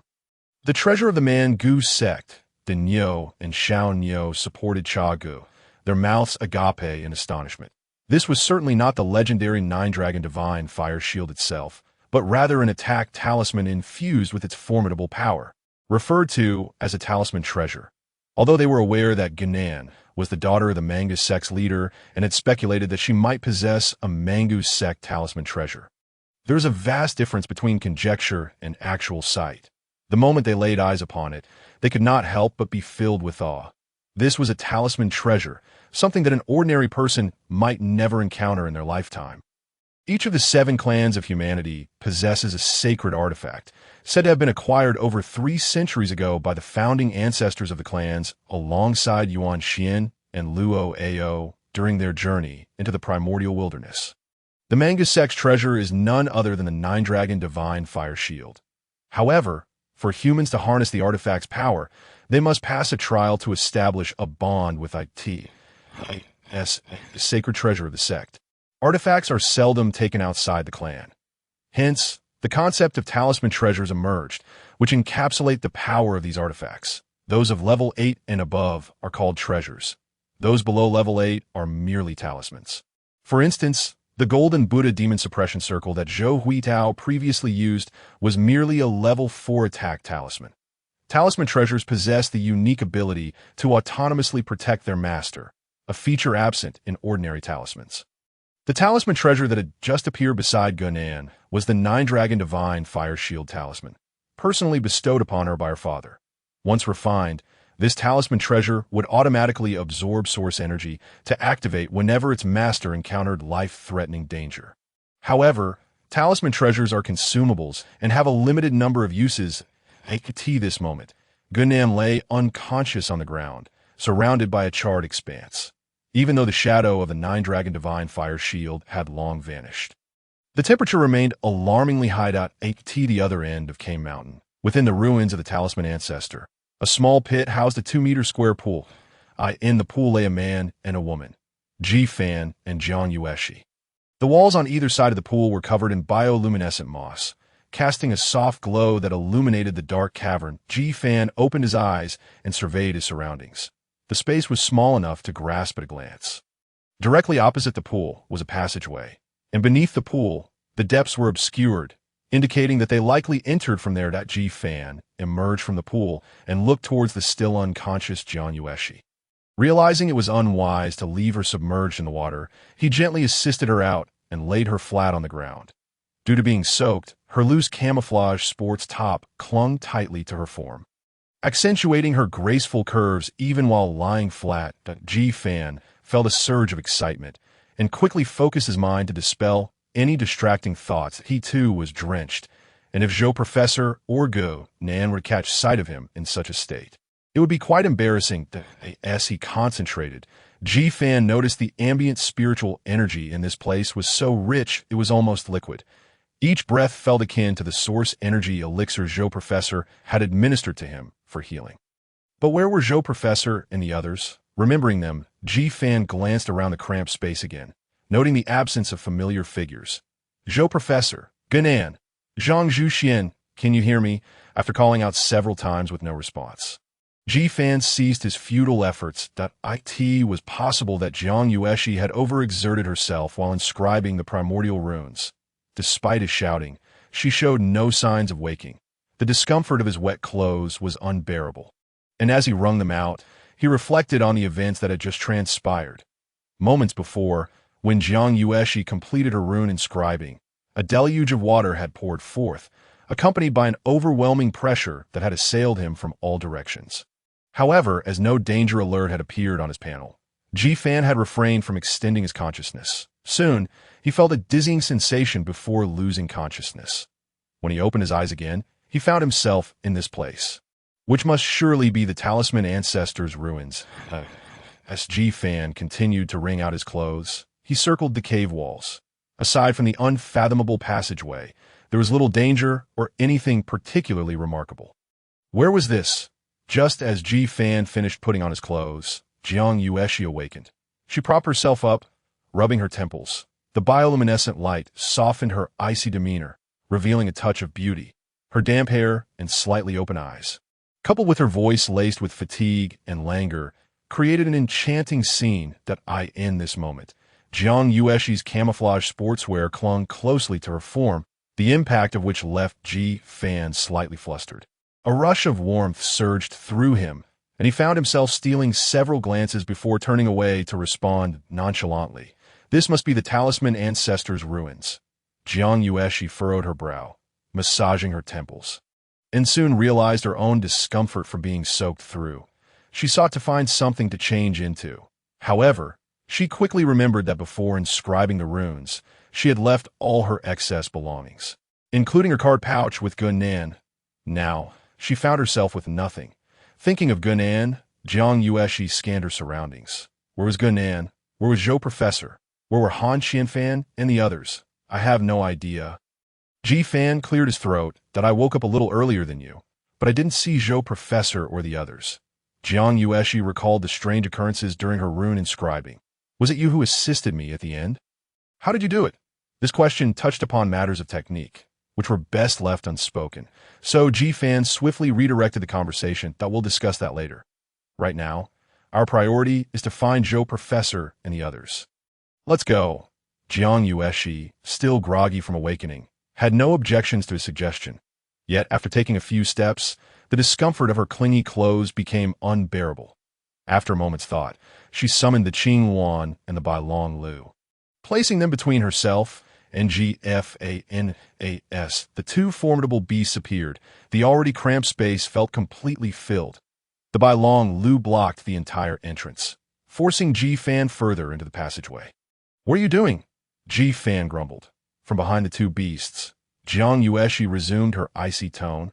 Warming my clothes, Ji-fan glanced down at his own attire, contemplating whether to summon the Yulong to soak his clothes and then dry them together. However, that felt impractical. Soon, the sound of rustling clothing reached his ears. As he listened to the delightful sound, his imagination ran wild. The images conjured in his mind were enough to send his heart racing. Ji Fan suddenly felt an overwhelming impulse to extend his consciousness. If that were the case, just as Ji Fan was on the verge of acting, Jiang Yueshi's sharp voice rang out from across the way. Ji Fan, I know you possess extraordinary talent and mental prowess, but I warn you, if you dare to commit any indecent acts, I will hunt you down to the ends of the earth, like a bucket of cold water, dousing his fiery thoughts. Ji Fan quelled his desires that you're overthinking it. I'm not that bored. With that, Ji Fan moved deeper into the passageway. You take your time warming your clothes. I'll scout ahead. Meanwhile, Jiang Yueshi had merely removed her outer jacket. Holding it in front of herself, with a hint of shyness, she concealed her form, creating an alluring sight. Hearing Ji Fan's retreating footsteps, she let out a sigh of relief only after confirming he had indeed left. Despite Ji Fan's weaker abilities, his methods were too peculiar for her to let her guard down. She proceeded to remove her shoes, top, and pants, placing them on the back of the Qingyuan to dry.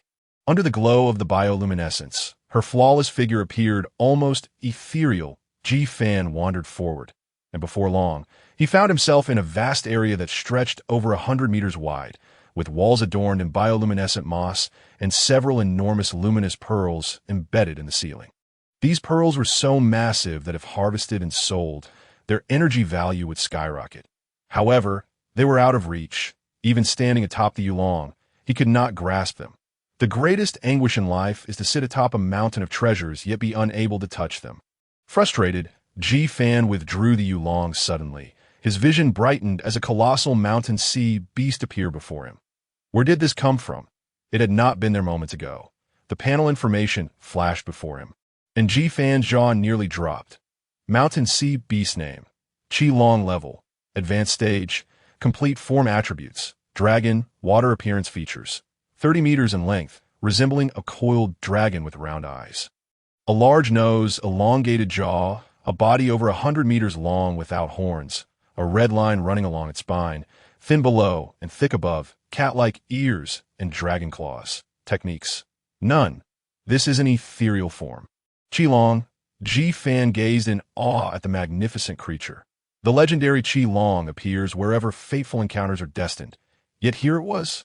How did it materialize? Ji Fan scanned his surroundings warily, only for the Qilong's massive tail to sweep towards him. Startled, Ji Fan quickly dodged. However, this space is rather limited, leaving no room for evasion. The dragon's tail swiftly passes through. It turns out to be an illusion. No wonder the panel did not display any danger alerts. Ji Fan muttered to himself. This is the secret technique of the symbol ancestor, a temporal projection that a cold voice resonated from behind.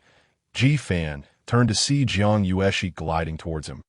Her steps, illuminated by the glow, akin to a celestial being descended from the heavens.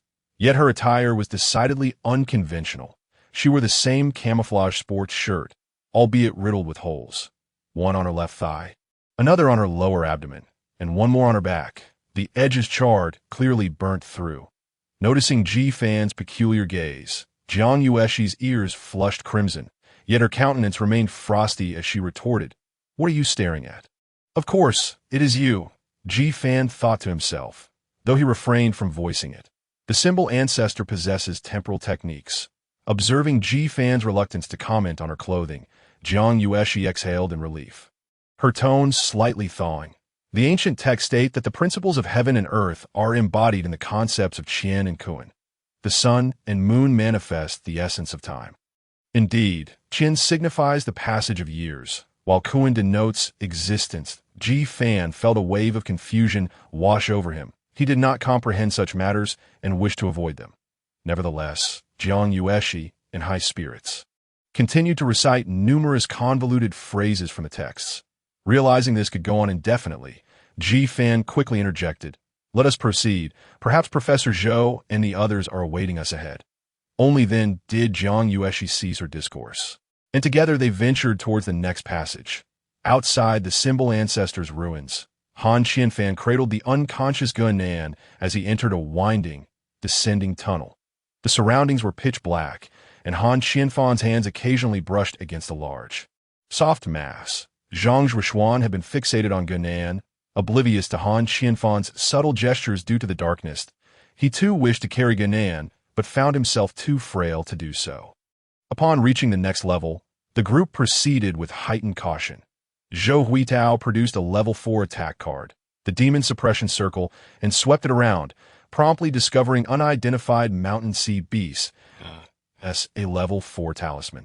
The Demon Suppression Circle was theoretically capable of dealing with advanced growth entities. However, it was an area of effect technique, its power diluted, inflicting devastating damage upon intermediate growth entities, but only wounding the advanced ones.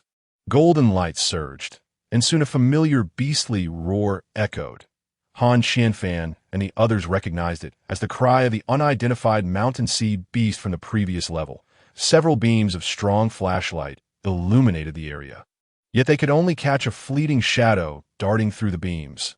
Zhou Huitao, feeling helpless, released the golden bell once more to shield everyone. Chapter 53. This is the inheritance Tigo, with the support of Big Neo and Little Neo. Consumed his prepared source power potion and regained basic mobility. Yet his combat prowess had dwindled to zero, that only through proper recuperation could he gradually recover. Although he lacked fighting capability, his vision and memory remained intact. Previously, relying on Big Neo and Little Neo's auditory positioning method, he had sketched the layout of the first 2 levels. Upon inspection, he found them nearly identical. Even the entrance to the underground tunnel was the same. Thus, he deduced that the position of this level should not differ much, and he began guiding the group along the route he remembered, while the group endured the attacks from the unidentified mountain sea beasts. They bore the golden bell and advanced into the unknown area. After approximately half an hour of movement, they indeed discovered a tunnel on the ground. Big Neo and Little Neo were elated, astonished that the spaces here were truly identical. Only Zhou Huitao's expression remained grave. She recalled the ancient text that mentioned the symbol ancestors' mastery over the principles of heaven and earth. They had descended 3 levels, all featuring the same space, the same tunnel, and the same unidentified mountain sea beasts. Did this mean they were perpetually returning to the original space, with the capabilities of the symbol ancestor? Reversing the principles of heaven and earth would not be difficult. Unfortunately, their night vision equipment could not reveal any traces on the ground. Otherwise, they could ascertain whether there were any remnants of the 9 Dragons' divine fire shield from the previous space.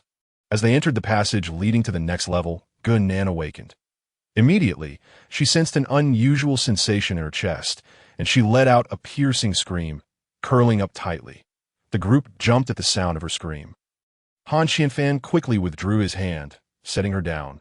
Zhang Zhuoshuan, believing Gunan's memory was still trapped in the moment before being devoured by the unidentified mountain sea beast, rushed over to assist her.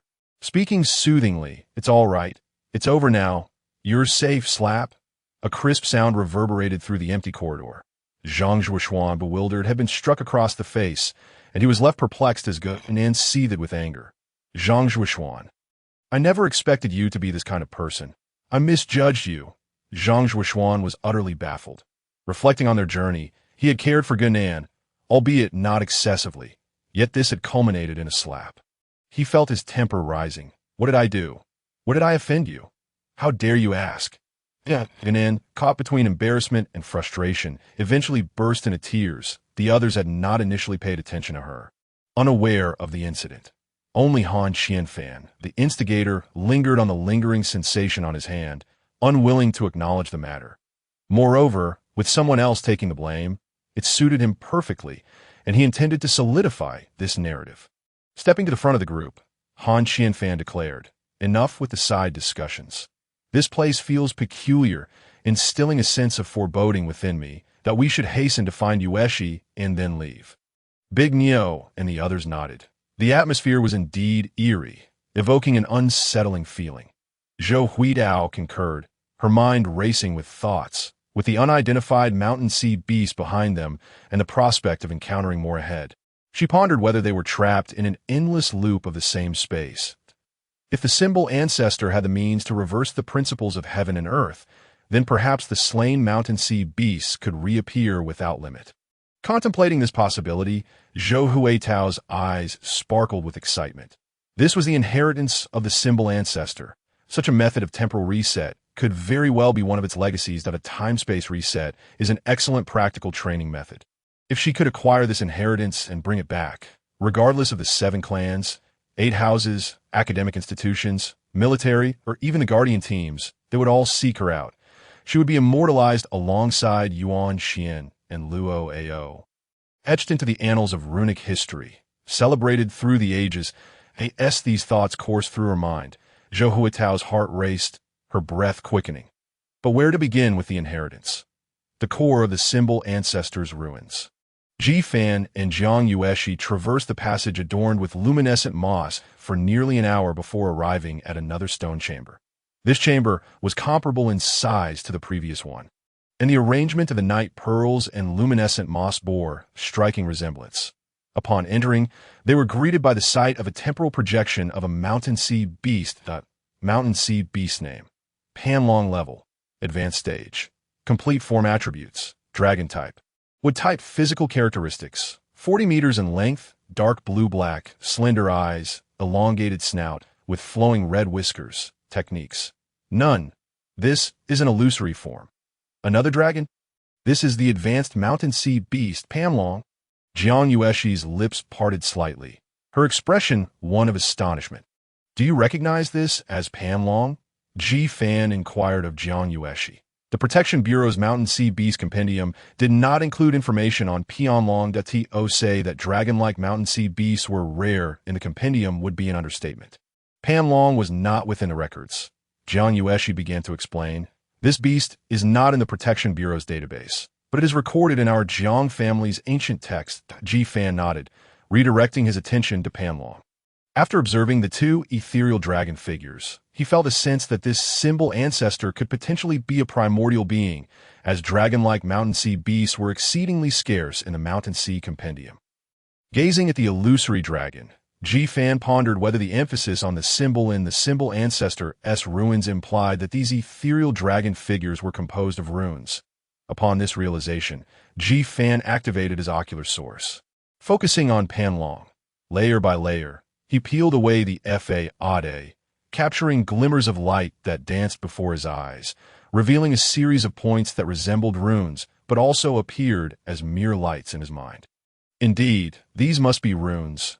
Regrettably, he had not studied the comprehensive rune compendium extensively, leaving him struggling to comprehend the runes that formed the dragon's shape.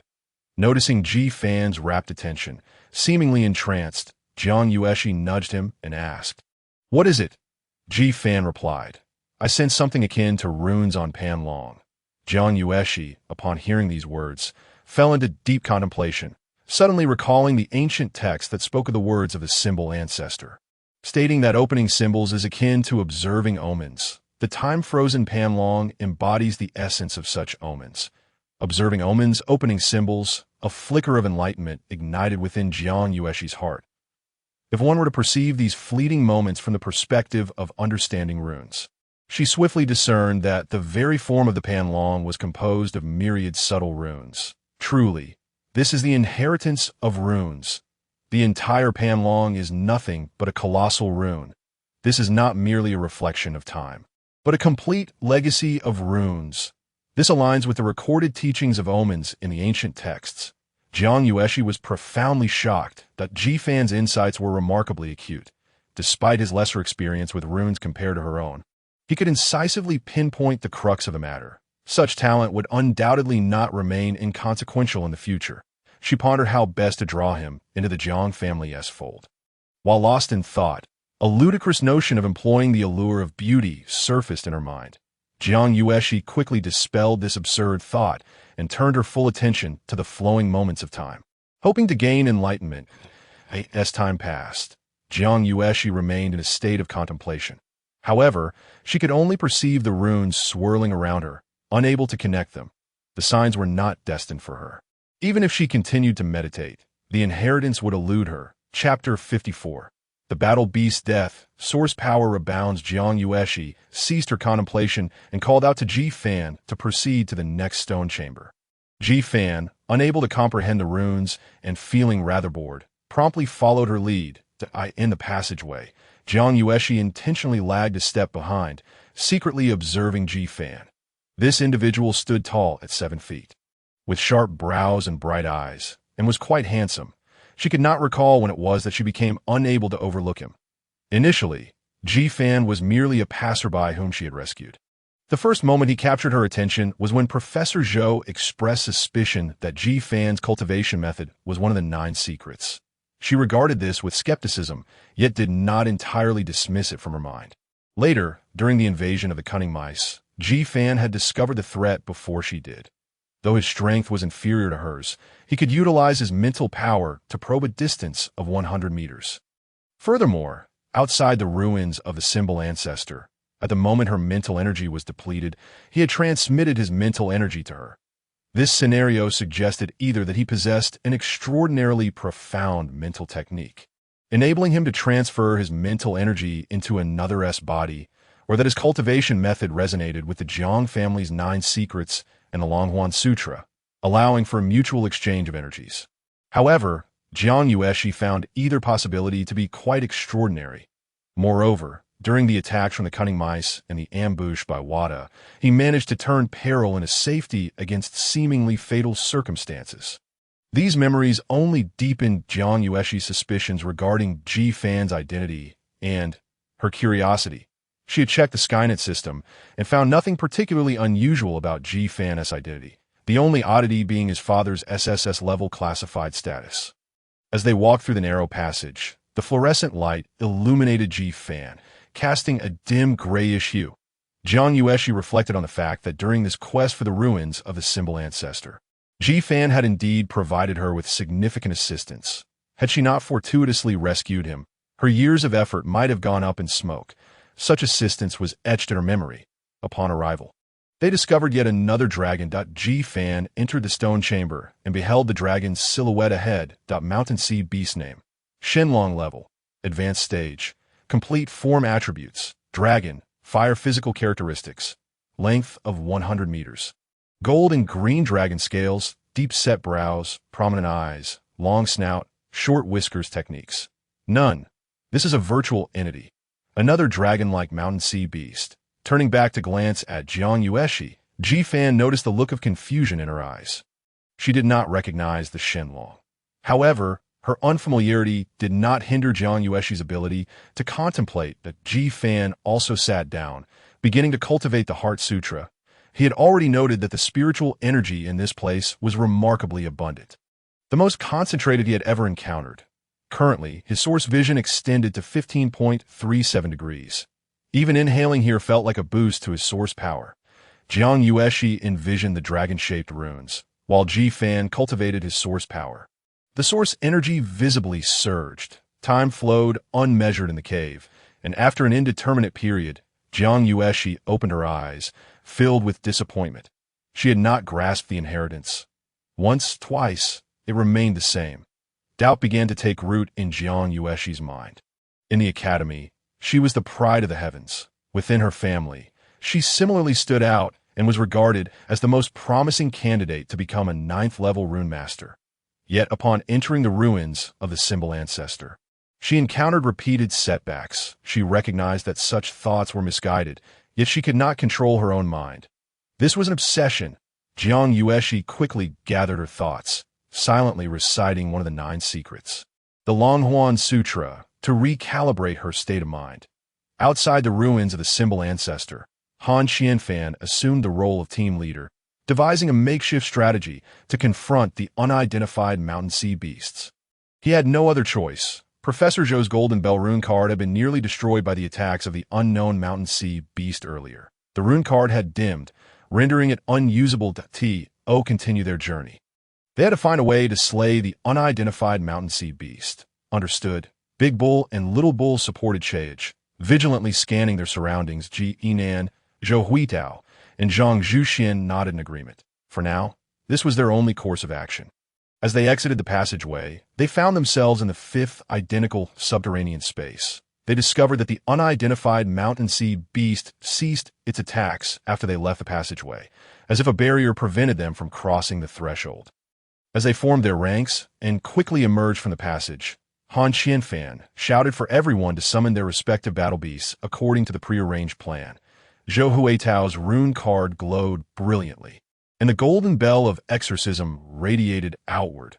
The surroundings fell silent until it merged into the walls, with no roar from the unidentified mountain sea beast, just as everyone speculated whether this lair was devoid of the creature.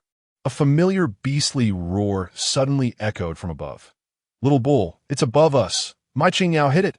What are you shouting about? Attack quickly!" Han Qianfan bellowed in fury. "While you waste time, intensify your assault." Numerous attacks surged forth from their mountain sea beasts towards the source of the sound. However, they were a moment too late.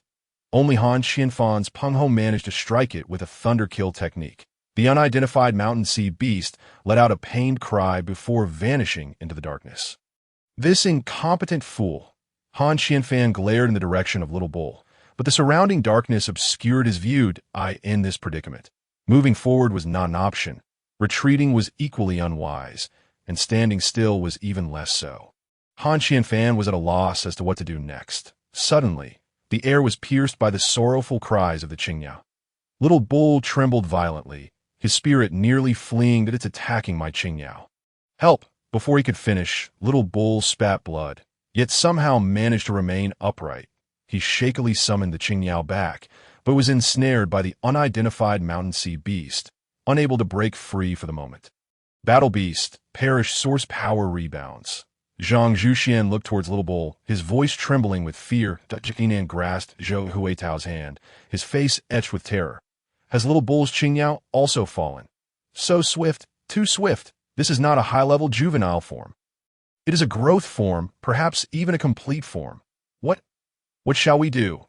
Unlike the others who were in a state of panic, Han Qianfan's eyes flashed with determination at the moment Little Bull spat blood. He summoned his advanced juvenile form, Yuan, his most formidable battle beast, long concealed as his trump card. Yuan resembled a hummingbird, diminutive in size yet astonishingly swift. Its tail spike was said to be invulnerable. Terrifyingly lethal, legend had it that a single sting could lead to death, and merely touching it could spell doom. Chapter 55. Are we repeatedly entering the same space? In the blink of an eye, Qingyuan's tail spike pierced through Little Bull's Qingyao, impaling its body and simultaneously driving into the form of the unidentified mountain sea beast behind it. Second young master, you, as Little Bull desperately attempted to summon back his Qingyao. Blood gushed forth, and he collapsed to the ground. This moment. His state is a manifestation of the backlash of source power.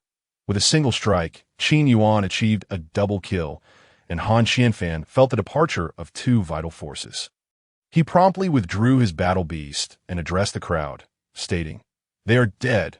We are safe now." Jinan retracted his hand, which had been clutching the talisman in front of his chest, and, still shaken, remarked to Han Qianfan, "Fortunately, Senior Han acted swiftly. Otherwise, I truly cannot fathom what might have happened. Senior, what shall we do next?" In the midst of profound darkness and peril, Han Qianfan exhibited remarkable control over the situation, instilling Gunan with a profound sense of security. Han Qianfan was quite satisfied with the current circumstances, yet he understood the importance of humility. He turned to Zhou Huitao and inquired, "Professor Zhou, do you believe we should continue on our path, or shall we pause here to rest?" After a moment of contemplation, Zhou Huitao voiced her long-held suspicions.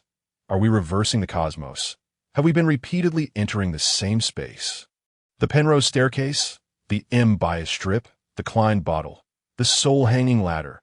Upon hearing Zhou Huitao's assertions, Han Qianfan, Gunan, and Zhang Zhuxian exchanged glances filled with uncertainty. Yet upon reflection, they realized that every descent into the passage had led them to precisely the same location, with identical occurrences transpiring each time. Even that enigmatic beast from the mountains and seas appeared to be of the same kind. What if we retrace our steps and investigate? Gunan suggested tentatively. Zhang Zhuxian concurred with this proposition and added, we could emulate ancient methods, bind one person with a rope and have them walk forward or backward to see if they return to us. Excellent. Han Qianfan found this plan agreeable and turned his gaze to Dainyu. Second young master. Dainyu expressed his reluctance. Both Xiao and Chagu had suffered from the backlash of source power and were gravely injured. If he were to encounter further mishap, the three of them might not survive to leave Cane Mountain. Do you mean to suggest that I should scout ahead? Han Qianfan frowned. Dainyu surveyed the darkness around him, feeling defeated, and muttered, I dare not s a loyal retainer. He could not defy the orders of his master. Accepting the rope handed to him by Zhang Zhuxian, Dainiu slowly made his way toward the passage they had come from. At this moment, he gazed into the pitch-black corridor ahead, gripped by profound dread. Deep within Cane Mountain, amidst a dense thicket, the three members of Yuntao's sect were walking slowly. "What exactly are we doing?" Yun Long inquired, his face a mask of frustration. Wielding a vine whip, he aimlessly struck at the surrounding shrubs. Suddenly, a serpent emerged from the underbrush, lunging at Yun Long with its gaping maw. The snake bore fleshy wings, a long-horned head, and was over 2 zhang in diameter, with its vibrant red tongue and menacing fangs displaying its formidable nature as a mid-level juvenile beast, the tongue snake, without even a glance. Yun Long cracked his whip, defying the laws of physics as it struck the tongue snake at its vital point. The serpent's massive body was severed in two by the slender whip, its blood spilling across the ground. That you become increasingly adept at wielding your awakened state, able to handle mid-level beasts with your bare hands. Impressive, Yun Chu remarked, a smile gracing his lips. Stone Xian Daoist, unperturbed by the mess, approached to extract the tongue snake's gallbladder and subsequently its fangs. "Master Uncle, what are you doing?" Yun Long asked with disdain. "Only high-level beasts possess inner elixirs. As for other parts, they are hardly worth our time." Stone Xian Daoist continued his task, explaining to the two, "You are fortunate to live in such an era. During my youth, the gallbladder of a mid-level snake was considered priceless." Yun Long shrugged, "But this is worth little now.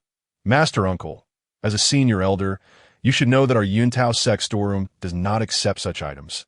They are typically awarded as rewards to the outer sect." Stone Xian Daoist recognized that these two had grown accustomed to a life of luxury, lacking understanding of the struggles faced by those at the bottom. He smiled at Yun Long. "I have become accustomed to not tolerating waste." Realizing that further persuasion would be futile, Yun Long ceased his attempts and instead cast a resentful glance at Yun Chu. "Senior Su, we have been wandering aimlessly for nearly a month now. The agreed-upon betrothal date is fast approaching. Should we not head to the capital soon?" Yun Chu smiled back at Yun Long. "Did you not say that Xuanyuan would appear in Cane Mountain? I want to do my part." After Stone Xiandao was finished with the tongue snake, he interjected, 3 days ago, the Grand Elder communicated with me, stating that the second Miss Ji is indeed at the Ji family home and has not visited Cane Mountain. The rumors outside are unreliable. The Ji family is well prepared and awaits our arrival."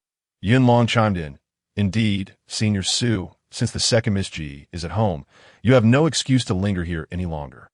Let us depart swiftly. I am thoroughly tired of this place. Do you really have such feelings for Jiang Yueshi?" Yin Chu gazed into the azure sky. "Yin Long, you are still young. 1 day, when you meet someone as radiant as a rainbow, you will realize that all worldly matters are but fleeting illusions. Alas, fate often eludes us." That he closed his eyes. "I calculated that traveling from Jiangshui district to Shikan district would take approximately 7 days by carriage. If you grant me another month, and I still have not found her, then it can only be said that we are fated to be apart, and I shall no longer indulge in such hopes." In the core of the Fuzhou relics, Ji Fan and Jiang Yueshi exited one stone chamber and entered another. This stone chamber, too, contained a dragon, beast of the mountains and seas. Qiulong level, quasi-divine stage, complete attributes, dragon. Wood, wind appearance. Height 20 meters with robust claws, standing on the ground resembling a qilin, with a short snout and no whiskers technique. None. This is an ethereal form. Jiang Yueshi sat cross-legged, her mind somewhat restless. The dragon-shaped beast composed of runes, apart from the previous Panlong, was unfamiliar to her. However, she noted Ji Fan's demeanor, which was remarkably calm, without a hint of doubt. Could it be that he recognizes them all? Her curiosity about Ji Fan deepened, and she found him increasingly enigmatic. What manner of person have I rescued? Jiang Yueshi's thoughts spiraled, making it impossible for her to settle her mind. Ji Fan, having tasted the benefits of cultivation here, prepare to sit down for another session.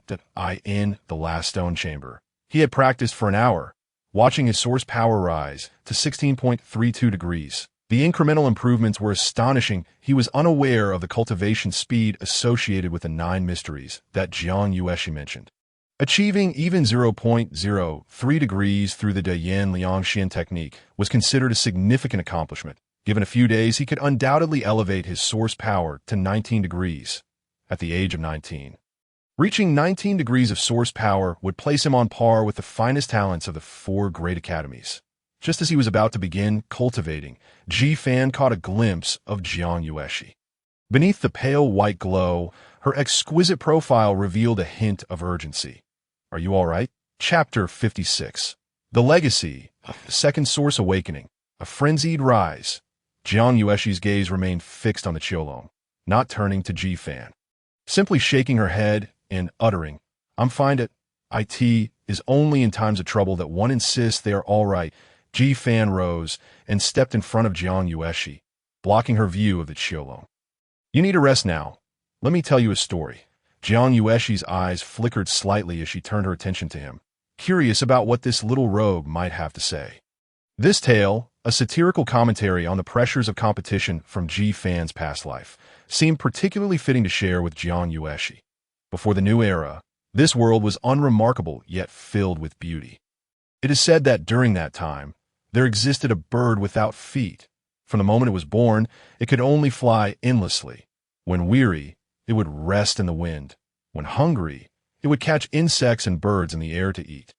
Jiang Yueshi found the story resonant with her own life. From the moment of her birth, her fate was sealed. The eldest daughter of the Jiang family, the young lady at that time, there were no male heirs in the Jiang family, and her father placed the family's honor entirely upon her shoulders. For the sake of the Jiang family's reputation, she could only continue to fly forward, ceaselessly. She recalled a moment when she was about 7 years old, seeing the daughters of a neighboring family playing outside. Upon witnessing them, she lost her focus on training and, feeling lazy, went out to join them. When her father discovered her, she was met with severe punishment. She had cried and sought comfort from her mother, but her mother told her, "In such a position, one must bear its burdens." From that day forth, she cried no more. Her eyes were fixed solely on success, on honor, and on the path ahead, yet she remained oblivious to where that destination truly lay. It beheld the landscapes of various regions, witnessing countless wonders. Yet it endured great hardship. It longed for rest, but could never alight upon the ground. For to do so would signify death. As Ji Fan recounted the story, he couldn't help but think of his father, Ji Gyung, at the tender age of 5. Many memories had faded. Yet he vaguely remembered his parents being perpetually busy. Despite being the head of a household, they seemed to have an unending array of responsibilities. Even during the festive celebrations of the new year or the joy of birthdays, the 3 of them had never formally gathered to share a reunion meal. He remained oblivious to the relentless busyness that consumed his parents. Much like this bird, which had spent its entire life in tireless flight, it finally came to a halt 13 years ago. But that moment marked its demise. He would forever remember the figure clad in white skeletal armor from those years. He would eternally recall the grand speaker. He must uncover the truth regarding his parents. The Wenchang Prefecture was the ancestral foundation of the Ji family, and he was determined to reclaim it. "Are you all right?" Jiang Yueshi remarked, her tone heavy with concern, observing Ji Fan's visibly displeased expression. She couldn't help but find it amusing. Although she intended to comfort him, she found herself lost in melancholic memories. What a person! Ji Fan regained his composure, recognizing that this was a lingering obsession from his previous life. A task that must be completed in this lifetime, lest it transform into a heart demon. That he suppressed his emotions and flashed a smile at Jiang Yueshi. "Of course, I'm fine. Even if I weren't. I have the 3rd Battle Unit and the Xianzhou Army at my back. If that fails, there's the 27th Division and even the entire Central Divine Court. The most crucial aspect of life is to find joy. Do not bear all the pressure alone. Having just overcome a setback, proper rest is essential for future growth." Indeed, Jiang Yueshi mused inwardly. Perhaps it was merely a matter of habit. The Jiang family was small in number, and before her brother came of age, any pressure fell squarely on her shoulders as the eldest sister. Now that her brother had matured, there was no one to impose demands upon her. Yet she remained accustomed to a high-pressure existence. having forgotten how long it had been since she last enjoyed a proper rest. Perhaps it was a matter of trust in Ji-fan. Or perhaps she found merit in his words. Jiang Yueshi felt herself relax completely, her mind eased. An overwhelming sense of fatigue washed over her. Oh, this is what it feels like to be so exhausted. Toxic chicken soup, she murmured, a smile creeping on her lips as she succumbed to a deep slumber. My speech truly that sleep-inducing. Ji-fan expressed his bewilderment, turning to gaze at the massive, spiraling dragon in the air. Streams of golden light danced in Ji-fan's eyes, and a cascade of runes flowed from his heart. Gradually, his pupils shimmered with golden brilliance as he beheld the dragon, entranced that an inexplicable sensation enveloped him. For a fleeting moment, he felt as though he could comprehend every rune upon the dragon's form. Soon, Ji-fan realized the dragon transformed into countless stars, enveloping him, and runes of inheritance appeared in his mind. In ancient times, there were no characters. The rune ancestor created symbols, and symbols are characters, hence the name runes. Thus, to understand the runes is to grasp their meaning and attain their inheritance. The dragon's peculiarities. Those with scales are called Jiao. Those with wings are named Ying. Those with horns are referred to as Chiyou, and those without horns are known as Qi. The essence of river waters produces 9 sounds, riding the azure dragon while mastering the white dragon. The runes formed by the dragon were comprehended by Ji-fan, one by one. This was a combination of attack runes, and when assembled, they formed a complete method of attack for the dragon. One principle connects to another, and the entire lineage of dragon runes surged Ji-fan as proficiency, propelling him far beyond that of a first-level rune master. With a solid foundation in runes, he unconsciously raised his hand, tracing the dragon runes in the air. Runes materialized around him, dragon tails, heads, claws, flames, and breaths, all manifesting in the void. However, lacking the support of source energy, the runes swiftly dissipated. Yet with each rune that vanished, the spiritual energy within the stone chamber grew denser. The 3 purities Taishuan Heavenly Azure Lotus Sutra revolved without thought. His garments fluttered without wind as Ji-fan floated in midair. The almost liquefied spiritual energy formed visible spirals around him from all directions. Observing the rapid increase in source energy, he noted 16.91, 17.14, 17.26, 17.48. Each breath resonated like thunder, every intake flowing like a gentle stream. The spiritual energy surged endlessly, rushing into Ji-fan's body. The energy absorbed was autonomously utilized by the sutra to refine his physique. Cultivating one's body with spiritual energy was the most effective means of enhancing physical quality. However, this method was exceedingly extravagant. Aside from major factions like the 7 sects and 8 families, few could afford it. In this moment, Ji-fan found himself enveloped within the spiritual energy, immersed from head to toe. Both his source energy and physical strength surged together. 17.91, 18.53, 18.99, 19.05, just as the source energy broke past 19 degrees. A pillar of spiritual energy suddenly appeared above Ji-fan's head. Its pure white hue shone brilliantly amid the pale gray and light green luminescence. Simultaneously, within the Zifu's mud tribute, a lotus platform gradually took shape. The lotus platform gently rose to rest above Ji-fan's head, and under the impact of the golden sharp spiritual energy, every cell in his body reacted, initiating a targeted enhancement of his physical strength. Unbeknownst to Ji-fan, he remained absorbed in the ethereal drawing of the dragon runes. 3 days later, as he completed the drawing of the entire dragon rune in midair, a resounding dragon shadow erupted forth. Soaring directly toward the cave's ceiling. Roar! The cavern trembled, yet not a single stone, luminous moss, or night pearl fell. Ji-fan opened his eyes. Feeling revitalized and invigorated, he extended his finger, casually sketching a rune in the air. With a swift stroke, he inscribed the dragon character rune. Chapter 57. Illusion? Or perhaps not. A minuscule dragon, scaled down countless times, materialized out of thin air, but without source energy to sustain it, it quickly vanished into the void. Drawing runes in mid-air. This was a skill only 3rd-level rune masters could master. He never expected to accomplish such a feat. Ji-fan felt that he could now produce first-level rune cards with a mere wave of his hand. As for second-level rune cards, as long as his source energy kept pace, it should pose no issue. Truly, fortune and misfortune are intertwined. He never anticipated to find himself in such circumstances. This inheritance from the rune ancestors' relics made the journey worthwhile. Ji-fan rose, stretching languidly, every joint popping like popping corn, a sensation that was nothing short of delightful. He glanced at Jiang Yueshi beside him. Perhaps the sound of his cracking joints had roused her. As she slowly opened her beautiful eyes, that sleep was truly refreshing. Habitually, she raised her hands to stretch, but feeling the emptiness of her attire, she quickly lowered them, casting a fierce glare at Ji-fan. Ji-fan widened his eyes, awaiting an indescribable scene, but instead received a disdainful eye roll from Jiang Yueshi. If he felt no embarrassment, then it was others who should be. Ji-fan politely smiled and nodded at Jiang Yueshi, turning away with an air of a great general.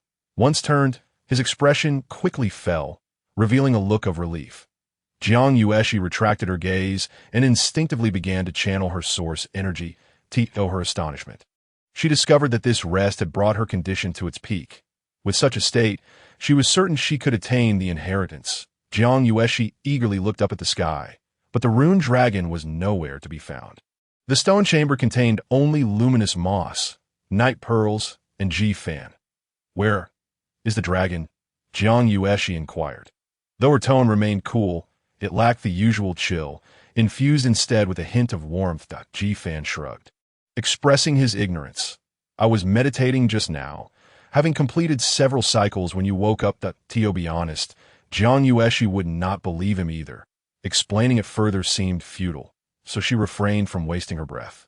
Jiang Yueshi regarded Ji-fan with a hint of skepticism, but chose not to dwell on the matter. Since it was absent here, they would move on to the next stone chamber.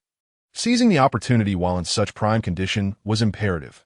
Jiang Yueshi hastily made her way toward the passageway, glancing back slightly to find Ji-fan lagging behind. "What's wrong with you?" Her cool voice snapped Ji-fan from his reverie. "I was contemplating a question." "It's nothing," Ji-fan replied calmly, though turmoil surged within him. For he had summoned his interface. Name: Ji-fan. Age: 18 years. 12 sources of circulation. I source 23. 19-foot speed source. 1.36 skills. LV1 rune creation. 1 beast. Fish dragon complete. Awakening state. 0 energy. 210,023.19 degrees. Foot speed source. Holy cow! This is akin to hitting the jackpot. An extraordinary windfall. The transition from 19 degrees to 20 degrees is not merely about absorbing source energy. It also involves the comprehension of source. Everyone is aware of the difficulty in this. That formidable chasm has obstructed countless mountain and sea practitioners throughout their lifetimes. Some individuals find themselves ensnared by this bottleneck for months, others for years, and some even remain trapped here for an entire lifetime. Yet inexplicably, he has managed to traverse this threshold. Furthermore, once a mountain and sea practitioner reaches the 20-degree mark, the difficulty of cultivation reverts to that of the initial stages of source awakening. Between the 1st and 19th degrees, the body has acclimated to the ebb and flow of source energy, achieving a delicate equilibrium and a state of saturation that is akin to a sponge absorbing water, where the body acts as the sponge and the source energy represents the water, while the body may be stronger than the source energy. Allowing for continuous absorption, once saturation is reached, further intake becomes impossible. Each advancement disrupts the balance between the body and the source energy. The source energy is limitless, whereas the body's strength has its constraints. As the source energy increases, enhancing the body's strength becomes progressively more challenging. Beyond the second level, the benefits of physical training on bodily strength are negligible, necessitating alternate paths or the use of spiritual energy to refine the body. The source energy and the body complement each other. One cannot overshadow the other. Observing the source at 23.19 degrees, he has not only surpassed the 20-degree threshold, but also exceeded it by 3. 19 degrees. This level of prowess already eclipses half of the third-year students from the 18 academies, qualifying him to challenge the academy rankings. Additionally, he possesses rapid source energy The difficulty of initiating source energy is akin to submerging oneself in the ocean. Not only must one dive to a certain depth, but one must also retrieve a needle from that abyss to succeed in a lifetime. Being able to initiate source energy even once is a remarkable achievement, marking one as an extraordinary talent. Those who manage to do so twice are as rare as phoenix feathers or unicorn horns, true paragons among men. He recalls nearly failing during his first source initiation, and now, astonishingly, he has achieved it a second time while advancing, even unlocking a secondary rapid source energy. It is utterly surprising. It is astonishing. It is exhilarating. Does the heavens truly favor him so? Surely this cannot be a dream, nor an illusion. That Ji Fan harbors doubts about the authenticity of this situation. Jiang Yueshi, noticing Ji Fan's distracted demeanor as he converses with her, observes the myriad expressions flitting across his face, sometimes dazed, sometimes lost in thought, sometimes joyful, and at other times solemn. It appears he is grappling with a dilemma in his cultivation, grateful for Ji Fan's considerable assistance within the ruins of the symbol ancestor. She feels compelled to reciprocate. Thus, Jiang Yueshi approaches Ji Fan and earnestly states, "If there is any problem, I am here to help you." Ji Fan meets Jiang Yueshi's gaze, her bright eyes piercing through to him. With no makeup adorning her face, her skin resembles soft jade and pure snow, her crimson lips vibrant, a teardrop beauty mark gracing the corner of her left eye, and her eyes glimmering like clear springs. Her gaze is both lucid and radiant, imbued with 7 parts seriousness, 2 parts urgency, and 1 part hopeful anticipation. That Ji Fan's heart skips a beat. This beauty surpasses even Xuanyuan by half. He instinctively reaches out to touch Jiang Yueshi's face. If this were an illusion, he would not have touched her. If it were not, then the reality before him must be genuine. Murphy's Law. Both possibilities are valid. Yet each carries its own concerns. The soft, cool sensation envelopes his fingers as he squeezes gently, the texture delightfully pliable and remarkably soft. Indeed, the sensation feels strikingly real.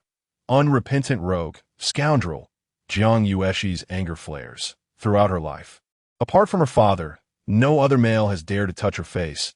As her right foot gradually envelopes itself in white source energy, Jiang Yueshi prepares to kick this scoundrel to oblivion.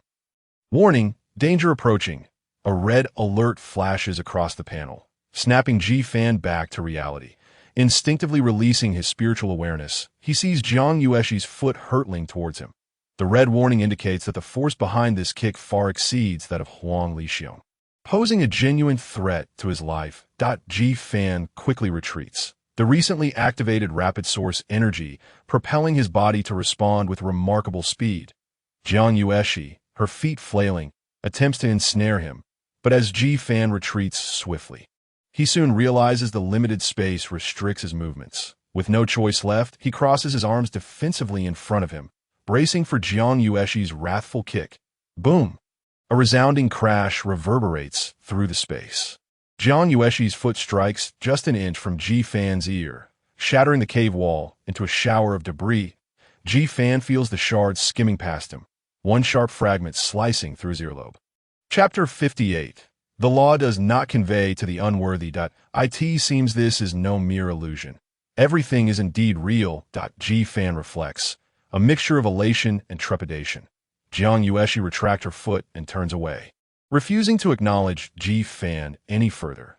She is not one to readily offer assistance, making her willingness to help a rare occurrence. This scoundrel, Ji Fan, has taken this opportunity to overstep his bounds. That touch has crossed her line. Sparing him is her greatest act of mercy. Henceforth, she will not engage with him again. Ji Fan breathes a sigh of relief, trailing behind Jiang Yueshi as they proceed to the next stone chamber. He wonders just how many chambers the symbol ancestor has prepared, and despite the passage of years, the runes within these chambers remain so vividly animated. The prowess of the divine craftsman is truly admirable. Yet, whether in the Shanhai Jing or Hong Huang, he cannot recall ever hearing of this symbol ancestor. Who could this person be?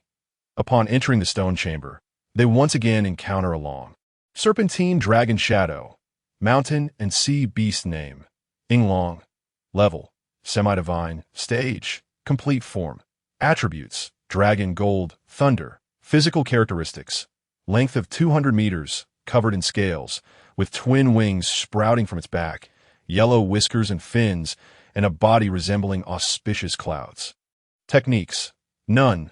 This is a phantom entity. The dragon possesses wings. It is indeed the semi-divine mountain and sea beast, Yinglong. Jiang Yueshi recognizes the dragon. Her heart filled with awe. The semi-divine mountain and sea beasts only manifest on the front lines of battle, and they are seldom seen in the vicinity of the 72 academies. Initially, she had no intention of speaking, but the appearance of Yinglong is simply too astonishing. Observing Jiang Yueshi's response, Ji Fan seizes the opportunity to flatter her, hoping to ease the tension between them. So, it is the semi-divine mountain and sea beast, Yinglong. Ha! As expected of the eldest daughter of the Jiang family, truly well-informed and impressive, Jiang Yueshi's expression turns even frostier upon hearing this. She steps back a few paces to distance herself from Ji Fan, settling down in a meditative posture to focus her thoughts, whether it is due to her returning state of mind or some other reason. She feels an extraordinary energy upon entering this stone chamber. Just as she settles in her meditation, she observes the runes on Yinglong's body soaring towards her face, crashing into her eyes and plunging into her consciousness. An ancient, resonant voice echoes within her mind. In ancient times, when there were no characters, the symbol ancestor created runes. Runes are characters, and characters are runes, hence the name. The dragon's uniqueness. Those with scales are called Jiao. Those with wings are Ying. Those with horns are Chiyou. And those without horns are Chi. In the center of the 5 directions, the 5 elements govern the earth, with auspicious creatures like the phoenix and Qilin. And the deities of thunder and rivers, profound characters manifest in Jiang Yueshi's mind. Rune's inheritance. Jiang Yueshi's heart surges with excitement. She has finally obtained the inheritance. She holds this revelation close, etching each rune firmly in her mind. Meanwhile, Ji Fan has unknowingly drifted into a deep slumber. However, before succumbing to sleep, his consciousness was drawn into the Zifu Yin platform. During the initial inheritance, the Lotus platform manifested, but Ji Fan had no time to study it, as the elevation of his source energy and the second source initiation had brought him overwhelming joy. Now, as the Lotus platform reappears, Ji Fan channels his heart's energy, sensing that the platform possesses protective properties. This discovery fills him with delight. While there are many entities that protect the body, those that safeguard the mind are exceedingly rare. Had he possessed this Lotus platform when Philian used the heart extermination eye against him, he would not have been left in such a dire state. The Lotus platform's emergence and its protective awareness are a result of the restrictions set within this transmission of inheritance. So this is what it means. The way is not to be transmitted to the unworthy, and the law is not to be transmitted to those with divided hearts. He initially thought Jiang Yueshi had found his conversation too dull. Leading her to doze off, with nothing else to occupy his time, Ji Fan delves into the inheritance of the runes and the dragon. Outside the ruins of the symbol ancestor, Zhang Zhixian, armed with night vision goggles, trembles as he pulls back the rope. Through the goggles, he glimpses a bloody half-corpse of a large ox tied to the rope. Upon seeing the corpse, Zhou Huitao's eyes go blank. She mutters repeatedly, "How can this be? How can this be?" The death of the ox stirs not a single ripple in Han Qianfan's heart. Instead, he feels that such a sight would unsettle Gunan, prompting him to step forward and block her view. Thus, it becomes evident that this space is not a repeated one to Ji Nan, unperturbed by the gruesome scene thanks to Han Qianfan's intervention, participates in the analysis. Could it be that we are in a tower-like space? Descending layer by layer, it seems that this is indeed the only possibility. Han Qianfan's voice is low, tinged with a hint of sorrow. This place is perilous. We must find a way out swiftly. Xiaonan, how many more times can your talisman treasure be activated? Gunan, having grown closer to Han Qianfan, clutches the pendant talisman at her chest and contemplates before responding. It can be used 2 more times. However, Senior, every time I use it, I end up exhausting the innate energy within me, and my mental fortitude crumbles, causing me to faint. Silly girl, how could I possibly allow you to take such risks? Han Xianfan affectionately stroked Gunnan's nose. I merely sought to understand, so that I can make the necessary arrangements, Gunan nodded, offering Han Xianfan a sweet smile. Subsequently, Han Xianfan turned to the crowd and declared, "From here on, we shall proceed according to my prior plan. Upon hearing the beast roar, we must engage it immediately. We will surely eliminate that Shanghai beast." The death of Dainyu left a profound shadow in the hearts of everyone, save for Han Xianfan. Zhang Zhuxian trembled as he untied the ropes from the corpse, stowing them away. Thanks to the source energy potion, Xuanyuan had regained basic mobility. He attempted to remove his clothing to cover his brother's remains. But Chiyou was quicker, shedding his own garments to wrap Dainyu's remaining half-corpse, hoisting it onto his shoulders. Everyone was prepared, yet they noticed that Zhou Huitao appeared in a dire state. She seemed to be suffering from a tremendous blow. Lost in a daze, repeatedly murmuring, "How could this happen? Why is this happening?" Han Xianfan called out to her several times, but received no response, which began to irritate him.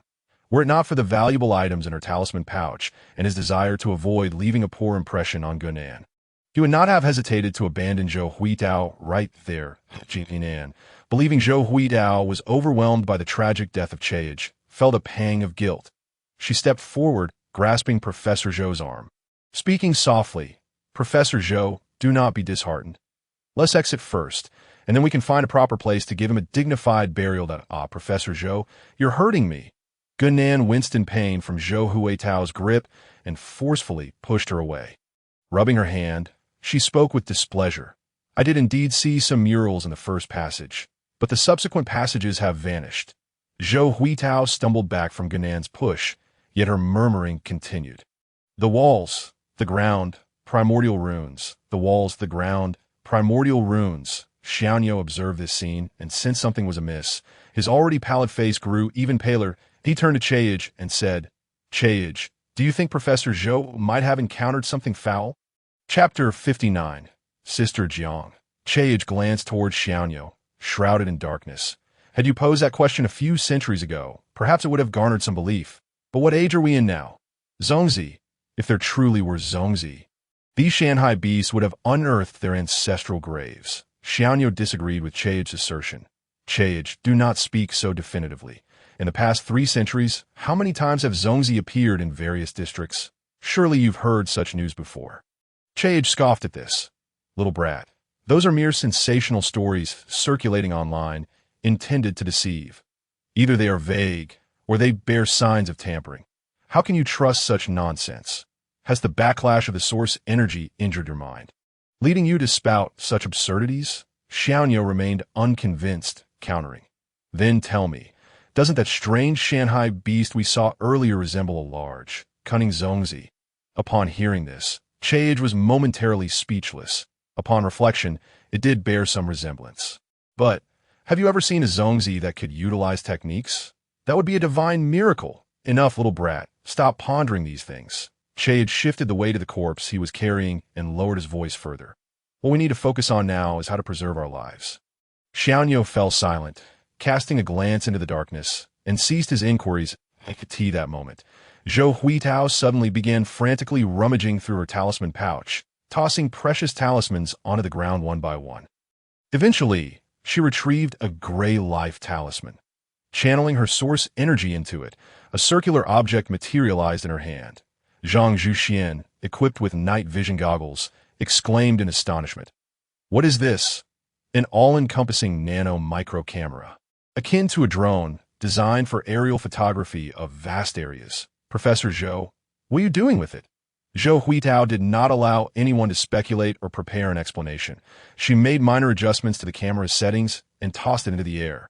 Click! The vast space was instantly illuminated as bright as day, but only for a fleeting moment before plunging back into darkness. Zhou Huitao, clutching the round camera, urgently handed it to Zhang Zhuxian.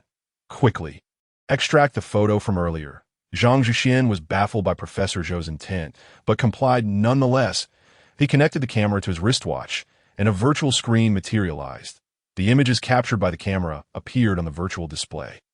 The photograph had been taken quite clearly, revealing that in the lower left corner of the open space where everyone stood, the mysterious Shanghai beast lay dead alongside Xianyou's green bird battle beast.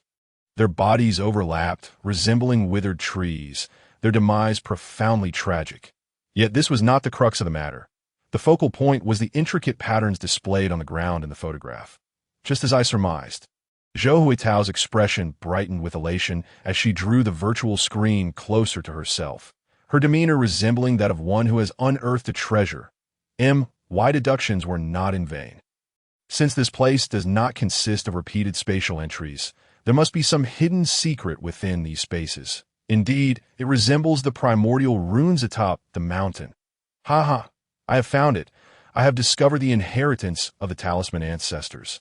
Zhou Huitao seemed to lose her sanity, her excitement bordering on delirium. Professor Zhou, please calm down. Zhang Zhuxian retracted the virtual screen. We should make haste. I do not wish to linger in this cursed place for another moment. No, we must return. Zhou Huitao seized Zhang Zhuxian's wrist, urging him to retrieve the earlier photograph once more. She pointed at the virtual screen, addressing Han Qianfan. If my deductions are correct, in order for everyone to escape, we must gather the inheritance runes from this place. Otherwise, we will be trapped here indefinitely. Han Qianfan was disinclined to engage with Zhou Huitao in her current state. They had hardly come this far only to turn back. The atmosphere grew decidedly awkward. Let us proceed downward for now. If we truly cannot escape, we can return and search and interjected to alleviate the tension. Indeed, let's head down first. We know not what lies below. Quite right, if all else fails, we shall return to tea this moment. Aside from Zhou Huitao, everyone stood united in purpose. Though Zhou Huitao was in a frenzy, she was not foolish. With everyone descending, she knew that if she did not follow, her chances of survival were slim. She painstakingly sketched the runes displayed on the screen onto paper before reluctantly following suit. Core the talisman ancestors' ruins. Jian Yueshi, having received the inheritance, began to inscribe a rune in the air. Her fingertips crackled with mental energy, accompanied by arcs of lightning. Inscribing runes in midair is a skill possessed only by third-tier talisman masters. Jian Yueshi was exhilarated, attempting several more runes, all of which succeeded and were accompanied by arcs of lightning. She assessed her mental energy, realizing she had reached the pinnacle of the second tier, on the verge of breaking through to the third tier. Once her source energy caught up, she would become a third-tier talisman master. A third-tier talisman master in her 20s would be a notable entry in the annals of talisman masters. After years of struggle, enduring criticism, it was all worth it at this moment, as Jiang Yueshi completed her inheritance from the Yinglong rune. Ji Fan's consciousness returned from the lotus platform to his body, awakening. Jiang Yueshi reveled in the joy of her newfound inheritance. Her perception of Ji Fan becoming more favorable to in truth, had it not been for Ji Fan's guidance and support. She might not have acquired the inheritance so smoothly that a complete Yinglong rune inheritance not only provided her with an additional offensive means, but also deepened her understanding of offensive runes. It had been an eternity since she had felt such genuine happiness. The year. 10 years. She could not recall. The two shared a moment of silence. Yet Ji Fan sensed the seasons changing, the ice and snow gradually melting. Navigating through the narrow passage, they arrived at a new stone chamber, where another dragon awaited. Shanghai beast name. Zhu Long level. Divine stage. Complete form attributes. Dragon, gold, thunder physical characteristics. Length of 1,000 meters. Entirely crimson, footless, with two eyes of differing colors, one white as day, the other black as night technique. None. This is a phantom form. Such a divine dragon with dual-colored eyes, one black and one white. How astonishing. Jiang Yueshi whispered in awe. What manner of dragon is this? Ji Fan feigned ignorance, hoping to subtly elevate Jiang Yueshi's spirits, steering her thoughts away from his own concerns. Upon seeing Ji Fan's expression of humble inquiry, Jiang Yueshi recalled how much he had assisted her previously and ultimately chose to explain. This is a divine-level Shanghai beast, even more formidable than the semi-divine Shanghai beasts. The dual-colored eyes represent the sun and moon. Its specific name is not mentioned in the texts. Upon hearing this, Ji Fan's realization dawned, and he admired Jiang Yueshi with newfound respect, before exclaiming in shock, "My goodness, it is a divine beast." To her astonishment, Miss Jiang even recognized the mythical beasts, displaying such extensive knowledge that she truly serves as a paragon for our generation. How admirable! However, Ji Fan's words left Jiang Yueshi feeling quite awkward. Yet she could not pinpoint a valid retort. If we were to be precise, I am not fond of the term miss. Shall I then refer to you as Jiang De? Jia. As soon as Ji Fan uttered this phrase, he sensed he had misspoken. Indeed, the already frosty countenance of Jiang Yueshi grew even colder. Chapter 60. The Four Spirits of Heaven, the Divine Beast Qinglong. Just when a hint of thaw seemed to emerge, it was as if winter had returned in full force. Ji Fan hastily attempted to rectify his blunder. Perhaps you misheard. I was referring to you as Jiang Dajie. Just call me by my name. With that, Jiang Yueshi turned and walked ahead. She felt no connection to the runes in this place, and the candle dragon's grotesque appearance did little to endear it to her. Having spent considerable time within the ruins of the Rune Ancestor, she realized that the time until the betrothal between the Yunxiao sect and the Ji family was drawing near. Now that she had acquired the inheritance, it was time to depart post-haste. Moving forward, the duo entered yet another stone chamber. Within this chamber, a dragon shadow appeared, one that both Ji Fan and Jiang Yueshi recognized well. The Four Spirits of Heaven, the Divine Beast Qinglong. Good heavens!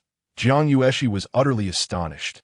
Name of the mountain sea beast, Qinglong, level, divine, stage, complete, attributes, dragon, wood, thunder, physical characteristics, also known as the Canglong, one of the four spirits of heaven. With a length of 1,000 meters, its emerald scales shimmer with golden light. Eyes bright and fierce, revealing sharp teeth, with 2 horns atop its head and powerful limbs. The divine embodiment of life. It soars the skies without wings, a quintessence of the wood element, the deity of the East. Technique. None. This is a virtual form. Ji Fan was equally startled by the information displayed on the panel. The details about Qinglong were more comprehensive than those recorded by the Protection Bureau. Indeed, the mountain sea bestiary of the Protection Bureau contained records of the Qinglong, though it remained a mystery how they acquired such information. Since the establishment of the human kingdom, no one had ever seen it. Including the 7 sects, 8 families, and the Central Guarding Squad, the sight of such a vividly rendered Qinglong left them all astounded, even knowing it was composed of runes. Although Ji Fan was also taken aback. He could not help but observe Jiang Yueshi, who is usually as cold as ice, displaying such an uncharacteristic reaction. Jiang Yueshi, noticing Ji Fan's unusual gaze upon her, could not resist turning to glare back. Ji Fan found a sense of amusement in this, realizing that Jiang Yueshi possessed an unexpectedly playful side. Who exactly was the Rune Ancestor, to have even the Qinglong under their purview? Jiang De? Ahem, Jiang Yueshi, do you think you can accept the inheritance? If you were to pass down this rune inheritance, the 72 prefectures of the human kingdom would surely thrive, that I could already thrive. Jiang Yueshi discerned his teasing tone, retorted, and chose to ignore him thereafter. Such a statement rendered Ji Fan at a loss for words. However, judging by her earlier demeanor, he sensed that Jiang Yueshi might not be as frigid towards him as before. The fleeting display of youthful spirit had added a touch of warmth to her otherwise ethereal presence. Although she understood Ji Fan was jesting, the presence of the divine beast Qinglong compelled her to ponder. If she could obtain even a fragment of its inheritance, it would undoubtedly serve her well in the future. Ji Fan did not sit down to meditate. His source power had elevated too rapidly and required time to consolidate.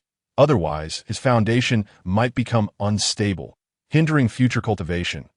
He contemplated the path they had traversed within the ruins of the Rune Ancestor, where the dragon shadows had grown increasingly formidable. Chilling, Pandragon, Shen Dragons, Qiulong, Yinglong, Zhulong, Qinglong. Speaking of which, now that the Qinglong has appeared, surely there are no more stone chambers ahead. What other dragons could surpass the Qinglong? Would the ancestral dragon make an appearance? Who on earth was this Rune Ancestor? Jiang Yueshi contemplated for a long while, unable to comprehend the runes on the Qinglong, feeling not even the slightest connection.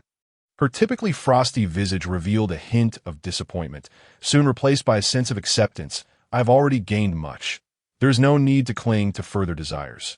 Rising, She exhaled a breath of stale air and continued along the passage. Periphery of the Rune Ancestors' ruins. Han Qianfan summoned Xuanyuan with a wave of his hand. Xuanyuan darted towards a dark corner at astonishing speed, its sharp tail piercing flesh with rapid precision. This marked their fourth platform since Dinyo's demise. Each platform bore an uncanny resemblance to the last, with only one of those peculiar, oversized mountain sea beasts resembling a rat. A harrowing roar erupted from the creature, and as its cries faded, the group heard the sound of something hitting the ground. Han Qianfan summoned Xuanyuan back and reassured the others. All is well. We are safe. Upon hearing this, Zhou Huitao immediately produced an all-encompassing nanomicro camera and hurled it skyward. Click! The space illuminated as brightly as day before plunging back into darkness. The camera returned to Zhou Huitao's hands, and Zhang Zhuxian, in a habitual manner, accepted the camera and extracted the photographs. This time, the images revealed something different. 6 people for beasts, 1 corpse, and the runes on the ground. Additionally, there was a small platform at the edge. Uniquely, a portion of the runes was obscured by a large object. This object appeared rather peculiar, resembling a stone slope made up of rounded stones, devoid of sharp edges and remarkably harmonious, as if intentionally arranged. This place seems a bit different. There's a platform over there. Be cautious, let us investigate. Han Qianfan pointed to a specific area in the photograph. Xuanyuan, being of low status, and Chiyou peered into the photo from the outer edge. Xuanyuan felt as if he had seen this object in some ancient text. Yet he could not place it. He wished to gaze a moment longer to confirm his suspicions, only to see Zhou Huitao swipe the virtual screen forward. Just a moment. I will be done shortly. Zhou Huitao took the tablet and began drawing the runes from the photograph onto a blank card mold for future research, just as she had done in the previous 3 layers. With this layer added, she had recorded a total of 5 runes. Fortunately, the portion obscured by the large boulder was not complex, allowing Zhou Huitao to extrapolate it with ease. Seizing the opportunity, Chiyou laid Dinyo's corpse on the ground and rubbed his sore shoulders. The backlash from the source power left him considerably weakened. Even with the source power elixir for recovery, he surmised that it would be quite some time before he could serve the Han family again. One could say that both his and Xuanyuan's futures appeared as bleak as the darkness before them.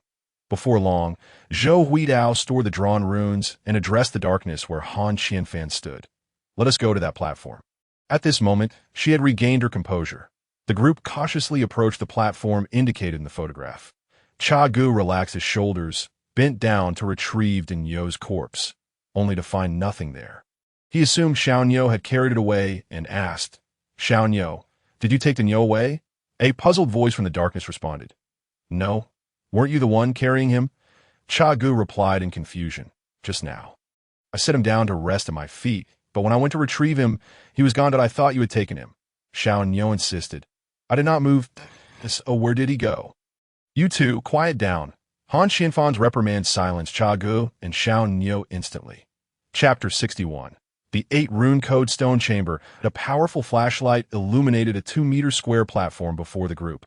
Upon it rested 2 square surfaces, identical to the square surface beneath the pool.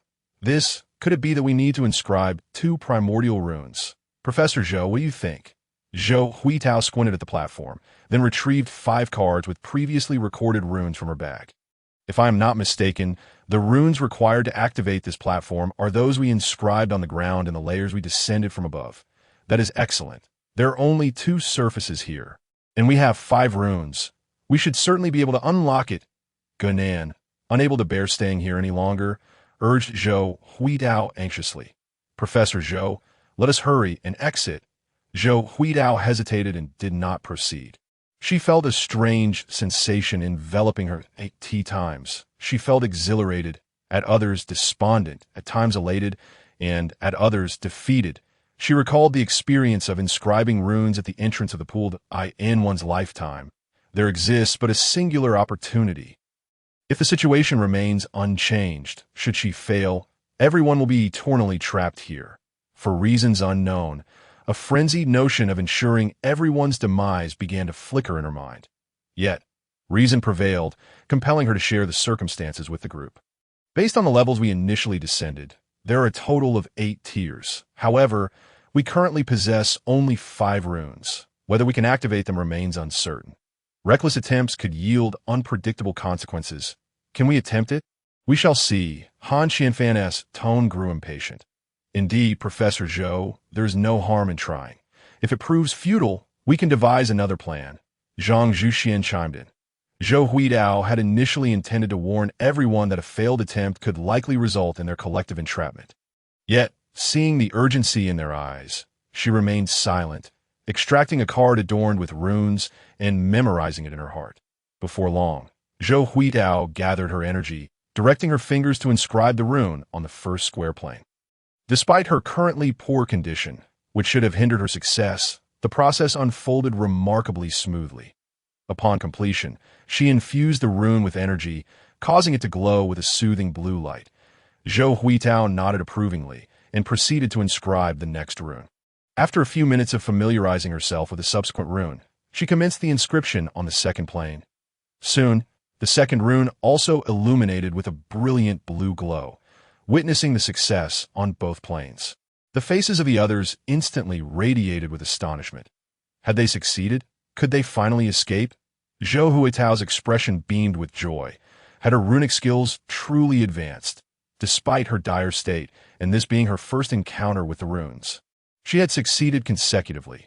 However, her elation was short-lived as it froze upon witnessing 2 blank planes reappear on the platform after the successful inscription of the 2 runes. The others, too, were taken aback. Their expressions momentarily stifled and wished to inquire about the situation from Zhou Huitao, but Zhang Zhuxian intervened. I could see that moment. Zhou Huitao was busy familiarizing herself with the next rune on another card. Shortly after, leveraging her solid inscription skills and profound understanding of runes, Zhou Huitao successfully inscribed 2 more runes onto the 2 planes. Both runes emanated blue light, yet the group felt no joy upon witnessing yet another 2 planes emerge on the platform. What is the meaning of this? Is this some sort of cruel jest? 2 more followed by 2 more. Will this cycle persist endlessly? This so-called relic of the rune ancestor seems nothing but a deceptive sham. I want to leave. I want to escape.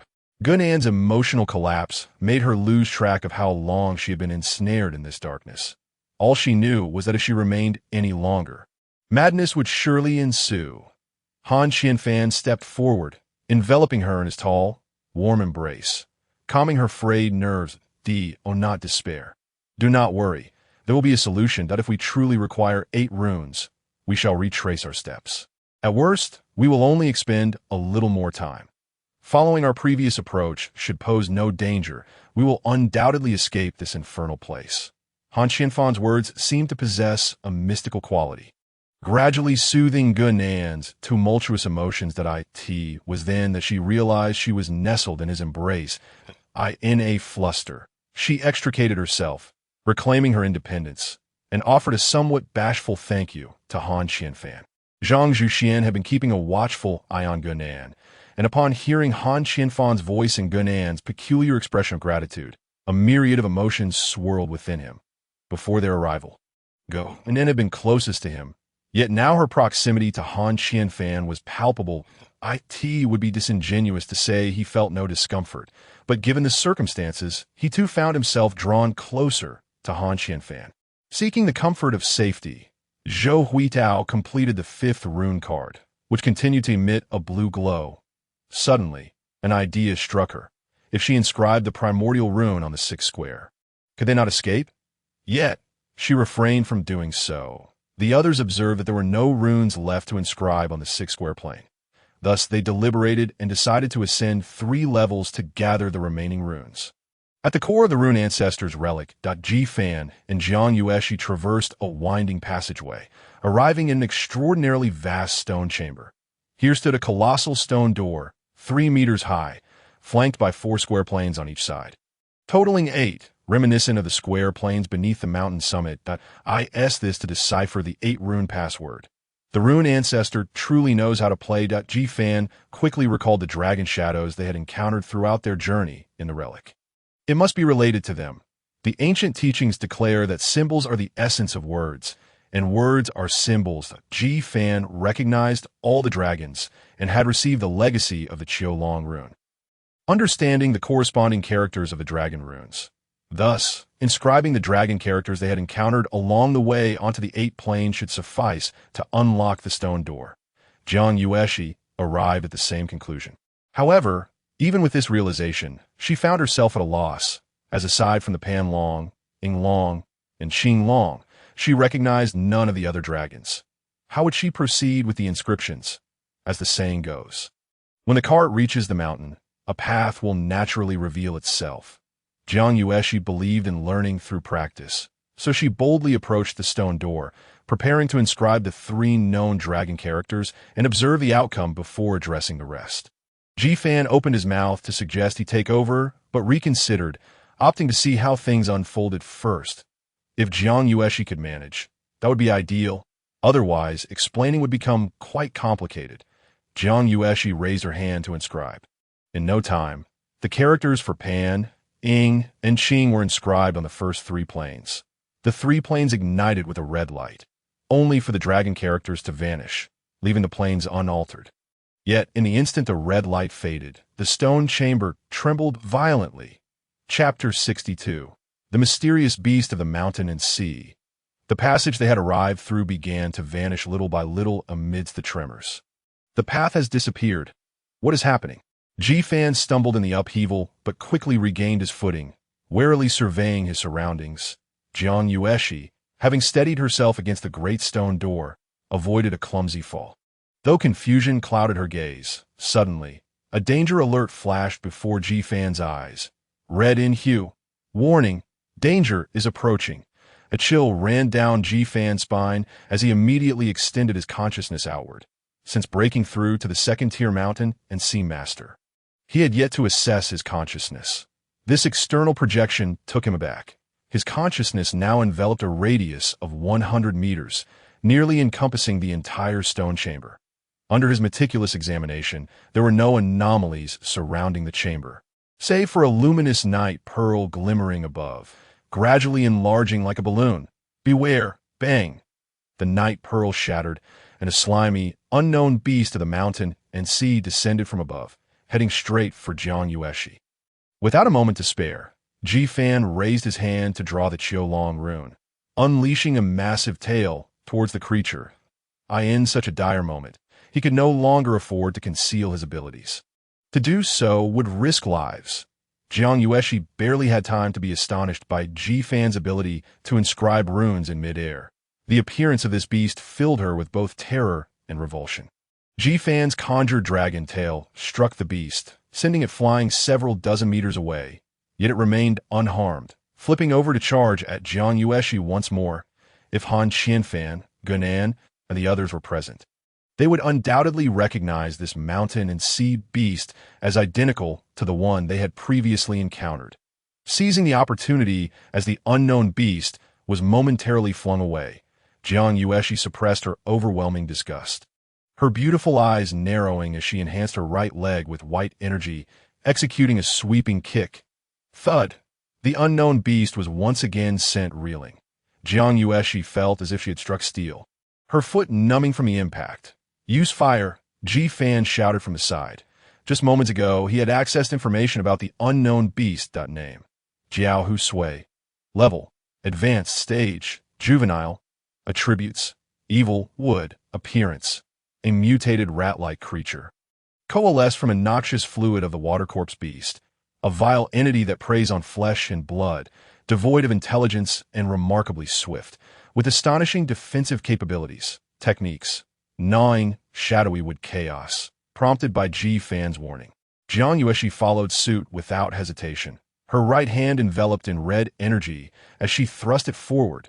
Vivid, azure flames surged forth, engulfing the unknown beast, which let out a blood-curdling scream before turning to ash in mere moments. What on earth is this creature? Jiang Yueshi stifled her revulsion at the noxious odor permeating the air and casually inquired of GFANT that moment. Ji Fan was overwhelmed by disbelief at the mention of the Ingo. He, having researched ancient cultures before his transmigration, recognized Ingo as the king of water corpses, alongside the earth zombie king Ho Qing, the fire zombie king Han Ba, and the metal zombie king Jiangchun. collectively revered as the four great zombie kings. Yet those were merely legends. Why would Ingo appear here? The ominous warning of the panel had not dissipated at this critical moment. Life hung in the balance. He could no longer feign ignorance and urgently addressed Jiang Yueshi. This creature is known as Jiao Hu Sui, a beast born from the blood infection of a water-bound zombie, called Ingo. Be cautious not to be caught. Even a slight scratch could lead to certain death. Jiang Yueshi's beautiful eyes widened in disbelief as she gazed at Ji Fan, her expression one of incredulity. She had merely asked casually, never expecting Ji Fan to provide an answer. To her astonishment, Ji Fan not only responded but elucidated the origins and dangers with clarity. The mention of Ingo particularly evoked unsettling memories of some dire tales she had heard from the Western sect. As for Ji Fan referring to the corpse beast Ingo as a zombie, there was no time to delve into that. Where did you learn all this? And why have you concealed your inheritance from me? Are you truly one of the 6 Jia secret society? Boom! Before Jiang Yueshi could finish her sentence, another Jiao Hu Sui, covered in viscous slime, burst forth from the ceiling of the stone chamber. Gritting her teeth, Jiang Yueshi once again waved her hand towards the sky, unleashing azure flames that incinerated the beast mid-air. However, as the flames consumed the creature, sparks flew upwards, igniting the luminous pearl embedded in the ceiling, which then rapidly spread across the dome like a spark igniting a prairie. Bang! Bang! Bang! Bang! Bang! The successive explosions echoed ominously from all directions, sending chills through the bones. Jiao Hu Sui rained down like a torrential downpour from above. And Jiang Yueshi's expression shifted dramatically. She immediately summoned her 9 tails and Xingluan to unleash fire and fend off the onslaught. Flames of various hues filled the air, deterring the Jiao Hu Sui from advancing. Turning to Ji Fan, Jiang Yueshi shouted, "I'll hold them off. You must find a way to open the door." After this command, she rejoined the fiery battle. There was no time to ponder whether Ji Fan was indeed a member of the 6 Jia secret society. Survival was paramount. Jiang Yueshi was uncertain if Ji Fan could open the door, but in that moment, she chose to trust him completely, entrusting her fate to Ji Fan, too, did not withhold his knowledge. He was aware of all the dragon names, and, possessing the inheritance, knew the corresponding runes. His confidence surged as he strode purposefully towards the stone door, swiftly inscribing runes upon its surface on the 4 flat faces of the stone door.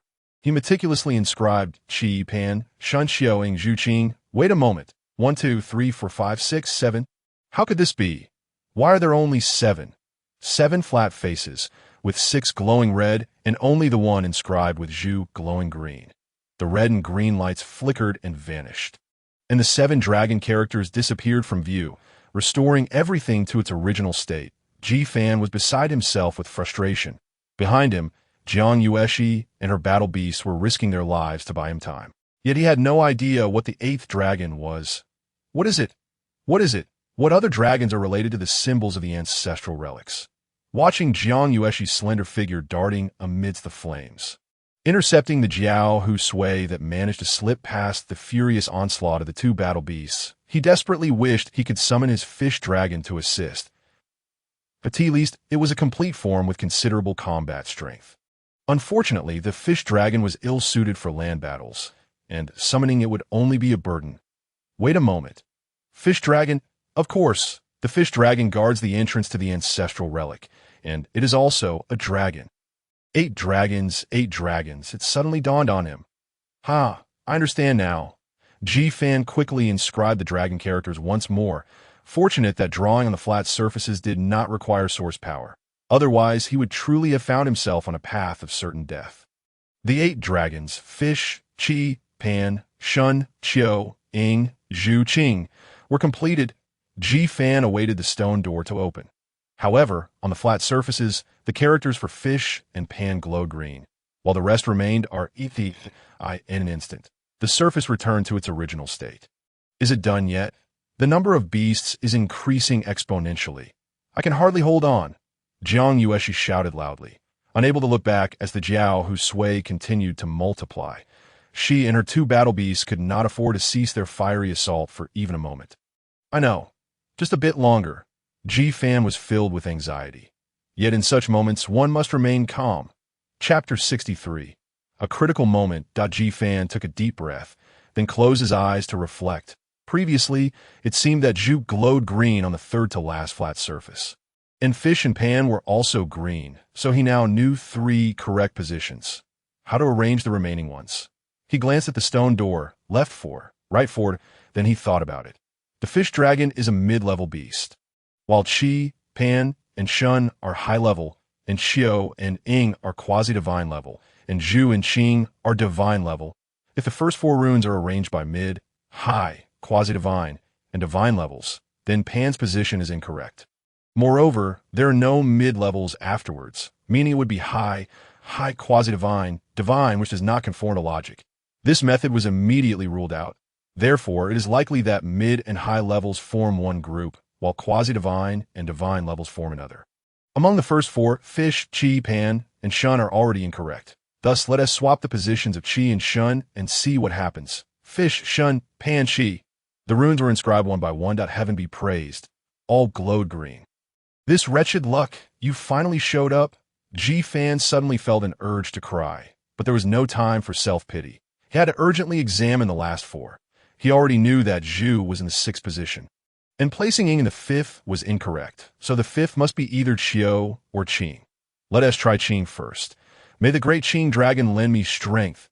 Ji Fan did not inscribe anything else, but directly inscribed the Qing dragon character in the 5th position, awaiting judgment. Green glow. OKKK, the luck of the European king has descended. Tears streamed down Ji Fan's face. This single correct choice was incredibly significant. For the next 2, regardless of right or wrong, he could directly ascertain the order. Ji Fan quickly inscribed the character for Chiyou in the 7th position, but a red glow appeared. There was no need to test further. If Chiyou was wrong, then it must be Ing. Ji Fan had deduced all the positions that IS had done yet. The number has increased too much. I can't hold on any longer. The wings of Qingyuan had been gnawed away, yet it persevered in spewing flames. The pristine white fur of the 9 tails was now matted and dirty. Of its 9 tails, only 3 remained. These 3 had transformed into flames, desperately releasing fire in all directions. Yet the Jiao who sway in front were countless, swarming the confined space, and it was incomprehensible how so many could appear here. They charged forward mindlessly, using their bodies to withstand the flames. Moths to a flame may perish, but a relentless swarm of moths will only extinguish the fire. The bloodthirsty expressions of the beasts were chilling. The intense release of flame abilities had nearly depleted Jiang Yuexi's 4 sources of power. Moreover, she had just mastered her awakened state, and her energy was insufficient to support prolonged combat with her abilities. I can't hold on any longer. With a loud cry, Jiang Yuexi's weary arms could no longer summon a flicker of flame. Watching the Jiao who sway breach the fire line of 9 tails and Qingyuan, rushing towards her, Jiang Yuexi's eyes filled with utter exhaustion and despair. Danger loomed closer. The 9 tails severed 2 of its own tails to protect its master, manifesting its true fire which entwined around Jiang Yuexi. 1 minute. Ji Fan wasted no time and immediately started inscribing. Fish, Shun, Pan, Qi, Qing, Zhu, Ing, Chiyou. All 8 surfaces glowed green. Boom! The stone door creaked open. Come quickly. The massive 3-meter-tall stone door slowly opened. Ji Fan did not enter, but turned to look back at Jiang Yuexi. The 9 tails' true fire dissipated under the relentless onslaught of the Jiao who sway. Jiang Yuexi, relying on her last vestige of will, turned to run towards the stone door, but as she lifted her foot, a Jiao who sway leaped up and snagged her ankle, with the 9 tails and Qingyuan gravely wounded and unable to assist. The Jiao who sway clung to her delicate ankle, thirsting for blood. Jiang Yuexi closed her eyes in despair. In that critical moment, Ji Fan summoned the fish dragon to strike. The fish dragon lashed out like a whip, crashing directly into the face of the Jiao who sway. Though it did not inflict significant damage, it sent the creature flying. The wind howled past her ears as Jiang Yuexi brushed perilously close to death. From childhood to adulthood, this was her first experience of such a perilous moment. Her legs felt weak and unsteady. Ji Fan wielded the fish dragon like a whip, sending the approaching Jiao who sway flying. He channeled his energy into his legs, sprinting at top speed to Jiang Yueshi's side. Without considering where his hands landed, he scooped her up, tucking her under his arm and rushing towards the stone door. As they dashed, he shouted at Jiang Yueshi, "Quickly recall your battle beasts. If you don't, you'll die." In the aftermath of her narrow escape from peril, Jiang Yueshi, still haunted by the remnants of fear, belatedly withdrew Qingwan and Zhuwei into her source. With the obstruction of the two formidable beasts now removed, a throng of cunning whose sway surged forth. Beneath Ji Fan's feet, white source energy erupted as if it were an inexhaustible resource, propelling him and Jiang Yueshi through the stone door at an astonishing pace. Though they had entered, the stone door remained ajar, signifying that whose sway could also gain entry. Thus, Ji Fan pressed onward, clutching Jiang Yueshi tightly and maintaining his rapid pace deeper into the interior. However, as they ran, Ji Fan noticed that the incessantly flashing red warning panel had vanished. The absence of danger alerts indicated that they were safe. Turning to glance behind, he was relieved to find nothing but emptiness, not a single soul in sight. They were safe. Ji Fan immediately collapsed onto the ground, gasping for breath. Jiang Yueshi lay against him, her eyes still wide with terror. She had yet to recover from the harrowing ordeal, convinced in that moment that death was imminent. After all, she was merely a third-year student in her early 20s. Despite having participated in some skirmishes, she had never faced life-and-death situations. At this moment, she felt utterly depleted, both physically and mentally, her resilience at an all-time low. Living, how wonderful it is to be alive. Unbeknownst to her, tears streamed down her cheeks. Jiang Yueshi ceased to suppress her emotions, releasing the panic, fear, and the joy of survival that had built up inside her, outside the ruins of the symbol ancestor. Han Qianfan and his group of 6 ascended, executing their coordinated attacks to eliminate the mysterious beasts of the third layer, successfully returning to the first layer. Zhou Huitao also managed to secure the remaining 3 photographs. Yet, curiously, they found no trace of Wang Ye's upper body amidst the third layer. Zhou Huitao took a moment to investigate the winding passage, and as Guixu had described, the walls were adorned with peculiar murals. These murals seemed to depict the imprisonment of some entity, and while they bore no relation to runes, Zhou Huitao found them utterly captivating. After examining the murals, the group made their way back to the 8th layer. Zhou Huitao projected the virtual screen from Zhang Zhuxian before her and began to inscribe the runes onto the card model. The first 2 images were executed smoothly, but the last photograph revealed a charred ground, with a significant portion of the runes damaged. This was the very spot where Guixu had incinerated the unknown beasts with the symbol treasure, the 9-dragon divine fire shield. Chapter 64. Perilous and Mysterious Professor Zhou. "What should we do?" Zhang Zhuxian inquired, casting a glance at Zhou Huitao that moment. Zhou Huitao's expression was peculiarly intense, a blend of excitement tinged with a hint of ferocity. A fleeting glimmer of bloodlust flickered in her eyes. Having acquired 8 runes, she was unaware of their potential purpose, yet she firmly believed they were the legacy of the symbol ancestor. Her current objective was to deduce the function of the final rune. Once completed, the 8 runes might reveal their significance. Should she succeed, her name would be etched in the annals of history. Zhou Huitao scrutinized the photograph, gradually unraveling its secrets as time slipped by. Her efforts met with repeated failure. Guixu grew increasingly uneasy, sensing something grotesque lurking in the shadows, compelling her to leave at once. She swallowed hard. "Senior, is there any water?" Han Qianfan replied affirmatively, calling out to Brother and little Niu to fetch some water. Yet after a prolonged silence, no one responded, nor did anyone bring forth water.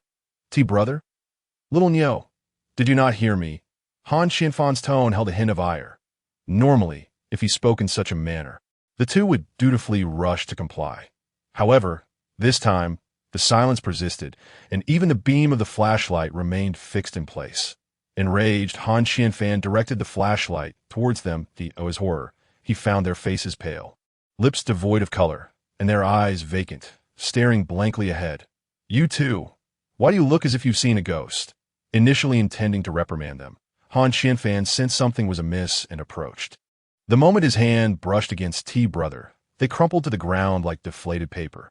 This scene sent chills down Han Qianfan's spine, and at that instant, a piercing scream erupted from Gunan, shattering the stillness.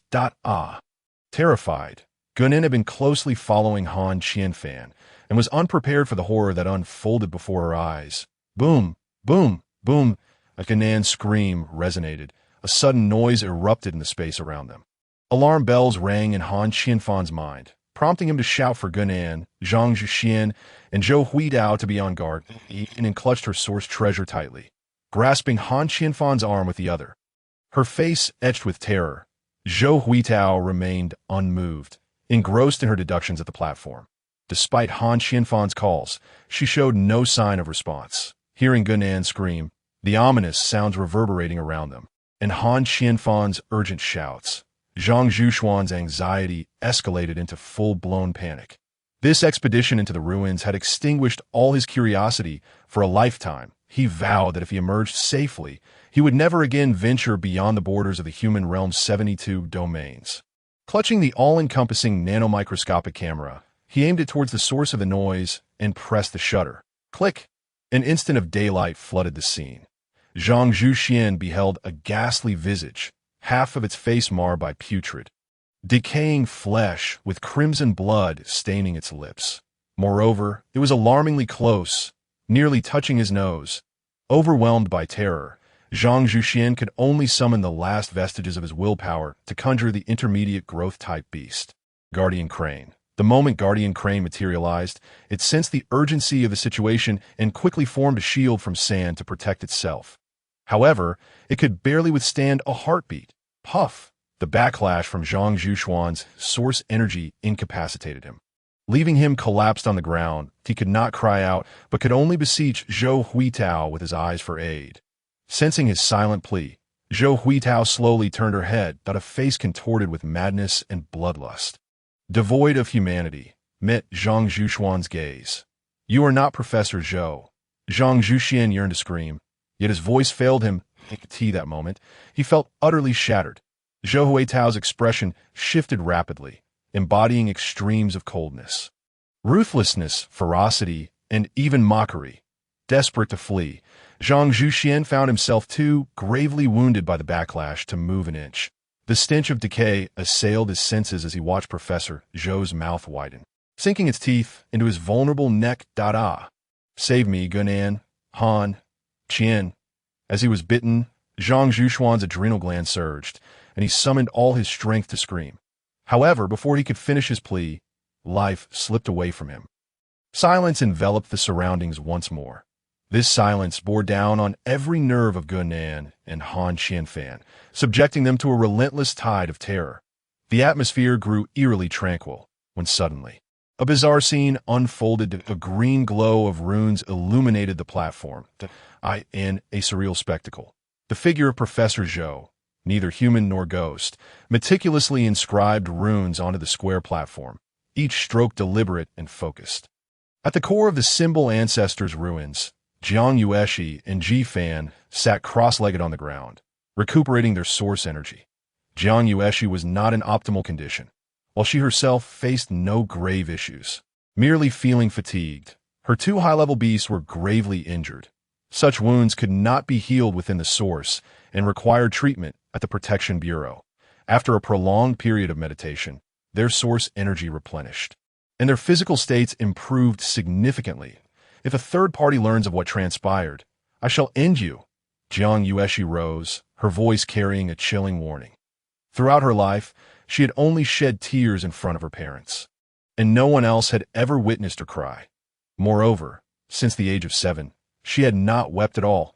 The thought of her vulnerability in Ji Fan's embrace becoming public knowledge sent her into a frenzy. Hearing her threat, Ji Fan could not help but smile. Though he had once held a degree of reverence for Jiang Yueshi's icy demeanor, after witnessing her emotional release, he found her to be somewhat aloof, fierce, yet oddly endearing. Her once frigid tone and expression now seemed to him like the playful intimidation of a cute kitten. In truth, she would not act against him, having devoted her life to cultivation. Jiang Yueshi was not adept at interacting with others, thus adopting an icy exterior to keep people at bay. Ji Fan teased. How is it that I saved your life, yet you offer no words of gratitude. Resorting instead to threats? Is this how you treat your savior? Upon hearing the words, Jiang Yueshi felt a slight flush in her ears. After a brief silence, a whisper of gratitude, as delicate as a mosquito's hum, drifted to Ji Fan's ears.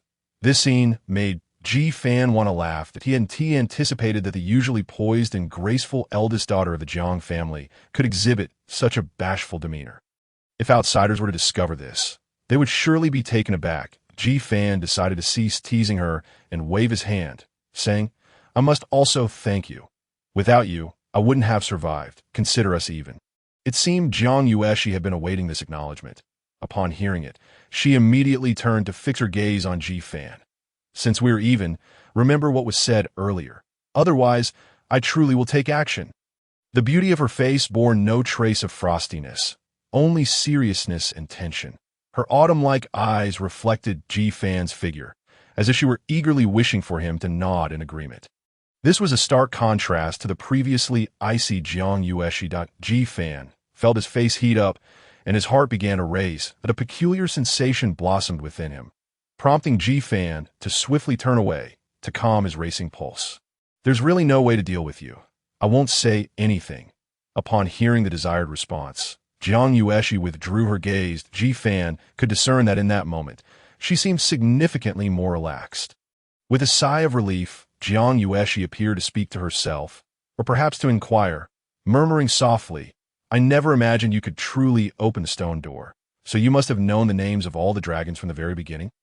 At this, Ji Fan's expression stiffened. The question warranted deep contemplation. Yet under Jiang Yueshi's silent pressure, he struggled to concoct a response and could only say, "In truth, I possess extraordinary talent. Just a glance at the mountain sea beast reveals all its information to me." While this was the truth, it sounded utterly absurd, as expected. Upon hearing this, Jiang Yueshi immediately turned her body away, unwilling to engage with him further. The temperature in the vicinity dropped a notch. Ji Fan's incessant jesting only reinforced Jiang Yueshi's suspicions regarding his true identity. "So you truly are a member of the Lu Jia secret society?" Ji Fan was utterly perplexed. He seemed to recall Jiang Yueshi mentioning the Lu Jia secret society numerous times. Why did she consistently assert that he belonged to this society? And what exactly was the Lu Jia secret society? Jiang Yueshi lifted her gaze to him, her autumn-like eyes once again locking onto Ji Fan's. Ji Fan's face reddened anew. His eyes began to dart away, his heartbeat quickening once more as an unusual sensation stirred within him, causing him to instinctively avert his head. Such a beautiful face, revealing even the slightest emotion, could leave one utterly spellbound if she were to inquire about something personal. He might even divulge his bank card password without hesitation. This was truly against the rules. However, he genuinely knew nothing about the Lu Jia secret society. What was there to feel guilty about? With this thought, Ji Fan summoned his courage and turned to face Jiang Yueshi directly. Her smooth forehead, dainty and lively ears, gentle and jade-like cheeks, exquisitely sculpted nose, soft and luscious red lips, and deep, alluring eyes, adorned with an enchanting beauty mark, all conformed perfectly to Ji Fan's aesthetic. How could there be such an exquisite person in the world? She was simply more beautiful than Shun Yunqing. The two exchanged glances for a long moment before Jiang Yueshi was the first to withdraw her gaze. "I hope you haven't deceived me." With that, she turned and walked deeper into the cave. She had no intention of pressing Ji Fan further. Everyone had their own secrets, and even if he truly was a member of the Lu Jia secret society, she would accept it. She owed him a life, and she would repay that debt in this lifetime. Ji Fan's thoughts were interrupted as he saw Jiang Yueshi moving deeper into the cave, and he hurried to catch up. "I didn't deceive you. We've shared life and death experiences and forged a bond. How could I lie to you?" Jiang Yueshi paused momentarily before continuing forward. Ji Fan quickened his pace to keep up with her, extending his consciousness to probe their surroundings. They were now in the cave behind the stone door, where the cunning beast seemed to be restricted from entering this space. The cave was exceedingly vast, and the further they ventured, the denser the spiritual energy became. After walking for approximately an hour, they finally caught sight of a massive stone towering ahead. The stone resembled a dragon, spiraling upwards and merging into the darkness above. Countless patches of glowing moss clung to the stone, shimmering in a mysterious interplay of light and shadow. That Ji Fan and Jiang Yueshi approached the giant stone, and under the coverage of his consciousness, he noticed that apart from this distant stone, there was nothing else of note in the cave. Upon reaching the stone, Ji Fan and Jiang Yueshi were astonished to discover an ancient guqin lying flat beneath it. The guqin had 5 notes. Gong, Shang, Jiao, Ji, and Yudit had later been modified to 7 strings. But the one before them had an astonishing 8 strings. Ji Fan and Jiang Yueshi exchanged glances, both comprehending the unspoken question in each other's eyes. "Can you play?" They spoke in unison. "I cannot." They replied again in unison. Ji Fan naturally remarked, "You are the eldest daughter of the 8 great families. Shouldn't you be proficient in the arts of music, chess, calligraphy, and painting?" Upon hearing this, Jiang Yueshi felt a surge of indignation. If it were anyone else, she would merely dismiss the comment with a smile. Yet, coming from Ji Fan, for some reason, it left her feeling exceedingly displeased. She realized that when facing Ji Fan, her self-control, which she had always prided herself on, was increasingly slipping from her grasp. "Oh, what if I'm not proficient?" Jiang Yueshi retorted coldly, her eyes igniting with fierce flames. As white light flickered at her feet, a tremendous sense of source power bearing down on Ji Fan. "What does it matter if I'm not proficient?" Ji Fan silently cursed Jiang Yueshi in his heart, but quickly sought to placate her with his words. "It's nothing. I was just asking casually. Look at this guqin. It's truly beautiful." As the white light at her feet faded, Jiang Yueshi's anger subsided, and she turned her attention back to the ancient guqin. The instrument's design was unique, its body carved with 8 mythical beasts, crafted from a material that was black as ink, resembling neither jade nor stone, while its strings appeared like tendons or silk. Emanating a soft white glow overall, she had previously felt a sense of familiarity with it, and now, as she gazed upon it, the sensation intensified. "I remember now." Jiang Yueshi's eyes widened in shock. The ancient texts record that the Fuzhou was proficient in music, and a guqin was born alongside him. It sounded akin to that of a dragon, named the Tianlong. Could this truly be the legendary Tianlong Qin? Tianlong Qin. The name was indeed magnificent. Jiang Yueshi had no time to heed Ji Fan's flattery. She stepped forward to touch the Tianlong Qin, feeling its cool surface as if she were touching ice, then gently plucked a string. With a resounding roar, the echoes of a dragon reverberated throughout the cave. And a dusky yellow dragon with wings sprouted from its back soared into the air, vanishing into the dark above. Yinglong's shadow. A surge of source power dissipated within Jiang Yueshi as the dragon's roar resonated. The source power she had just restored was once again depleted. Jiang Yueshi's complexion paled, and she staggered back. She was a woman of destiny, having opened dual sources, advanced to a second-tier mountain seam master. And now, she had opened 4 sources as a second-tier mountain seam master. Each of her sources contained power exceeding 20 degrees. The plucking of a string had completely drained the 20-plus degrees of source power she had just regained. Yet Jiang Yueshi paid little mind to this. She was overwhelmed by the might of the guqin sound. It was astonishingly powerful. Jiang Yueshi felt an illusion that if she wielded this guqin, she could effortlessly slay even high-level mountain sea beasts. Even in their complete forms, Ji Fan gazed at the soaring Yinglong, his shock mirroring that of Jiang Yueshi. The Tianlong Qin could indeed summon a dragon? Ji Fan found himself momentarily entranced by the Tianlong Qin, for he saw a familiar symbol, the 8 trigrams. As the Yinglong took flight, Jiang Yueshi was further convinced that this guqin was indeed the legendary artifact. The Tianlong Qin. Amidst her astonishment, excitement surged within her. To receive the Yinglong's rune inheritance and to summon the Yinglong's shadow by plucking a string was undoubtedly no mere coincidence. She never imagined that the relic of the Fuzhou would bestow such a tremendous surprise upon her. Chapter 66. Fuzhou Fushi. Several hundred years ago, the ancestors of the 7 sects and 8 families returned for the Primordial Era alongside 2 great figures. The 8 families obtained 9 secret techniques, while the 7 sects acquired a sacred artifact to safeguard their sect. Although the 9 secrets were formidable, the offensive techniques cultivated from them could not rival the power of the sacred artifacts sealed within the sect, let alone the artifact itself. Jiang Yueshi pondered that if she could bring the Tianlong Qin back to her clan, then the Jiang family would possess both the sacred artifact and the 9 secrets. At that time, the Jiang family would soar to become the foremost family among the 72 prefectures, second only to the central divine court. Roar! The sound of a dragon's roar interrupted Jiang Yueshi's thoughts. She beheld a creature resembling a qilin, yet far more slender, soaring through the void, ascending toward the darkness above. That was indeed the shadow of the Ying Long from the stone chamber ahead. Looking over at Ji-Fan, she observed his pallid complexion as he slumped to the side, clearly on the verge of collapse. Jiang Yueshi realized that he, like her, was exhibiting signs of significant source power depletion. But how was it that Ji-Fan could also pluck the strings? Ji-Fan stumbled and fell to the ground, gazing at the ancient Guixu before him, his eyes reflecting a look of trepidation. He had merely intended to touch the bagua pattern, but unexpectedly, he had plucked the strings, draining all the source power from his body. Jiang Yueshi, Fu Zhu. What was the name?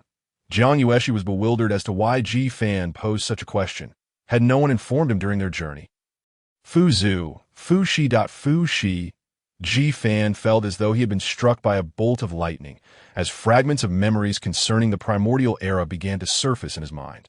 Fu Zhu was Fu Shi, the legendary first emperor of the Primordial Age, with a human body and a serpent's tail, born alongside the Fu Shi Guqin, creator of the Fu Shi Bagua, a legacy that endures through the ages.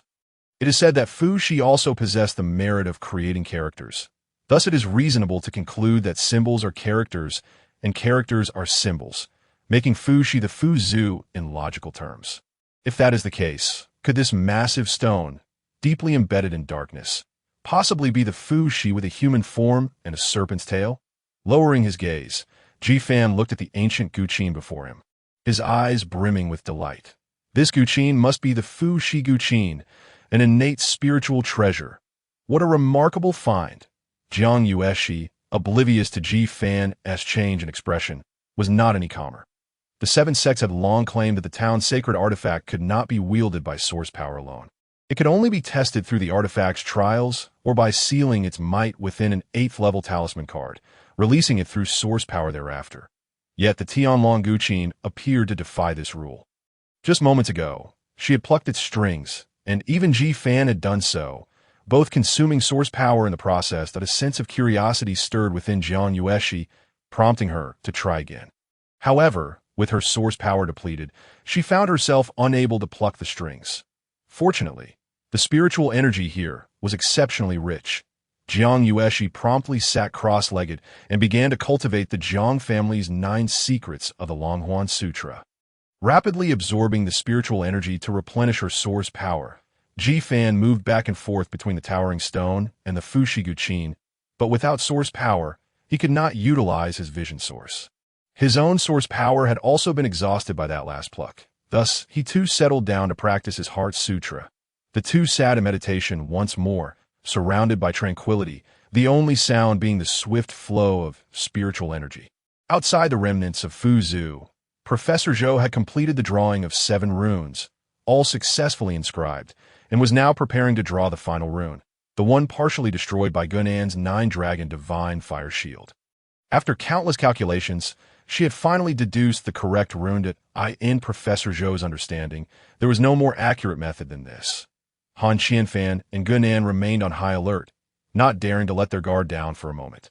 When Zhang Zhishuan's camera flashed, they caught sight of the muscular, boulder-like, towering unknown beast of the mountains and seas. The beast vanished along with Zhang Zhishuan's scream. The two felt a lingering dread. Darkness has always been a source of fear for humanity. Suddenly, the ground trembled, and a sensation of weightlessness washed over them. They felt as though they were rising, yet they were clearly standing on the ground. How could they feel as though they were ascending? They glanced toward the nearby platform. The runes drawn by Professor Zhou emitted a soft green light, gradually descending, smaller and smaller. Suddenly, Han Qianfan realized something. His heart sinking, and he shouted loudly at Gunnan. Not good. quickly unleashed the talisman treasure. Gunan had remained tense, her right hand tightly gripping the talisman treasure, ready to activate it at any moment. Upon hearing Han Qianfan shout, she immediately channeled source power into the talisman treasure. The talisman treasure burst forth with brilliant light, and the mysterious, unfathomable flame shield reappeared high above Point 9 Dragon's sword, their divine might overwhelming. Under the glow of the flame shield, Han Qianfan saw the patch of rocky ground where he and Gunan stood rising into the air. What had lifted them was a massive, grayish hand, muscular and twisted, exactly the enormous unknown beast of the mountains and seas they had seen before.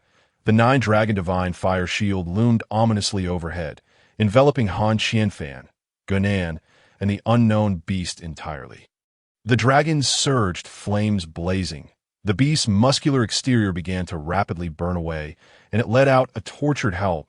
That moment, Professor Zhou completed the final rune. On 8 surfaces, the green light radiated. The space began to tremble, and the unknown beast appeared to absorb immense energy. The flesh that had been dissolving beneath the 9-dragon divine fire shield visibly began to regenerate. What is happening? Han Qianfan exclaimed in horror, grasping Gunan as he shouted, "Quickly, Xuanyuan, increase the source power. It's recovering, Xuanyuan." Gunan, already at her limit, was on the verge of collapse after unleashing the talisman treasure, her source power nearly depleted. Weakened as she was, Han Qianfan's grip on her caused her to immediately lose consciousness. "No, Xuanyuan, I cannot die here." Han Qianfan's desperate roar was filled with dread. The 9-dragon divine fire shield and the unknown beast were locked in a standoff. Han Qianfan, holding on to Gunan, felt no harm from the flames. After what felt like an eternity, as the source power of the 9-dragon divine fire shield was exhausted, it reverted to a talisman treasure. Landing back on Gunan's chest, the unknown beast, exhibiting human-like traits, let out a triumphant laugh, then stomped on Professor Zhou before shoving the stone it held into its mouth.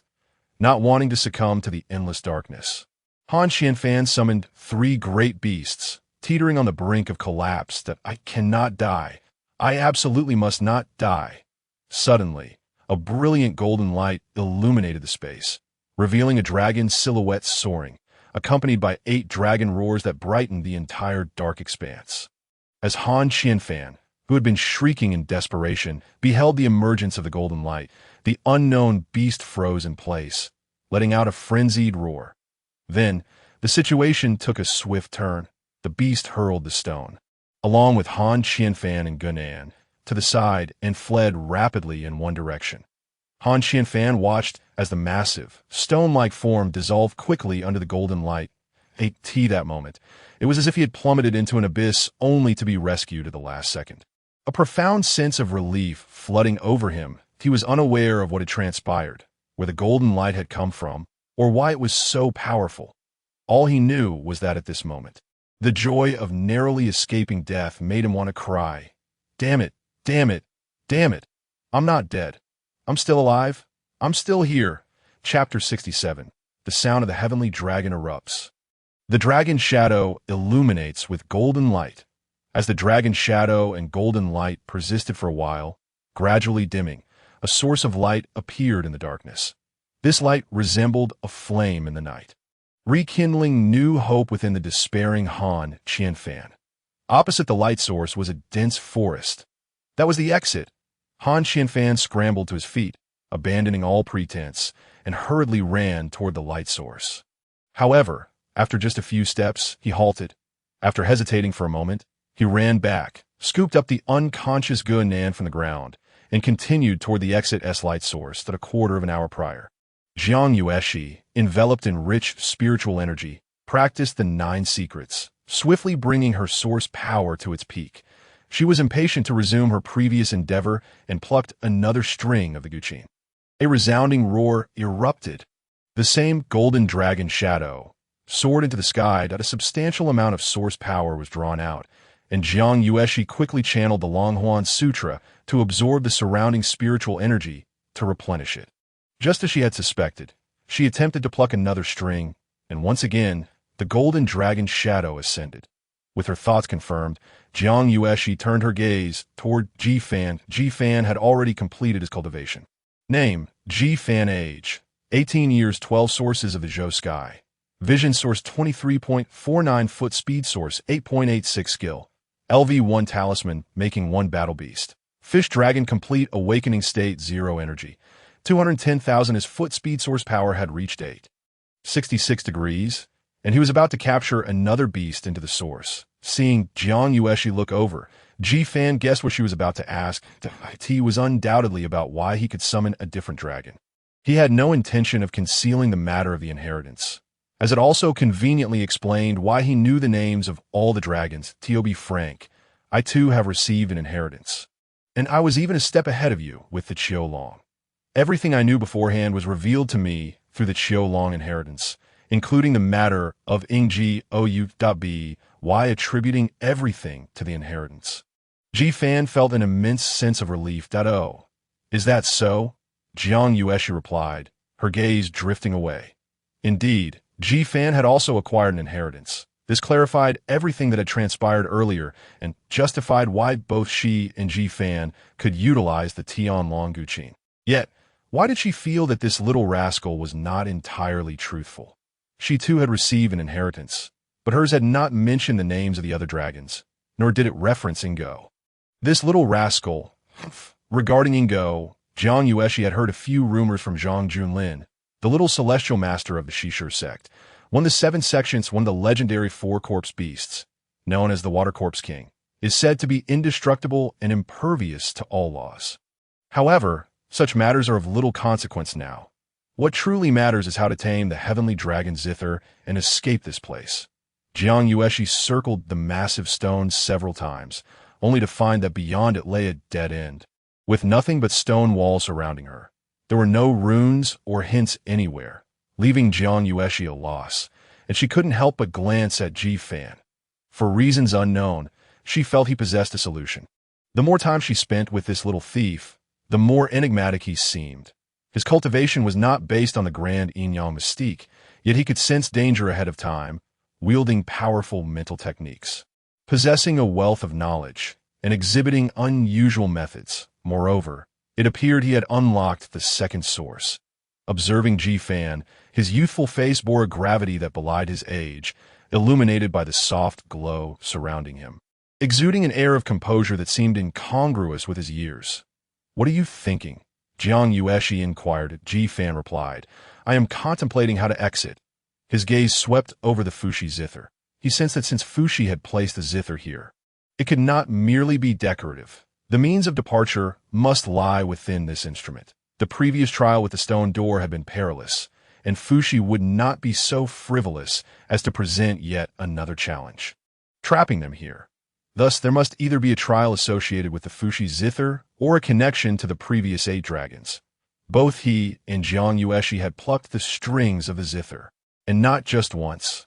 Yet no trials had manifested. Ji Fan's gaze fell once more upon the string of the Fushi Zither that exceeded the others, and suddenly he was struck by a realization. The Zither's body was adorned with carvings of 8 beasts, which, upon closer inspection, were none other than the 8 dragons. Furthermore, the strings were arranged from top to bottom, commencing with the fish dragon, in accordance with the order of the stone chamber. 8 strings, 8 beast motifs. Did this mean he needed to pluck all 8 strings? The more he pondered, the more convinced he became. Ji Fan stepped forward to stand before the Fushi Zither. Legends in the Primordial Era spoke of the Zither strings being crafted from the sinews of the 8 dragons, resonating with a melodious and unparalleled sound.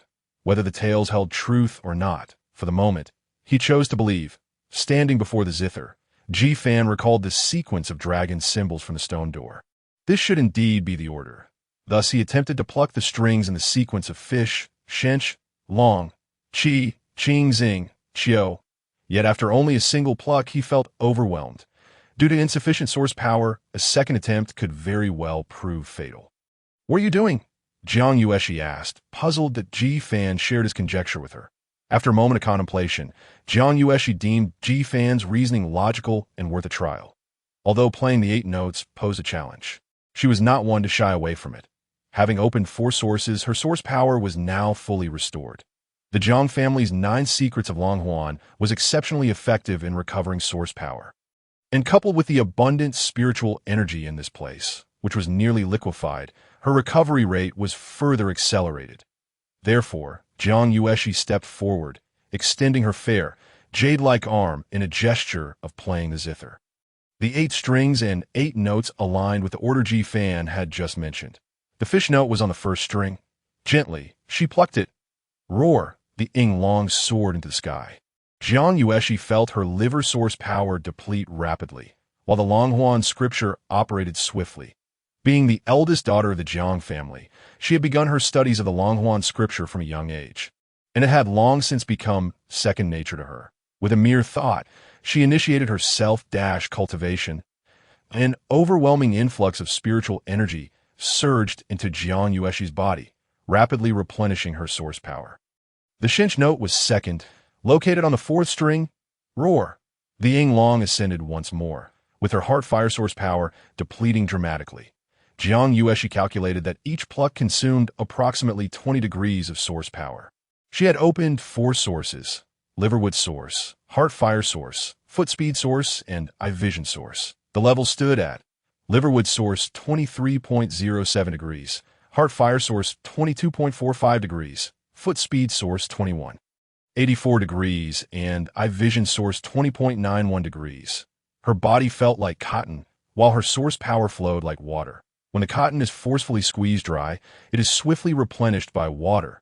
Jiang Yueshi's source power was recovering at an alarming rate. The Pan note was 3rd on the 3rd string. The Qi note was 4th on the 2nd string. Jiang Yueshi's complexion paled slightly. She found her original source power dwindling to a mere remnant. What sustained her was the source power absorbed and transformed by the Longhuan scripture, which had not undergone sedimentation, thus flowing chaotically. Yet at present, Jiang Yueshi's condition remained stable, and she felt no discomfort. The Qing note was 5th on the 8th string. The Zhu note was 6th on the 7th string. With the plucking of the 6th string, Jiang Yueshi's face turned ashen, and blood began to seep from the corner of her mouth. The relentless operation of the Longhuan scripture and the intense spiritual energy washing over her caused her meridians to ache, and she began to falter under the strain. The Ying note was 7th on the 6th string. As she plucked this string, Jiang Yueshi's face resembled pale gold paper, her vision darkening, the source power within her entirely depleted. Due to the excessive absorption and output of source power, her meridians had undergone too many expansions and contractions, beginning to show signs of cracking. Caught in a precarious situation, her source power was rapidly depleting. While the Longhuan scripture hastily absorbed spiritual energy to replenish her source power. The Chiyou note was 8th on the 5th string. In her final moments, Jiang Yueshi bit her tongue, summoning her last vestige of consciousness to pluck the string. Roar! The zither strings trembled, and the Ying Long soared into the sky. Puff! Jiang Yueshi expelled a mouthful of vital blood, collapsing onto the Fushi zither, succumbing to unconsciousness. As the 8 strings were played, the Fushi zither ascended. Enveloped in a golden cloud, accompanied by the resounding roar of dragons, illuminating the entire space around them. Deep within K Mountain, 3 members of the Yunxiao sect wandered aimlessly. Yun Long was listless, Yun Shu appeared dejected, and Taoist Shi Xian silently followed behind them. Suddenly, not far from them, a brilliant golden light shot into the sky, accompanied by ethereal dragon shadows, strikingly radiant. Upon witnessing this, Taoist Shi Xian exclaimed loudly, "Heavenly light ascends. A rare treasure emerges. Such fortune in K Mountain." Yun Long, who had been rather bored, turned his gaze toward the golden light in midair, his eyes instantly igniting with fervor. "That a treasure? A chance? Where? Let us hurry." Yin Shu, too, felt a surge of excitement as he beheld the golden light and dragon shadows, instinctively concluding that this place must be the remnants of the symbol ancestor, and that Jiang Yueshi was undoubtedly within. Heaven's favor! Yueshi and I are truly fated. The 3 swiftly made their way toward the peak of K Mountain. The golden light attracted numerous mountain sea beasts, which began to converge toward the summit. Along the way, Yin Shu, Yun Long, and Taoist Shi Xian dealt with several intermediate mountain sea beasts that approached. However, As they neared the summit, an unusual occurrence unfolded. The mountain sea beasts began to dwindle in number. And when the trio was within 100 meters of the peak, not a single beast was in sight. Yet, they paid this little mind, focused solely on reaching the location of the golden light. Just as the three members of the Yunxiao sect arrived at the summit, a humanoid mountain sea beast suddenly appeared before them. This beast, resembling a human, was entirely pale as ash, its form feeble and riddled with injuries. Exuding an aura of ferocity and bloodlust, it was evident that it was no ordinary adversary. Upon spotting the three, the mountain sea beast halted, locking eyes with them from a distance. Yunlong retrieved the mountain sea bestiary and scanned it, only to find it displayed as an unknown mountain sea beast. He tugged at Yunchu's sleeve, questioning, "Brother Su, what kind of mountain sea beast is this? Is there any record of it within the sect?" Yunchu shook his head, equally perplexed. However, as he noticed the beast's yellow-black gaze fixated upon them, his heart sank with unease. "And no matter what it is, we simply need to eliminate it and let the Protection Bureau study it," he declared. With that, Yunchu unleashed his advanced battle beast, Chaofeng, preparing to strike down the mountain sea beast. Suddenly, Daoist Shixian leaped to the forefront, shielding Yunchu and Yunlong behind him. That moment, Daoist Shixian's source power surged, a faint source power armor resembling nanoscopic particles enveloping him, gradually spreading across his entire being. Beast God armor? Master Uncle, when did you learn the Imperial Beast State? Yunchu exclaimed in astonishment. Imperial Beast State? Master Uncle, is this little beast truly worthy of such a transformation? Yunlong queried, tilting his head in confusion. The Imperial Beast State represented a combat form, the third state following awakening, and it was the most formidable form. This state allowed the mountain sea beast essence to fuse with oneself, exponentially enhancing combat prowess. This form, also referred to as Beast God Armor, was the highest combat state for mountain sea masters. Yet, achieving the state was 1,000-fold more challenging than reaching the awakening state. The IT imposed rigorous requirements not only on the mountain sea master, but also on the mountain sea beast. And to an even greater extent, the sight of Shixian in such a combat-ready state left both Yunlong and Yunchu astounded. Could it be that this mysterious mountain sea beast was some extraordinary divine beast? Enveloped in pale blue armor, Daoist Shixian appeared exceptionally valiant, standing resolutely before them as if bracing for a formidable foe. "Yunchu, Yunlong, you must flee quickly. I shall hold it off," he urged. Yunchu, bewildered, asked, "What kind of mountain sea beast is this? Why is Master Uncle behaving in such a manner?" Yunlong remarked, "Indeed, Master Uncle, with the three of us combined, how could we possibly be hindered by the majestic K Mountain? Is there truly any need for retreat?" Just as Daoist Shixian was about to offer further explanation, he suddenly caught sight of the monstrous mountain sea beast lunging towards them, its crimson maw brimming with fearsome fangs, solidifying Shishuan's suspicions that if such a creature were to emerge, calamity would surely follow. With a swift motion, Daoist Shixian pressed his feet down, leaping into the air, the ground beneath him yielding to a powerful shockwave that carved out a circular pit. In midair, a single hoof of the Xuanyuan was revealed, descending upon the mountain sea beast with unwavering force. The beast god battle technique, the pillar of stabilization. In that moment, the bewildered mountain sea beast appeared to be immobilized by an unseen force. Unable to budge beneath the overwhelming weight of the Xuanyuan's hoof, facing the descending pillar, the beast raised its battered arms in a feeble attempt to shield itself, withered limbs against the towering column. Boom! The shockwave surged forth, causing the ground around the mountain sea beast to plunge into a 10-meter arc, debris swirling around it like autumn leaves scattered by the wind. IT had held firm. Not even a hair was harmed. A sinister grin spread across the beast's face, and with a sudden movement, it seized Daoist Shixuan's leg, biting down with ferocity. The sound of flesh meeting metal echoed as the mountain sea beast clamped its jaws onto the Xuanyuan's armor. Daoist Shixian remained unperturbed, his composure as steady as a pine. With a swift kick and a turn, he unleashed the beast god battle technique, pinning the mountain sea beast firmly beneath him. He then urgently called out to Yunchu and Yunlong. "We must flee quickly.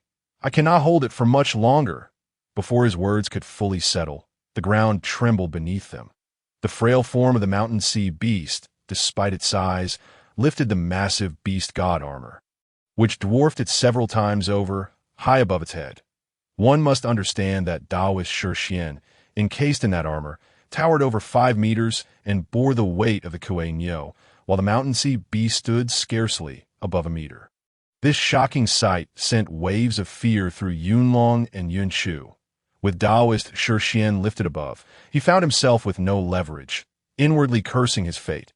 Indeed, the mountain sea beast hurled him into the air, then turned its attention towards Yunlong and Yunshu, intent on devouring them. Yunshu, witnessing this perilous situation, felt his source energy surge, his hands forming intricate seals as a colossal force began to gather. Soon, a large gray seal manifested between his palms. The Wind Dragon Seal, at the age of 23, second-tier mountain sea master with 3 sources opened, he could contend with even intermediate complete forms. The Wind Dragon Seal was his signature technique, which he had previously used to confront advanced mountain sea beasts. Yet an astonishing scene unfolded before him. Chapter 69. Symbolic Treasure. Yunshao Sect Golden Jiao Cutter. The Wind Dragon Seal, imbued with a slicing power, darted towards the mountain sea beast. Yet the beast did not flinch nor evade, swiping at the Wind Dragon Seal with its bare claws, shattering it as if it were merely a bubble. The Wind Spirit, sensing danger, screeched in defense of its master, positioning itself before Yunshu, its fur bristling, ready to confront the beast. The mountain sea beast, endowed with remarkable intelligence, swiftly redirected its assault towards the isolated Yunlong, charging at him with ferocity. Yunlong stood frozen in shock, momentarily forgetting how to react, just as the mountain sea beast was about to seize him. Taoist Xuanyuan landed, wrapping his arms around the beast, halting its advance. The mountain sea beast roared in fury, its hunger for flesh overwhelming. Despite 3 potential meals before it, it was unable to feast, a torment beyond imagining. Only then did Yunlong snap to attention, hastily producing an item to counterattack. Aware of his own limitations, he knew he could not match even Taoist Xuanyuan, let alone senior brother Su. Yet he possessed one item of absolute destructive potential, the protective treasure bestowed upon him by his master. The sect's symbolic treasure, Yunshao Sect Golden Jiao Cutter. The treasure radiated a brilliant light, transforming into 2 golden Jiao serpents, eclipsing the sun's rays. The serpents intertwined, darting towards the mountain sea beast, cleaving everything in their path. Even the air itself seemed to rupture. The mountain sea beast, confronted by the approaching golden Jiao Cutter, felt the overwhelming might and recognized its inability to withstand the assault. With a shriek, it kicked Taoist Xuanyuan away and fled into the depths of the forest. Yet as the mountain sea beast turned to escape, the golden Jiao Cutter pursued relentlessly. The beast, displaying its cunning, swiftly attempted to sacrifice itself for its own safety. With a swift motion, it thrust its left paw forward, momentarily ensnared by the golden Jiao Cutter. However, the cutter seemed to be stymied, unable to tighten its grip further. The source energy of Yunlong had been depleted, leaving him powerless. The mountain sea beast seized the opportunity, extricating itself from the golden Jiao Cutter and managing to escape, albeit wounded. Each use of a symbolic treasure drained a significant portion of one source energy, requiring even more to sustain its effect. Yunlong found the sensation unbearable, knowing that with his current energy, he could only maintain it for 5 breaths of time before succumbing to unconsciousness. Had the mountain sea beast chosen to fight instead of flee, the 3 of them would likely have met with certain death. Panting heavily, Yunlong cast a fearful glance at Yunshu and Taoist Xuanyuan.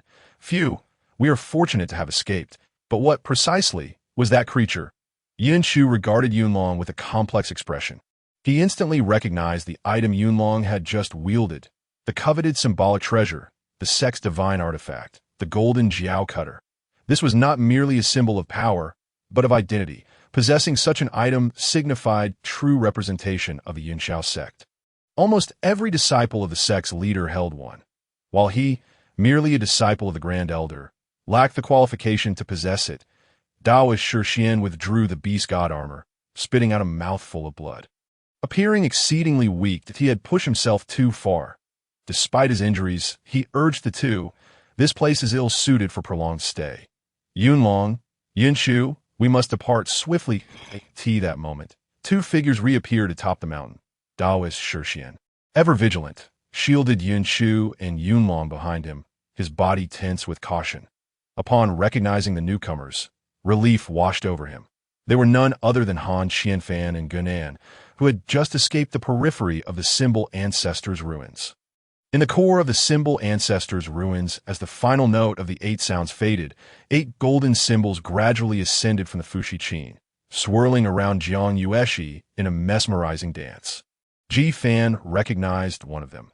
It was the Chiyou symbol he had inherited. Thus, these 8 symbols represented the entirety of the dragon symbol inheritance found within the stone chamber, good heavens, that included the celestial 4 spirits azure dragon symbol. After spinning several circles, the symbols each entered Jiang Yueshi's body. Could it be? Has the Fushi Qin found its master? Ji Fan was both astonished and envious to claim such a treasure, especially one embodying the celestial 4 spirits azure dragon symbol. Was an immense privilege, yet he was painfully aware that despite knowing the means, he lacked the strength to grasp it. Alas, with his current abilities, even if given 100 chances, he could never play the 8 sounds. Ji Fan sighed softly, resigning to fate. Resolutely setting aside his envy, he approached, gently lifting Jiang Yueshi from the Fushi Qin and laying her down on the ground. Observing her unconscious form, Ji Fan wiped the blood from her lips with his sleeve. He had lost count of how many times she had fainted before him. This girl was strikingly beautiful, dressed so provocatively. Had his thoughts wandered even slightly astray, the outcomes could have been unimaginable. Yet, Ji Fan's admiration for Jiang Yueshi was pure, devoid of any lewd intentions, for his heart had been captured long. 8G8S, he probed her condition with his source energy. A sudden force of resistance surged from within her, violently repelling Ji Fan. He surmised it must be the result of those 8 symbols.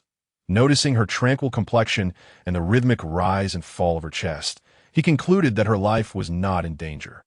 Bored, Ji Fan began to survey the illuminated cavern above. The great stone protrusion was now clearly visible, revealing the lower half of a colossal figure.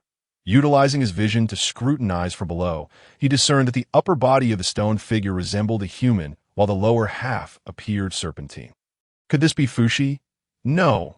Let us henceforth refer to him as Shushi in accordance with local customs that in the primordial world, who had not heard of the great name of Shushi. When speaking of Shushi, 2 of his most renowned artifacts came to mind. The Fushi Qin, born alongside him, and the Taiji Diagram, which he derived from the virtues of the heavenly Tao, with the Fushi Qin present. One could only presume the Bagua was also nearby. Ji Fan directed his gaze towards the stone figure, searching for the Bagua design. The stone carving was vividly detailed, almost lifelike. The face was square, with arched brows and piercing eyes. A handsome figure with a well-proportioned physique, exuding the essence of a classic beauty. It was said that Adam and Eve were inspired by the depictions of Fushi and Yua. Both were strikingly handsome, each with an extraordinarily beautiful sister, and both were, exceedingly attentive to their sisters. Lost in such thoughts, Ji Fan gradually gazed downward, and upon reaching the chest of Shushi, he discovered an octagonal disc pattern. The Bagua. Ji Fan's heart raced with excitement. The Bagua of Shushi. Indeed. Let us see if there's a legacy to inherit. Ji Fan immediately directed his consciousness towards the Bagua. His awareness swept across the intricate patterns of the Bagua diagram. A gentle light enveloped Ji Fan, causing him to feel a sudden weightlessness. As if he were floating, he ascended slowly, coming to hover directly before the Bagua, symbol etched upon the chest of the statue of the ancestor of talismans. Above the Bagua, 8 runes glimmered with a radiant golden light. What an intriguing little creature! Ji Fan faintly perceived a voice whispering in his ear, yet upon reflection, it seemed to evaporate into silence. Am I imagining things? Ji Fan pondered, feeling somewhat bewildered. Chapter 70. The spiritual treasure acknowledges its master. A matter of importance suddenly. The bagua pattern upon the statue's chest flickered into the void and began to rotate slowly. 8 runes gradually emerged above the bagua in the ethereal space. The runes were intricate and complex, none of which he recognized. Yet he understood. The bagua consists of the 8 trigrams: Qian, Kuan, Qinli, Zhen, Sun, Jin, and Dui. Qian represents heaven, Kuan represents earth, Qin represents water, Li represents fire, Zhen represents wind, Sun represents thunder, Jin represents mountain, and Dui represents marsh. The bagua rune spun around Ji Fan, reminiscent of how the 8 dragon runes had encircled Jiang Yueshi earlier. As Ji Fan was deciphering the bagua runes, he suddenly witnessed them crashing into his sea of consciousness one by one. What on earth is happening? The bagua runes surged deep into his Zifu. Hovering there to tea that moment, the lotus pedestal, cultivated from the Taiching Tianqing Lotus Sutra, appeared, competing with the bagua runes for dominance within the Zifu. The two forces clashed fiercely, neither yielding. Ultimately, they established a boundary, occupying the left and right sides of the sea of consciousness. The lotus pedestal, no longer concealed, took its place on the left, while the bagua runes coalesced into a bagua disc, claiming the right. The two entities gazed at each other from afar as the bagua disc formed. Ji Fan seemed to experience a fleeting wave of spiritual resonance, almost as if someone were speaking. The great sound is rare and subtle, akin to an illusion, before the heavens and earth were formed. In the primordial chaos, an innate deity opened the cosmos and forged the vast mountains and seas. Alas, the boundless merits served no purpose. The one who opened the heavens perished in the primordial realm, and the artifact used to create the heavens was divided into 3. Why is it so? It is simply because the heavenly principles do not allow it. The heavenly principles here are nothing more than this. As the two realms intersect, the 3 treasures of heaven evade the confines of this realm. The treasured artifacts cannot exist in this world. Yet for millennia, the heavenly principles have remained unaware, hence the method to obscure heavenly secrets. This bagua serves as the key to seeking treasured artifacts. It pertains to the rise and fall, glory and disgrace of the two realms. Those with fate may obtain the treasures, bear their weight, and avert calamities for both realms. Upon concluding, Ji Fan returned from a suspended state to the ground, as if everything had merely been an illusion. Opening his eyes, he gazed at the statue of the ancestor of talismans. Feeling an uncanny familiarity with the words just spoken, it seemed reminiscent of something Di Jun had previously articulated. Humph, alarmist rhetoric. Dismissing it, he began to introspect within his sea of consciousness. One side of the bagua disc radiated brilliance, while the lotus pedestal continued to spin. This moment, Ji Fan had ceased his cultivation, yet the lotus pedestal persisted in its rotation, automatically absorbing spiritual energy. This energy did not transform into source power, but was gradually infused into his muscles, meridians, and bones. Despite the minuscule enhancement to his physicality, the continuous refinement would accumulate to a considerable yield over time. Ji Fan felt exhilarated. He would not need to worry about the issue of physical strength for a long while. Next, he directed his attention to the bagua disc. Searching through his memories, he found it curious that the concept of the bagua seemed absent from the culture of this world. Tai Chi generates the 2 opposites, which in turn give rise to the 4 symbols, leading to the 8 trigrams. There is the azure dragon, which implies the existence of the 4 symbols. Why is the bagua absent? How peculiar. Before long, Jiang Yueshi awakened. She appeared listless, her body weak, yet she bore no severe injuries. Upon regaining consciousness, her first instinct was to introspect and assess the legacy she had acquired. Upon her inspection, her heart surged with excitement. 8 golden runes danced within her sea of consciousness.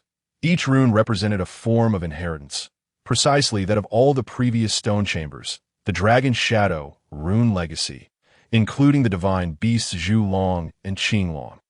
Jiang Yueshi summoned her spiritual energy, scanning each of the 8 golden runes. The runes ignited, flickering briefly. Only one remained illuminated, representing the Ying Long. That moment, Jiang Yueshi comprehended the significance of the 8 dragon runes. Yu, Qi, Pan, Shun, Chiyou, Ying, Zhu, and Qing. Just as she illuminated the 8 runes within her sea of consciousness, The sushi chain beneath the massive stone arose into the T spun like a windmill, integrating into Jiang Yueshi's body. The instant the sushi chain entered her being, the voice of the ancestor of talismans resonated in her mind. You shun the traitor Qi. You pursue the imprisoned in the Battle of the Deer. The Emperor Xuanyuan deployed the drought demon, leading two great corpse beasts against the Zhu Lu tribe. Unable to withstand the assault, Chiyou, the demon emperor, sought the assistance of the corpse beasts Min and Bai, Sheng and Go to counteract. The four beasts clashed, evenly matched. The Emperor Xuanyuan, a master strategist, employed schemes to create discord between Ho Chang and Ingo, resulting in a devastating defeat for the Zhu Lu Chiyou. After the Battle of the Deer, Ho Chang and Ingo, no longer aligned with their original forces, were expelled and suppressed by the Emperor Xuanyuan. Ingo was imprisoned here. You have inadvertently entered this place. Should the vile beast be unbound, chaos shall ensue. Bestow upon you the Fushi Qin to carry out the mission of suppression. Abide by the decree of the ancestor of talismans. Jiang Yueshi bowed gracefully to the statue of the ancestor of talismans, accepting the gift of the divine artifact. Despite this, she did not dwell on the matter. Ingo, the water corpse beast, was known as the Corpse King, but could a mere corpse beast truly incite chaos in the world? The 36 squads of the Central Divine Court, each a formidable army, guarded the 72 prefectures of the human realm like an iron fortress, leaving aside the protective squads, even considering the 7 clans and 8 families. As long as the 3 sovereigns did not intervene, they could withstand even the assault of the 5 emperors of the mountain and sea tribe. How could a mere corpse beast instigate turmoil? Jiang Yueshi dismissed the notion in her heart. However, having accepted this decree, she naturally intended to eliminate Ingo. Once outside, she resolved to contact the young Master Zhang Junlin of the Western Master Sect, seeking his assistance to locate Ingo, and then lead the Jiang family forces to subdue him. That moment, Ji Fan's heartfelt exclamation reached her ears. The sushi chain has recognized its master. Congratulations, congratulations. In the future, within the highest echelons of the human realm, there shall undoubtedly be a place for you. Jiang Yueshi.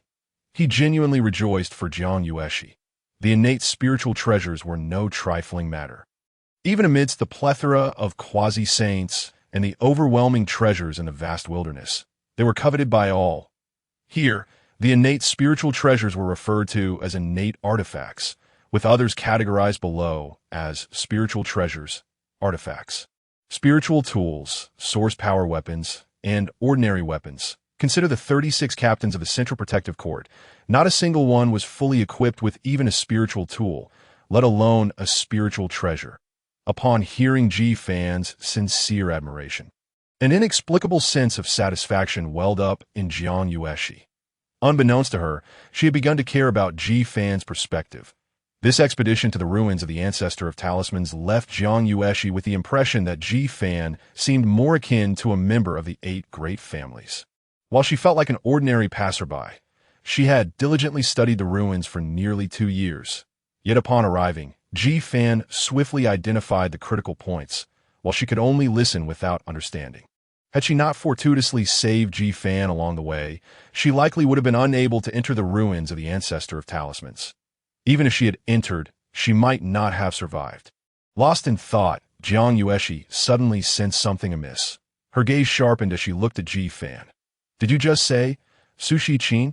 Jiang Yueshi recalled that prior to receiving the inheritance, she had consistently referred to it as the Tianlong Qin.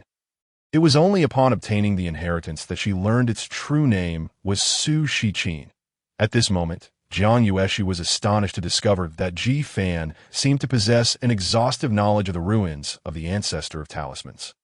The names of the 7 dragons, Ingo, Su Shiqin, the sequence of the 8 dragons in the stone chamber, the order of the 8 sounds from the strings, all of this could not be merely explained by a single dragon's inheritance. Chapter 71. Report to the Colonel. Someone seeks help. What exactly are you? Jiang Yueshi wanted to inquire whether he was indeed a member of the Lu Jia secret society. However, as the words began to form, she retracted them. Regardless of what Ji Fan was concealing, she owed him a life debt, and now she was indebted to him for the Sushi Qin, a favor more significant than life itself. Knowing or not knowing, did it truly make a difference? The more she sought clarity, the more obscured it became. The more she wished to repay the favor, the more indebted she felt. This was the sentiment Jiang Yueshi currently grappled with. Ji Fan remained oblivious to Jiang Yueshi's inner turmoil. Her questioning had startled him, but oh no, I forgot about that. Ah, is it truly necessary to maintain a keen mind? Speaking exhausts me. However, Ji Fan currently feels that an abundance of debt does not weigh him down, and an excess of lice does not itch. After all, with so many matters ahead that cannot be clarified, it is but a matter of telling another lie. Moreover, he has discovered that although Jiang Yueshi possesses a sharp wit, she is also quite easy to deceive. Even if he were to fabricate tales to bamboozle her, the worst she might do is glare or turn away, perhaps even emit a delicate, disdainful hum. And then the matter would pass. Thus, Ji Fan composed himself, gazing into Jiang Yueshi's eyes with a serious demeanor, presenting a face of sincerity. Just a moment ago, as the dragon sound echoed, you fainted, and I laid you down. At that moment, my hand inadvertently brushed against the Fushi Qin, and its information flooded my mind. Upon hearing Ji Fan mention the accidental touch, Jiang Yueshi felt a tightening in her chest. Her attire was riddled with flaws, many parts inadequately clinging to her form. Could this fellow have taken advantage of her unconsciousness to commit some impropriety? Did he not touch any other areas? Ji Fan resolutely shook his head. No. In such a situation, not only would he deny having touched anything, but even if he had, he would insist otherwise. Although he claimed that his only contact was with the Fushi Qin, Jiang Yueshi remained skeptical. Her vigilant eyes were fixed upon Ji Fan, scrutinizing him intently, seeking any sign of guilt. In the past, whether at the academy or within her family, she had always discerned the truth of a person's words in this manner, and it had never failed her. Now, facing Jiang Yueshi's enchanting beauty, Ji Fan felt a newfound immunity. He no longer felt flustered in her presence, even adopting a somewhat carefree demeanor. The two stared at each other for a prolonged moment, neither yielding. Really? Ultimately, it was Jiang Yueshi who blinked first, breaking the stalemate. She felt vexed to realize that she, who had never lost in a staring contest, was unable to outlast Ji Fan. This little rascal was indeed inscrutable. Truly, Ji Fan replied with complete composure. Jiang Yueshi shot him a cold glance, choosing to ignore him. The two then circled behind a stone sculpture, discovering that the previously enclosed space had revealed a circular portal, opposite which lay a dense forest. This is the exit. They exchanged a glance, burying their grievances, and together approached the source of light. In the Qingshan Fujiang Shui district, at the headquarters of the Xianzhou Army's 4th Division. A tall figure stood at the door, saluting. Enter. The soldier pushed the door open and stepped inside. Report, Colonel.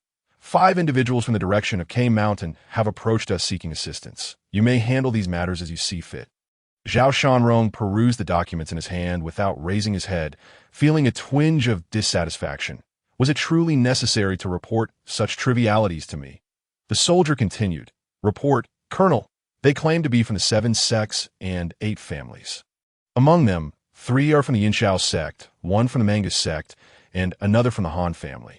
Zhao Shanrong's hand halted momentarily as he lifted his gaze to the speaker, who was none other than Lin Xiaoyang, the deputy director of the 3rd War Department. Is this information accurate? If they were indeed representatives of the 7 sects and 8 families, he would need to personally attend to their reception. Lin Xiaoyang smiled apologetically. I lack the authority to verify the identities of those from the 7 sects and 8 families. It is precisely due to this uncertainty that I sought out the colonel. However, I observed that they all possess extraordinary demeanor, so they should be genuine. Furthermore, they have requested to meet with you. Zhao Shanrong set down the documents, donned his dark green colonel's coat, and walked toward the exit, remarking, Where are they? Lin Xiaoyang quickened his pace to lead the way. In the military reception room, Lieutenant Li Lin, head of the 3rd War Department's Research Division, was attending to Shi Xiandao Run and the recently awakened Gunan, treating their injuries alongside a military doctor and a mid-level Mountain Sea bee spirit, the Ling Ling rabbit. The disheveled Han Qianfan had changed into a dark green camouflage uniform, his hair and face now neatly arranged. The Ling Ling rabbit possessed an array of healing techniques: ear probing, pulse reading, toxin guiding, healing waves, and bone touching, each a highly strategic mountain sea beast. The conditions of Shi, Xiandao, Ren, and Gunan were meticulously examined and documented by the Ling Ling rabbit.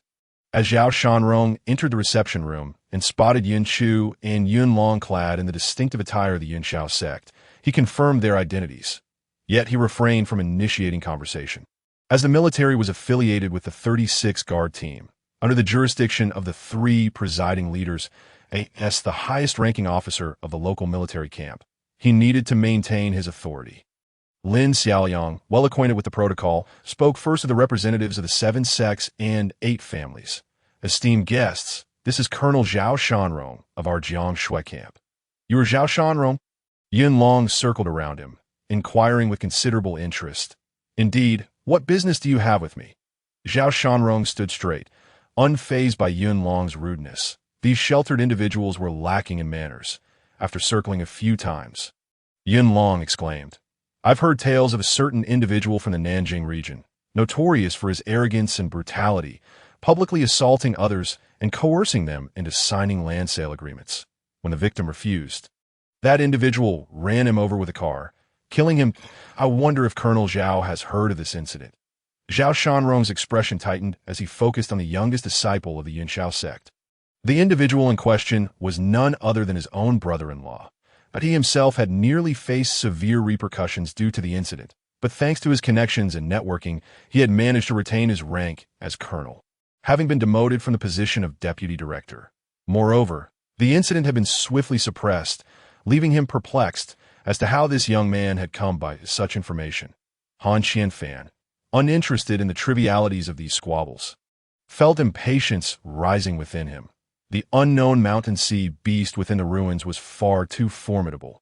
Without the protective charms, Jiang Yueshi would undoubtedly suffer if she encountered it. Just as he was about to speak, Yin Chu interjected, Yun Long, we'll discuss these side matters later. Colonel Zhao, we indeed have a matter to request of you. Zhao Shanrong remained unflustered, his expression unchanged. Hearing the topic shift, he breathed a sigh of relief. Adopting a slightly more courteous tone, you flatter me. I will do everything in my power to assist with any matters concerning the Jiangshui army. Yin Chu expressed gratitude to Zhao Shanrong and then turned to Han Qianfan. Han Qianfan understood. The eldest daughter of the Jiang family, Jiang Yueshi, along with Ganan and myself, ventured deep into K Mountain months ago to explore the ruins. However, she went missing not long ago, and we wish to request the colonel to deploy the Jiangshui army to assist us in the search.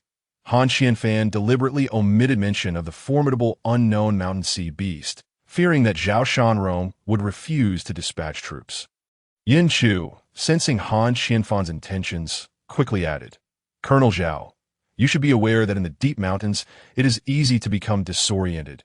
Without assistance, one can easily get lost. Thus, we implore you, upon hearing this.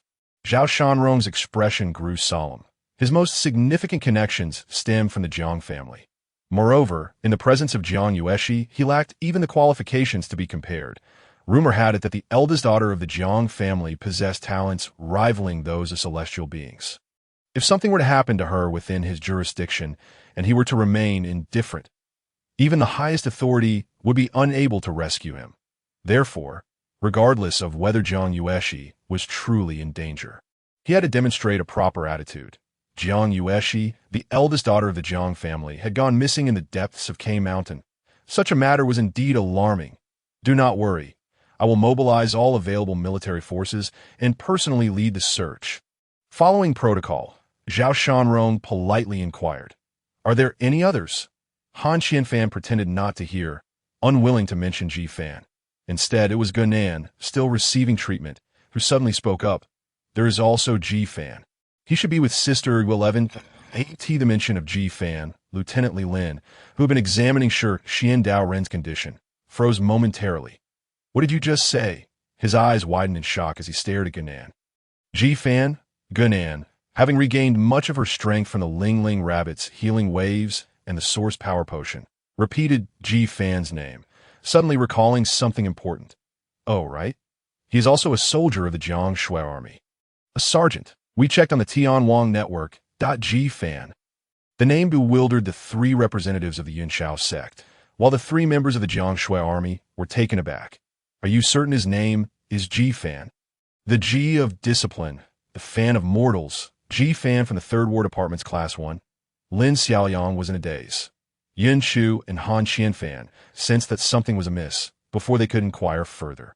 The inquisitive Yin Long could no longer contain himself. G-Fan. What has happened? Has he committed some heinous crime, or has he offended someone of great importance? Do tell, do tell. He repeated the phrase, say 4 times, tilting his head in confusion, almost believing the device had malfunctioned. Lin Xiaoyang glanced at Zhao Shanrong, aware that directives had been issued from above regarding this matter, making it inappropriate to divulge too much to outsiders. Regardless of their status among the 7 clans and 8 families, Li Lin and his associates had been tirelessly searching for G-Fan, yet their efforts had yielded no results. Now, upon receiving new information, disregarding the higher-ups' orders, he directly inquired of Gunan. Have you seen G-Fan? Where is he? Zhao Shanrong turned his gaze towards Li Lin. This lieutenant Li had some background. From the very beginning, he had shown great promise in G-Fan, reporting to him several times about his desire to cultivate G-Fan for the research department. Ever since the incident involving the deserter, he had consistently spoken in G-Fan's favor. Observing the anxious demeanor of Lieutenant Li, Zhao Shanrong chose not to intervene, but listened quietly, eager to understand the specifics for reporting back. The matter concerning G-Fan was neither trivial nor monumental. However, if it were indeed, as Colonel Lin Dan speculated, then the 4th Division was on the brink of a major upheaval. Nan recollected the encounter and stated earnestly, "We met G-Fan near a patch of grass deep in Kaimount. He is not a deserter. I can attest to that at IT that time. He was unconscious and severely injured. IT was my sister Yueshi and I who insisted on rescuing him. Had it not been for us, he would have perished." Han Qianfan twitched at the mention of their insistence. Do you recall when this occurred? Li Lin pressed on, for this issue was crucial to restoring G-Fan's military status. A matter he held in high regard. It was around the end of August, though I can't recall the exact date. And glanced at Han Qianfan, uncertain of the precise timing. Han Qianfan, with an expressionless face, remarked, "It was on August 27th. I remember you mentioned you're going to Fong." "All right, I understand. No need to elaborate," Gunan promptly interrupted, her cheeks flushing. "And after that, did G-Fan remain with you?" Zhao Shanrong interjected. Feeling it necessary to clarify this point, Gunan nodded. Zhao Shanrong stroked his chin. "Today is December 20th, meaning nearly 4 months have passed. The timeline aligns. Thank you both. Please rest well. If you require anything, communicate directly with Lieutenant Lin. I will now arrange a rescue team. Lieutenant Li, please follow me." Before departing, Zhao Shanrong called Li Lin aside, concerned that Li Lin's anxiety might lead him to reveal something inappropriate, potentially drawing the scrutiny of the inspection team. The issue of G-Fan's disappearance had been sealed with a gag order from the higher dash-ups. No one was permitted to mention it or investigate further. With violations subject to military LAW, Li Lin was aware that the 27 team had dispatched an inspection team to the Xianghua army. What were they investigating? No one knew. How were they investigating? Again, no one had answers. This behavior was utterly perplexing. Following Zhao Shanrong out of the reception room, they arrived at the camp commander's office. Li Lin, unable to contain himself, asked, "Commander Zhao, since there are witnesses confirming G-Fan was injured and unconscious, does that not mean he is not a deserter? Can his military status be restored?" Zhao Shanrong stood tall and walked leisurely to the window. "This matter requires my report to Colonel Lin for a decision from above." Li Lin, confused, stepped in front of Zhao Shanrong, blocking his path. Why should the status of a mere recruit warrant Colonel Lin's attention? Zhao Shanrong regarded the bespectacled, somewhat unkempt Lieutenant Li before him with a hint of exasperation. This Lieutenant Li hailed from the Li family of Qingshan Prefecture, skilled in forging and talisman crafting, and remarkably astute. Were it not for the fact that he was the sole technological expert in the Jiangsu army, Zhao Shanrong would have preferred to ignore him. "Old Li, there are matters that the higher-ups do not wish for us to know. It is best to remain ignorant. Even if you do know, Feign ignorance, understood? It was indeed rare for a colonel to speak so candidly to a lieutenant. Zhao Shanrong patted Li Lin on the shoulder before returning to his seat to report Ji Fan's situation. In the reception room, upon hearing Zhao Shanrong's remarks before leaving, Yun Long began to formulate a hypothesis. Once Zhao Shanrong and Li Lin exited, he approached Lin Xiaoyang and whispered, "Lieutenant Lin, that Ji Fan, could he possibly be the missing recruit that everyone has been buzzing about?" Lin Xiaoyang stiffened, uncertain how to respond. Yin Chu, overhearing Yun Long's words, felt a tightening in his chest and shouted, "Yun Long!" Yun Long jumped, turning towards Yin Chu with a frown. "What is it, Brother Su? You startled me." Yin Chu, recalling the conversation regarding the dual spirit's memory, worried that the indiscreet Yun Long might inadvertently reveal sensitive information, shot him a glare. "Go check on Master Shi Xian's injuries." Fine, I'll go." "No need to shout," Yun Long muttered under his breath as he made his way towards Shi Xian. Chapter 73. Ji Shaowan, Shun Yunqing. It's curious that since Shi Xian arrived at the Jiangsu army, he has scarcely uttered a word. Upon his arrival, he immediately requested a tablet from Li Lin and has since been engaged in virtual discussions with the leader of Yinshao sect, Tian Xiandao Run, relaying the incident involving the humanoid Shanghai beast in the Baitai district of Qianghua Prefecture. Within the cultivation chamber of the leader of Yinshao sect, Tian Xiandao, Ren closed his tablet with a grave expression. The conflict in Wenjiang Prefecture remains unresolved, and the legendary corpse beast Ingo has resurfaced.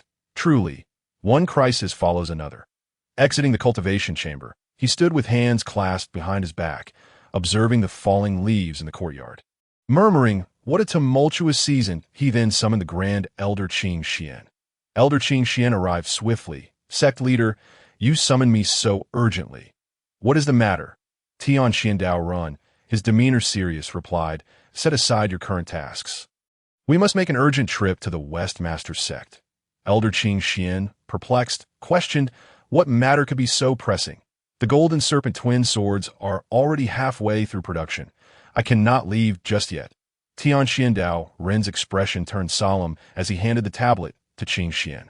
Elder Qing Xian quickly perused its contents, and upon reading the two characters, exclaimed in shock, "Ingo, it has appeared?" In the Shikan district of Shangjing Prefecture, at the ancestral home of the Ji family, Ji Shaowan lay leisurely on the sofa in her room, a silk cloth draped over her face, peering through it at the warm sunlight outside. Her expression somewhat dazed. She felt as though she had been wandering aimlessly for days, as if caught in an endless dream. The events within that dream were muddled, yet she distinctly sensed it was a very unpleasant one. Vague recollections surfaced. A Shanghai beast pursuing her, someone hunting her down, and dual spirits capturing her. Enemies on all sides, a frightening ordeal. Yet there was a soldier in the dream who brought a touch of warmth amidst the malice. Thankfully, it was all just a dream. Click, the door creaked open. Ji Yuanxian, the head of the Ji family, stepped inside. "Wan, how are you feeling today? Are you better?" Upon hearing her father's entrance, a fleeting sense of dread and resentment washed over her, leaving her momentarily perplexed by her emotions. Shaking off her thoughts, she removed the silk covering her face and offered Ji Yuanxian a sweet smile. "Father, I feel much better." Ji Shaowan was exceptionally beautiful. Her slightly curled chestnut hair cascading over her shoulders, her delicate skin resembling the finest white jade, and her crimson lips captivating. Had Ji Fan been present, he would undoubtedly have been taken aback, for she was none other than the enchanting Shun Yunqing. Ji Yuanxian settled beside Ji Shaowan, affectionately ruffling her hair. "That my precious daughter, heal swiftly. In a few days, your brother Yin Chu will come to propose. You must look splendid, dazzling them all." Upon hearing this name, Ji Shaowan's eyes initially clouded with confusion, soon brightening with realization. "Brother Yin Chu? Am I to marry him?" Knock, knock, knock. The door was rapped again, but a respectful voice called from outside. "Head of the family, the elder has arrived and says he has made progress on the matter you asked him to investigate." Ji Yuanxian calmly responded to the door, acknowledging the message, then turned to Ji Shaowan with a warm smile. "Rest well. If you desire anything, let Aunt Fu prepare it. I will come to see you again later." Ji Shaowan nodded obediently. After her recent injuries during cultivation, she had been lethargic, requiring long hours of sleep. Ji Yuanxian turned away, his face radiating joy as he exited. Once outside, he gently closed the door behind him. The moment he turned back, his expression shifted to one of icy resolve, his eyes filled with murderous intent. Outside stood the Ji family's third steward, who was immediately sent flying 10 meters by a single kick. The third steward spat out a mouthful of blood, trembling as he rose, utterly bewildered by his offense. "Go summon Ji Shiping," the Inchin's calm voice emerged, as if he were not the one who had just lashed out in anger. The third steward, feeling as if he had been granted a reprieve, bowed and retreated. Ji Yuanxian made his way towards the study. Inside the study, 2 plates of delectable winning fish fillets lay on the discussion table, where Ji Yuanguang, with his white hair yet youthful visage, sat, his face aglow with health, unmoved by the meal before him. He was the Inchin's elder cousin, named Ji Yuanguang. Aware of his secondary lineage, he immediately rose to respectfully greet Ji Yuanxian upon his arrival. Head of the family, Ji Yuanxian gestured for him to take a seat. He then approached the table, poured 2 glasses of Kang's, and handed one to Ji Yuanguang. Kang's wine, crafted from the Ji family's unique Huan divine liquid, not only boasts a rich and fragrant taste, but also serves to enhance and restore spiritual energy. The diluted Kang's wine available on the market, even at a concentration of 10, is worth 20 gold coins for merely 200 milliliters. Underscoring its preciousness, Yuanguang, taken aback by the honor, accepted the glass with both hands. "What is it?" Ji Yuanxian inquired, taking a sip of wine while elegantly savoring the fish fillet. Yuanguang, holding the glass, dared not drink nor set it down. Maintaining a respectful posture as he replied, "I have conducted an extensive investigation over the past few days, and the second young lady has not entered the Fengxiao branch. The one rumored to have activated the spirit source is not her. Moreover, I have identified 25 individuals who have interacted with the second young lady." Ji Yuanxian cut off a small piece of fish, its translucence glistening under the light, and savored it while awaiting Ji Yuanguang's continuation. Ji Yuanguang continued. "At that time, due to the demon associated with the spirit source, the 4 major academies and Old Luo from the Ministry of Education have been searching in the Fengxia district, which significantly hindered my investigation. Fortunately, the majority of these 25 individuals are ordinary people, with only 3 being somewhat troublesome mountain sea masters, but they have all been dealt with now." Ji Yuanxian nodded. "Very well. However," Ji Yuanguang, lowering his head in shame, continued, "I ultimately failed to locate the Heavenly Emperor's order." Suddenly, he lifted his head, feigning loyalty and righteousness, boldly declaring, "I have failed my duty, and I implore the head of the family to punish me." Ji Yuanxian set down his knife and fork, lifting the glass of Kang's wine, his emotions inscrutable, seeing that his performance had not elicited a favorable response from the head of the family. Ji Yuanguang hastily added, "The second young lady once mentioned that the Heavenly Emperor's order is hidden in a place where no one can find it, and now all who have interacted with her are dead. I have searched every place the second young lady has been in the Qingshan mansion, except for within the Jiangxu army. It is likely that she has concealed it within the military district. Grant me a little more time, and I shall unearth the Heavenly Emperor's order for the head of the family, even if I must dig 3 feet into the ground." "Enough." Ji Yuanxian set down his glass. "Qin Biyu has just taken command of the Xuanyuan Ninth Army. It is unwise to stir up more trouble. Leave it be. It will not evade capture regardless." With that, he gestured for Ji Yuanguang to partake in the fish fillet. Ji Yuanguang, feeling as if a heavy burden had been lifted, rose and expressed his gratitude. "Thank you, head of the family." After standing, he took up his knife and fork to enjoy the winning fish. Ji Yuanxian cleared away his own plate, leaving Ji Yuanguang puzzled by the head of the family's actions. Then Ji Yuanxian spoke, as if to himself but also directed at Ji Yuanguang, slowly articulating, after finishing the meal, "One must clean up the remnants, ideally having someone bring out a fresh serving.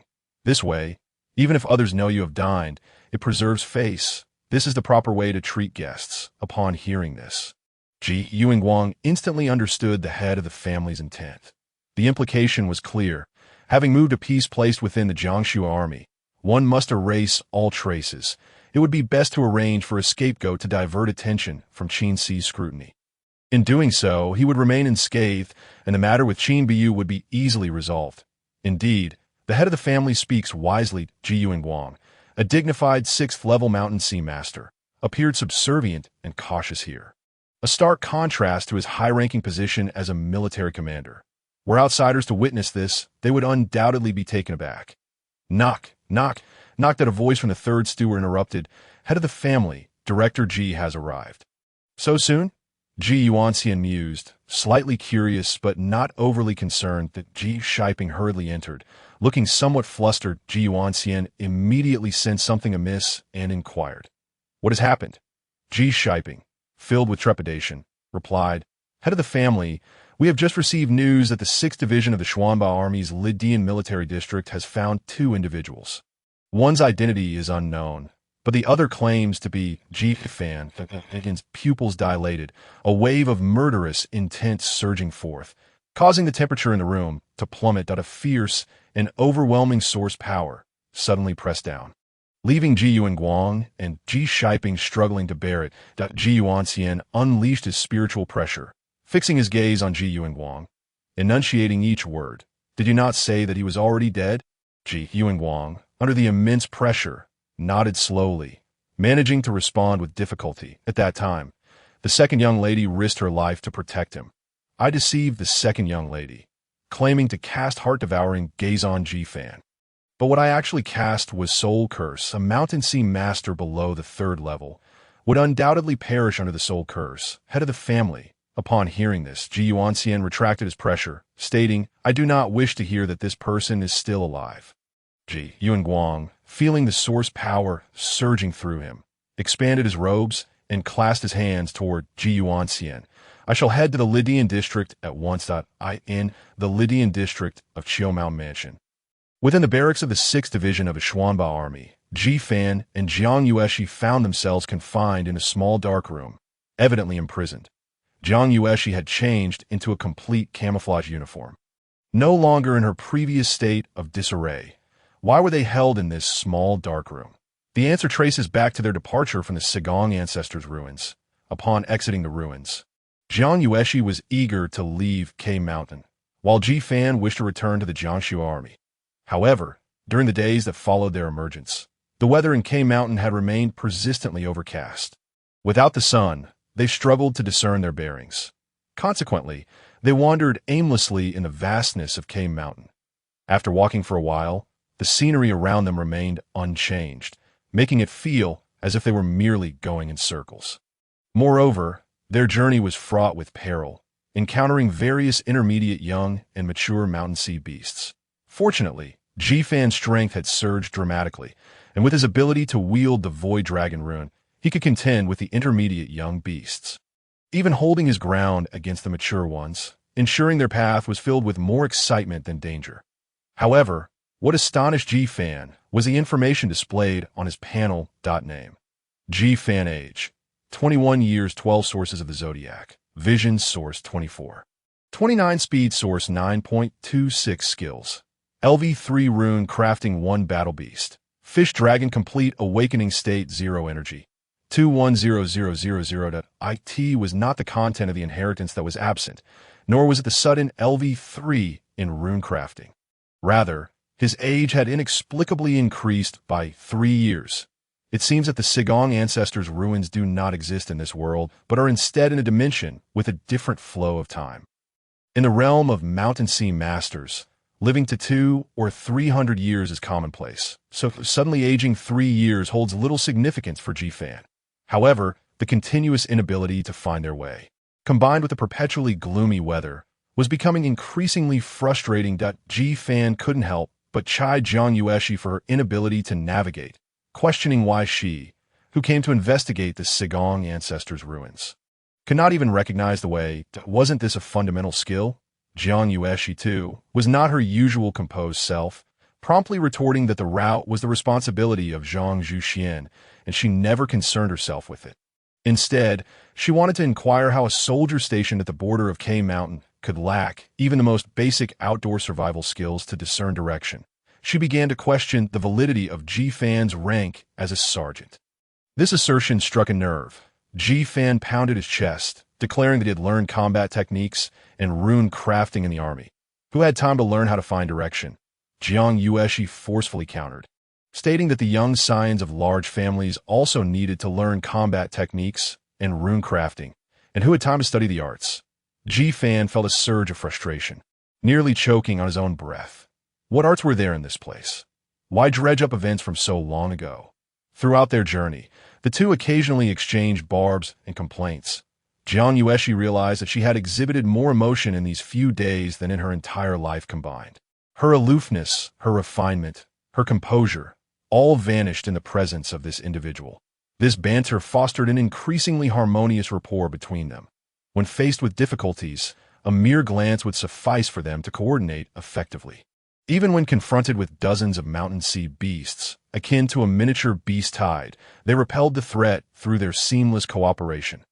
Ultimately, the solution to their directional dilemma came to Ji Fan in a moment of clarity. Autumn was upon them, and autumn brought with it the northwestern winds. Thus, they discerned the eastern direction and proceeded towards it. Unbeknownst to them, they traversed countless days and nights until they finally beheld the distant steel Great Wall. Upon seeing the rows of lights adorning the steel ramparts, Ji Fan was overwhelmed by a sense of homecoming at this juncture. An interlude unfolded as they approached the base of the steel wall. Jiang Yueshi, feeling self-conscious about her tattered attire, wished to slip into the military camp without drawing attention. However, Ji Fan deemed this improper, as trespassing in military territory was a grave offense at that moment. Jiang Yueshi exhibited the innate defiance typical of young women, insisting on changing her clothes first. Ji Fan, unable to withstand her resolve, acquiesced. Yet, as they ascended the wall, various alarm mechanisms blared. Ignoring the warnings, Jiang Yueshi summoned her speed and vanished from sight in an instant. Ji Fan was left in shock, unable to fathom such trickery. The sentinels surged forth like a tidal wave, encircling Ji Fan, each brandishing their insignia cards as if facing a formidable foe. Who are you? What business do you have here in the dead of night? I am Ji Fan from the third station. Ji Fan had hoped to identify a familiar face for easier dialogue, but all he encountered were strangers. The foremost sentinel declared, "This is the third station. I am the squad leader, Class 3. I have never seen you before." Ji Fan, equally unfamiliar with him, pondered whether this could be a result of personnel transfers to the 1st Division, given the recent upheaval. This is a long story. I was reassigned to the 1st Division a few months ago. The 1st Division? No one has been transferred there recently. If there were, it would have been half a year ago. Wait, what? Chapter 75, Schemes and Gains. The squad leader snapped back to attention, glaring at Ji Fan, who had nearly confused him. Anyone wishing to enter the city must undergo scrutiny to prevent potential threats. This young man had surreptitiously entered at night and trespassed into military grounds. Such behavior was a serious violation of regulations. Regardless of his division, he must be apprehended and punished. In desperation, Ji Fan mentioned Huang Lixiong, Chen Yan, and Li Lin, hoping to connect with them. However, the squad leader had never heard of these individuals. That Ji Fan belatedly realized that, after all this conversation, they seemed not to be in the same military district. He then informed the squad leader of his affiliation with the Xianzhou army. Upon hearing this, the squad leader's demeanor shifted slightly. They were from the Xianba army, which belonged to two different battalions. The two battalions had always maintained a cordial relationship, and any disruption would be undesirable. However, having been deceived once, he now approached the situation with increased caution. He instructed a veteran in his squad to verify Ji Fan's information. If he were indeed from an allied force, it would be a matter of face and would need to be reported for higher-ups to decide. Soon, the veteran returned with the findings, stating that Ji Fan's military registration was absent from the military system. Ji Fan, astonished, protested, "That cannot be." The veteran continued, "However, the Skynet system does have a record of Ji Fan, indicating he is merely an ordinary person who failed the college entrance examination, that he had already notified the deputy combat station commander." Damn it, ain't nobody infiltrated here, and I almost believed him. The squad leader felt humiliated. Surrounding onlookers regarded Ji Fan as if he were a ghost. Ji Fan, upon hearing the veteran's words, stood frozen. How could this be? He was indeed who he claimed to be. At that moment, A fragrant breeze wafted in as Jiang Yueshi returned to Ji Fan's side. She had changed into a new outfit, shedding her previously disheveled appearance.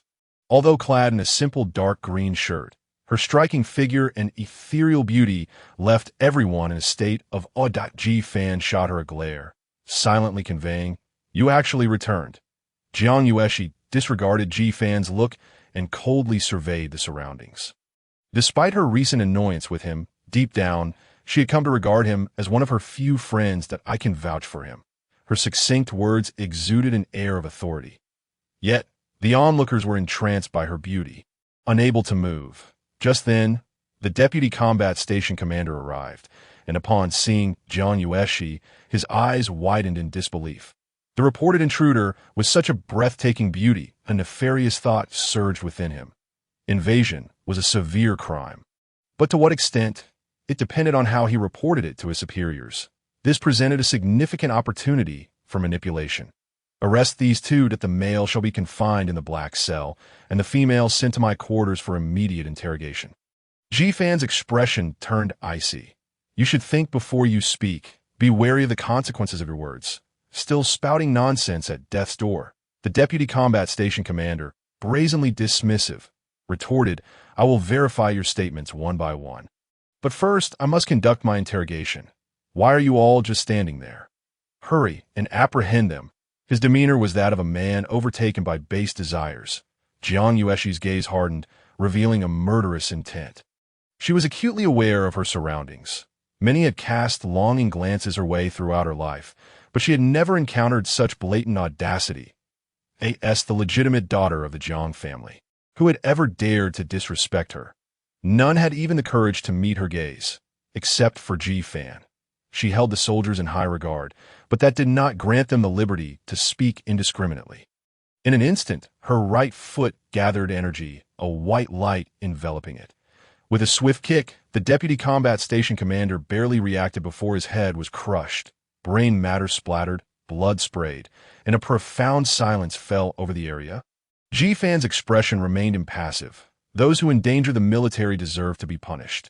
Even if Jiang Yueshi hesitated, he was prepared to Jiang Yueshi landed. She coldly declared her name. The squad leader and the surrounding soldiers snapped back to reality. Their faces ashen with horror. These two young individuals were doomed. Not only would they face death, but their families would also bear the consequences. They dare invoke their names. This was tantamount to calling for the extermination of their clans. These youngsters truly did not know the gravity of their actions. The alarm sounded twice. A multitude of soldiers swiftly gathered atop the wall. One soldier from Class 3, erring on the side of caution, checked the system for Jiang Yueshi's name, but found no relevant information.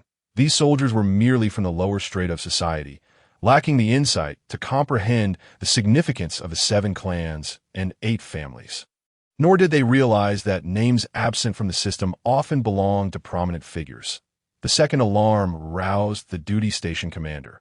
Murdering someone here was no trivial matter, but upon hearing discussions of Jiang Yueshi's name, he immediately associated it with the Jiang family. One of the 8 families. If she truly were a member of the Jiang family, then even the slaughter of everyone present would likely go unpunished. This matter required verification. The other individual, Ji Fan, who claimed to be from the Chiyou army, also needed scrutiny. As for the deceased, the 7 clans and 8 families must not be insulted. This was a consensus. Anyone who transgressed would bear the consequences. Thus, Ji Fan and Jiang Yueshi were temporarily confined to a small dark cell. Neither had the inclination to converse, choosing instead to meditate and reflect on the spoils acquired from this expedition. Although Jiang Yueshi had committed murder here, Ji Fan believed she would face no repercussions. Not only was she the favored daughter of the Jiang family, but having also gained recognition from the symbol Shiqin, which belonged to the Central Divine Court's 36 teams, no captain would dare offend her over a mere lowly soldier. Ji Fan, however, was more concerned about his own fate, uncertain if he would become collateral damage. Yet, dwelling on such thoughts was futile. Whatever would be. This inexplicable entanglement with a twin spirit had led him to K Mountain, where he had nearly perished due to the application of mental arcane arts. Fortunately, he had inadvertently gained entry into the symbol ancestors' ruins alongside Jiang Yueshi, allowing his energy to surpass 20 degrees and unlocking the B-grade rapid source. Within the ruins, he had also acquired the symbolic dragon inheritance, elevating his knowledge of runes to a third-tier level. Akin to a sudden enlightenment, the third-tier rune master held a prestigious position in the 72 prefectures of the human nation, surpassing even the 5 major directors in District 1 and becoming a sought-after ally among many families and sections. However, the cumulative gains from earlier encounters paled in comparison to what he had ultimately attained: the profound and enigmatic inheritance of the 8 trigrams, as well as the elusive treasure key. Setting aside the treasure for the moment, the runic principles contained within far exceeded the 9th-tier realm. Should he master all the symbols of the 8 trigrams, Jifan would undoubtedly ascend to the heights of the symbol ancestor, becoming the symbol emperor of his time. He is increasingly confident about reclaiming the position of the lord of Wenjiang Prefecture.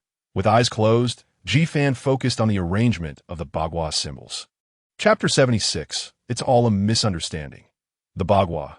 Qian, Kuan, Kan, Li Zhun, Sun, Jin, Dui. Each character generates symbolic images, representing an entirely new form of runes.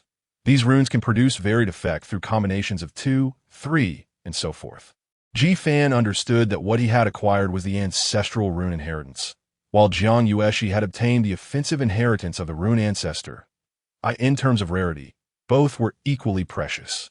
Yet he still felt that acquiring the rune instrument, the Shiqin, would have been preferable. With a crack, the door of the dark room swung open, letting in a blinding ray of sunlight. Jifan and Jiang Yueshi activated their visual sources, which had no adverse effect on them. Outside stood a multitude of individuals: Colonel Sun, the commander of the Lydian army, and Lieutenant Zhang, the director of the second operations, Li Lin and Huang Lixiong from the Jiangsu army, Gunan and Han Qianfan from the Manga sect, as well as a middle-aged man dressed in a tailored suit, with a bronze complexion, a tall stature, a crew cut, and a commanding presence. Upon spotting Jiang Yueshi, the middle-aged man immediately approached her, saying, "Miss, are you unharmed?" Colonel Sun, standing at the entrance, wore a smile that appeared more like a grimace. Jiang Yueshi was quite surprised to see the middle-aged man. "Uncle Honghua, what brings you here?" The man known as Uncle Honghua flashed a hint of guilt across his face. "I came to escort the young lady." After saying this, he turned to Colonel Sun, his expression impassive, and asked, "Are any additional procedures required?" Colonel Sun hurriedly waved his hands. No, Lord Jiang, you are too courteous to come in person." Jiang Honghua interrupted, saying, "What about the matter concerning the operations director?" Colonel Sun was drenched in sweat.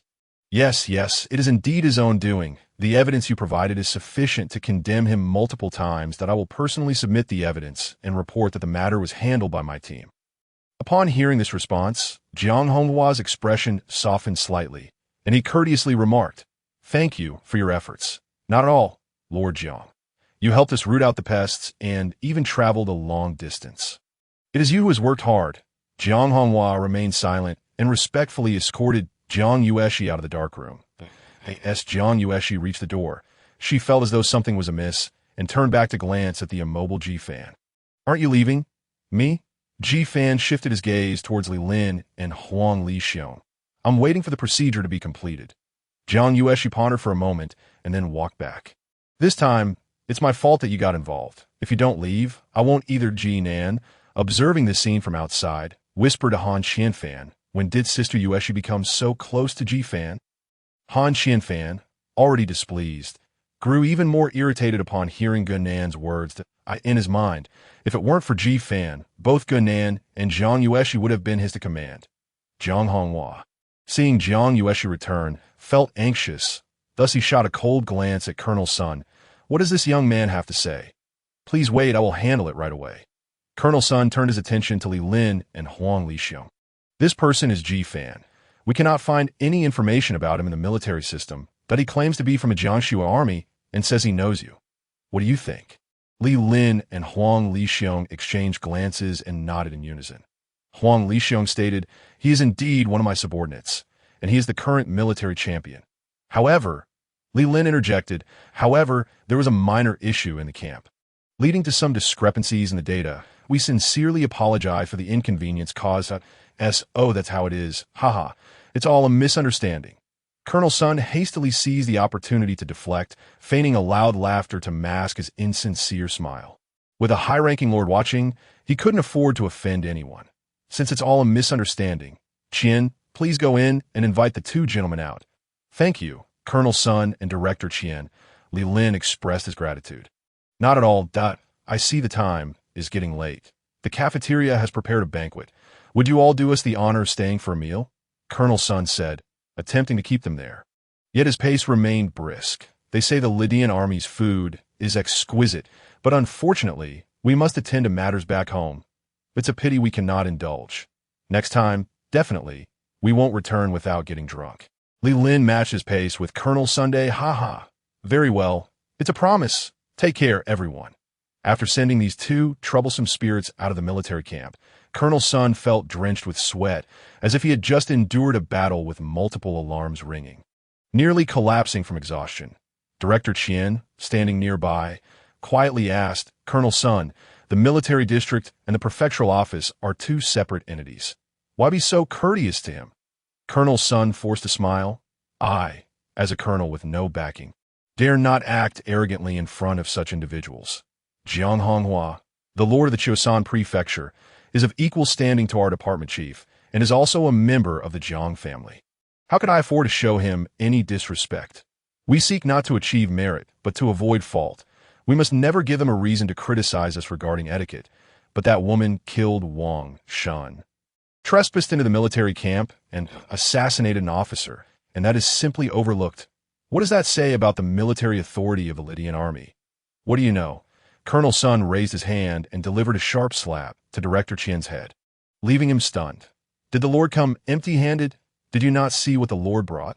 What did the Lord bring? Director Qian asked, bewildered, then protested. Just because he brought something, does that mean he can kill people at will? Colonel Sun looked at this usually astute second operations director as if he were a fool. The Lord brought something weighing 5 pounds, all evidence of Wang Shan's crimes. How long has it been since Wang Shan was killed until the Lord arrived? Did the Lord know Wang Shan before? What does that imply? Think for yourself. After saying this, Colonel Sun turned and left, resolving to exclude Director Qian from any future promotions in the military district. Upon exiting the military district, Jiang Yueshi and Ji Fan maintained their previous habit of walking side by side, a fist's distance apart. This unspoken understanding formed during their time on K Mountain did not seem inappropriate to them. Yet, to others, this scene conveyed a different message. Jiang Honghua pondered deeply. When did the young lady become so close to a man? This individual is rumored to be the new military champion of the Jiangsu army? No, he must have someone investigate this person upon returning. He should not be someone with ulterior motives. Jinan, who had been following Jiang Yueshi, lagged a few steps behind and quietly remarked to Han Qianfan. Didn't T. Yueshi dislike Ji Fan? Why are they so close now? It seems that their recent experiences have brought them closer. Senior, do you think Ji Fan is trying to reach beyond his grasp? Han Qianfan's handsome face flashed with a cold smirk. He might want to, but he should also know his own position, that a candle chasing the sun only leads to ruin. Ji Fan was followed by Li Lin and Huang Lixiong. Li Lin stroked his chin and quietly said to Huang Lixiong, Old Huang, it seems Ji Fan and the young lady of the Jiang family have connection. What do you think? Chapter 77. Jiang Yueshi. Until we meet again. What do you think? What else there to see? We don't know what the situation will be when we return, and you still have time to ponder these things. Huang Lixiong retorted sharply to Li Lin. 2 cars were parked at the entrance. Jiang Honghua opened a right-hand car door, inviting Jiang Yueshi to enter, while Li Lin and Huang Lixiong got into the left-hand car. Before parting, the two stood between the 2 cars, the midday sun casting elongated shadows of their figures. Ji Fan extended his hand. Thank you, Jiang Yueshi. Until we meet again. Jiang Yueshi paused slightly, then reached her hand out to firmly shake his. Until we meet again. The two then entered their respective vehicles. Ji Yinan and Han Qianfan, who had initially come with Li Lin, naturally joined Jiang Yueshi in Jiang Honghua's car. Inside the car, Jiang Yueshi sat in the back seat, silent, her gaze fixed on the car window, watching the other vehicle until it disappeared, lost in her thoughts. Jiang Honghua, driving, glanced at Jiang Yueshi through the rearview mirror. He had never seen the young lady wear such a look of wistfulness before. Just now, that young man called her by her name and even shook hands. Now, seeing her in this current state, it seems this matter needs to be reported to the family head. Jinan sat in the back seat, accompanying Jiang Yueshi. Noticing her silence, he took the initiative to strike up a conversation. Sister Yueshi, did you and Ji-fan get swept together from the waterhole? Indeed, Jiang Yueshi replied, her gaze still fixed outside. Wow. During the month you were together? You must have experienced a lot, Gunan continued. Jiang Yueshi understood what Gunan was implying. It was merely a question of why his attitude towards her had softened considerably. Thus, she replied candidly, Ji-fan assisted me in acquiring the relic inheritance. Nan responded with a prolonged "oh," as if it all made sense now. No wonder their relationship had blossomed. Han Xianfan, upon hearing this, scoffed. Yueshi, don't let him deceive you. What does he? A mere novice, no? Perhaps it was just a case of a blind cat stumbling upon a dead mouse. The two of them engaged in playful banter, one teasing while the other made jabs. And Jiang Yueshi, unwilling to partake in their sparring, shifted the topic. What about you two? After we parted ways, what have you experienced? Have any peculiar occurrences taken place? She recalled the voice that had mentioned Ingo. Gunan and Han Xianfan recounted the appearances of unidentified mountain sea beasts within the cave, along with the grim fate that befell others, relaying the details to Jiang Yueshi. She was taken aback to learn that Professor Zhou and Zhang Zhuoshuan had perished. The numerous unidentified mountain sea beasts they spoke of, according to Gunan's description, were likely the cunning who sway that she and Ji-fan had encountered at the Stone Gate. And the last one, could it be the legendary Ingo? She was astonished to discover they had encountered it as well. Moreover, the golden light mentioned by Han Xianfan must have been the manifestation that occurred when she subdued the Fu Shiqin. In light of this, Ji-fan had not only bestowed upon her immense fortune, but had also indirectly saved Gunan and Han Xianfan. Upon hearing Jiang Yueshi's claim of having obtained the relic inheritance, Jiang Honghua felt a twinge of unease. After much contemplation, he resolved to employ a mental secret technique to communicate discreetly with Jiang Yueshi. Upon learning that she had not only acquired the relic inheritance, but also the divine artifact Fu Shiqin, he nearly lost control of the steering wheel, almost colliding with a tree. How could the young lady receive such a monumental opportunity, yet remain so composed? With a sudden surge of speed, Jiang Honghua drove swiftly toward Lydian City, instructing Han Xianfan and Gunan to disembark before heading directly north toward Jingzhou Prefecture, Da Fu Shiqin. Although Jiang Honghua had never heard of it, the renown of divine artifacts was undeniable. The treasures wielded by the seven sects were all formidable relics, and which faction would not covet them?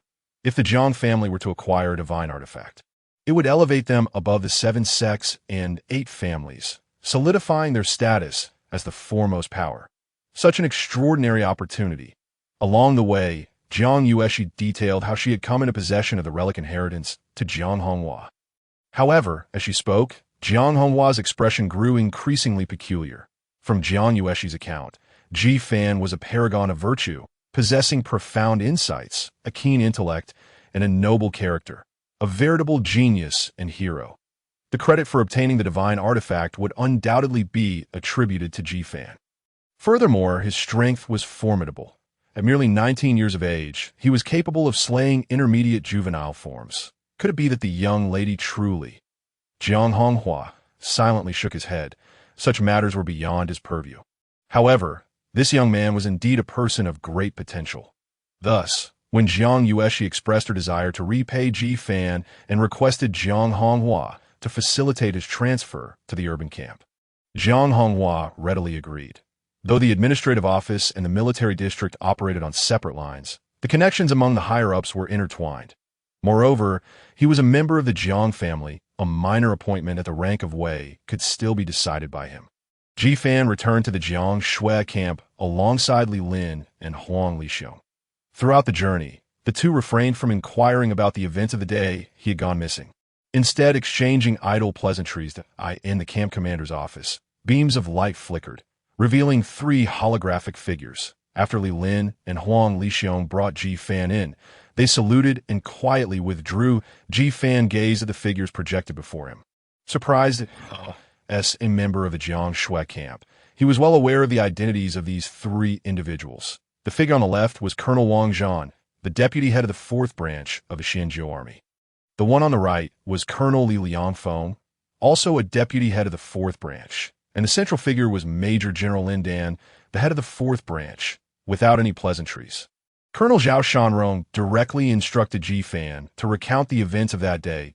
Ji Fan understood that Colonel Zhao was referring to the circumstances surrounding his disappearance, and he recounted everything that transpired on the day of his abduction, omitting any mention of Shun Yunqing. However, he detailed one particular point with great clarity. That night, he was certain he had been knocked unconscious, yet upon awakening, he discovered that he had been captured by advanced mountain sea beasts, the armadillo and the Phylian. These beasts had gained intelligence and were capable of conversing in beast language. Moreover, these two mountain sea beasts had not only captured him, but also a woman as for the identity of the woman. Ji Fan claimed ignorance.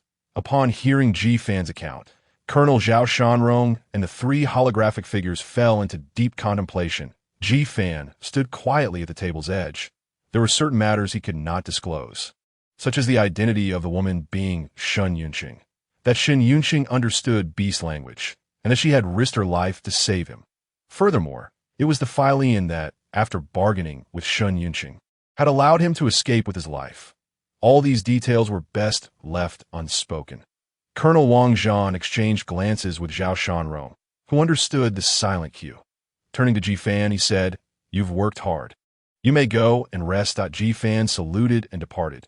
Once Ji Fan had left, Deputy Head Wang Zhan remarked, to be knocked unconscious and found deep within K Mountain, with two advanced mountain sea beasts by side. It seems our previous conjectures were not far from the truth. Deputy Head Li Liangfeng's voice was solemn as he added, "The twin spirits, who would have thought the military had indeed been infiltrated." Commander Zhao Shanrong addressed Colonel Wang. "Now that we have established Ji Fan is not a deserter, can his military status be reinstated?" Deputy Head Wang Zhan replied, "This matter is at the discretion of Commander Qin. If you wish to reinstate him, would that not imply Commander Qin was mistaken? The issue of military status can be discussed later." Liangfeng interjected, redirecting the conversation back to the matter at hand. "Have you considered this? Twin spirits are at least level 4. Yet Ji Fan is merely a trainee mountain sea master. How could he possibly have returned alive?" Zhao Shanrong explained. "It was the Jiang family, Han family, and members of the Mangu sect who rescued him. They can all attest that Ji Fan was in a state of unconsciousness, gravely injured, and had been subjected to a mental secret technique." Wang Zhan countered, "No, the twin spirits went to great lengths, risking exposure to capture Ji Fan. They did not kill him, but merely left him severely injured, indicating there must be a reason behind it." "What is so special about this Ji Fan?" Li Liangfeng inquired of Zhao Shanrong. "What do you think?" Zhao Shanrong pondered for a moment before stating, "There's one piece of information that might be considered special. He is the son of Ji Guoyang and Yao Jinfang." The ever-quiet Major General Lin Dan showed his first sign of emotion upon hearing Ji Guoyang's name. Ji Fan is Ji Guoyang's son, the infamous Ji Guoyang. Does this imply that it might have been Ji Guoyang's former subordinates who were involved? Li Liangfeng speculated. Zhao Shanrong shook his head. Unlikely. The conflict in Wenjiang has escalated. Even if Ji Guoyang had former subordinates, they should be rushing to aid Wenjiang at this critical juncture rather than focusing on us. Wang Zhan, however, had a differing opinion. "I believe it is a possibility that Ji Guoyang has extensive connections within the military, particularly having served as a branch leader in the Xianzhou army. Any of his former subordinates above level 4 could be suspects." Li Liangfeng responded nonchalantly. "By your logic, that would imply both Major General Lin Dan and I are also suspects." Sensing the tension between the two, Zhao Shanrong quickly diverted the topic, asking Wang Zhan, "What about the level 4 mountain sea master who assisted the Jiang Shui army during the Beast Tide 6 months ago? What have you found out?" Wang Zhan snorted. "This individual is named by Han and has a daughter. His exact background is unclear, but he seems to be a rogue practitioner or associated with the Lu Jia secret society. However, he has spent the past few years wandering the mountainous regions with his daughter." Li Yangfeng inquired, "What is his purpose?" Wang Zhan turned his gaze to Zhao Shanrong. "No one knows. Some say he is investigating relics, others claim he is seeking a rare herb, and some believe he is searching for his wife." Li Yangfeng contemplated for a moment. "We should delve deeper into this individual and see if there is any connection to Ji Guoyang. For now, keep Ji Fan within the military and assign someone to monitor him around the clock. If he is a fox, he will eventually reveal his tail." Just as the group was about to reach a conclusion, Major General Lin Dan suddenly spoke up. "It seems you have overlooked the fact that in Ji Fan's account, the armadillo and Philian not only captured him, but also another woman. Who is she?" "If I recall correctly, Colonel Zhao mentioned that on the day Ji Fan went missing, a woman was seen being abducted by a mountain sea beast. The beast tide came unexpectedly, and it was peculiar that only Ji Fan witnessed the woman being taken. Do you believe Ji Fan's abduction might be related to this woman?" Colonel Lin expressed his thoughts. "It is rather unreasonable to be apprehended in the woods merely for casting a fleeting glance at a woman within a pack of beasts." Wang Zhan, however, felt that the explanation regarding Ji Guiyang's involvement was more plausible. Yet, when Colonel Lin spoke, none dared to counter him. This presented itself as a clue. It was necessary to re-verify the identity of the new recruit known as Shen Yunqing to ascertain its authenticity. The reason for Colonel Lin's perspective stemmed from his access to certain information channels, revealing that the second Miss Ji had previously run away from home and had been spotted in the Jiangxue region. If Shen Yunqing was indeed an imposter for the second Miss Ji, then her situation could be dire. Yet reports from the capital indicated that she was currently at the Ji estate. The relationships between the Shanhai clan and the Ji family weighed heavily on Colonel Lin's mind. Over the past 6 months, the Jiangxue region had faced repeated incursions, the reasons for which remained shrouded in mystery. The former commander of the Xinyu Ninth Army, by Chang'e, had been dismissed, and the new commander, Qin Biyu of the Nanji sect, had a close affiliation with the Ji family. Under Qin Biyu's command, the frequency of beast tides had gradually diminished. After Ji Fan's capture, they appeared only once a week. Coincidences can be dismissed, yet a series of coincidences surely indicates ulterior motives at play. That will be all for today. Regarding Ji Fan's military status, with the new Commander Qin in place, any changes to the directive would be challenging. However, within the bounds of policy, certain compensations could be granted and a task could be devised to release Ji Fan, and with some luck, there might be unexpected gains. After expressing these thoughts, Colonel Lin deactivated the holographic projection. What a tumultuous period this is. He pondered whether he should report this matter to Major General Qin. After some deliberation, he decided to contact the former commander Bai Chang'e. Although Bai was no longer in charge of the Xinyu Ninth Army, he remained the deputy commander of the 27th Guard Regiment, holding the rank of Major General. Many matters could be directly reported to the commander or even the third speaker that on the call. Colonel Lin succinctly outlined the current situation. After a moment of contemplation, Bai Chang'e advised Lin to prepare for 2 contingencies. Firstly, to conduct a thorough investigation within his ranks for any potential dual-blooded entities. If none are found, he would have an opportunity to redeem himself. If they do exist, it would present a significant issue. Secondly, he should approach Qin Biyu with transparency, utilizing Qin's authority to investigate Ji Guoyang and the Ji family. Sometimes, stirring the grass can reveal the snakes. Additionally, Lin was advised to mentally prepare for the worst-case scenario. Bai Chang'e mentioned he would also inform the commander of the situation. After hanging up, Colonel Lin dialed another number, instructing, "Notify all officers above the rank of school level in the 4th Division to report to my office within 3 days." Ji Fan wandered aimlessly around the military camp in this unfamiliar yet familiar military district. He had expected to feel at home, but instead, he felt out of place. After leaving Zhao Shanrong's office, he called Guixu at the supply office, having not spoken to her for such a long time. The little girl was almost in tears on the other end of the line. After reassuring Guixu and promising not to take any more risks, he ended the call, inquiring with others. He learned that Chief Xuanyuan had been reassigned. He then went to the dormitory shared with Lao Hu and Demang, only to find that it had already been occupied by someone else. With Xuanyuan absent from the camp and Demang nowhere to be found, familiar faces seemed to have vanished one by one. At that moment, a short, plump middle-aged woman approached Ji Fan, stating that she would take him to arrange for his accommodations. She was the chief of the 2nd Combat Division, and upon her explanation, Ji Fan learned that Xuanyuan had been transferred to the 1st Division. He inquired about Xuanyuan, but the chief's face was filled with confusion. Letting out a sigh, he abandoned his unrealistic fantasies and casually inquired about Wang Damon. To his surprise, he learned that Demang had gained quite a reputation. Chapter 79. The Gathering of Proposals. It was said that during an altercation, Wang Damong had displayed an extraordinary display of strength, instantly becoming renowned throughout the military district. He too had been reassigned to the 1st Division. Time had indeed altered the landscape. The blossoms remained while the faces had changed. The dormitory arranged for Ji Fan was once again a shared space. After settling in, Ji Fan sought out Huang Lixiong, hoping to discuss his forthcoming arrangements. Huang Lixiong and Li Lin were engaged in conversation regarding Ji Fan's military status when they saw him approach, promptly inquiring if he had regained his military credentials. Ji Fan shrugged, informing them that he had merely recounted his experiences from that day, after which Colonel Zhao had permitted him to leave. Li Lin pondered for a moment, then smiled, saying, "No worries. It's only a matter of time before you regain your military status.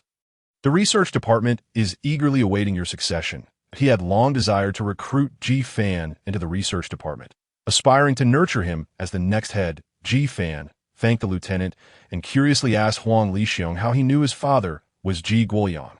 At this, Huang Lixiong's expression stiffened, and he coldly replied, "Why do you ask? It's just something I learned by chance. All right, young man, some matters are best left for you to investigate once you achieve the rank of school level or even higher."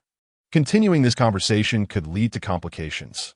Huang Lixiong's words caused Ji Fan, who was about to speak, to close his mouth. He was astonished that even after so many years, his father's case remained a taboo topic. He inquired about Xuanyuan again, but Huang Lixiong and Li Lin had no information to offer about a case involving his father and the identity of Xuanyuan. Both wrapped in mystery, it seemed to have to rely on himself. In this world, strength ultimately spoke.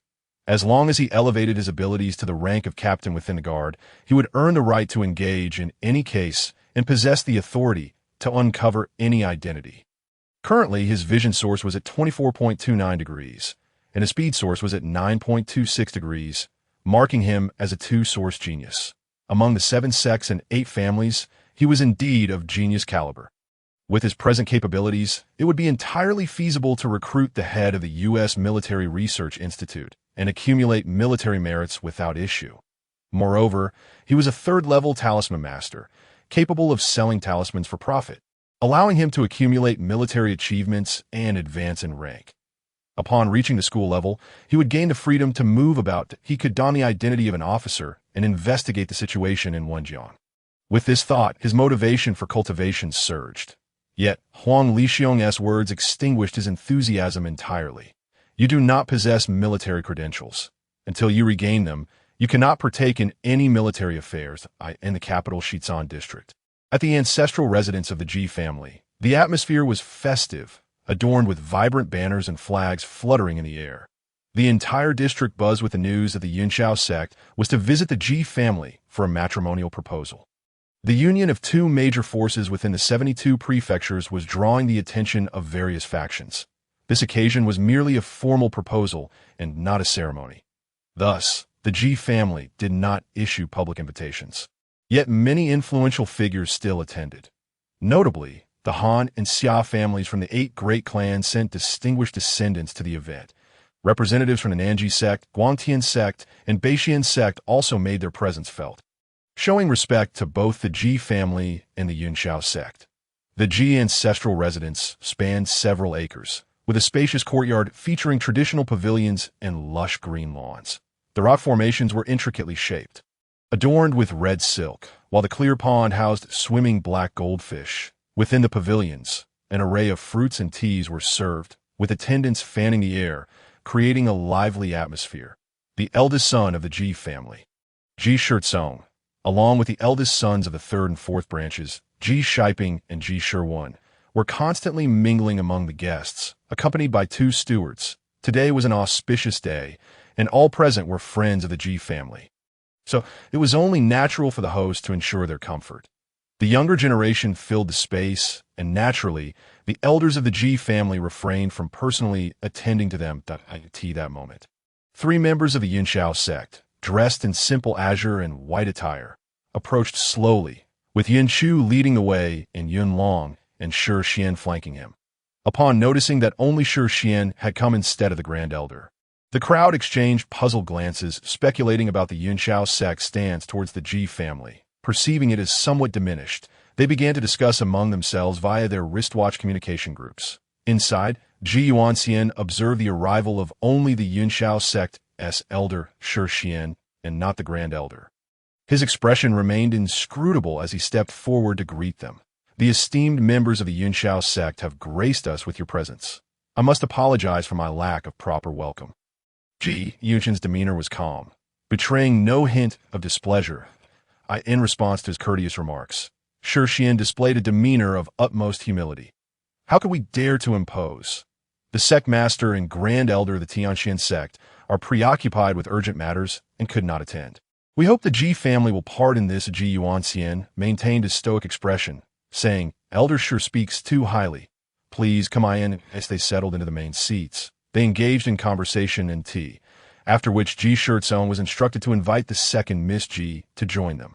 Inside, Ji Shaoan gazed at the approaching Yin Chu with a peculiar sense of tranquility in truth, Yin Chu was a distant cousin on her mother's side, having spent some time at the Ji residence during their childhood, where they often played together. In her youth, she was oblivious to the nuances of affection, but to her, a companion was akin to a cherished friend. The presence of Yin Chu gradually fostered a sense of reliance in her, who had felt isolated since childhood. As time passes, the two find themselves separated by vast distances, only to meet after several months or even years. She wonders why she once held such affection for this person. Ji Shaoan cannot help but shake her head. Ji Shizong enters to escort her to the pavilion, and Ji Shaoan follows him. After today, she will be the fiancée of that individual, it seems. For reasons unknown, a vague silhouette suddenly appears in her mind. What is your true name?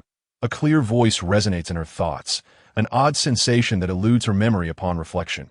Under the sunlight, Ji Shaoan gracefully approaches the crowd, moving with the wind, her presence captivating.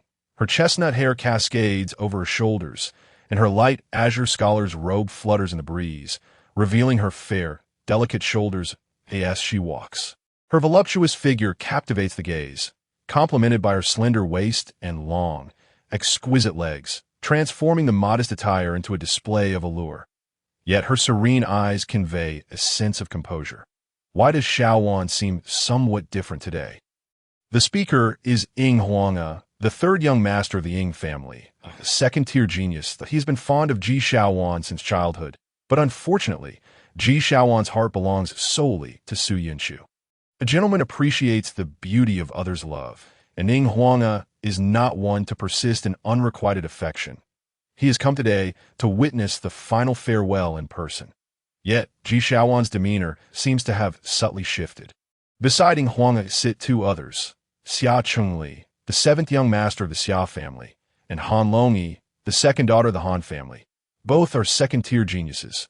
Han Longyi is strikingly beautiful. Her hair elegantly styled, with bright, expressive eyes. She is a vision that outshines the finest beauty. As Ji Shaoan approaches, she greets her with a radiant smile. Being close friends, it is only natural for her to attend such an occasion. Wow, after a few months apart, you have become even more beautiful. Longyi, Ji Shaoan exclaims in surprise upon seeing Han Longyi. I thought you were busy competing for rankings at Xuandu Academy and wouldn't be able to come. Han Longyi rolls her eyes. That was ages ago. Are you mocking me? The two then engage in playful banter. Xia Chengli glances at Ying Huanga and remarks, Third brothering, Shaoan has remained unchanged. It is your heart that has shifted. Chapter 80. The Secret Gathering of the Six Gua. The nine-harmed divine beggar, a female disciple of the Guangtian sect, sits in another pavilion, her gaze fixed on Ying Huanga. She is Pei Yuanshan, the third disciple of the sect's master. This young woman is refined and graceful, her demeanor as serene as a flower reflected in water, moving with the elegance of a tender willow in the breeze. It is said that she cultivates a single source, yet her strength is formidable. She is not here to witness Ji Shaowan and Su Yunshu, but has come to seek Ing Huanga. During a previous competition, she was defeated by him. Since then, she has sent several challenge invitations, all of which he has evaded. This time, she intends to seize the opportunity to reclaim her honor. Beside Pei Yuanshan sits Qin Peinan, the son of the Grand Elder of the Nanji sect. Second-tier genius, he is friends with Su Yunshu and harbors feelings for Ji Shaowan as well. However, a gentleman appreciates the beauty of others' love. Unable to attain this exquisite flower, he considers pursuing another. He has come today to offer his blessings. Qin Peinan observes Pei Yuanshan's gaze and teases, "You claim not to have feelings for Brother Ing. Yet you cannot deny it, that a woman's disdain for a man often marks the beginning of her infatuation." Pei Yuanshan coolly retracts her gaze and retorts, "Believe what you will, but utter another word, and you shall find yourself reduced to a pile of mush." Qin Peinan remains unfazed, casually responding, "Then let us see whether your stone can fly faster than my fan. Sounds as if you possess a magical artifact."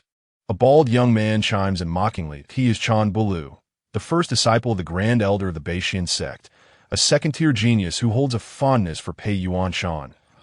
If Yuanshan requires assistance, she need not summon her artifact. I can lend a hand. Qin Peinan rolls his eyes at the ongoing banter. Why are there always these false monks from the Beixian sect around? You preach righteousness while indulging in all manner of filth. It seems the hypocrisy of the Buddhist sect has been thoroughly passed down. As the disciples of various sects and noble families frequently interact, they become familiar with each other. As for the nature of their relationships, opinions vary. The protagonist of today's gathering, Su Yunshu, merely nods at Ji Shaowan's arrival, occasionally glancing towards the entrance, appearing somewhat distracted. Ji Shaowan and Han Longyi share laughter, seemingly indifferent to the presence of the Yunshao sect members. Meanwhile, Yunlong, observing Su Yunshu's demeanor, takes it upon himself to alleviate the awkwardness emanating from the Yunshao sect. "Sister Shaowan, I heard you were captured by the Shanhai beast in the Jiangxue region, causing our brother Su much concern that he even went to K Mountain in search of you. I am relieved to see you unharmed." Ji Shaowan stares blankly at him. "Did I go to the Jiangxue region? K Mountain?" Ji Yuanxian interjects. "I do not know where this story originates, but Shaowan has not left home recently. She has merely been cultivating." Suddenly, fragmented memories from a dream emerge in Ji Shaowan's mind. They are images of fleeing, running through dense forest with someone. Another scene shows her in a room, speaking to a man. "If I take one wrong step, it shall be my undoing." Ji Shaowan's complexion pales, her hand pressing against her forehead, seemingly in pain. Han Longyi immediately notices Ji Shaowan's distress. "What is wrong? Are you unwell?" Seeing this, Ji Yuanxian requests Han Longyi to escort Ji Shaowan home to tea that moment. Sure, Xiandao hastily interjects, "Hold on a moment. If Ji Shaowan leaves now, the engagement process cannot proceed." He swiftly produces a talisman from his robe and respectfully presents it to Ji Shaowan and Ji Yuanxian. The talisman contains the 3 letters and 6 rites, along with a personal sentiment from Yunshu. Should any courtesy be lacking, I hope the young lady will not take offense. Suddenly, a thunderous laughter erupts from the air. What a lively occasion today! Yet no one is called upon this old fool. A figure leaps over the wall and lands in the courtyard. 2 individuals arrive. One is a ragged beggar with a scruffy beard and disheveled gray hair, appearing as if he has just emerged from the street. The other is a robust figure, as massive as a small hill, possessing a seemingly mad, yet simple demeanor. As they enter, a hush falls over the gathering. Sure Xuandao's expression shifts dramatically upon seeing the disheveled beggar. The secret gathering of the 6 Gua, the 9-harmed divine beggar. The name of the 9-harmed is known by all present. Belonging to 9 of the 26 individuals who returned from their exploration of the primordial world 1,000 years ago. The 7 sects obtained treasures, the 8 families acquired secret techniques, while the 9-harmed obtained the brutal art of killing. This technique is exceedingly savage, capable of instilling terror and obliterating both spirit and form. Due to its inhuman nature, the Central Divine Court has expressly prohibited its cultivation. Yet the heirs of the 9-harmed continue to practice this art. Wreaking havoc in their territories, this old fool has come. Since everyone is here, it is perfect. I shall witness my disciple's momentous occasion. The nine-harmed divine beggar laughs heartily. Xuanyuan, the eldest son of the Ji family, coldly states, if you have reason to celebrate, go elsewhere. What business do you have here? Xuanyuan casts a sidelong glance at Xuanyuan before addressing the nine-harmed divine beggar with cupped fists. Today is a day of great joy. All visitors are welcome. Please take a seat. The nine-harmed divine beggar observes Xuanyuan with interest but remains unmoved, instead addressing the three members of the Yunxiao sect. Though I may be a bit shabby, I have not sunk so low as to converse with the likes of you. That old fellow over there. I hear you have come propose marriage today? Sure, Xiandao stiffens. His strength is no match for the nine-harmed divine beggar. However, now that he has been called out, he musters the courage to respond. Indeed, today marks the day when the Yunxiao sect presents its marriage proposal to the Ji family. How splendid! This old fool also wishes to propose. Therefore, all your betrothal gifts shall belong to me. The nine-harmed divine beggar brazenly declares. Xuanyuan remains silent, his demeanor composed. The moment the nine-harmed divine beggar expresses his intention to propose, his imposing aura surges forth, pressing against the nine-harmed divine beggar. The nine-harmed divine beggar has no intention of clashing directly with Xuanyuan. He sidesteps to avoid the confrontation and chuckles. Brother Xuanyuan, do you not fear for the safety of the Ji family estate if we engage in conflict here? Hearing the veiled threat, Xuanyuan does not relent. Instead, his pressure intensifies, indicating a willingness to fight to the end. The nine-harmed divine beggar feels somewhat at a loss against Xuanyuan's reckless demeanor. He has come today with important matters and does not wish to create enmity.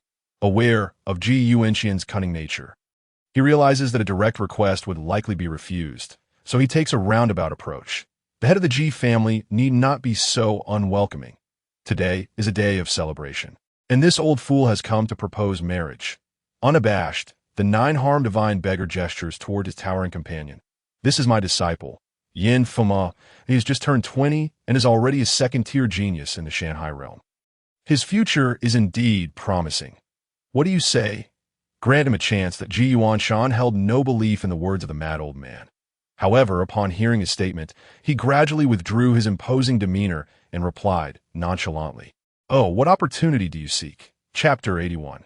The mad sorcerer Yin Fuma, the Nine Hazards divine beggar, witnessing Xuanyuan retract his oppressive aura, grinned broadly, observing that Miss Ji appeared devoid of cheer today. It seemed she was less than pleased with her betrothed. With a gathering of exceptional talents present, why not propose a contest for courtship?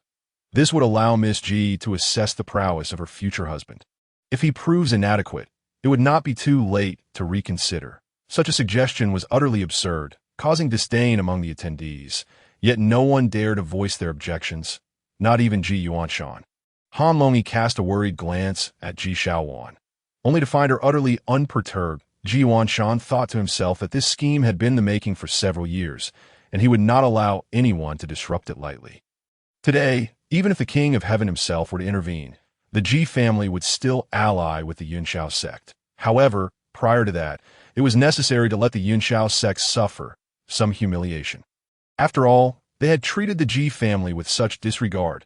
Had Qing Xian or Tian Xian been present today, the Nine Hazards divine beggar would have found it impossible to contend with the Yunxiao sect. Yet, why had none of the heavyweight figures chosen to attend? At this juncture, Su Yinshu pondered whether, should he lose to this hulking brute during the contest, he might indeed avoid the obligation of marrying Ji Shaowan. In that case, would he and Jiang Yueshi have a chance? Daoist Shi Xian considered that within the Ji family, the Nine Hazards could not contend with them. Yet once they stepped outside, it would be a simple matter for the Nine Hazards to eliminate them. He was no match for the Nine Hazards, so he must not provoke them. This matter would depend on how the head of the Ji family would respond.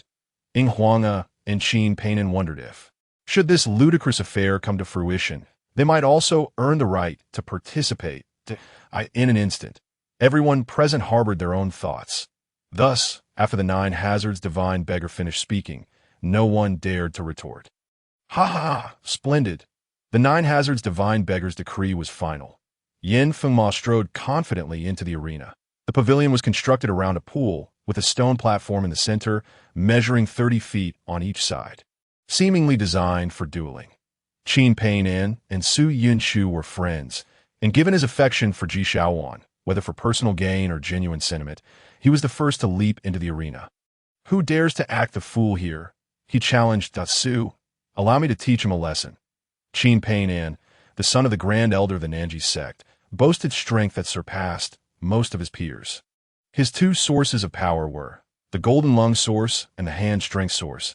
He had tamed two beasts of the mountains and seas, Xiongniu and Changyu, and possessed the power of the earth. With unwavering confidence in his abilities, Qin Peinan approached, clasping his hands in salute, a paragon of decorum. "One must be mad to survive," Yin Fengma bellowed, exuding a starkly contrasting demeanor. It was a classic case of a scholar encountering a warrior. "Insane," Qin Peinan rolled his eyes, unwilling to waste further words, and surged forward. Having reached the awakening state, he could unleash his extraordinary abilities. Gathering source energy in his left hand, he executed the Xiongniu technique. Unleashing a spiraling dragon strike. It was said that Xiongniu was one of the 9 sons of the dragon, and upon execution, the technique produced a reverberating dragon's roar. The force of his strike was devastating, creating waves that rippled through the surroundings. However, as the waves reached the shore, they were halted by an invisible barrier, preventing any overflow. Only then did the crowd realize that at some point, Ji Shiping had inserted a source energy card into the slot by the poolside, activating the protective barrier that enveloped the stone platform. Qin Peinan's fist collided with Yin Fengma's chest, and all the force of the spiraling dragon strike was released within Yin Fengma's body. After this successful blow, Qin Peinan's face radiated satisfaction. However, just as he turned to assess the result of his attack, he felt as if he'd been struck by a massive iron rod in his waist. With a crack, his spine shattered. Qin Peinan cried out in agony as he collapsed to the ground, unable to move his lower half, with excruciating pain radiating throughout his body. The onlookers witnessed Yin Fengma endure Qin Peinan's strike, then unleash a powerful surge of white source energy from his feet, swiftly sweeping across Qin Peinan's waist, severely injuring him. Ing Huang narrowed his eyes. "He is a body cultivator." Yun Long turned to Su Yunchu, asking urgently, "Senior brother Su, what is a body cultivator?" Su Yunchu pondered before responding.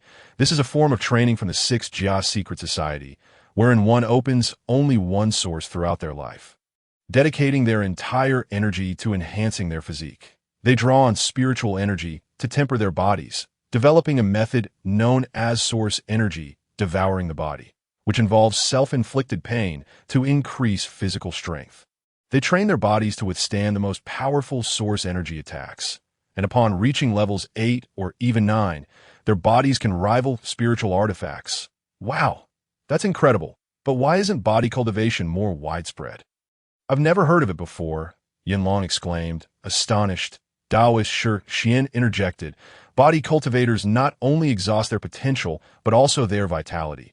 Each time they use source energy devouring the body to break through physical limits. It does not correspond to the limits of our training, but rather those inherent in their genes, akin to altering their genetic makeup. These limits can severely damage a person's essence, significantly reducing their lifespan. Moreover, the substances that assist body cultivation are all banned drugs, strictly prohibited by the Central Divine Court." Yin Shao continued, "Powerful body cultivators invariably deplete vast amounts of vitality, and some even suffer damage to their cerebral regions, resulting in impaired mental faculties. Thus, they are either bloodthirsty and frenzied or simple-minded and dull, with very few maintaining normalcy." Ji Shaowan quietly listened, her eyes shimmering with intrigue. Ji Yuanshan narrowed his eyes, having discerned the true intent of the 9 hazards divine beggar's arrival. In the arena, Yin Fengma delivered a brutal kick to Qin Peinan, leaving him incapacitated, and let out a thunderous roar. "One must be mad to survive." As the words fell, he raised his foot and stomped down. Crack! Qin Peinan, lying on the ground, raised his hand in defense, only to have his right arm shattered beneath Yin Fengma's weighty foot. His face paled in shock. He too was a prodigy wielding the hand strength source, possessing immense power exceeding several thousand kilograms. Yet before this madman, he found himself utterly powerless. Ji Shiping, seeing that Qin Peinan had been thoroughly defeated, glanced at the family head.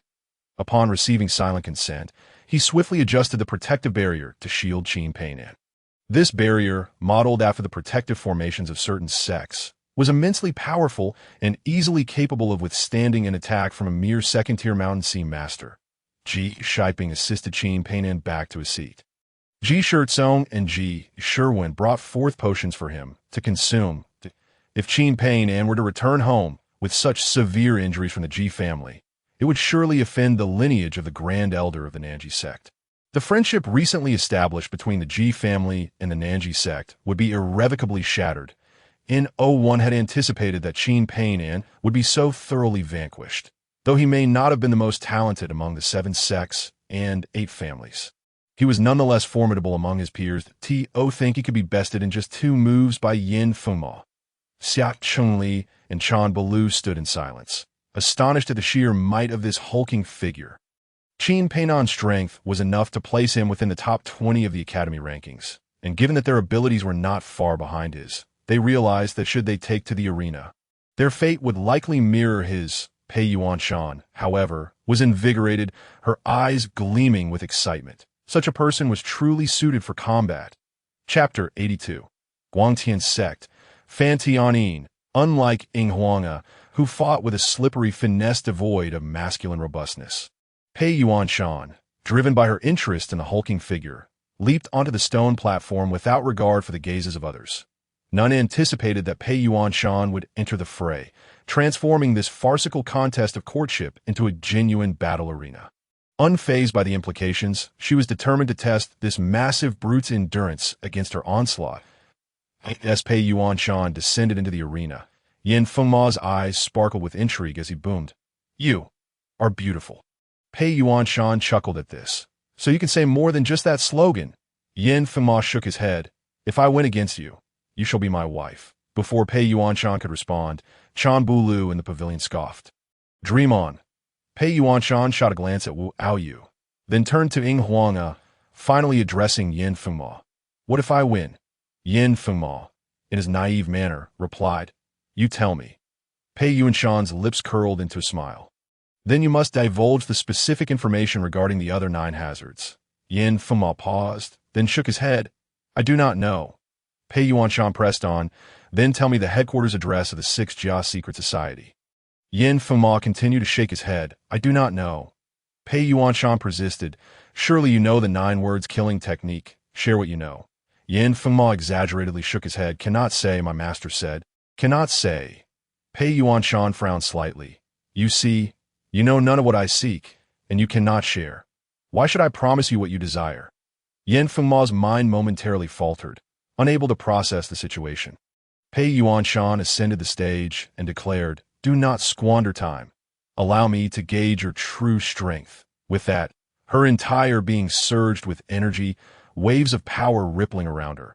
Her fists swiftly harnessed this energy, appearing to bear the formidable shadow of muscular arms. Ability, Flying Shadow Meteor. This was the signature technique of her battle beast, the Moon Extreme Bear, powerful beyond measure. She could shatter boulders towering dozens of meters high. Yin Fengma, with his high combat prowess, instinctively crossed his arms in defense as the punch approached. Pei Yuanshan's fist transformed into a blur, like the furious tides of an angry sea, relentless and unceasing. Each punch was stronger than the last, each wave higher than the previous, as the energy exploded upon impact, shattering gold and stone alike. Under such intense bombardment, Yin Fengma could only adopt a passive defense. His arms turned red, then gradually cracked, blood seeping through the skin, until finally they were torn open, exposing bone. Yet, Pei Yuanshan's flying shadow meteor continued unabated. How terrifying! Who could withstand even a few blows from her if she were a wife? Yin Long murmured from the sidelines. Shi Xiandaoist shot Yin Long a glare upon hearing this, then turned to the Ji family with an apologetic smile. Xia Chengli pointed at the nearby Zhen Bulu and remarked, "Fake monk, you should reconsider your stance. It's not too late." Ji Shaowan gazed at the 2 combatants, softly asking Han Longyi, with such strength, could she ascend to the pinnacle of the Xiandu rankings? Han Longyi shook her head with a smile and replied, she would undoubtedly secure a place among the top 10. The flying shadow meteor persisted for over half an hour before Pei Yuanshan gradually exhausted her energy and ceased her assault. By this time, Yin Fengma's arms had been utterly reduced to pulp, with bones visible. However, he felt no pain. Instead, his eyes brimmed with ferocity. Yin Fengma regarded Pei Yuanshan, energy gradually enveloping his body, and then he thrust his arms outward, causing a tremendous tremor. The shadow of the azure-tailed beast enveloped him. The tyrant's sovereign state. How could this be? Shi Xian Daoist exclaimed in shock. How difficult is it to achieve the tyrant's sovereign state? In theory, a mountain sea master requires at least 30 degrees of energy to attain it, which means reaching the third level of mountain sea master. Additionally, they must tame a mountain sea beast to the point of awakening its intelligence. Low-level mountain sea beasts have no chance of awakening. Intermediate mountain sea beasts only possess a 10 chance of awakening once they reach their complete form. Among high-level mountain sea beasts, juvenile forms cannot awaken, while growth forms have a 20 chance. Incomplete forms a 30 chance. The semi-divine beasts have a 10 chance in their juvenile form, 30 in growth, and 50 in complete form. Divine beasts have a 30 chance in juvenile form, 50 in growth, and 100 in complete form. The awakening of the Mountain Sea clan is akin to the human race opening their source. It's a treacherous path, with only a minuscule chance of success. This is merely the prerequisite. Even if all the above conditions are met, the Mountain Sea Master must also absorb the Mountain Sea Beast into the corresponding source of attributes and undergo a process of comprehension. Only by achieving the unity of man and beast can one cultivate the tyrant's sovereign state. Generally, it is rare for anyone to reach this state at the third level. Consider Shi Xian, who has diligently practiced for over a century at the Yunxiao sect. He reached the 5th level a decade ago and has been in close proximity to his battle beast, the Kuei-Nyo, for over 50 years, only recently managing to grasp the tyrant's sovereign state's combat power for a mere 5 minutes. To witness someone at the 2nd level touching the threshold of the tyrant's sovereign state today is nothing short of astonishing. On the stage, Pei Yuanshan rubbed her hands together, a look of admiration gracing her face. To withstand a complete strike of my flying shadow meteor makes you the first among your peers. You have won. I am not your match. With a gentle sigh, Pei Yuanshan turned and left the stone platform. However, Yin Fengma was not prepared to let her go. The azure-tailed beast shadow that clung to him flickered momentarily. Yet, the ferocity and brutality remained intact. With a thunderous roar of no madness, no survival, he launched a fierce kick at Pei Yuanshan. Anticipating his move, Pei Yuanshan did not look back, but instead produced an object with a flick of her wrist. Zhenzong Talisman, Guangtian Sect, Fan Tian Seal. The talisman sprang forth, instantly transforming into a seal. This seal, ancient and majestic, expanded rapidly in the wind, reaching a size of 10 meters in an instant. Adorned with ancient runes that resonated with PowerPoint, one seal, one kick, collided with a resounding boom. Without a hint of suspense, Yin Fengma's right leg shattered, pinned firmly to the stone platform. The might of the great seal rendered the world immobile. Yin Fengma felt no pain. He merely sensed himself being crushed under an entire mountain, unable to move even a finger. Even if he screamed at the top of his lungs, he could not shake it in the slightest. Zhen Bulu in the cool courtyard scoffed coldly, an ant attempting to shake a tree, utterly unaware of its limitations. As Pei Yuanshan exited the pool, she promptly retracted her talisman. She was well aware that deploying the talisman would guarantee an easy victory, perhaps even crush him. However, winning through such means felt unworthy and lacked excitement. Unlike the current exhilarating experience, although she lost this round, the satisfaction of unleashing her full strength without restraint was beneficial to her cultivation. Outside the viewing platform, at the moment the Fan Tian seal manifested, the 9-harmed divine beggar nearly lost control and intervened. This foolish disciple, born with divine strength, was exceptionally suited for the path of physical cultivation. A once-in-a-century prodigy, that he had invested nearly everything into this disciple, preparing to groom him as the next 9 saints, 9-harmed. But if he were to be crushed under the Fan Tian seal, it would be utterly absurd. Fortunately, he sensed that Pei Yuanshan harbored no intent to kill, and she retracted the talisman immediately after leaving the stone platform. Otherwise, he would have disregarded Ji Yuan's threats and personally eliminated this young one. Chapter 83. A glimmer of cold light illuminates 9 cities. Yin Fengma, with injured arms and a broken right leg, was gravely wounded. The divine beggar instructed Yin Fengma to return and produced a vial of potion for him to consume. Soon, Yin Fengma's injuries healed at a visibly rapid pace. The onlookers were unaware of the potion's nature, but appeared to be 100 times more effective than ordinary healing salves. This was the black technology of the Lu Jia secret society. Yin Fengma's injuries were merely superficial. Under the influence of the Lu Jia secret society's black technology, he swiftly returned to his former state. He flexed his limbs and once again stepped onto the stone platform. Gazing at Yin Chiyou, it was unclear what the 9-harmed divine beggar had instilled in him. But Yin Fengma had firmly resolved to defeat Yin Chu of the Yunxiao sect and then marry Ji Shaowan. Ji Yuanxian sat calmly in his seat, sipping homemade wine, composed and unruffled. He was already aware of the 9-harmed divine beggar's true intentions, so he refrained from speaking, wishing to observe how far his prospective son-in-law had progressed in his cultivation of the heart mirror. Seeing Pei Yuanshan defeated, Su Yinchu understood that he had little hope of victory if he stepped up. Pei Yuanshan had previously battled Yin Lin, the 3rd disciple of the sect master of Yunxiao sect, and that match had been fiercely contested. Although Su Yinchu prided himself on his strength, he could not compare to the prodigious Yin Lin if Pei Yuanshan could hold her own against him. It was highly likely that he would not be her match. Moreover, without a talisman to bolster his position, he would risk embarrassing himself if he were to lose that. Su Yinchu weighed the pros and cons. Hesitating, though he did not harbor feelings for Ji Shaowan, he still did not wish to lose. Even in defeat, he could not afford to appear too pathetic. Without a talisman, his outcome would likely mirror that of Qin Peinan. He was the protagonist of the day. Being beaten in such a public setting would only bring disgrace to the Yunxiao sect. That Ji Shaowan observed Su Yinchu's demeanor, shaking her head inwardly. Wen Huanga, who had been closely watching Su Yinchu, also harbored disdain. Su Yinchu lacked even the courage to step into the fray. Entrust her daughter to such a man was truly misguided. Master of the Ji family, I wish to have a go. Wen Huanga stood and cupped his hands toward Ji Yuanxian. His intentions were clear. He sought to vie for Ji Shaowan. Yuanxian's expression remained unchanged. If Wen San Shao wishes to spar, then step up.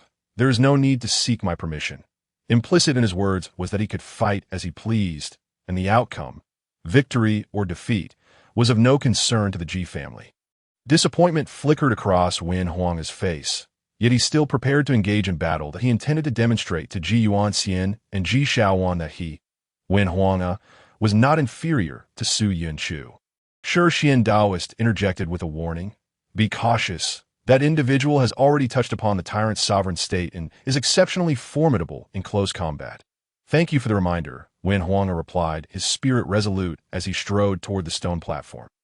On the stage, Yin Fengma had been fixated on Su Yinchu, only to see a stranger approaching that he was displeased. No madness, no survival. You, why have you come down? I wish to battle him. He gestured at Su Yinchu, who appeared unperturbed, maintaining his composure, though inwardly he was in a state of panic. Wen Huanga, exuding confidence, declared, I have my heart set on the second young lady of the Ji family. If you wish to claim her love, you must first overcome me. Yin Fengma's gaze flickered, recognizing the logic in his words, and with a thunderous roar of no madness, no survival, he summoned white energy to envelop his arms, then clasped his hands together, as if 2 mountains were colliding, sending shockwaves rippling through the air. His skin darkened rapidly, as if coated in a layer of iron. Ability. This is a manifestation of extraordinary abilities. He is also capable of awakening states. Mastering the awakening state is quite a formidable endeavor. Yet this individual, seemingly lacking in intellect, has managed to achieve it. Moreover, typically the extraordinary abilities displayed by Shanghai Master are often inferior to the techniques of Shanghai Beast. However, the force with which Yin Fengma unleashes his powers is not much weaker than that of an ordinary Shanghai Beast. This was the initial impression of Yin Huanga. The towering iron-armed giant, approaching him, resembled a colossal iron mountain, rendering any form of defense futile. If defense is impossible, then one must evade. Huanga took a step back, his feet swirling, propelled by the wind, gracefully dodging the impending collision with Yin Fengma. Only a fool would confront such a person head-on. Huanga, at level 2 with a third source, was brimming with source energy. Channeling this energy, he conjured a flurry of ethereal arrow feathers in mid-air, rapidly shooting them towards Yin Fengma's back. These arrow feathers were capable of piercing gold and splitting stone. Yet to Yin Fengma at this moment, they were but a mere tickle. Yin Fengma turned around, the iron-like substance of his body dissipating as he swept his massive hand outward. His arm, resembling a stone pillar, was enveloped by a gigantic azure tail, conjuring a 10-meter illusion that swept towards Huanga. Zenbalu, witnessing this, exclaimed in astonishment, "That is the ultimate technique of the complete form of the azure tail beast, Zhengba Qianshan." So, his battle beast is an intermediate complete form azure tail beast. The surrounding Han Longyi, Qin Peinan, and Xia Chengli displayed expressions of surprise. Comparatively, subduing a high-level juvenile beast is significantly easier than capturing an intermediate complete form. Rarely does anyone choose to capture an intermediate complete form over a high-level juvenile beast. However, in terms of strength, an intermediate complete form is by no means inferior to a high-level juvenile beast, and in the initial stages, it may even surpass it. The only difference is that high-level juvenile beasts possess immense growth potential, while intermediate complete forms have virtually no room for further development. Thus, the prodigies from the 7 sects and 8 families typically opt for high-level juvenile Shanghai beasts.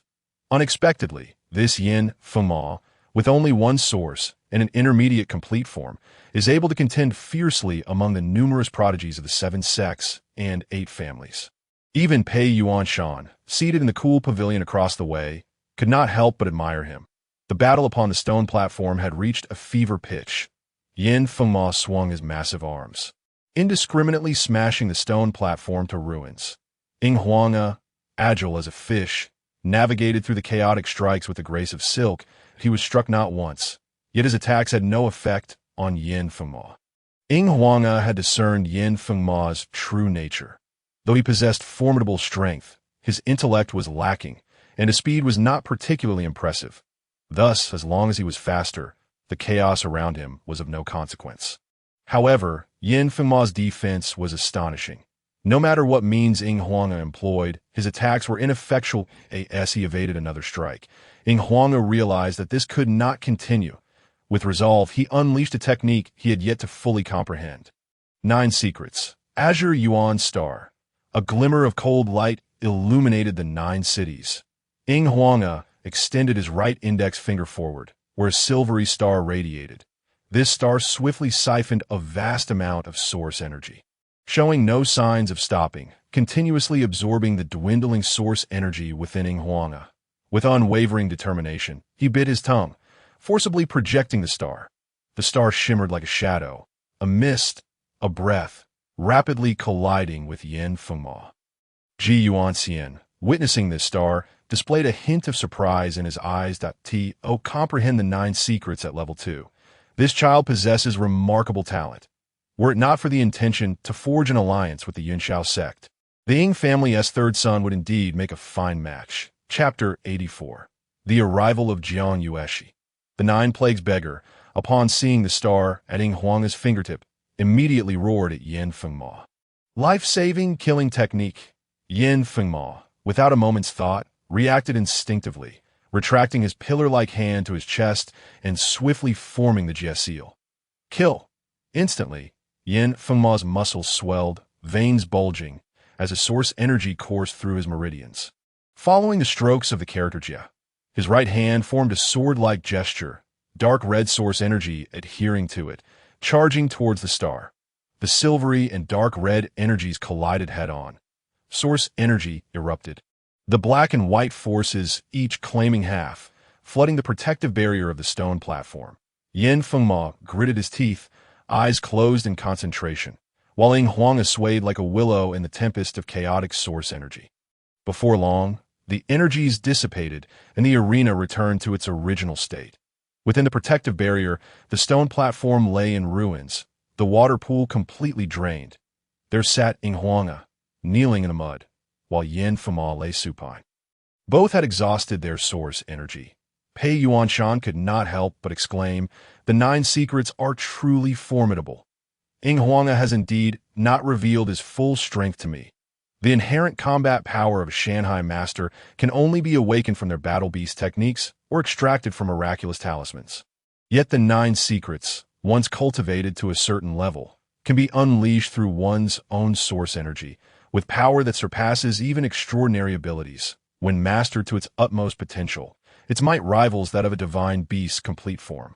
This notion resonated in the minds of all present. However, while marveling at the 9 secrets, they could not ignore another pressing issue. The 6 Jia secret blessings 9-character killing technique, wielded by the 9 Plagues Beggar, truly possesses power comparable to that of the 9 secrets. The only distinction being its far greater environmental destruction and insidious nature. The half of the ground enveloped by the black-red source energy appeared lifeless. Barren soil incapable of nurturing any plant life. The onlookers in the cool pavilion observed the arena, anticipating a stalemate, only to witness Yin Fengma slowly rising. His source energy spent, yet his physical might remained. As he staggered towards Ing Huanga step by step. No. Mad with rage. No, he must live. Yin Fengma intended to kill the person before him that in the past he never left any survivors. Yet today, after several battles, not a single person had perished. This accumulation of resentment was swelling within him, threatening to consume his sanity. As Yin Fengma approached, radiating murderous intent, Ing Huanga was left bewildered by this fool's intentions. Nevertheless, he ultimately recognized his defeat in this contest. He clasped his fist towards Yin Fengma, bowing slightly. "Your Excellency is truly skilled. Ing Huanga is outmatched. I humbly concede." "What are you doing?" Before Ing Huanga could finish his sentence, Yin Fengma raised his pillar-like arm and swung it downward towards him. Ing Huanga, enraged, thought, "Is this a competition where life and death are not distinguished? If it is a matter of life and death, then I have far more means at my disposal." He possessed countless talismans in his pouch, any one of which could take Yin Fengma's life. However, having noticed this person lacked a talisman pouch, he had also removed his to ensure fairness. This created an awkward situation at the critical moment. It was still the protective barrier controlled by Ji Shiping that intercepted the descending fist, pulling Ing Huanga back to the cool pavilion. Although Ing Huanga was rescued, he did not appear flustered, and being able to wield the 9 secrets at level 2 commanded respect. The 9 Plagues Beggar called Yin Fengma back, observing his state begin to spiral into madness, further solidifying his resolve to acquire the Huan Divine Liquid from the Ji family for Yin Fengma to consume. Only the Huan Divine Liquid could cleanse the malevolent energy that had developed during Yin Fengma's training, restoring clarity to his mind. The 9 Plagues Beggar administered a high-level source energy potion to Yin Fengma, rapidly rejuvenating his source energy. His meridians and body, having been honed through relentless trials, could now withstand a substantial influx of source energy. In no time, Yin Fengma was fully restored, returning to the stone platform, once again casting a gaze towards Su Yunchu. His expression no longer one of foolishness, but rather flickering with madness. It was evident that he would not relent without facing Su Yunchu in battle. Su Yunchu found himself in a state of distress once more. Shi Xian, with a quiet sigh, stealthily placed an object into Su Yunchu's hand. "This was entrusted to me by the sect leader before his departure, instructing me to ensure your safety and to be returned upon our return to the sect. Given the circumstances, take it and be careful."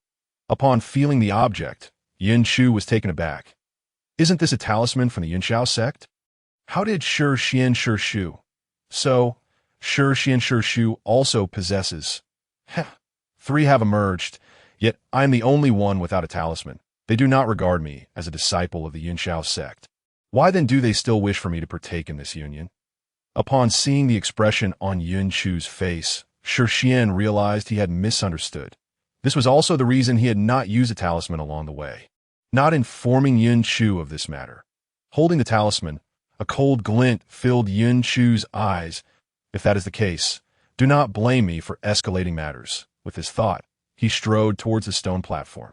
Although the platform was damaged, there remained space for a duel.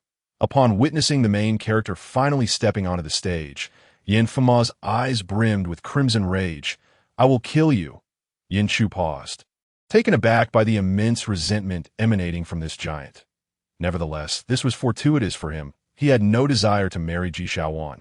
If possible, he would gladly deliver that woman directly into the hands of this giant. However, he understood that such a scenario was impossible. Thus, he could only rely on others to thwart today's betrothal proceedings. This individual was none other than the 9 Plagues beggar. One could imagine, if Yin Fengma were to perish here, would the 9 Plagues beggar remain calm? In recent times, the Antarctic sect, the Vast Sky sect, and the Winners have all entered the fray, yet none have emerged victorious. Should he take to the stage, he would undoubtedly be deemed a certain loser. However, if he were to unleash his talisman right from the outset, cleaving Yin Fengma in twain, what would the 9 Plagues divine beggar do? What would Ji Yuanshan's reaction be? The mere thought of such a scene ignited an unusual thrill within Su Yunshu. He regarded Yin Fengma with the same detachment one might reserve for the deceased, just as he prepared to release the golden dragon scissors. He suddenly caught sight of an elegant figure approaching the entrance of the Ji family.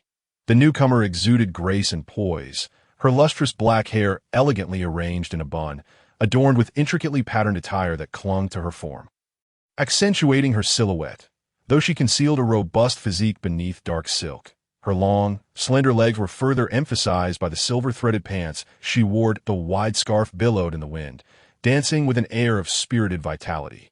Most captivating was a beauty mark beneath her left eye, adding a touch of enchanting allure to her striking presence. The newcomer was none other than Jiang Yueshi, the eldest daughter of the Jiang family.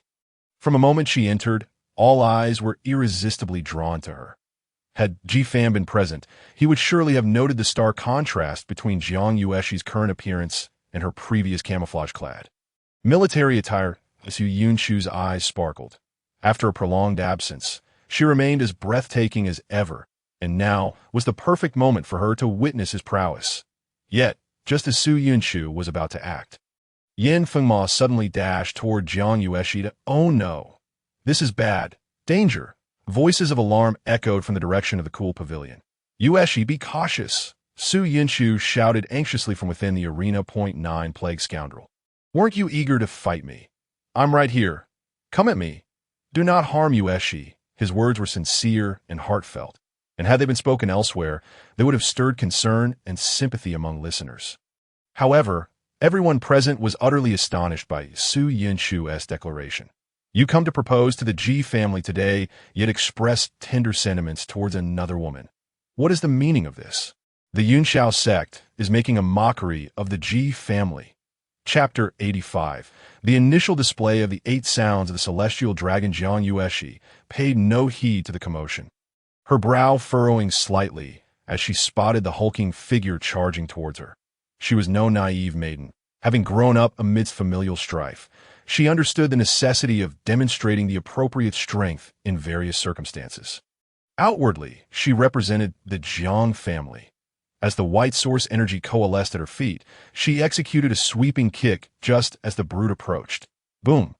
The large figure crossed his arms in defense, yet the forceful kick sent Yin Fengma flying several meters away. He skidded to a halt, leaving a trail of scratches in the earth beneath him. Jiang Yueshi observed the brute's retreat with a quiet shake of her head. The close combat techniques learned from the legacy of the Rune Dragon still required refinement. However, that kick resonated deeply within the hearts of all present. They had all witnessed Yin Fengma's formidable strength. He had withstood Qin Painan's extraordinary abilities without flinching and endured half an hour of violent blows from Pei Yuanshan before sustaining any injury. Even after utilizing the 9 secret techniques, Huanga had only managed to reach a stalemate with him. Yet, Jiang Yueshi's seemingly ordinary kick had sent him flying. Was Jiang Yueshi truly that powerful? This was a twist of fate. The Jiang Yueshi they knew was merely a talented talisman artist, often found sketching runes in her cultivation chamber. How had she transformed so drastically? Though everyone was aware that Jiang Yueshi had unlocked 4 sources, those battle beasts were not known for their close combat prowess, and one had anticipated such a shocking display upon her arrival. Jiang Yueshi did not linger with the brute after delivering her kick. She proceeded directly to the cool pavilion where Xuanyuan was seated. "Uncle Ji," she greeted Xuanyuan, seemingly oblivious to Su Yunchu's earlier outburst, displayed a rare warmth on his otherwise stoic face upon seeing Jiang Yueshi. "Yueshi has arrived? Truly a prodigy of the Jiang family. In just a few months, your strength has clearly progressed." Seeing that she had not attended earlier, he had assumed she was occupied with matters of consequence. "Indeed, I was caught up in trivial affairs, but fortunately, the Lord of Qiushan happened to be in the capital, so I took the underground passage to arrive," Jiang Yueshi replied. Xuanyuan nodded, inviting her to sit. "I've heard you have been researching the relics of the talisman ancestor for several years. Have you made any breakthroughs?" "Thank you for your concern, Uncle Ji, that I have indeed made some progress recently." Jiang Yueshi responded. Yuanshan's eyes sparkled with interest. His polite inquiry had been made with the assumption that the tales of the talisman ancestor were but fanciful legends, thought to exist only in myth. Yet, it appeared that Jiang Yueshi had truly made discoveries. Her tone conveyed a blend of composure and confidence, suggesting substantial findings. The Jiang family was poised for ascendance. This was the first thought that flickered in Ji Yunshan's mind. Despite these thoughts, his expression remained unchanged. "That is excellent news." This was the most Ji Yuanshan had spoken in a single sitting, yet no one found it peculiar, as he was conversing with the exceptional Jiang Yueshi. Jiang Yueshi glanced at Han Longyi before taking a seat beside Ji Shaoan. "I am not well acquainted with him," she remarked. At Ji Shaoan paused momentarily, then turned to observe Su Yunshu by the water pool. Realizing Jiang Yueshi was clarifying her earlier shout, she chuckled lightly. "I paid it no mind." "Have you lost interest in him?" Jiang Yueshi queried, slightly surprised. Ji Shaoan rubbed her head, pondering. "Did I ever like him?" Such a question was perplexing. Who was to answer it? Han Longyi interjected. "A few months ago, Shaoan encountered a setback in her training, resulting in some strain on her mental faculties. You require assistance?" Though she spoke with concern, Jiang Yueshi's tone remained cool and distant. That Ji Shaoan smiled and shook her head. "I feel much better now." Continuing the previous line of conversation, Jiang Yueshi pressed, "If you no longer harbor feelings, why consider marriage?" Ji Shaoan fell silent, while Han Longyi glanced at Ji Yuanshan, opting not to speak. Jiang Yueshi, revered as a prodigious talent in the realm of talismans and the eldest daughter of the Jiang family, was unlikely to be arranged into a political marriage. However, for those in their families, unless they possessed unparalleled talents, they could not escape the fate of arranged unions. Such was the reality. Further discussion was futile. The three exquisite women seated together formed a captivating tableau. Ying Huanga, Chan Bulu, Xia Chengli, Qin Peinan, Yun Long, and Yun Chu, even the female Pei Yuanshan, were all transfixed by the trio's brilliance. They were simply dazzling. Yet, just as the onlookers were enchanted by this scene of beauty, a sudden roar shattered the atmosphere. The cry came from Yin Fengma. Having been felled by Jiang Yueshi's kick, found himself momentarily uninjured. However, upon rising, his eyes burned with fury as he declared to the Nine Plagues divine beggar that he intended to marry the beautiful newcomer. The Nine Plagues divine beggar was perplexed by his sudden fixation. Did Yin Fengma truly believe he had come here to propose? It seemed he had succumbed to madness once more, prompting the beggar to employ mental techniques to pacify him. The primary purpose of this visit is to obtain the Huan divine liquid.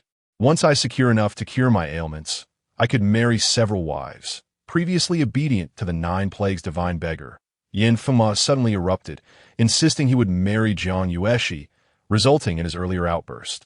Seated beside Ji Shaoan, Jiang Yueshi furrowed her brow upon hearing the bellow, her gaze lifting to see the brute charging toward her once more. Though the distance was considerable, she recognized that the brute was targeting her. A chill swept across her features as she summoned her source energy to communicate with the talisman Shiqin, unleashing her most potent offensive. With a graceful motion, she raised her hand and flicked her fingers toward the oncoming brute. The sounds of the ancient zither resonated. Clang, clang, clang, clang. The four notes of gong, shang, ju, and ji erupted into the air, reverberating through the cool pavilion. Soon, the zither music transformed into the roar of dragons, summoning four golden-bodied Ying Long that soared forth. As the dragons twisted and danced through the air, the spectators were left in awe. Dragons of such caliber were exceedingly rare, Who would have imagined Jiang Yueshi could summon four with such ease? Yin Fengma had barely covered a few meters when he found himself ensnared by the four-ring long. His source energy surged forth as he struggled against the dragon-like bindings, yet Jiang Yueshi offered him no respite. The roar of the dragons intensified as they lifted him high into the air. Yin Fengma, known for his acute combat reflexes, attempted to break free with sheer strength, immediately channeling his source energy. The azure-tailed phantom enveloping him entirely. The Overlord state allowed him to amplify the combat power of both his Mountain Sea Master and his own battle beasts, exceeding his limits. However, Yin Fengma's source energy was insufficient to maintain the transformation fully. He could only sustain it for a fleeting moment, and even then, it was merely a thin layer of coverage. Yet that was enough. Suspended in midair, Yin Fengma's hands gripped the vital points of the two dragon figures, unleashing a thunderous roar. Only through madness can one truly live. Jiang Yueshi's brow furrowed. While she did not know who this brute was, she could sense his immense power. He was undoubtedly among the top 3 combatants at the academy. Had this encounter occurred prior to their expedition to the Talisman Ancestors' relics, she would have required the use of talismans to contend with him. Otherwise, she would have stood no chance. But now, Jiang Yueshi was resolute. She rose from her seat in the cool courtyard, floating in midair, her hands poised as if to play the zither. With a swift motion of her right hand, she plucked the strings, and runes began to swirl through the air. The sound of the heavenly dragon's 8 tones resonated, causing the blood of the onlookers to surge, igniting their fervor. Chapter 86. This damned military registration. In midair, Yin Fengma gripped 2 dragons tightly. The twin dragons were subdued, vanishing simultaneously with the blue-tailed iron serpent. Another pair of dragons, however, danced along with the music, their golden light intensifying. Boom! The golden light erupted, shattering Yin Fengma's legs, sending him crashing into the pool. Fortunately, just before the golden dragon exploded, he managed to shield his head with his hands. Otherwise, this blow would have been fatal. This overwhelming force left Yin Fengma utterly defenseless, leaving the spectators in shock. Yin Fengma, a notorious villain, a master of body cultivation, had shaken the foundations of the Guangtian sect, the Nanji sect, and the talented heirs of the Ying family without defeat. Yet he was defeated so easily by Jiang Yueshi's mere manipulation in the air. What kind of rune technique is this? The heavenly dragon S 8 tones. The Fushi zither. Did this girl seek out the remnants of Fushi? The rune ancestor, Fushi. I should have anticipated this.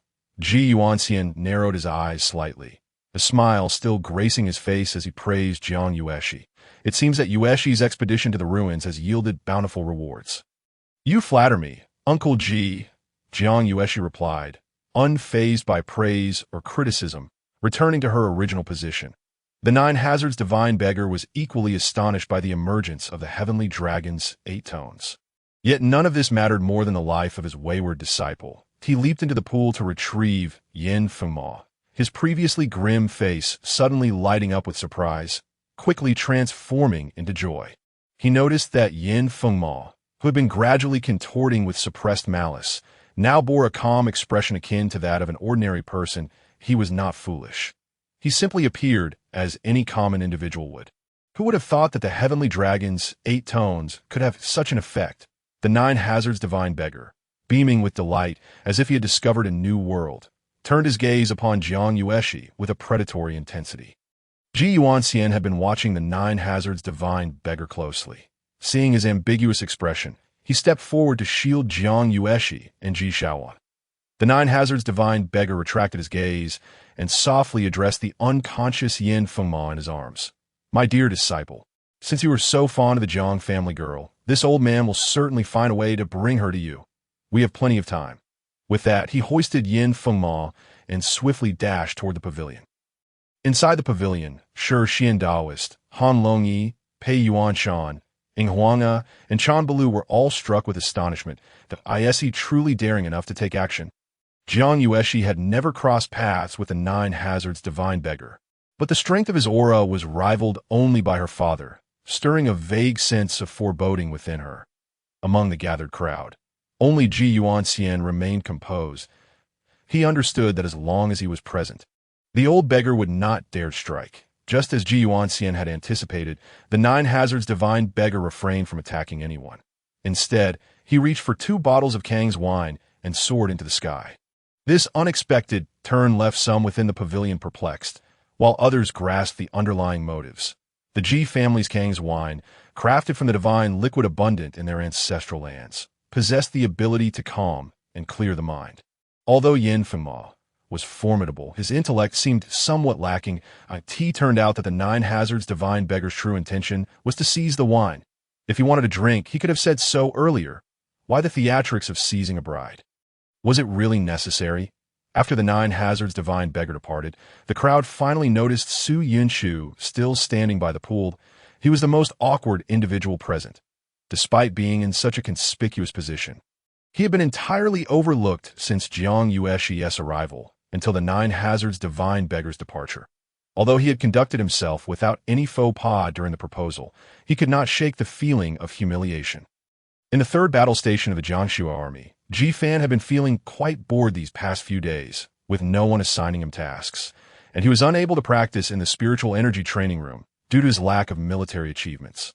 To earn military merits, he needed to venture out and slay mountain and sea beasts, but his military registration had not been restored, preventing him from participating in battles. Even if it were restored, there would be little to gain, as the past few days had been eerily quiet, with no mountain and sea beasts invading. The alarms barely rang, which was quite strange. Currently, the Lotus platform resided within Ji Fan's sea of consciousness, continuously absorbing spiritual energy. However, having grown accustomed to fine delicacies, this meager existence felt particularly unpalatable. Before returning to the Jiangxia army, he had already achieved a vision source of 24.3 degrees and a speed source of 9.27 degrees. After more than 10 days, he had even sneaked out at night to practice the Heart Sutra, yet those values remained unchanged. It was disheartening. Now he found himself lacking in funds, military merits, and the ability to cultivate. With nothing to occupy his time, Ji Fan sought out Li Lin, hoping to borrow some card molds to create rune card for sale at that moment. He happened upon Li Lin, who was engrossed in researching the issue of transferring rune cards, specifically damaged, broken, or chipped cards where the battle beasts or items inside were not yet destroyed, and the source energy still lingered. Typically, such cards would be sent to the Rune Bureau for repair, incurring a fee. However, with the military's vast scale, finding a method to transfer the contents to another intact card would save a significant amount of money to Ji Fan, having inherited the legacy of the Rune Dragon. Was aware of a secondary rune called Transfer. This rune could be inscribed on a card mold and placed next to a damaged rune card, allowing his own source energy to guide the transfer. Though it was a tedious process, it was indeed feasible. After some attempts, Li Lin found it effective, prompting him to consider bringing Ji Fan into the research department. The research department needed talents like Ji Fan to avoid being overshadowed by the Rune Bureau. The promotion of the transfer rune immediately boosted Li Lin's military merits by 1,000 points.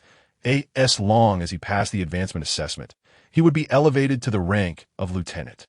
However, Li Lin chose not to utilize those military merit points, stating that he wanted to reserve them for Ji Fan until his military registration was restored.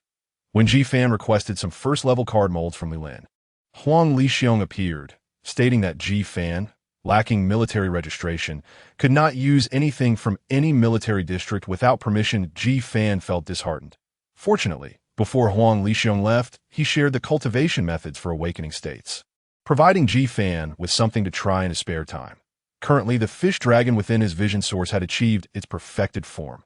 With the use of Raging Tsunami, it could undoubtedly drain the water from the pool in one go. The perfected form represented the mountain and sea beast's optimal state.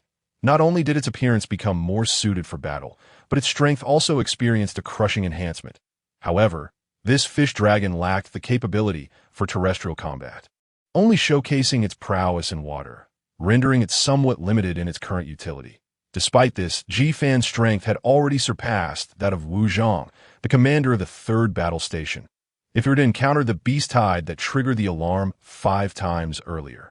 He alone could hold the line against 1,000 foes, effortlessly turning the tide. If he were to guard the city now, his military merits would surely soar. Alas, there was no opportunity. The issue of military registration remained. Without it, he could not partake in any military activities and could not leave the military district without permission. On the eve of the new year, in the year 273 of the new era, the military hung red silk and set up large pots, creating a lively atmosphere. This was a tradition that had endured for thousands of years, a unified culture among the 72 provinces of the human nation.